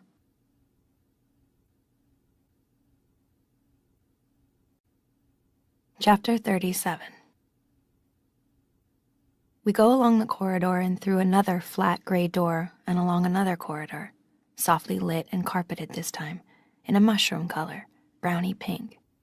Doors open off it, with numbers on them, 101, 102, the way you count during a thunderstorm, to see how close you are to being struck. It's a hotel, then. From behind one of the doors comes laughter, a man's, and also a woman's. It's a long time since I've heard that. We emerge into a central courtyard. It's wide and also high, It goes up several stories to a skylight at the top. There's a fountain in the middle of it, a round fountain spraying water in the shape of a dandelion gone to seed. Potted plants and trees sprout here and there. Vines hang down from the balconies. Oval-sided glass elevators slide up and down the walls like giant mollusks. I know where I am. I've been here before. With Luke, in the afternoons, a long time ago. It was a hotel then. Now it's full of women. I stand still and stare at them. I can stare here, look around me. There are no white wings to keep me from it. My head, shorn of them, feels curiously light, as if a weight has been removed from it, or substance. The women are sitting, lounging, strolling, leaning against one another. There are men mingled with them, a lot of men, but in their dark uniforms or suits, so similar to one another, they form only a kind of background. The women, on the other hand, are tropical. They are dressed in all kinds of bright festive gear. Some of them have on outfits like mine, feathers and glister, cut high up the thighs, low over the breasts. Some are in olden days lingerie, shorty nightgowns, baby doll pajamas, the occasional see-through negligee. Some are in bathing suits, one piece or bikini. One, I see, is wearing a crocheted affair, with big scallop shells covering the tits. Some are in jogging shorts and sun halters. Some in exercise costumes like the ones they used to show on television, body tight, with knitted pastel leg warmers. There are even a few in cheerleaders' outfits, little pleated skirts, outsized letters across the chest. I guess they've had to fall back on a melange, whatever they could scrounge or salvage. All wear makeup, and I realize how unaccustomed I've become to seeing it on women, because their eyes look too big to me, too dark and shimmering, their mouths too red, too wet, blood-dipped and glistening. Or, on the other hand, too clownish. At first glance, there's a cheerfulness to this scene. It's like a masquerade party. They are like oversized children, dressed up in togs they've rummaged from trunks. Is there joy in this? There could be. But have they chosen it? You can't tell by looking. There are a great many buttocks in this room. I am no longer used to them. It's like walking into the past, says the commander. His voice sounds pleased, delighted even. Don't you think? I try to remember if the past was exactly like this. I'm not sure now. I know it contained these things, but somehow the mix is different. A movie about the past is not the same as the past. Yes, I say. What I feel is not one simple thing. Certainly I am not dismayed by these women, not shocked by them. I recognize them as truants. The official creed denies them, denies their very existence. Yet here they are. That is at least something. Don't gawk, says the commander. You'll give yourself away. Just act natural. Again he leads me forward. Another man has spotted him, has greeted him, and set himself in motion towards us. The commander's grip tightens on my upper arm. Steady, he whispers. Don't lose your nerve. All you have to do, I tell myself, is keep your mouth shut and look stupid. It shouldn't be that hard. The commander does the talking for me, to this man and to the others who follow him. He doesn't say much about me. He doesn't need to. He says I'm new, and they look at me and dismiss me and confer together about other things. My disguise performs its function. He retains hold of my arm, and as he talks, his spine straightens imperceptibly, his chest expands, his voice assumes more and more the sprightliness and jocularity of youth. It occurs to me, he is showing off. He is showing me off to them, and they understand that. They are decorous enough.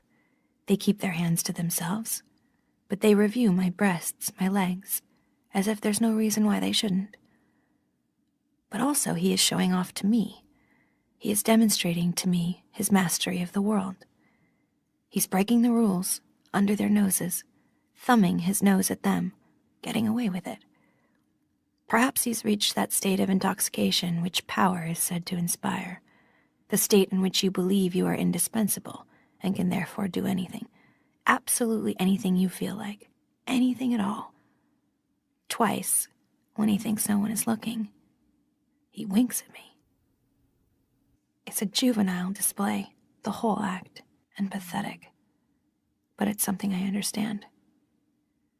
When he's done enough of this, he leads me away again, to a puffy flowered sofa of the kind they once had in hotel lobbies. In this lobby, in fact, it's a floral design I remember. Dark blue background, pink Art Nouveau flowers. "I thought your feet might be getting tired," he says, "in those shoes." He's right about that, and I'm grateful. He sits me down and sits himself down beside me. He puts an arm around my shoulders. The fabric of his sleeve is raspy against my skin, so unaccustomed lately to being touched. "Well," he says, "what do you think of our little club?" I look around me again. The men are not homogeneous, as I first thought.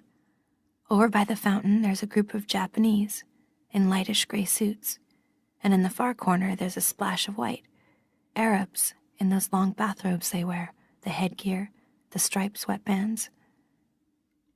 "It's a club," I say. "Well, that's what we call it, among ourselves. The club." "I thought this sort of thing was strictly forbidden," I say. "Well, officially," he says. "But everyone's human, after all." I wait for him to elaborate on this, but he doesn't. So I say, "What does that mean?" "It means you can't cheat nature," he says. "Nature demands variety for men. It stands to reason. It's part of the procreational strategy. It's nature's plan." I don't say anything, so he goes on. "Women know that instinctively. Why did they buy so many different clothes in the old days? To trick the men into thinking they were several different women. A new one each day." He says this as if he believes it, but he says many things that way. Maybe he believes it, maybe he doesn't. Or maybe he does both at the same time. Impossible to tell what he believes. "So, now that we don't have different clothes," I say, "you merely have different women." This is irony, but he doesn't acknowledge it. "It solves a lot of problems," he says, without a twitch. I don't reply to this. I am getting fed up with him. I feel like freezing on him, passing the rest of the evening in sulky wordlessness. But I can't afford that, and I know it. Whatever this is, it's still an evening out. What I'd really like to do is talk with the women, but I see scant chance of that. "Who are these people?" I ask him. "It's only for officers," he says, "from all branches, and senior officials, and trade delegations, of course. It stimulates trade. It's a good place to meet people. You can hardly do business without it. We try to provide at least as good as they can get elsewhere. You can overhear things too, information. A man will sometimes tell a woman things he wouldn't tell another man." "No," I say. "I mean the women." "Oh," he says. "Well, some of them are real pros. Working girls," he laughs, "from the time before. They couldn't be assimilated.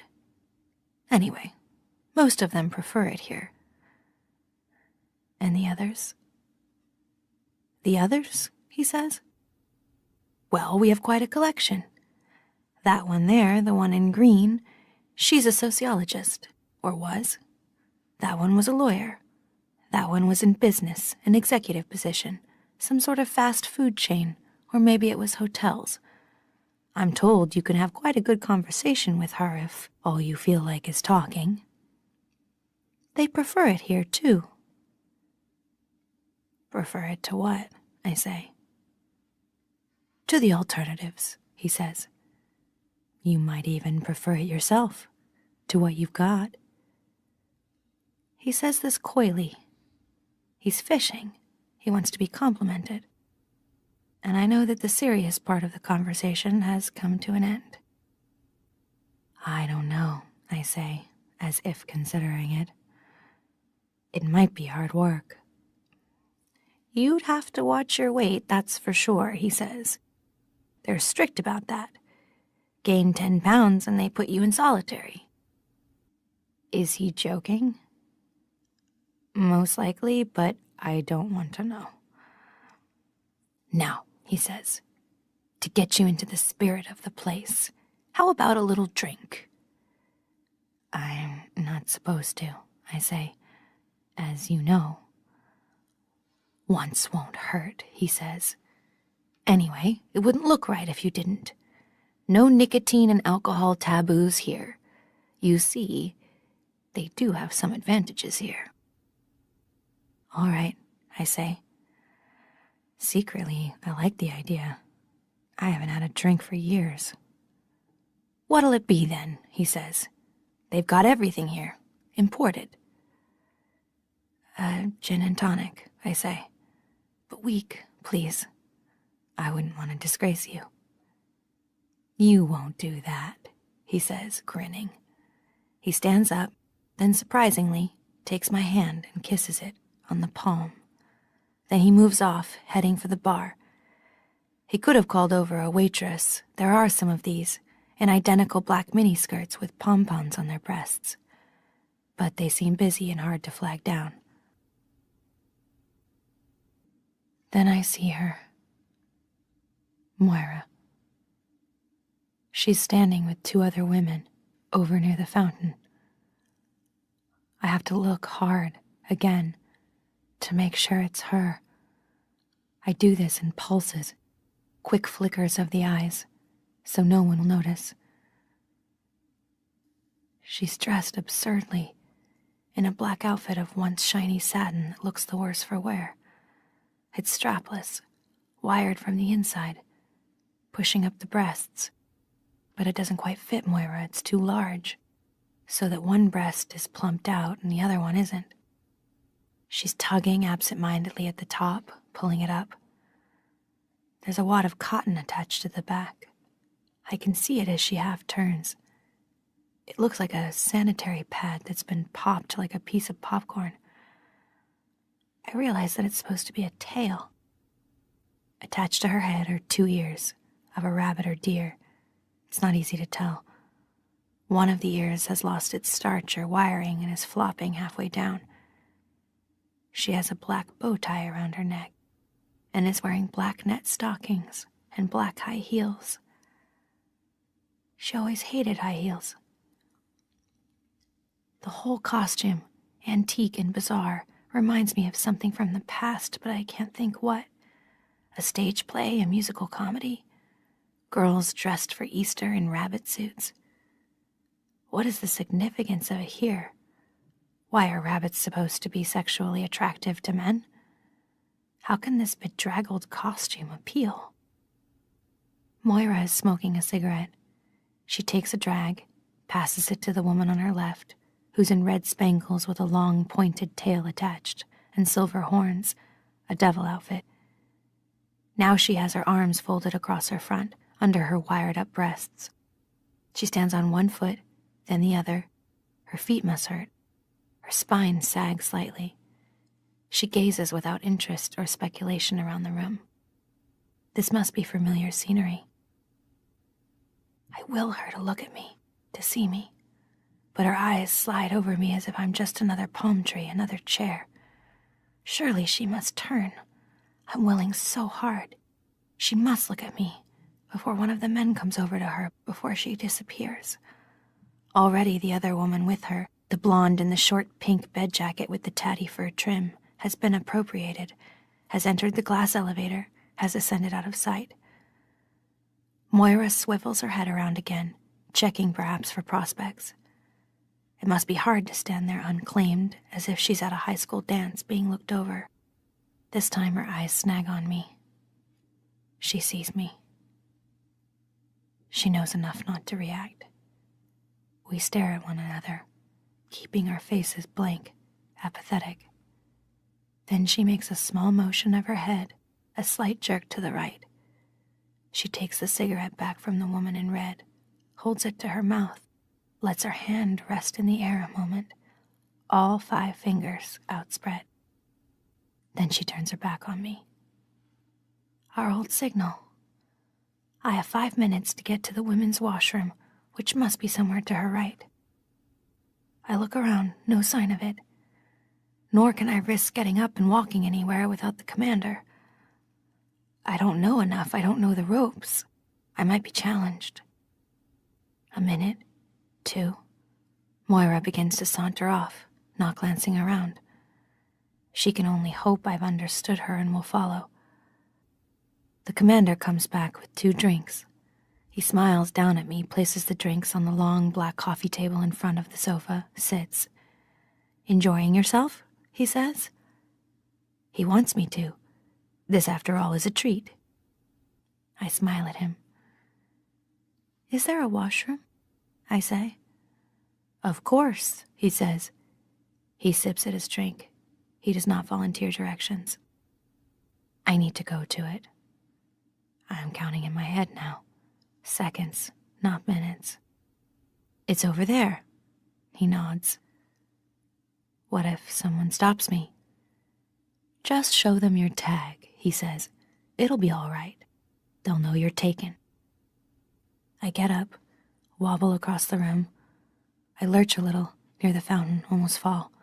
It's the heels. Without the commander's arm to steady me, I'm off balance. Several of the men look at me, with surprise, I think, rather than lust. I feel like a fool. I hold my left arm conspicuously in front of me, bent at the elbow, with the tag turned outwards. Nobody says anything.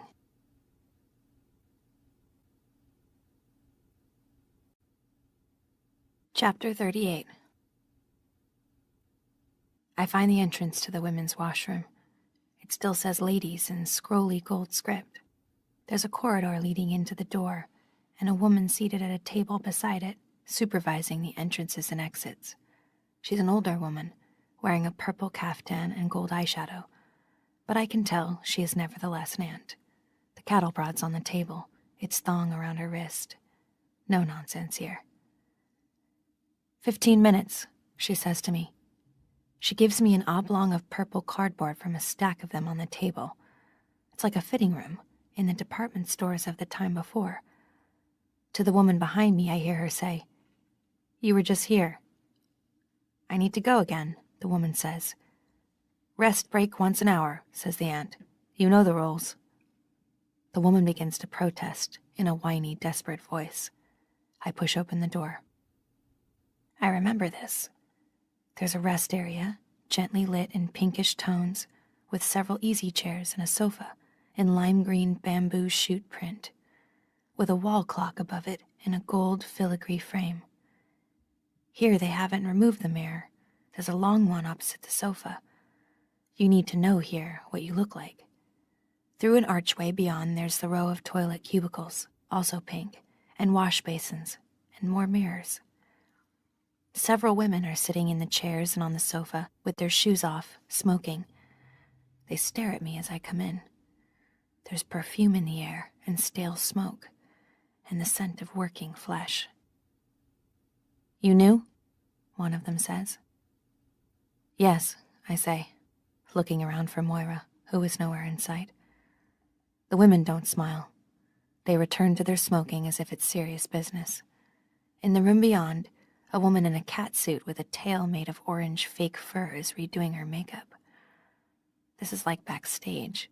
Grease paint, smoke, the materials of illusion. I stand hesitant, not knowing what to do. I don't want to ask about Moira. I don't know whether it's safe. Then a toilet flushes, and Moira comes out of a pink cubicle. She teeters towards me. I wait for a sign. "It's all right," she says, to me and to the other women. I know her. The others smile now, and Moira hugs me. My arms go around her. The wires propping up her breasts dig into my chest. We kiss each other, on one cheek, then the other. Then we stand back. "God awful," she says. She grins at me. "You look like the whore of Babylon." "Isn't that what I'm supposed to look like?" I say. "You look like something the cat dragged in." "Yes," she says, pulling up her front. "Not my style. And this thing is about to fall to shreds. I wish they'd dredge up someone who still knows how to make them. Then I could get something halfway decent." "You picked that out?" I say. I wonder if maybe she's chosen it out of the others because it was less garish. At least it's only black and white.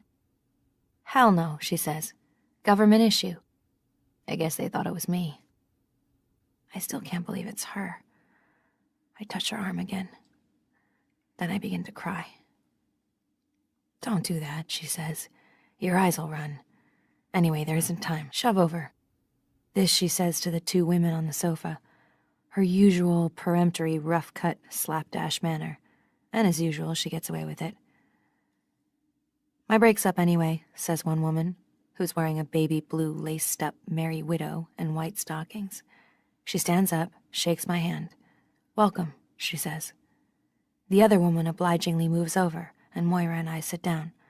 The first thing we do is take off our shoes. "What the hell are you doing here?" Moira says then.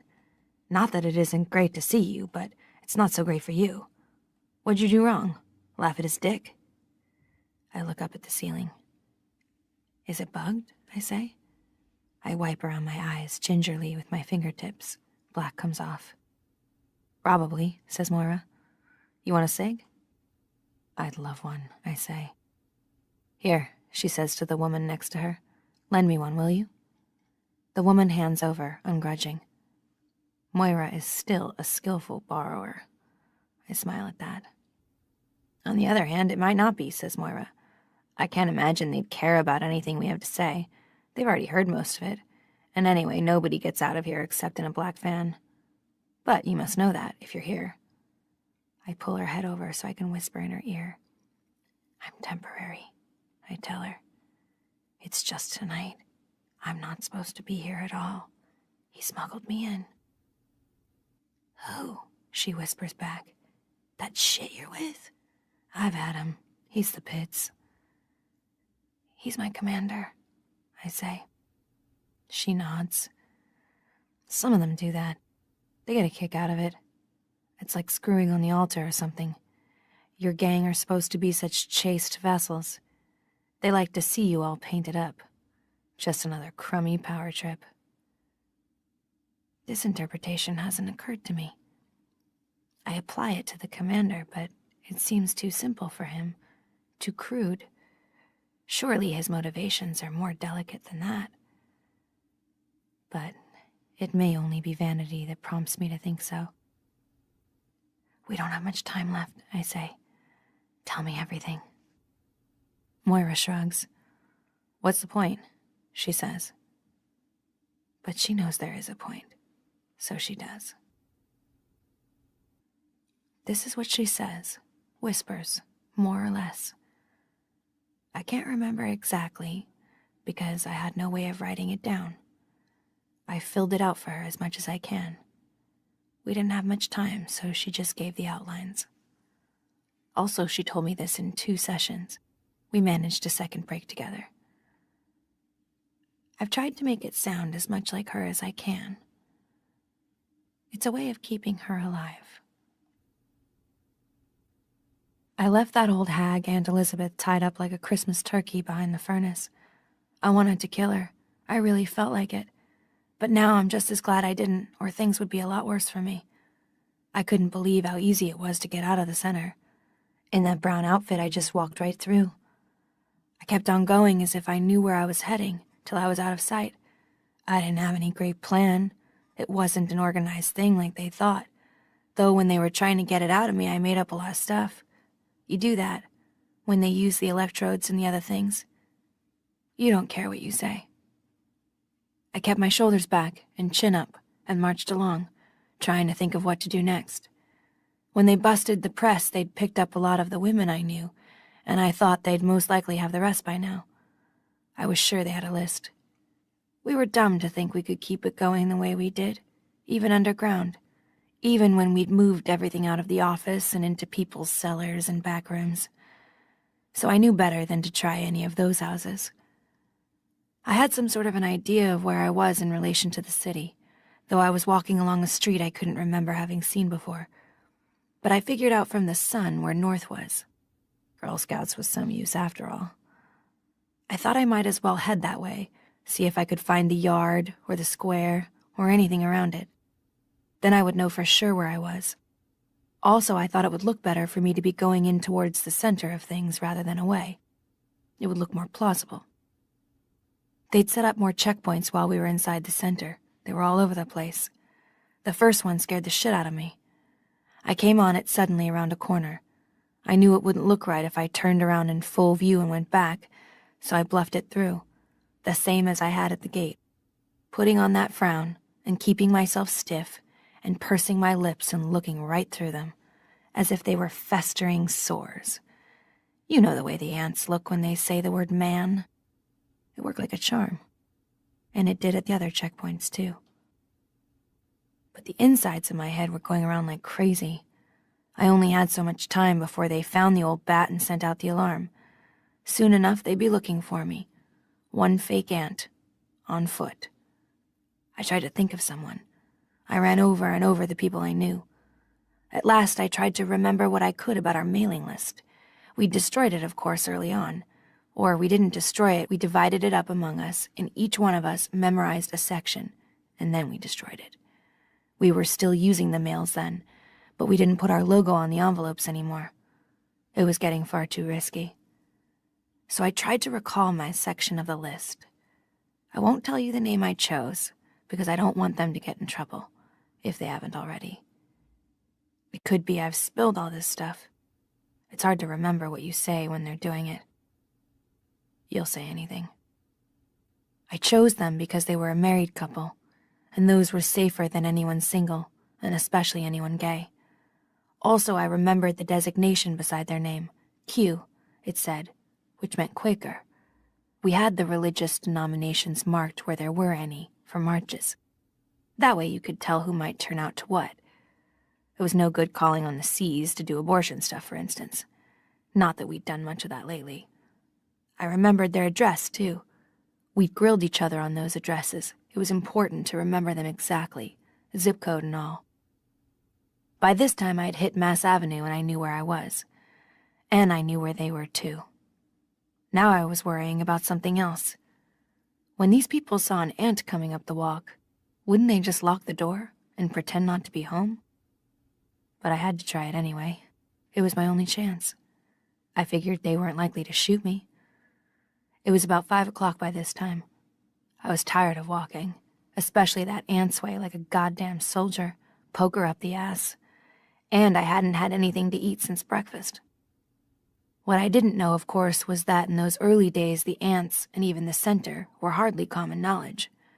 It was all secret at first, behind barbed wire. There might have been objections to what they were doing, even then. So although people had seen the odd ant around, they weren't really aware of what they were for. They must have thought they were some kind of army nurse. Already they'd stopped asking questions, unless they'd had to. So these people let me in right away. It was the woman who came to the door. I told her I was doing a questionnaire. I did that so she wouldn't look surprised, in case anyone was watching. But as soon as I was inside the door, I took off the headgear and told them who I was. They could have phoned the police or whatever. I know I was taking a chance, but like I say, there wasn't any choice. Anyway, they didn't. They gave me some clothes, a dress of hers, and burned the ant's outfit and the pass in their furnace. They knew that had to be done right away. They didn't like having me there. That much was clear. It made them very nervous. They had 2 little kids, both under 7. I could see their point. I went to the can. What a relief that was. Bathtub full of plastic fish and so on. Then I sat upstairs in the kids' room and played with them and their plastic blocks while their parents stayed downstairs and decided what to do about me. I didn't feel scared by then. In fact, I felt quite good. Fatalistic, you could say. Then the woman made me a sandwich and a cup of coffee, and the man said he'd take me to another house. They hadn't risked phoning. The other house was Quakers too, and they were pay dirt, because they were a station on the underground female road. After the first man left, they said they'd try to get me out of the country. I won't tell you how, because some of the stations may still be operating. Each one of them was in contact with only one other one, always the next one along. There were advantages to that. It was better if you were caught. But disadvantages too. Because if one station got busted, the entire chain backed up until they could make contact with one of their couriers, who could set up an alternate route. They were better organized than you'd think, though. They'd infiltrated a couple of useful places. One of them was the post office. They had a driver there with one of those handy little trucks. I made it over the bridge and into the city proper in a mail sack. I can tell you that now because they got him soon after that. He ended up on the wall. You hear about these things. You hear a lot in here. You'd be surprised. The commanders tell us themselves. I guess they figure why not? There's no one we can pass it on to except each other, and that doesn't count. I'm making this sound easy, but it wasn't. I nearly shat bricks the whole time. One of the hardest things was knowing that these other people were risking their lives for you when they didn't have to. But they said they were doing it for religious reasons, and I shouldn't take it personally. That helped some. They had silent prayers every evening. I found that hard to get used to at first, because it reminded me too much of that shit at the center. It made me feel sick to my stomach, to tell you the truth. I had to make an effort, tell myself that this was a whole other thing. I hated it at first, but I figure it was what kept them going. They knew more or less what would happen to them if they got caught. Not in detail, but they knew. By that time, they'd started putting some of it on the TV, the trials and so forth. It was before the sectarian roundups began in earnest. As long as you said you were some sort of a Christian and you were married, for the first time that is, they were still leaving you pretty much alone. They were concentrating first on the others. They got them more or less under control before they started it on everybody else. I was underground, it must have been 8 or 9 months. I was taken from one safe house to another. There were more of those then. They weren't all Quakers. Some of them weren't even religious.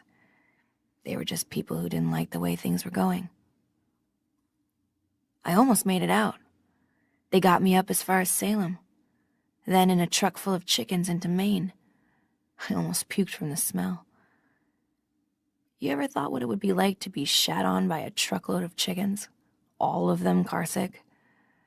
They were planning to get me across the border there, not by car or truck, that was already too difficult, but by boat, up the coast. I didn't know that until the actual night. They never told you the next step until right before it was happening. They were careful that way. So I don't know what happened. Maybe somebody got cold feet about it, or somebody outside got suspicious. Or maybe it was the boat. Maybe they thought the guy was out in his boat at night too much. By that time, it must have been crawling with eyes up there, and everywhere else close to the border. Whatever it was. They picked us up just as we were coming out the back door to go down to the dock. Me and the guy, and his wife too. They were an older couple, in their 50s. He'd been in the lobster business, back before all that happened to the shore fishing there. I don't know what became of them after that, because they took me in a separate van. I thought it might be the end for me, or back to the center and the attentions of Aunt Lydia and her steel cable. She enjoyed that, you know. She pretended to do all that love the sinner, hate the sin stuff, but she enjoyed it. I did consider offing myself, and maybe I would have if there'd been any way. But they had 2 of them in the back of the van with me, watching me like a hawk. Didn't say a hell of a lot, just sat and watched me in that wall-eyed way they have.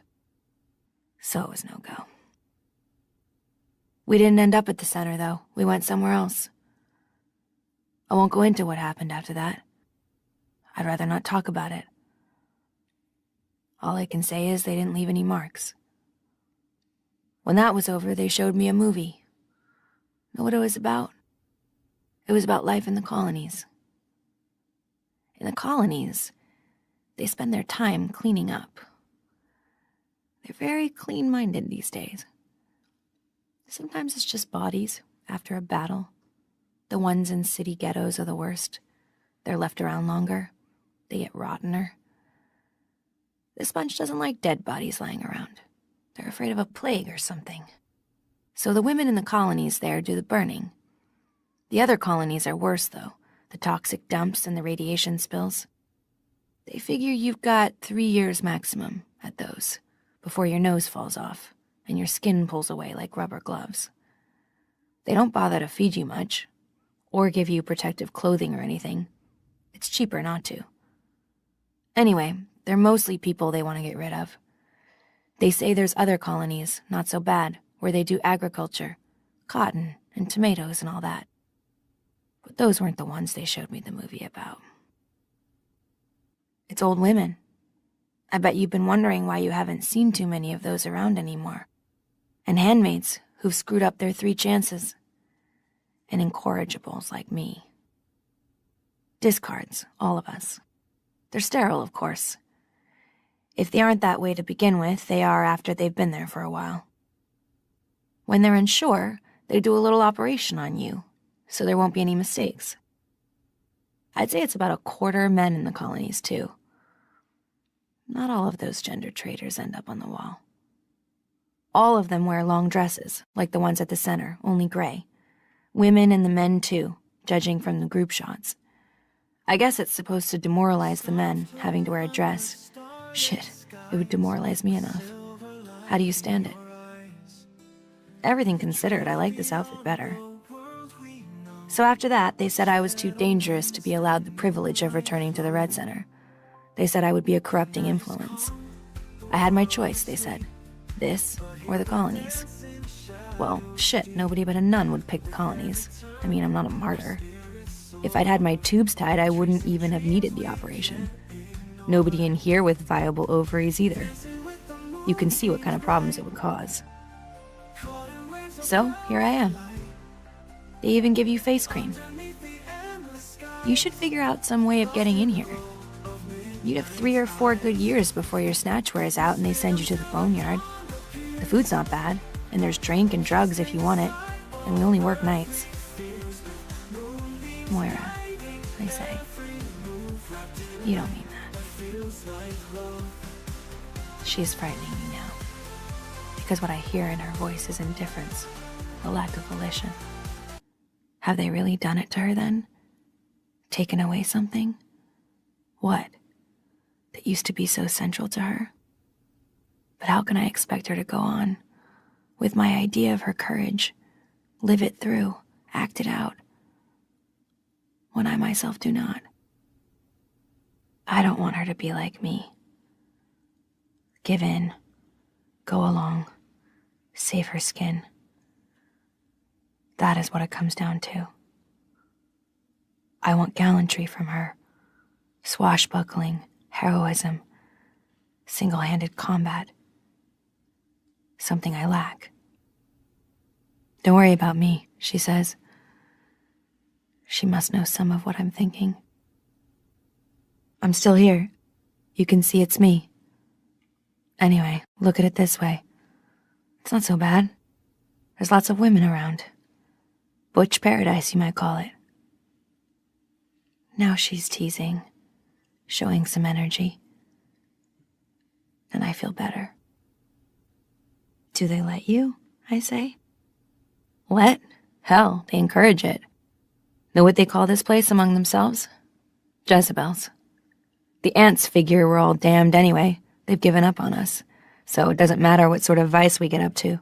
And the commanders don't give a piss what we do in our off time. Anyway, women on women sort of turns them on. What about the others? I say. Put it this way, she says. They're not too fond of men. She shrugs again.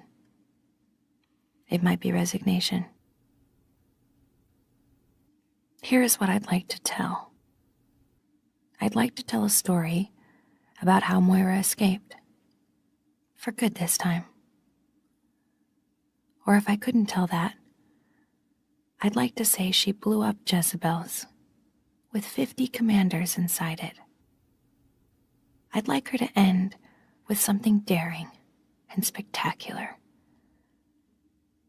Some outrage. Something that would befit her. But as far as I know, that didn't happen. I don't know how she ended, or even if she did, because I never saw her again.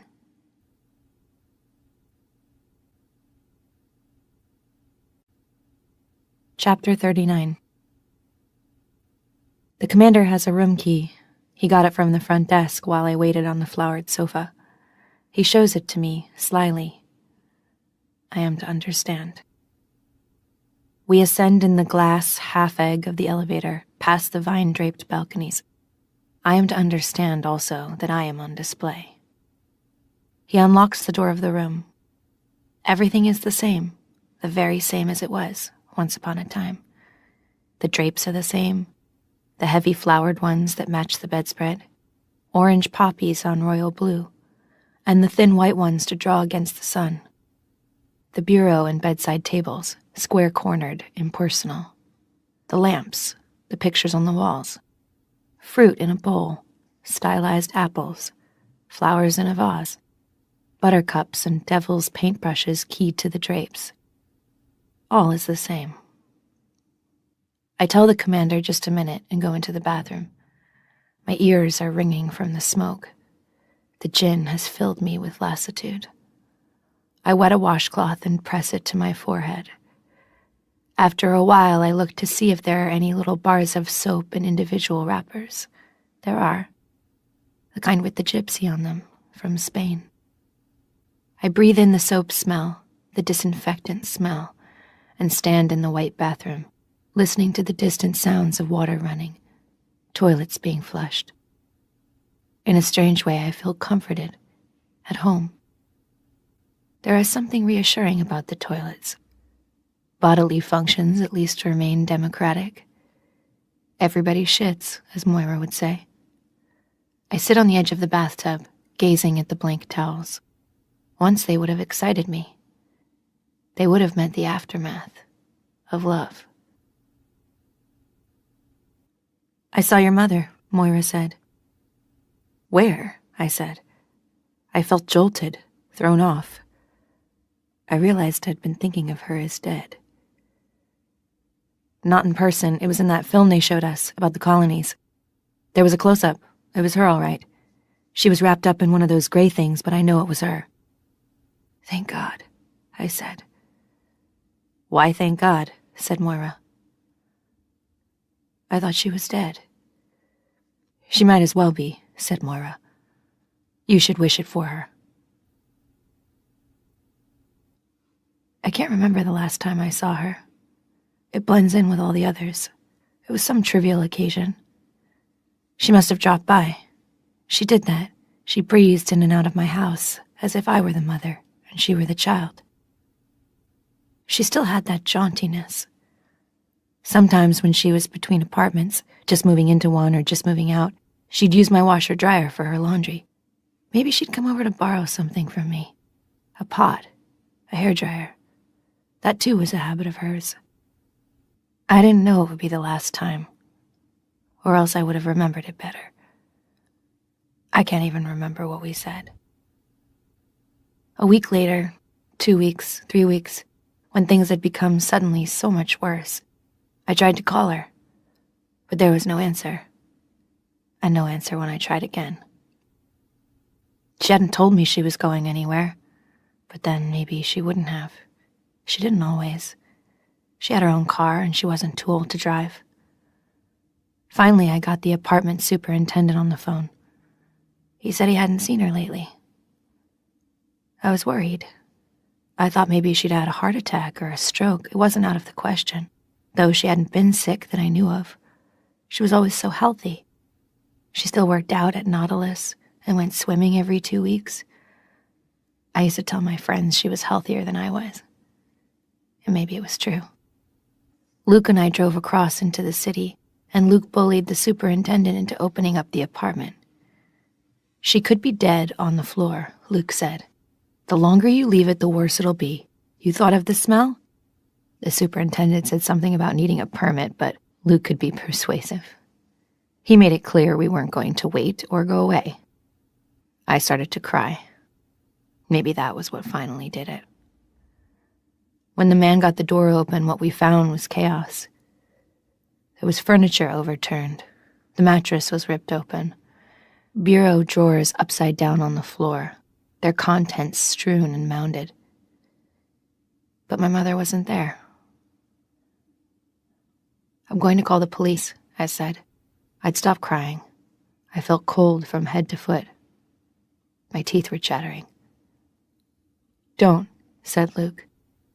Why not? I said. I was glaring at him. I was angry now. He stood there in the wreck of the living room, just looking at me. He put his hands into his pockets, one of those aimless gestures people make when they don't know what else to do. Just don't, is what he said. Your mother's neat, Moira would say, when we were at college. Later, she's got pizzazz. Later still, she's cute. She's not cute, I would say. She's my mother. Gee, said Moira, you ought to see mine. I think of my mother, sweeping up deadly toxins, the way they used to use up old women in Russia, sweeping dirt. Only this dirt will kill her. I can't quite believe it. Surely her cockiness, her optimism and energy, her pizzazz will get her out of this. She will think of something. But I know this isn't true. It is just passing the buck, as children do, to mothers. I've mourned for her already. But I will do it again. And again. I bring myself back to the here, to the hotel. This is where I need to be. Now, in this ample mirror under the white light, I take a look at myself. It's a good look, slow and level. I'm a wreck. The mascara has smudged again, despite Moira's repairs. The purplish lipstick has bled. Hair trails aimlessly. The molting pink feathers are tawdry as carnival dolls, and some of the starry sequins have come off. Probably they were off to begin with, and I didn't notice. I am a travesty, in bad makeup and someone else's clothes. Used glitz. I wish I had a toothbrush. I could stand here and think about it, but time is passing. I must be back at the house before midnight. Otherwise, I'll turn into a pumpkin. Or was that the coach? Tomorrow's the ceremony, according to the calendar. So tonight, Serena wants me serviced. And if I'm not there, she'll find out why. And then what? And the commander, for a change, is waiting. I can hear him pacing in the main room. Now he pauses outside the bathroom door, clears his throat. A stagey ahem. I turn on the hot water tap to signify readiness or something approaching it. I should get this over with. I wash my hands.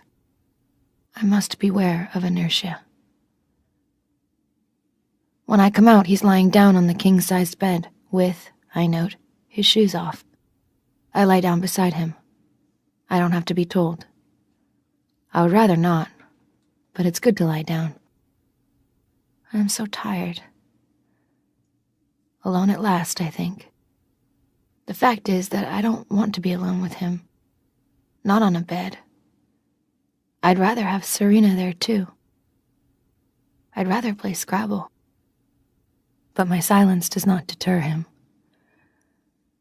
"Tomorrow, isn't it?" he says softly. "I thought we could jump the gun." He turns towards me. "Why did you bring me here?" I say coldly. He's stroking my body now, from stem, as they say, to stern. Cat stroke along the left flank, down the left leg. He stops at the foot, his fingers encircling the ankle briefly, like a bracelet, where the tattoo is, a braille he can read, a cattle brand. It means ownership. I remind myself that he is not an unkind man, that under other circumstances, I even like him. His hand pauses.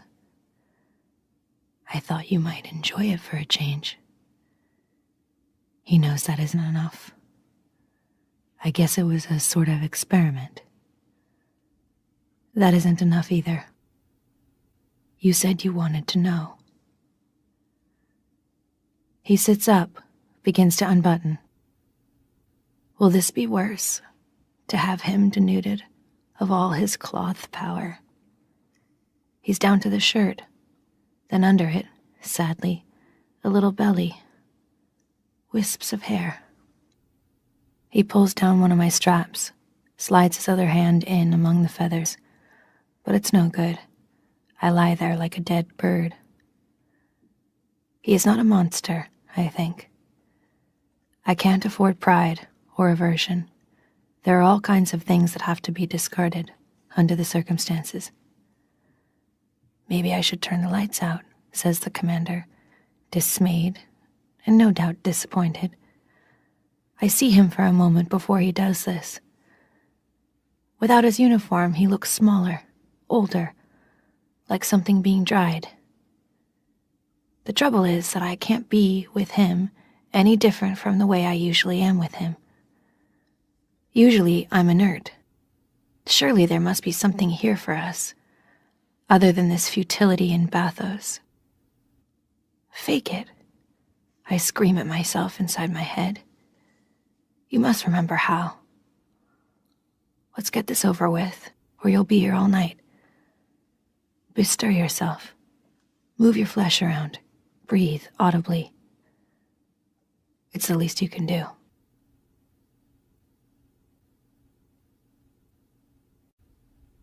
13. Night. Chapter 40. The heat at night is worse than the heat in daytime. Even with the fan on, nothing moves, and the walls store up warmth, give it out like a used oven. Surely it will rain soon. Why do I want it? It will only mean more dampness. There's lightning far away, but no thunder.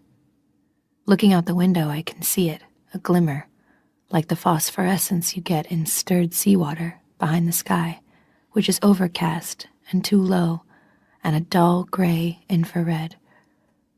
The searchlights are off, which is not usual. A power failure. Or else Serena Joy has arranged it. I sit in the darkness. No point in having the light on, to advertise the fact that I'm still awake. I'm fully dressed in my red habit again, having shed the spangles, scraped off the lipstick with toilet paper. I hope nothing shows. I hope I don't smell of it. Or of him either. She's here at midnight, as she said she'd be. I can hear her. A faint tapping, a faint shuffling on the muffling rug of the corridor before her light knock comes. I don't say anything, but follow her back along the hall and down the stairs. She can walk faster. She's stronger than I thought. Her left hand clamps the banister, in pain maybe, but holding on, steadying her. I think. She's biting her lip. She's suffering. She wants it all right, that baby.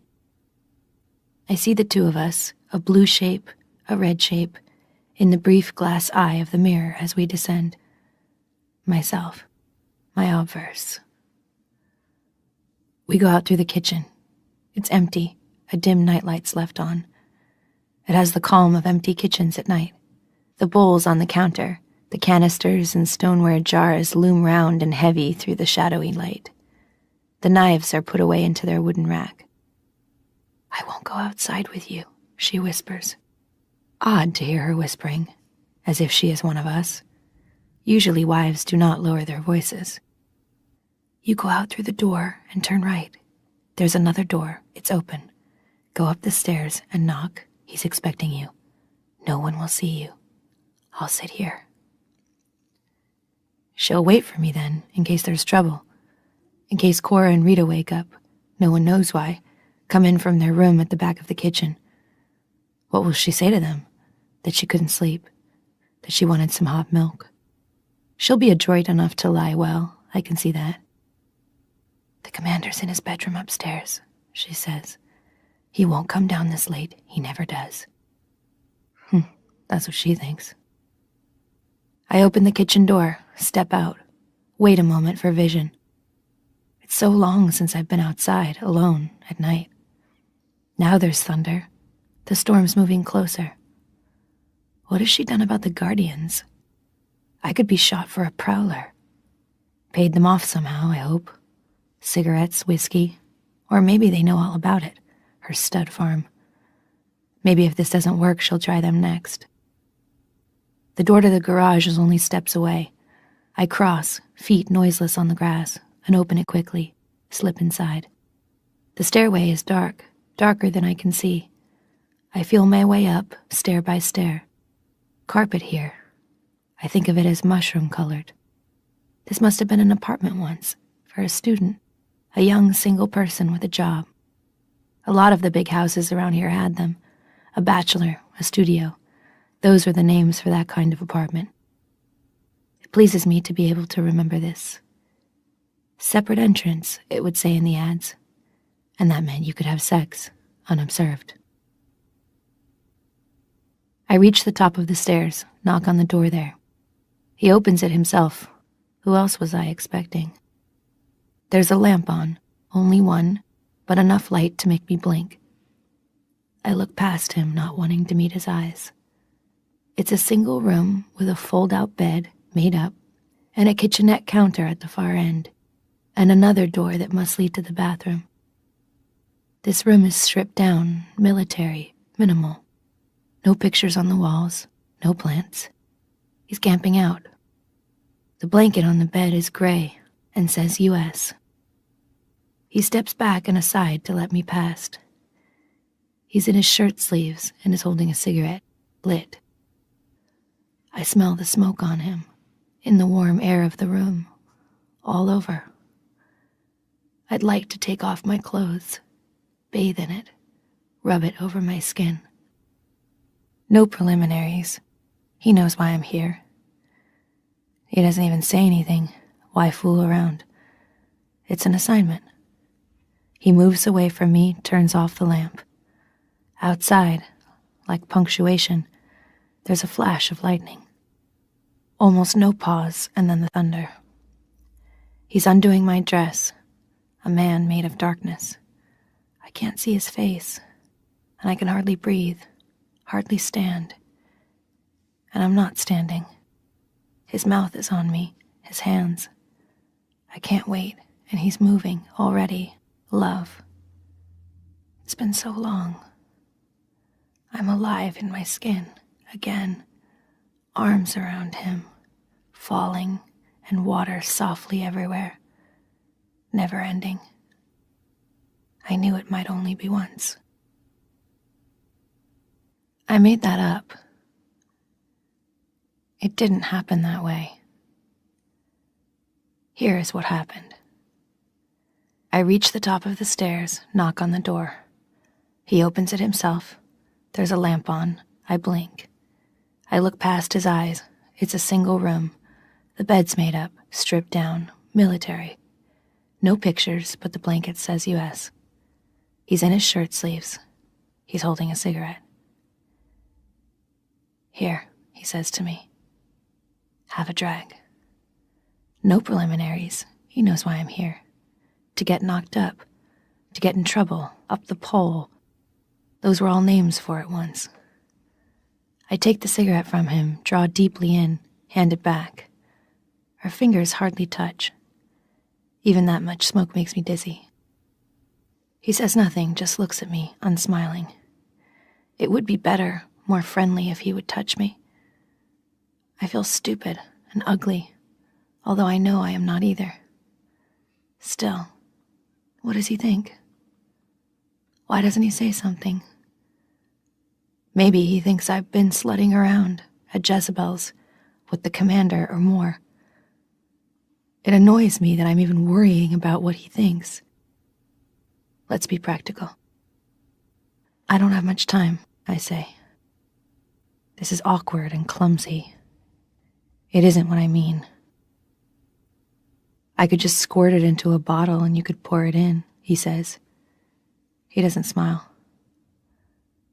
There's no need to be brutal, I say. Possibly he feels used. Possibly he wants something from me, some emotion, some acknowledgement that he too is human, is more than just a seed pod. I know it's hard for you. I try. He shrugs. I get paid, he says. Punk surliness. But still makes no move. I get paid, you get laid, I rhyme in my head. So that's how we're going to do it. He didn't like the makeup, the spangles. We're going to be tough. You come here often? And what's a nice girl like me doing in a spot like this? I reply. We both smile. This is better. This is an acknowledgement that we are acting. For what else can we do in such a setup? Abstinence makes the heart grow fonder. We're quoting from late movies from the time before. And the movies then were from a time before that. This sort of talk dates back to an era well before our own. Not even my mother talked like that, not when I knew her. Possibly nobody ever talked like that in real life. It was all a fabrication from the beginning. Still, it's amazing how easily it comes back to mind. This corny and falsely gay sexual banter. I can see now what it's for, what it was always for. To keep the core of yourself out of reach, enclosed, protected. I'm sad now. The way we're talking is infinitely sad. Faded music, faded paper flowers, worn satin, an echo of an echo. All gone away, no longer possible. Without warning, I begin to cry. At last he moves forward, puts his arms around me, strokes my back, holds me that way for comfort. Come on, he says. We haven't got much time. With his arm around my shoulders, he leads me over to the fold-out bed, lies me down. He even turns down the blanket first. He begins to unbutton, then to stroke, kisses beside my ear. No romance, he says. Okay? That would have meant something else once. Once it would have meant no strings. Now it means no heroics. It means don't risk yourself for me, if it should come to that. And so it goes. And so. I knew it might only be once. Goodbye, I thought, even at the time. Goodbye. There wasn't any thunder, though. I added that in, to cover up the sounds, which I am ashamed of making. It didn't happen that way either. I'm not sure how it happened, not exactly. All I can hope for is a reconstruction. The way love feels is always only approximate. Partway through, I thought about Serena Joy, sitting down there in the kitchen, thinking, cheap. They'll spread their legs for anyone. All you need to give them is a cigarette. And I thought afterwards, this is a betrayal. Not the thing itself, but my own response.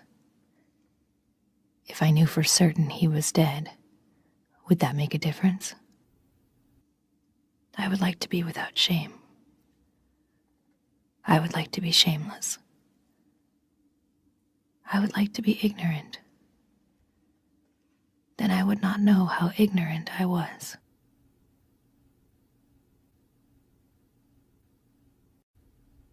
"14. Salvaging. Chapter 41. I wish this story were different. I wish it were more civilized.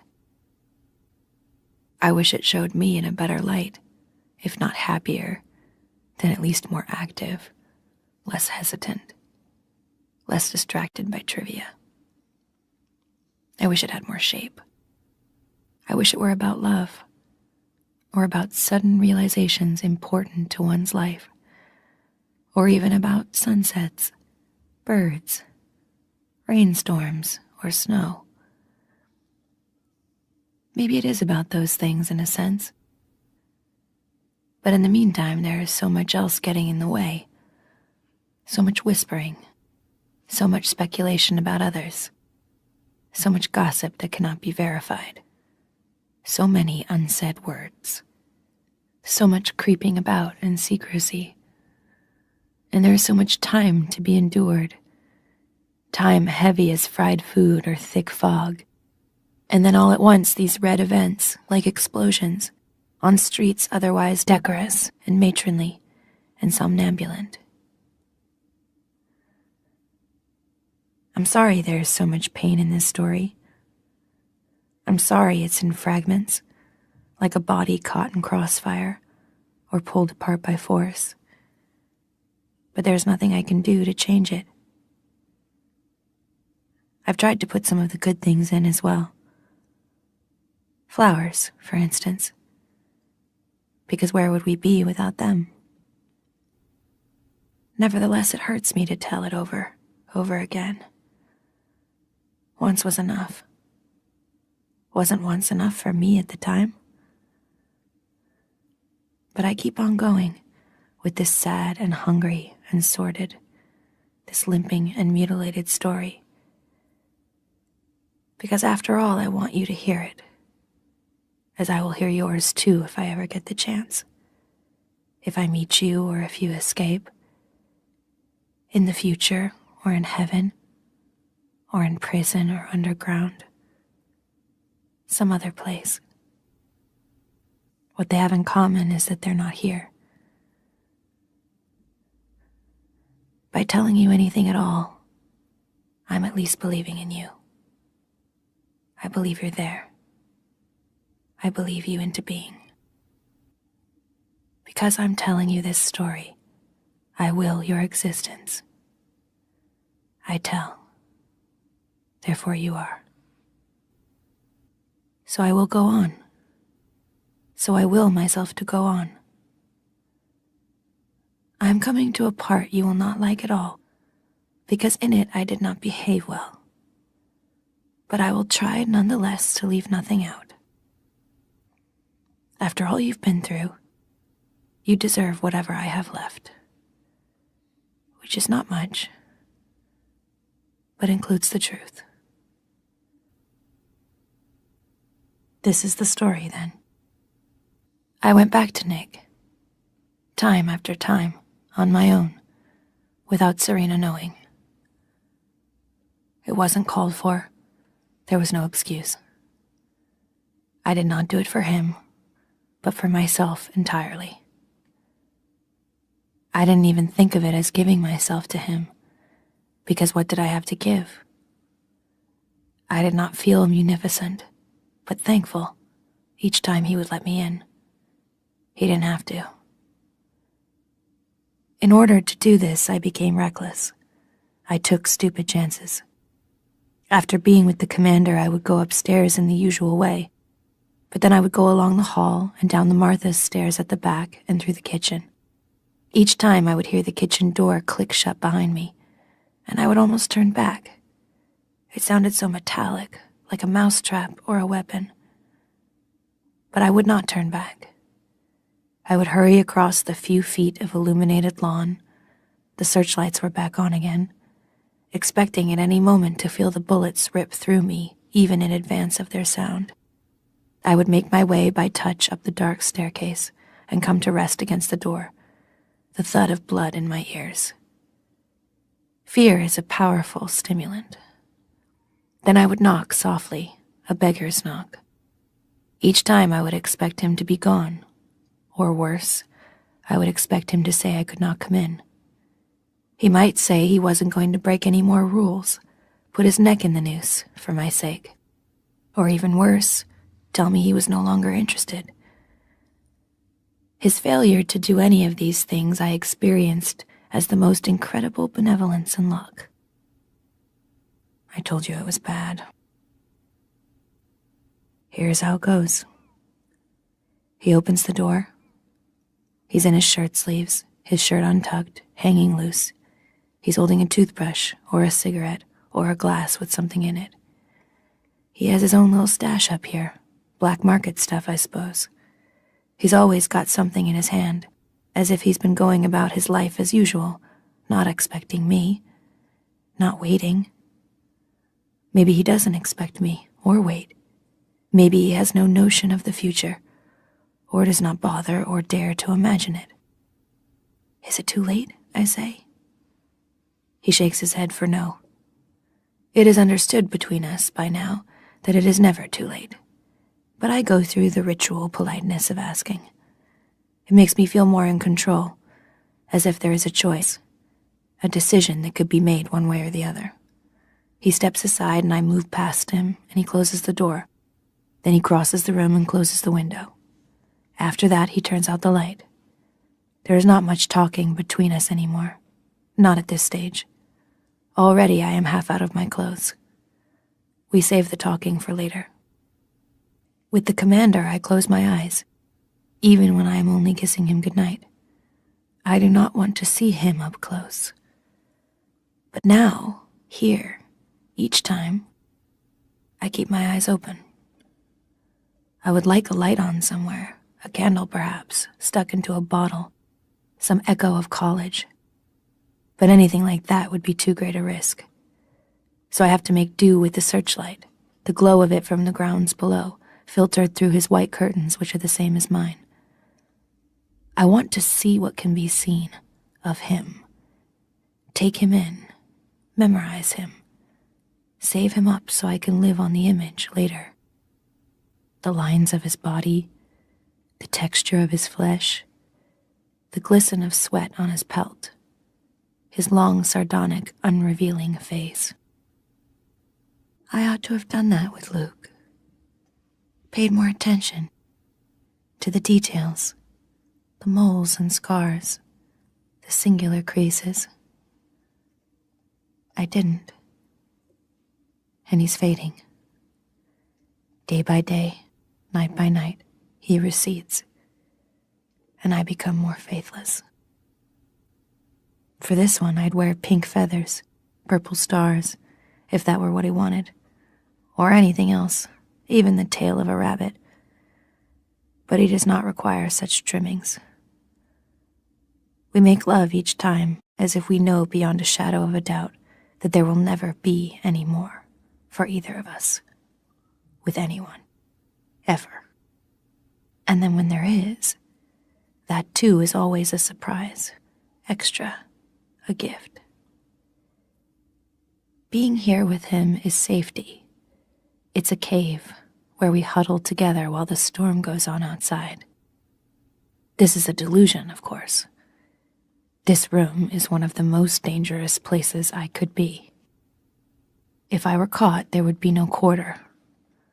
But I'm beyond caring. And how have I come to trust him like this, which is foolhardy in itself? How can I assume I know him, or the least thing about him, and what he really does? I dismiss these uneasy whispers. I talk too much. I tell him things I shouldn't. I tell him about Moira, about Offglen. Not about Luke, though. I want to tell him about the woman in my room, the the one who was there before me, but I don't. I'm jealous of her.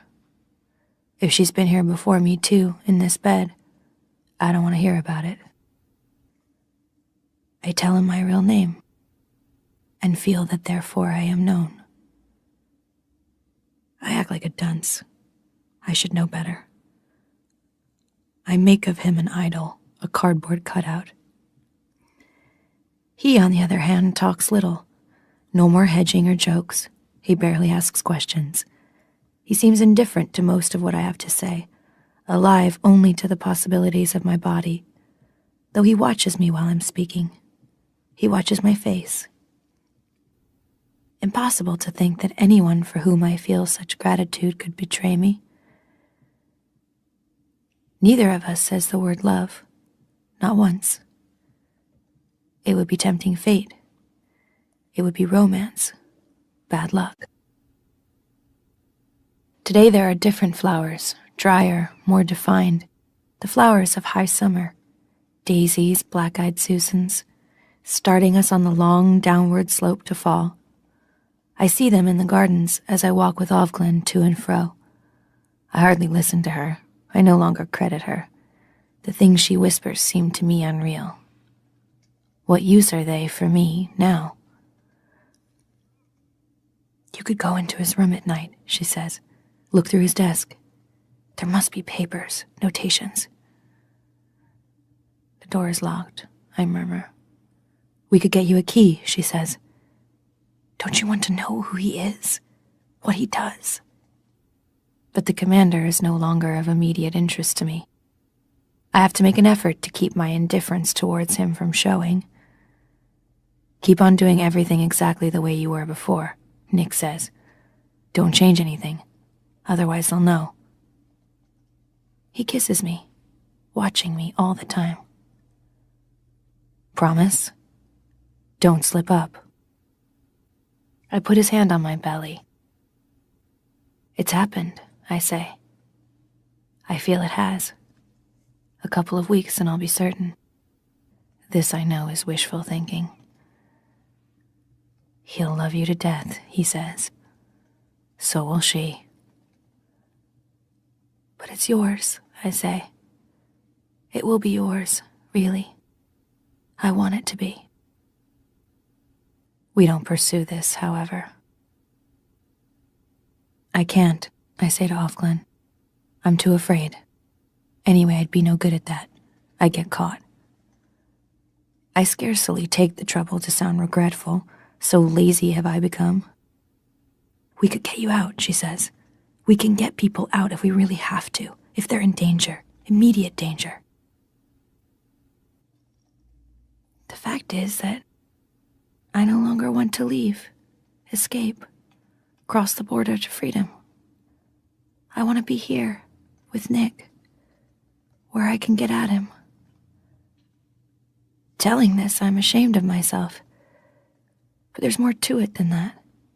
Even now, I can recognize this admission as a kind of boasting. There's pride in it, because it demonstrates how extreme and therefore justified it was for me. How well worth it. It's like stories of illness and near death, from which you have recovered, like stories of war. They demonstrate seriousness. Such seriousness about a man, then, had not seemed possible to me before. Some days I was more rational. I did not put it to myself in terms of love. I said, I have made a life for myself here, of a sort. That must have been what the settlers' wives thought, and women who survived wars if they still had a man. Humanity is so adaptable, my mother would say. Truly amazing what people can get used to, as long as there are a few compensations. It won't be long now, says Cora, doling out my monthly stack of sanitary napkins. Not long now, smiling at me shyly but also knowingly. Does she know? Does she and Rita know what I'm up to, creeping down their stairs at night? Do I give myself away, daydreaming, smiling at nothing, touching my face lightly when I think they aren't watching? Ovglen is giving up on me. She whispers less, talks more about the weather. I do not feel regret about this. I feel relief.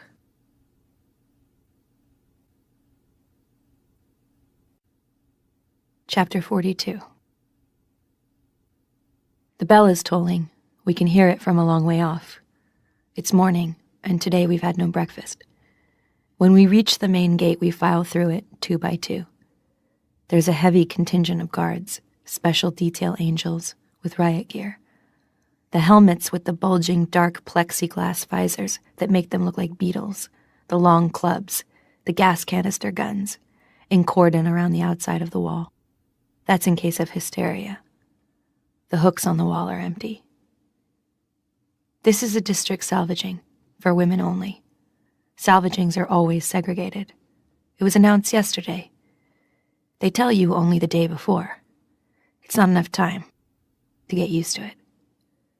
To the tolling of the bell, we walk along the paths once used by students, past buildings that were once lecture halls and dormitories.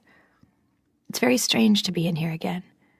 From the outside, you can't tell that anything's changed, except that the blinds on most of the windows are drawn down. These buildings belong to the eyes now. We file onto the wide lawn in front of what used to be the library. The white steps going up are still the same. The main entrance is unaltered. There's a wooden stage erected on the lawn, something like the one they used every spring for commencement in the time before. I think of hats, pastel hats worn by some of the mothers, and of the black gowns the students would put on, and the red ones. But this stage is not the same after all, because of the 3 wooden posts that stand on it, with the loops of rope. At the front of the stage there is a microphone. The television camera is discreetly off to the side.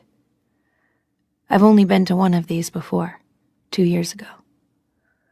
Women's salvagings are not frequent. There is less need for them. These days we are so well behaved. I don't want to be telling this story.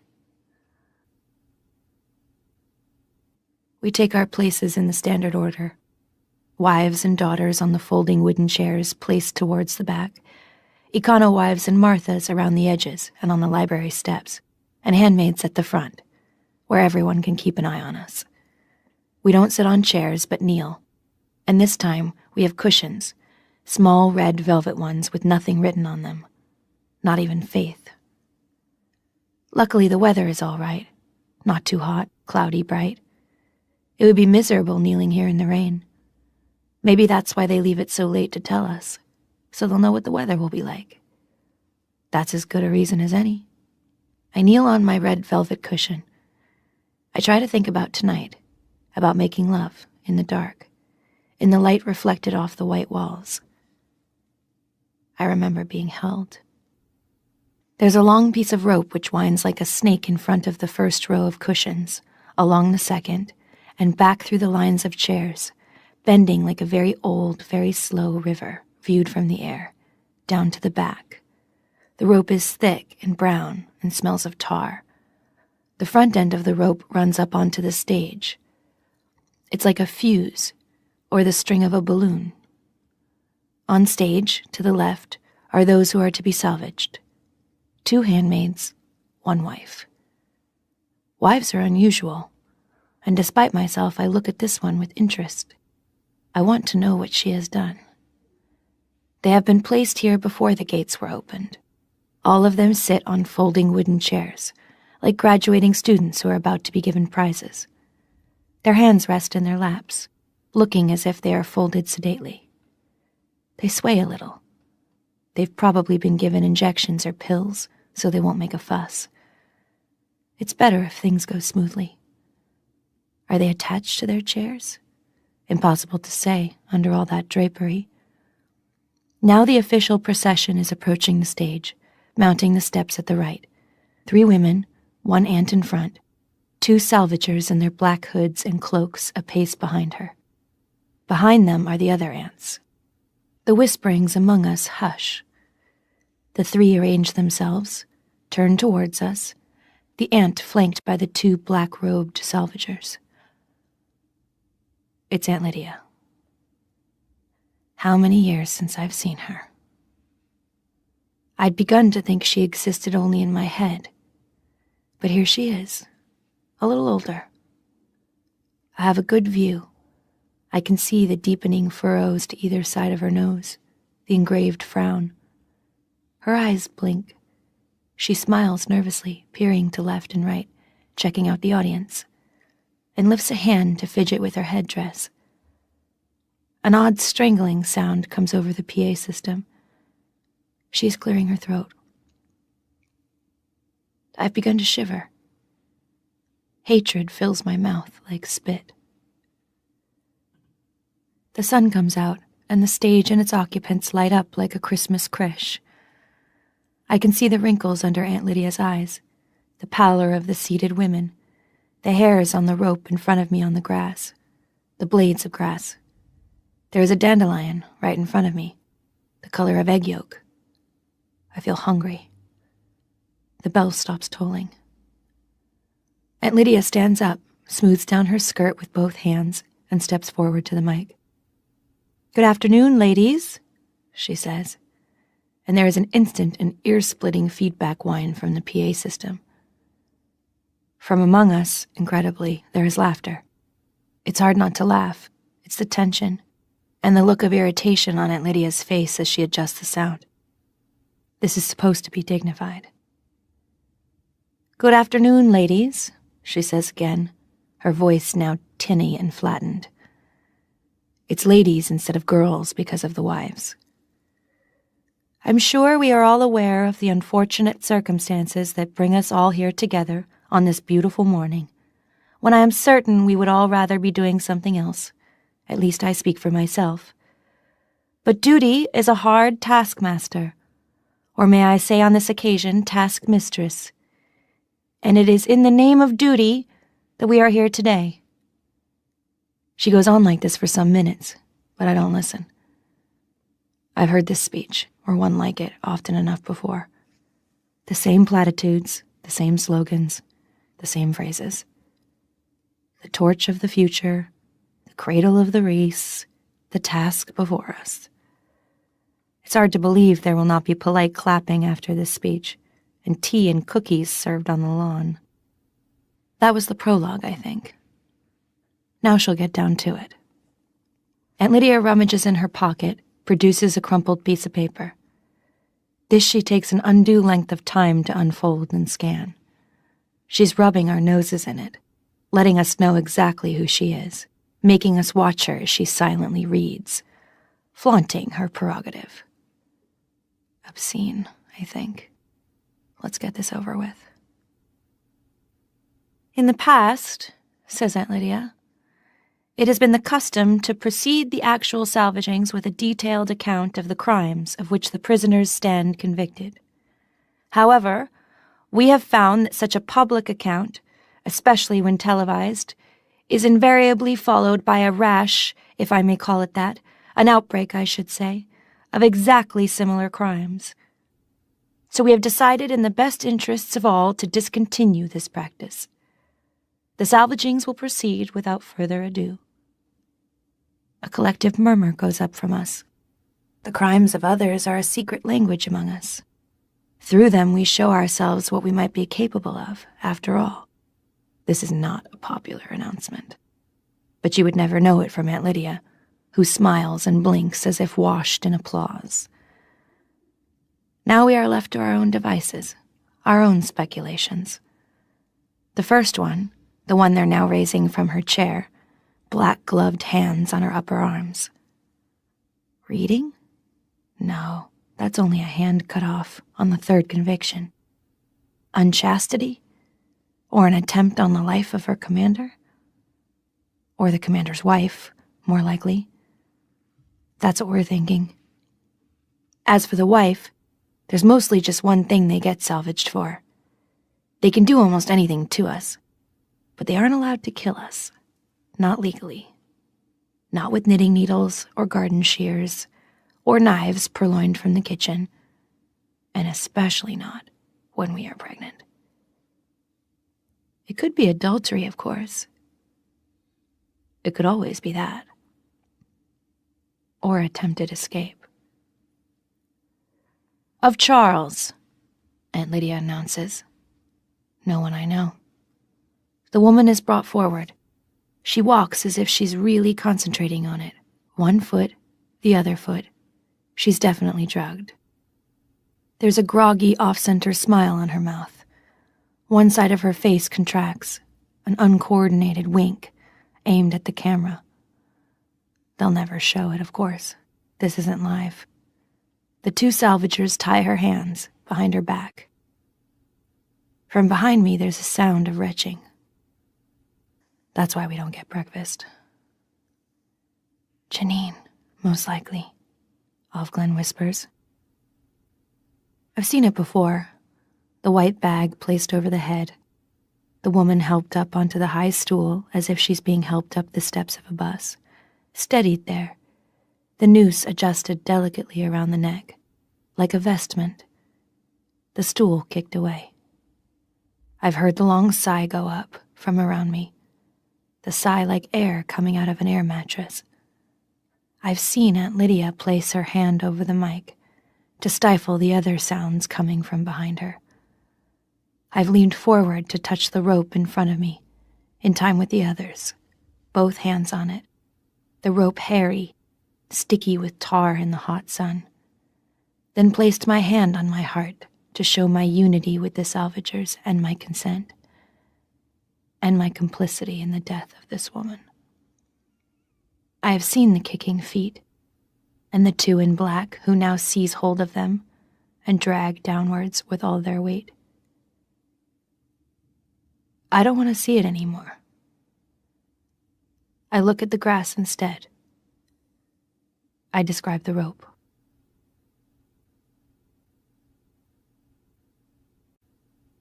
Chapter 43.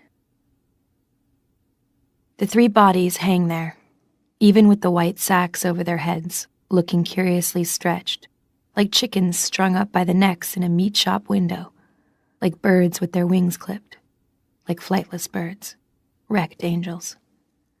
It's hard to take your eyes off them. Beneath the hems of the dresses, the feet dangle, 2 pairs of red shoes, 1 pair of blue. If it weren't for the ropes and the sacks, it could be a kind of dance, a ballet, caught by flash camera, midair. They look arranged. They look like showbiz. It must have been Aunt Lydia who put the blue one in the middle.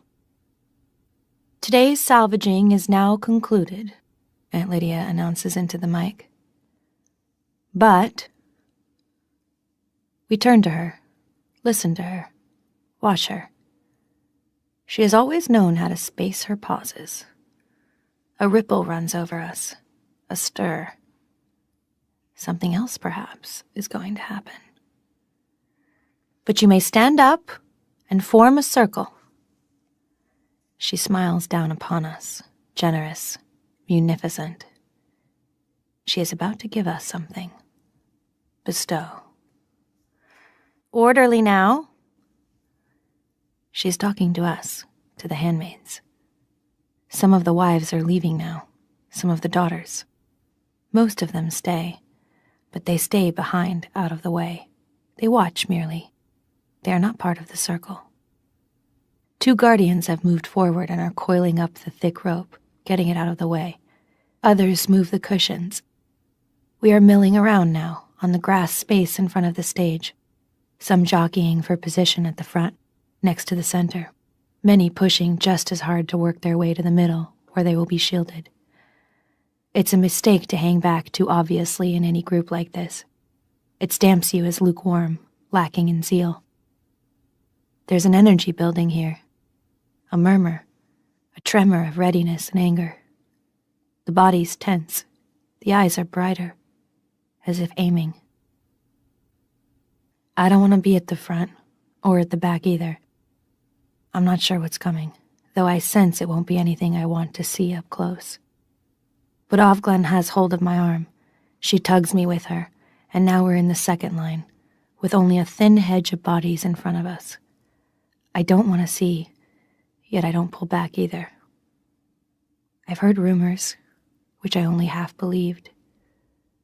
Despite everything I already know, I say to myself, they wouldn't go that far. You know the rules for partisecution, Aunt Lydia says. You will wait until I blow the whistle. After that, what you do is up to you, until I blow the whistle again. Understood? A noise comes from among us, a formless assent. Well then, says Aunt Lydia. She nods. 2 guardians, not the same ones that have taken away the rope, come forward now from behind the stage. Between them they half carry, half drag a 3rd man. He too is in a guardian's uniform, but he has no hat on, and the uniform is dirty and torn. His face is cut and bruised, deep reddish-brown bruises. The flesh is swollen and knobby, stubbled with unshaven beard. This doesn't look like a face, but like an unknown vegetable, a mangled bulb or tuber, something that's grown wrong. Even from where I'm standing, I can smell him. He smells of shit and vomit. His hair is blonde and falls over his face. Spiky with what? Dried sweat? I stare at him with revulsion. He looks drunk. He looks like a drunk that's been in a fight. Why have they brought a drunk in here?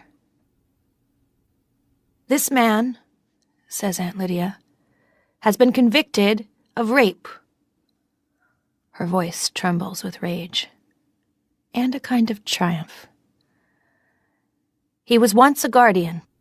He has disgraced his uniform. He has abused his position of trust. His partner, in viciousness, has already been shot. The penalty for rape, as you know, is death. Deuteronomy, chapter 22, verses 23 through 29. I might add that this crime involved 2 of you, and took place at gunpoint. It was also brutal. I will not offend your ears with any details, except to say that one woman was pregnant, and the baby died. A sigh goes up from us. Despite myself, I feel my hands clench. It is too much, this violation. The baby, too, after what we go through. It's true. There is a bloodlust. I want to tear, gouge, rend. We jostle forward, our heads turn from side to side, our nostrils flare, sniffing death. We look at one another, seeing the hatred. Shooting was too good. The man's head swivels groggily around. Has he even heard her? Aunt Lydia waits a moment. Then she gives a little smile and raises her whistle to her lips. We hear it, shrill and silver, an echo from a volleyball game of long ago. The 2 guardians let go of the 3rd man's arms and step back. He staggers. Is he drugged? And falls to his knees. His eyes are shriveled up inside the puffy flesh of his face, as if the light is too bright for him. They've kept him in darkness. He raises one hand to his cheek, as though to feel if he is still there. All of this happens quickly, but it seems to be slowly. Nobody moves forward. The women are looking at him with horror, as if he's a half-dead rat dragging itself across a kitchen floor. He's squinting around at us, the circle of red women. One corner of his mouth moves up. Incredible. A smile? I try to look inside him, inside the trashed face, see what he must really look like. I think he's about 30. It isn't Luke. But it could have been. I know that. It could be Nick. I know that whatever he's done, I can't touch him. He says something. It comes out thick, as if his throat is bruised, his tongue huge in his mouth. but I hear it anyway. He says, I didn't. There's a surge forward, like a crowd at a rock concert in the former time, when the door is opened, that urgency coming like a wave through us. The air is bright with adrenaline. We are permitted anything, and this is freedom. In my body also. I'm reeling. Red spreads everywhere. But before that tide of cloth and bodies hits him, Offred is shoving through the women in front of us, propelling herself with her elbows left, right, and running towards him. She pushes him down, sideways, then kicks his head viciously. 1, 2, 3 times. Sharp, painful jabs with the foot, well aimed. Now there are sounds, gasps, a low noise like growling, yells, and the red bodies tumble forward, and I can no longer see. He's obscured by arms, fists, feet. A high scream comes from somewhere, like a horse in terror. I keep back, try to stay on my feet. Something hits me from behind, I stagger. When I regain my balance and look around, I see the wives and daughters leaning forward in their chairs, the aunts on the platform gazing down with interest. They must have a better view from up there. He has become an it. Offred is back beside me. Her face is tight, expressionless. I saw what you did, I say to her. Now I'm beginning to feel again. Shock, outrage, nausea. Barbarism. Why did you do that? You. I thought you. Don't look at me, she says. They're watching. I don't care, I say. My voice is rising, I can't help it. Get control of yourself, she says.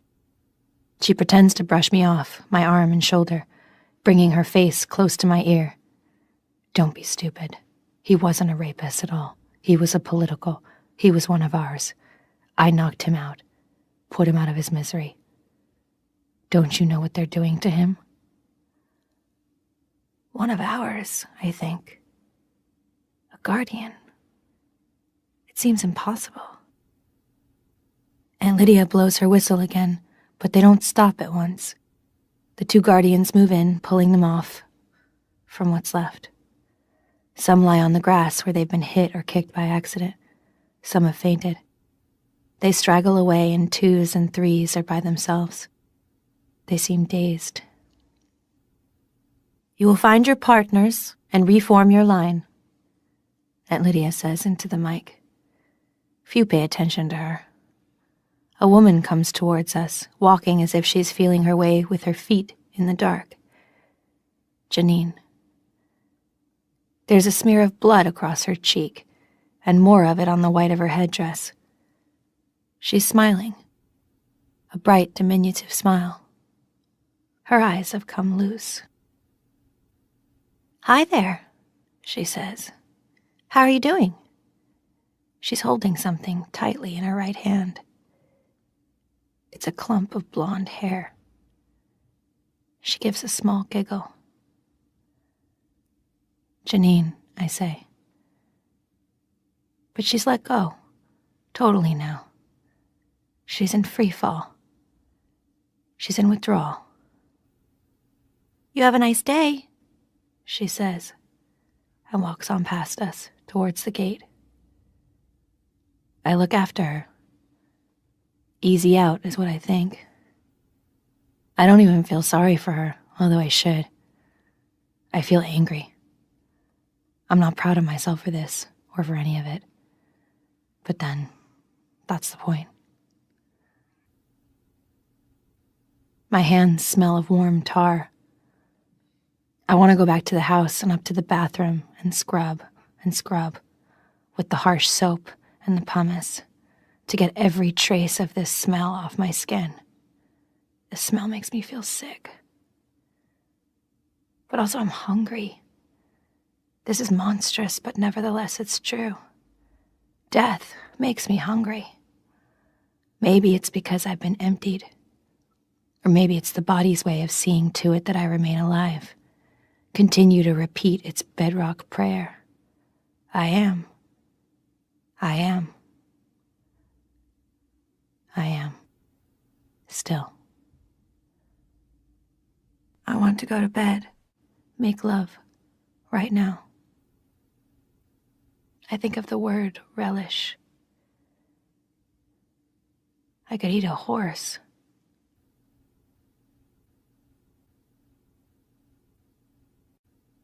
Chapter 44. Things are back to normal. How can I call this normal? But compared with this morning, it is normal. For lunch, there was a cheese sandwich on brown bread, a glass of milk, celery sticks, canned pears, a schoolchild's lunch. I ate everything up, not quickly, but reveling in the taste, the flavors lush on my tongue. Now I am going shopping, the same as usual. I even look forward to it. There's a certain consolation to be taken from routine. I go out the back door along the path. Nick is washing the car, his hat on sideways. He doesn't look at me. We avoid looking at each other these days. Surely we'd give something away by it, even out here in the open, with no one to see. I wait at the corner for Offred. She's late. At last I see her coming, a red and white shape of cloth, like a kite, walking at the steady pace we've all learned to keep. I see her and notice nothing at first. Then, as she comes nearer, I think that there must be something wrong with her. She looks wrong. She is altered in some indefinable way. She's not injured. She's not limping. It's as if she has shrunk. Then when she's nearer still, I see what it is. She is an Offred. She's the same height, but thinner. And her face is beige, not pink. She comes up to me, stops. Blessed be the fruit, she says, straight-faced, straight-laced. May the Lord open, I reply. I try not to show surprise. You must be Offred, she says. I say yes, and we begin our walk. Now what, I think. My head is churning. This is not good news. What has become of her? How do I find out without showing too much concern? We aren't supposed to form friendships, loyalties among one another. I try to remember how much time Offred has to go at her present posting. We have been sent good weather, I say, which I receive with joy. The voice placid, flat, unrevealing. We pass the first checkpoint without saying anything further. She's taciturn, but so am I. Is she waiting for me to start something, reveal myself? Or is she a believer, engrossed in inner meditation? Has Offred been transferred? So soon? I ask. But I know she hasn't. I saw her only this morning. She would have said. I am Offred, the woman says. Word perfect. And of course she is, the new one. And Offred, wherever she is no longer Offred. I never did know her real name. That is how you can get lost, in a sea of names. It wouldn't be easy to find her, now. We go to Milk and Honey, and to All Flesh, where I buy chicken, and the new Offred gets 3 pounds of hamburger. There are the usual lineups. I see several women I recognize, exchange with them the infinitesimal nods with which we show each other we are known, at least to someone. We still exist. Outside All Flesh, I say to the new Offred, we should go to the wall. I don't know what I expect from this. Some way of testing her reaction, perhaps? I need to know whether or not she is one of us. If she is, if I can establish that, perhaps she'll be able to tell me what has really happened to Offred. As you like, she says. Is that indifference or caution? On the wall hang the 3 women from this morning, still in their dresses, still in their shoes, still with the white bags over their heads. Their arms have been untied and are stiff and proper at their sides. The blue one is in the middle, the 2 red ones on either side, though the colors are no longer as bright. They seem to have faded, grown dingy, like dead butterflies or tropical fish drying on land. The gloss is off them. We stand and look at them in silence. "Let that be a reminder to us," says the new Offred finally. I say nothing at first, because I am trying to make out what she means. She could mean that this is a reminder to us of the unjustness and brutality of the regime. In that case, I ought to say yes. Or she could mean the opposite, that we should remember to do what we are told and not get into trouble, because if we do, we will be rightfully punished. If she means that, I should say praise be. Her voice was bland, toneless.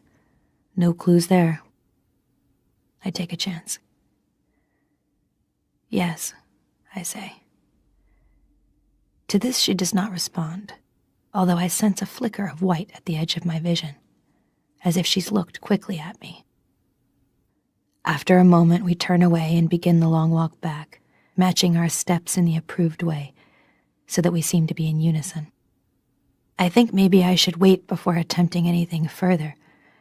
It's too soon to push, to probe.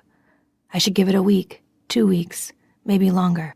Watch her carefully, listen for tones in her voice, unguarded words, the way Offred listened to me. Now that Offred is gone, I am alert again. My sluggishness has fallen away. My body is no longer for pleasure only, but senses its jeopardy. I should not be rash. I should not take unnecessary risks. But I need to know. I hold back until we're past the final checkpoint, and there are only blocks to go. But then I can no longer control myself. "I didn't know Offred very well," I say. "I mean the former one." "Oh," she says. The fact that she said anything, however guarded, encourages me. "I've only known her since May," I say. I can feel my skin growing hot, my heart speeding up. This is tricky. For one thing, it's a lie. And how do I get from there to the next vital word? Around the 1st of May, I think it was, what they used to call May Day. "Did they?" she says, light, indifferent, menacing. "That isn't a term I remember. I'm surprised you do. You ought to make an effort." She pauses. "To clear your mind of such," she pauses again, "echoes."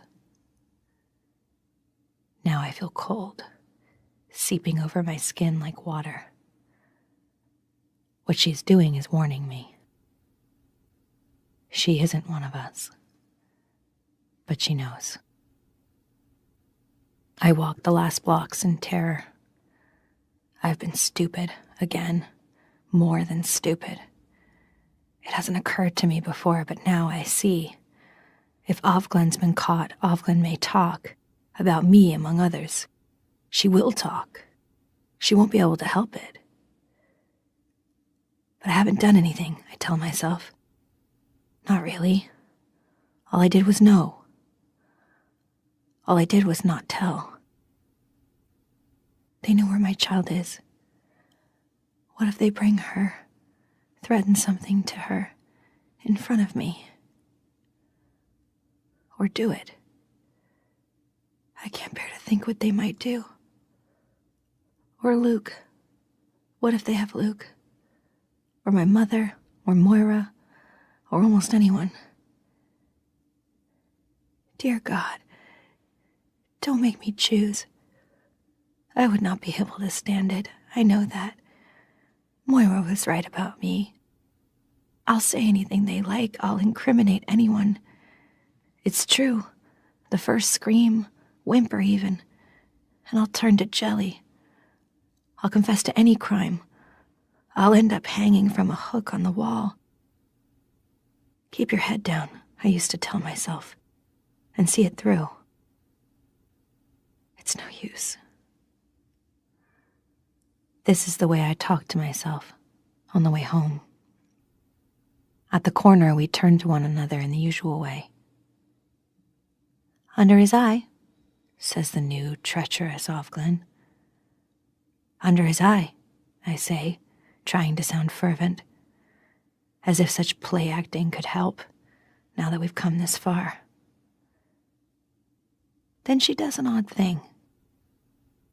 She leans forward, so that the stiff white blinkers on our heads are almost touching, so that I can see her pale beige eyes up close, the delicate web of lines across her cheeks, and whispers, very quickly, her voice faint as dry leaves. She hanged herself, she says. After the salvaging, she saw the van coming for her. It was better.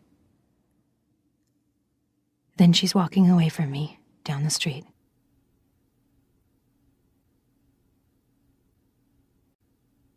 Chapter 45.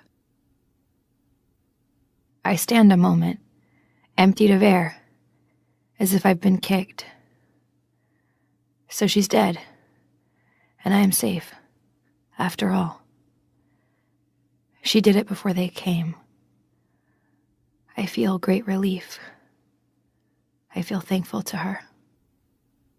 She has died that I may live. I will mourn later. Unless this woman is lying. There's always that. I breathe in deeply, breathe out, giving myself oxygen. The space in front of me blackens, then clears. I can see my way.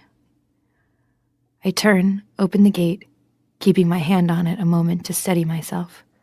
Walk in. Nick is there, still washing the car, whistling a little. He seems very far away. Dear God, I think, I will do anything you like. Now that you've let me off, I'll obliterate myself, if that's what you really want. I'll empty myself, truly, become a chalice. I'll give up Nick. I'll forget about the others. I'll stop complaining. I'll accept my lot. I'll sacrifice. I'll repent. I'll abdicate. I'll renounce. I know this can't be right, but I think it anyway. Everything they taught at the Red Center, everything I've resisted, comes flooding in. I don't want pain. I don't want to be a dancer, my feet in the air, my head a faceless oblong of white cloth. I don't want to be a doll hung up on the wall. I don't want to be a wingless angel.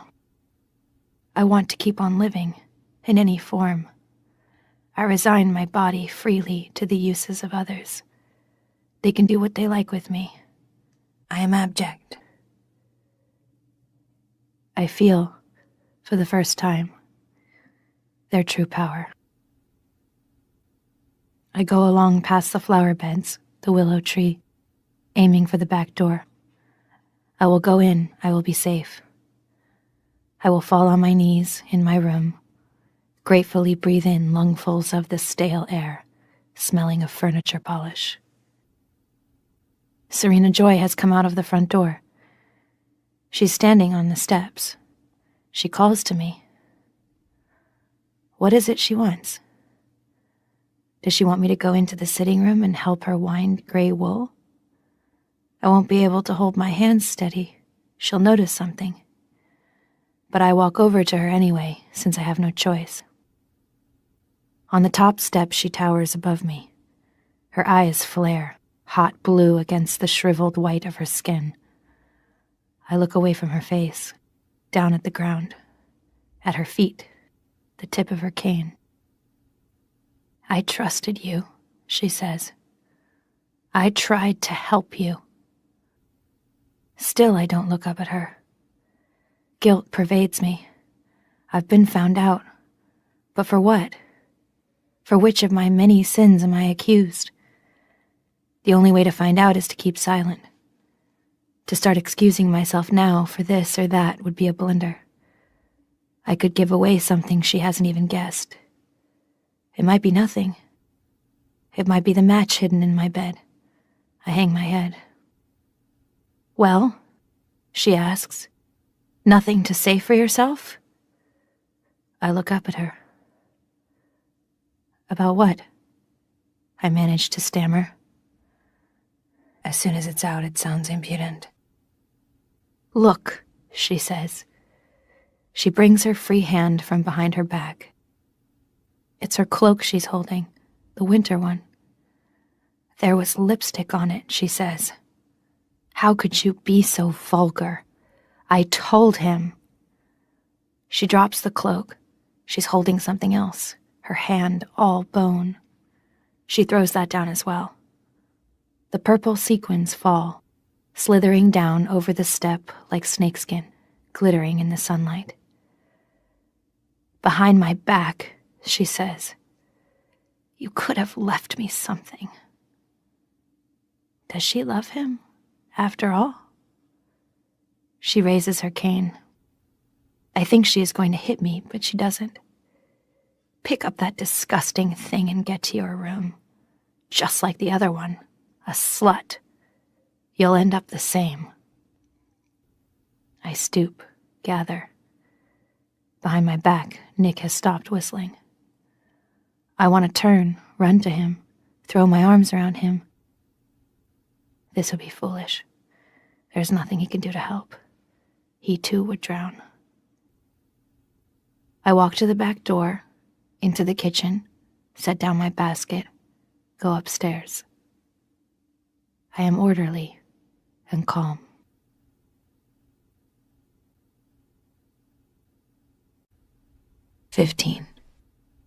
Night. Chapter 46. I sit in my room, at the window, waiting. In my lap is a handful of crumpled stars.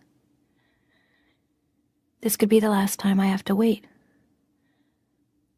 But I don't know what I'm waiting for. "What are you waiting for?" they used to say.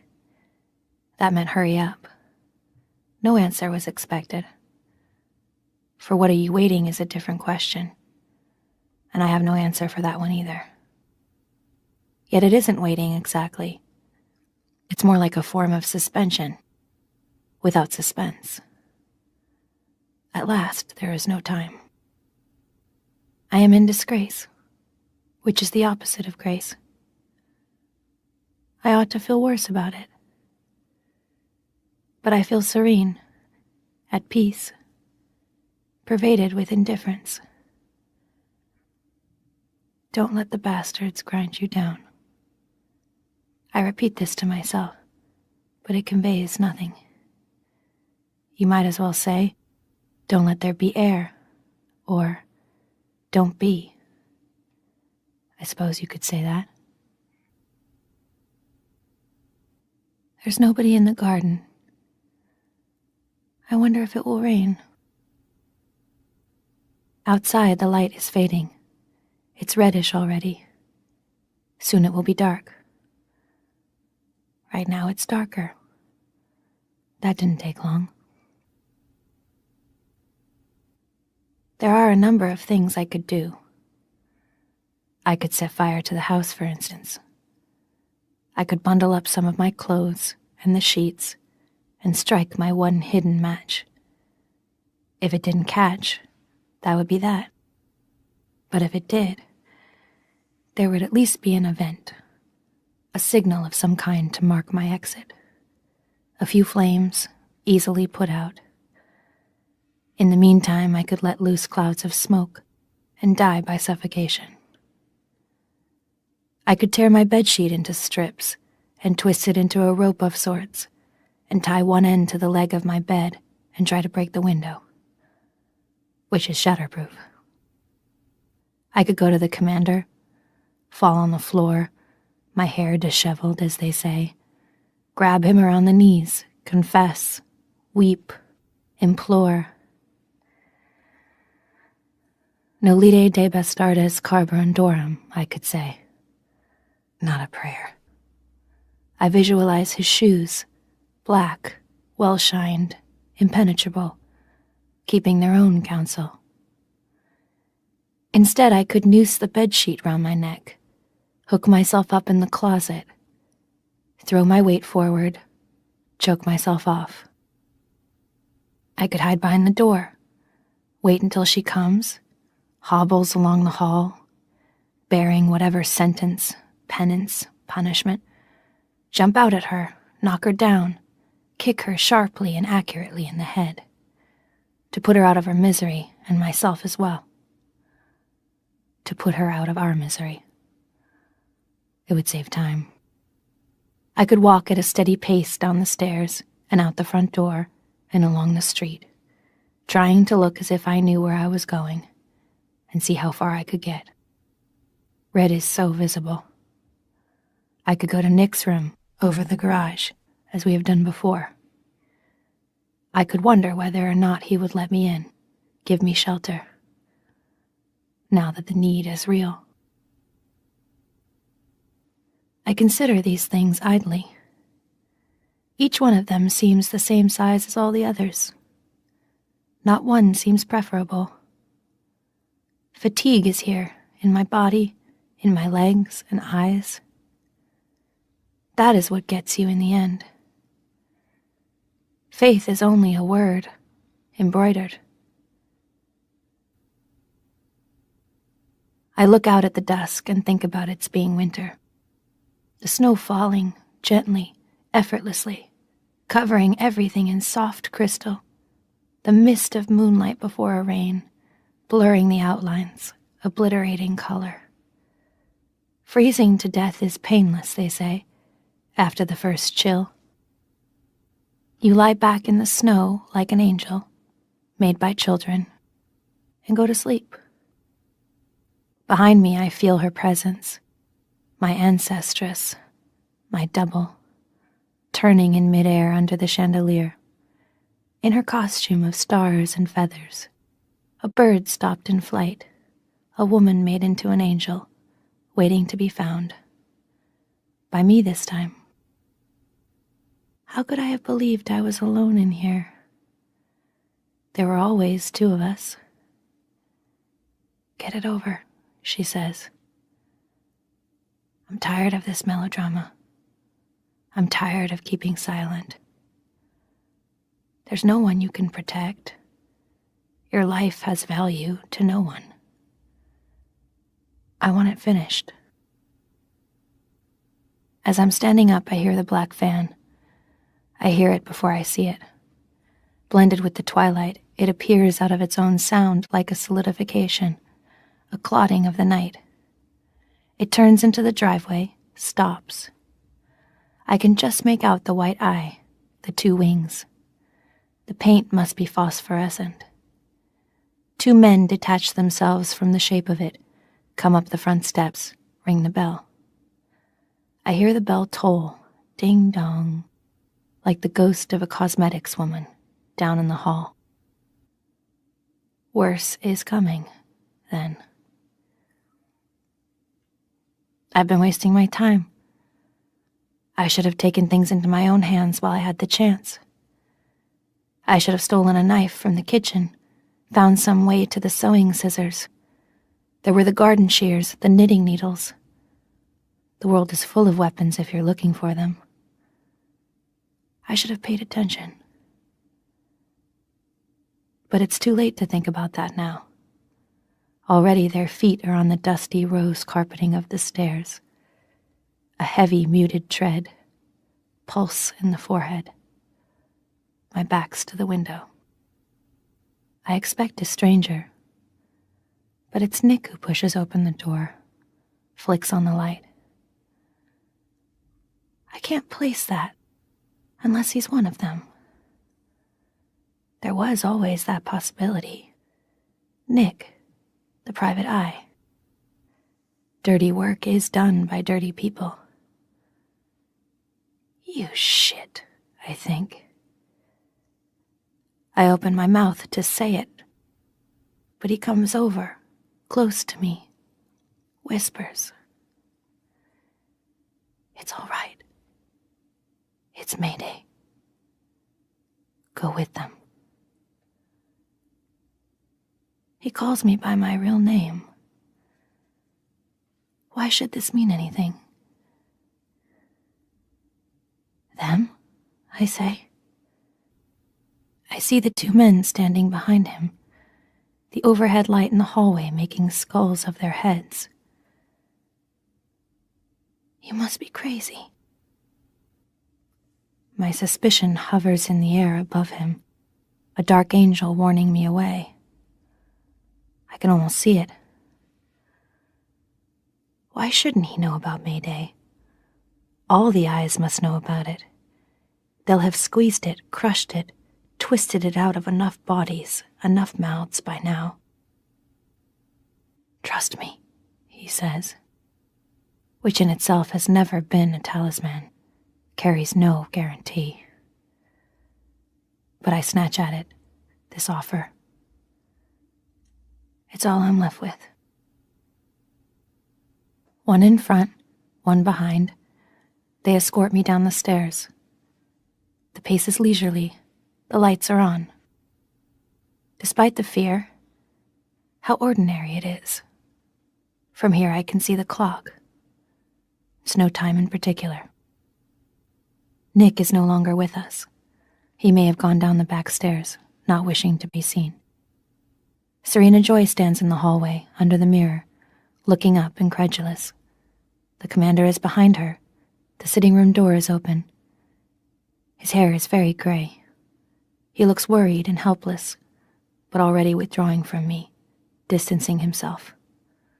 Whatever else I am to him, I am also at this point a disaster. No doubt they've been having a fight about me. No doubt she's been giving him hell. I still have it in me to feel sorry for him. Moira is right. I am a wimp. "What has she done?"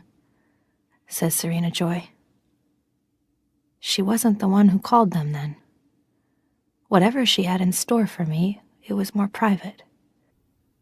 "We can't say, ma'am," says the one in front of me. "Sorry." "I need to see your authorization," says the commander. "You have a warrant?" I could scream now, cling to the banister, relinquish dignity. I could stop them, at least for a moment. If they're real, they'll stay. If not, they'll run away, leaving me here. "Not that we need one, sir, but all is in order," says the first one again. "Violation of state secrets." The commander puts his hand to his head. What have I been saying, and to whom? And which one of his enemies has found out? Possibly he will be a security risk now. I am above him, looking down. He is shrinking.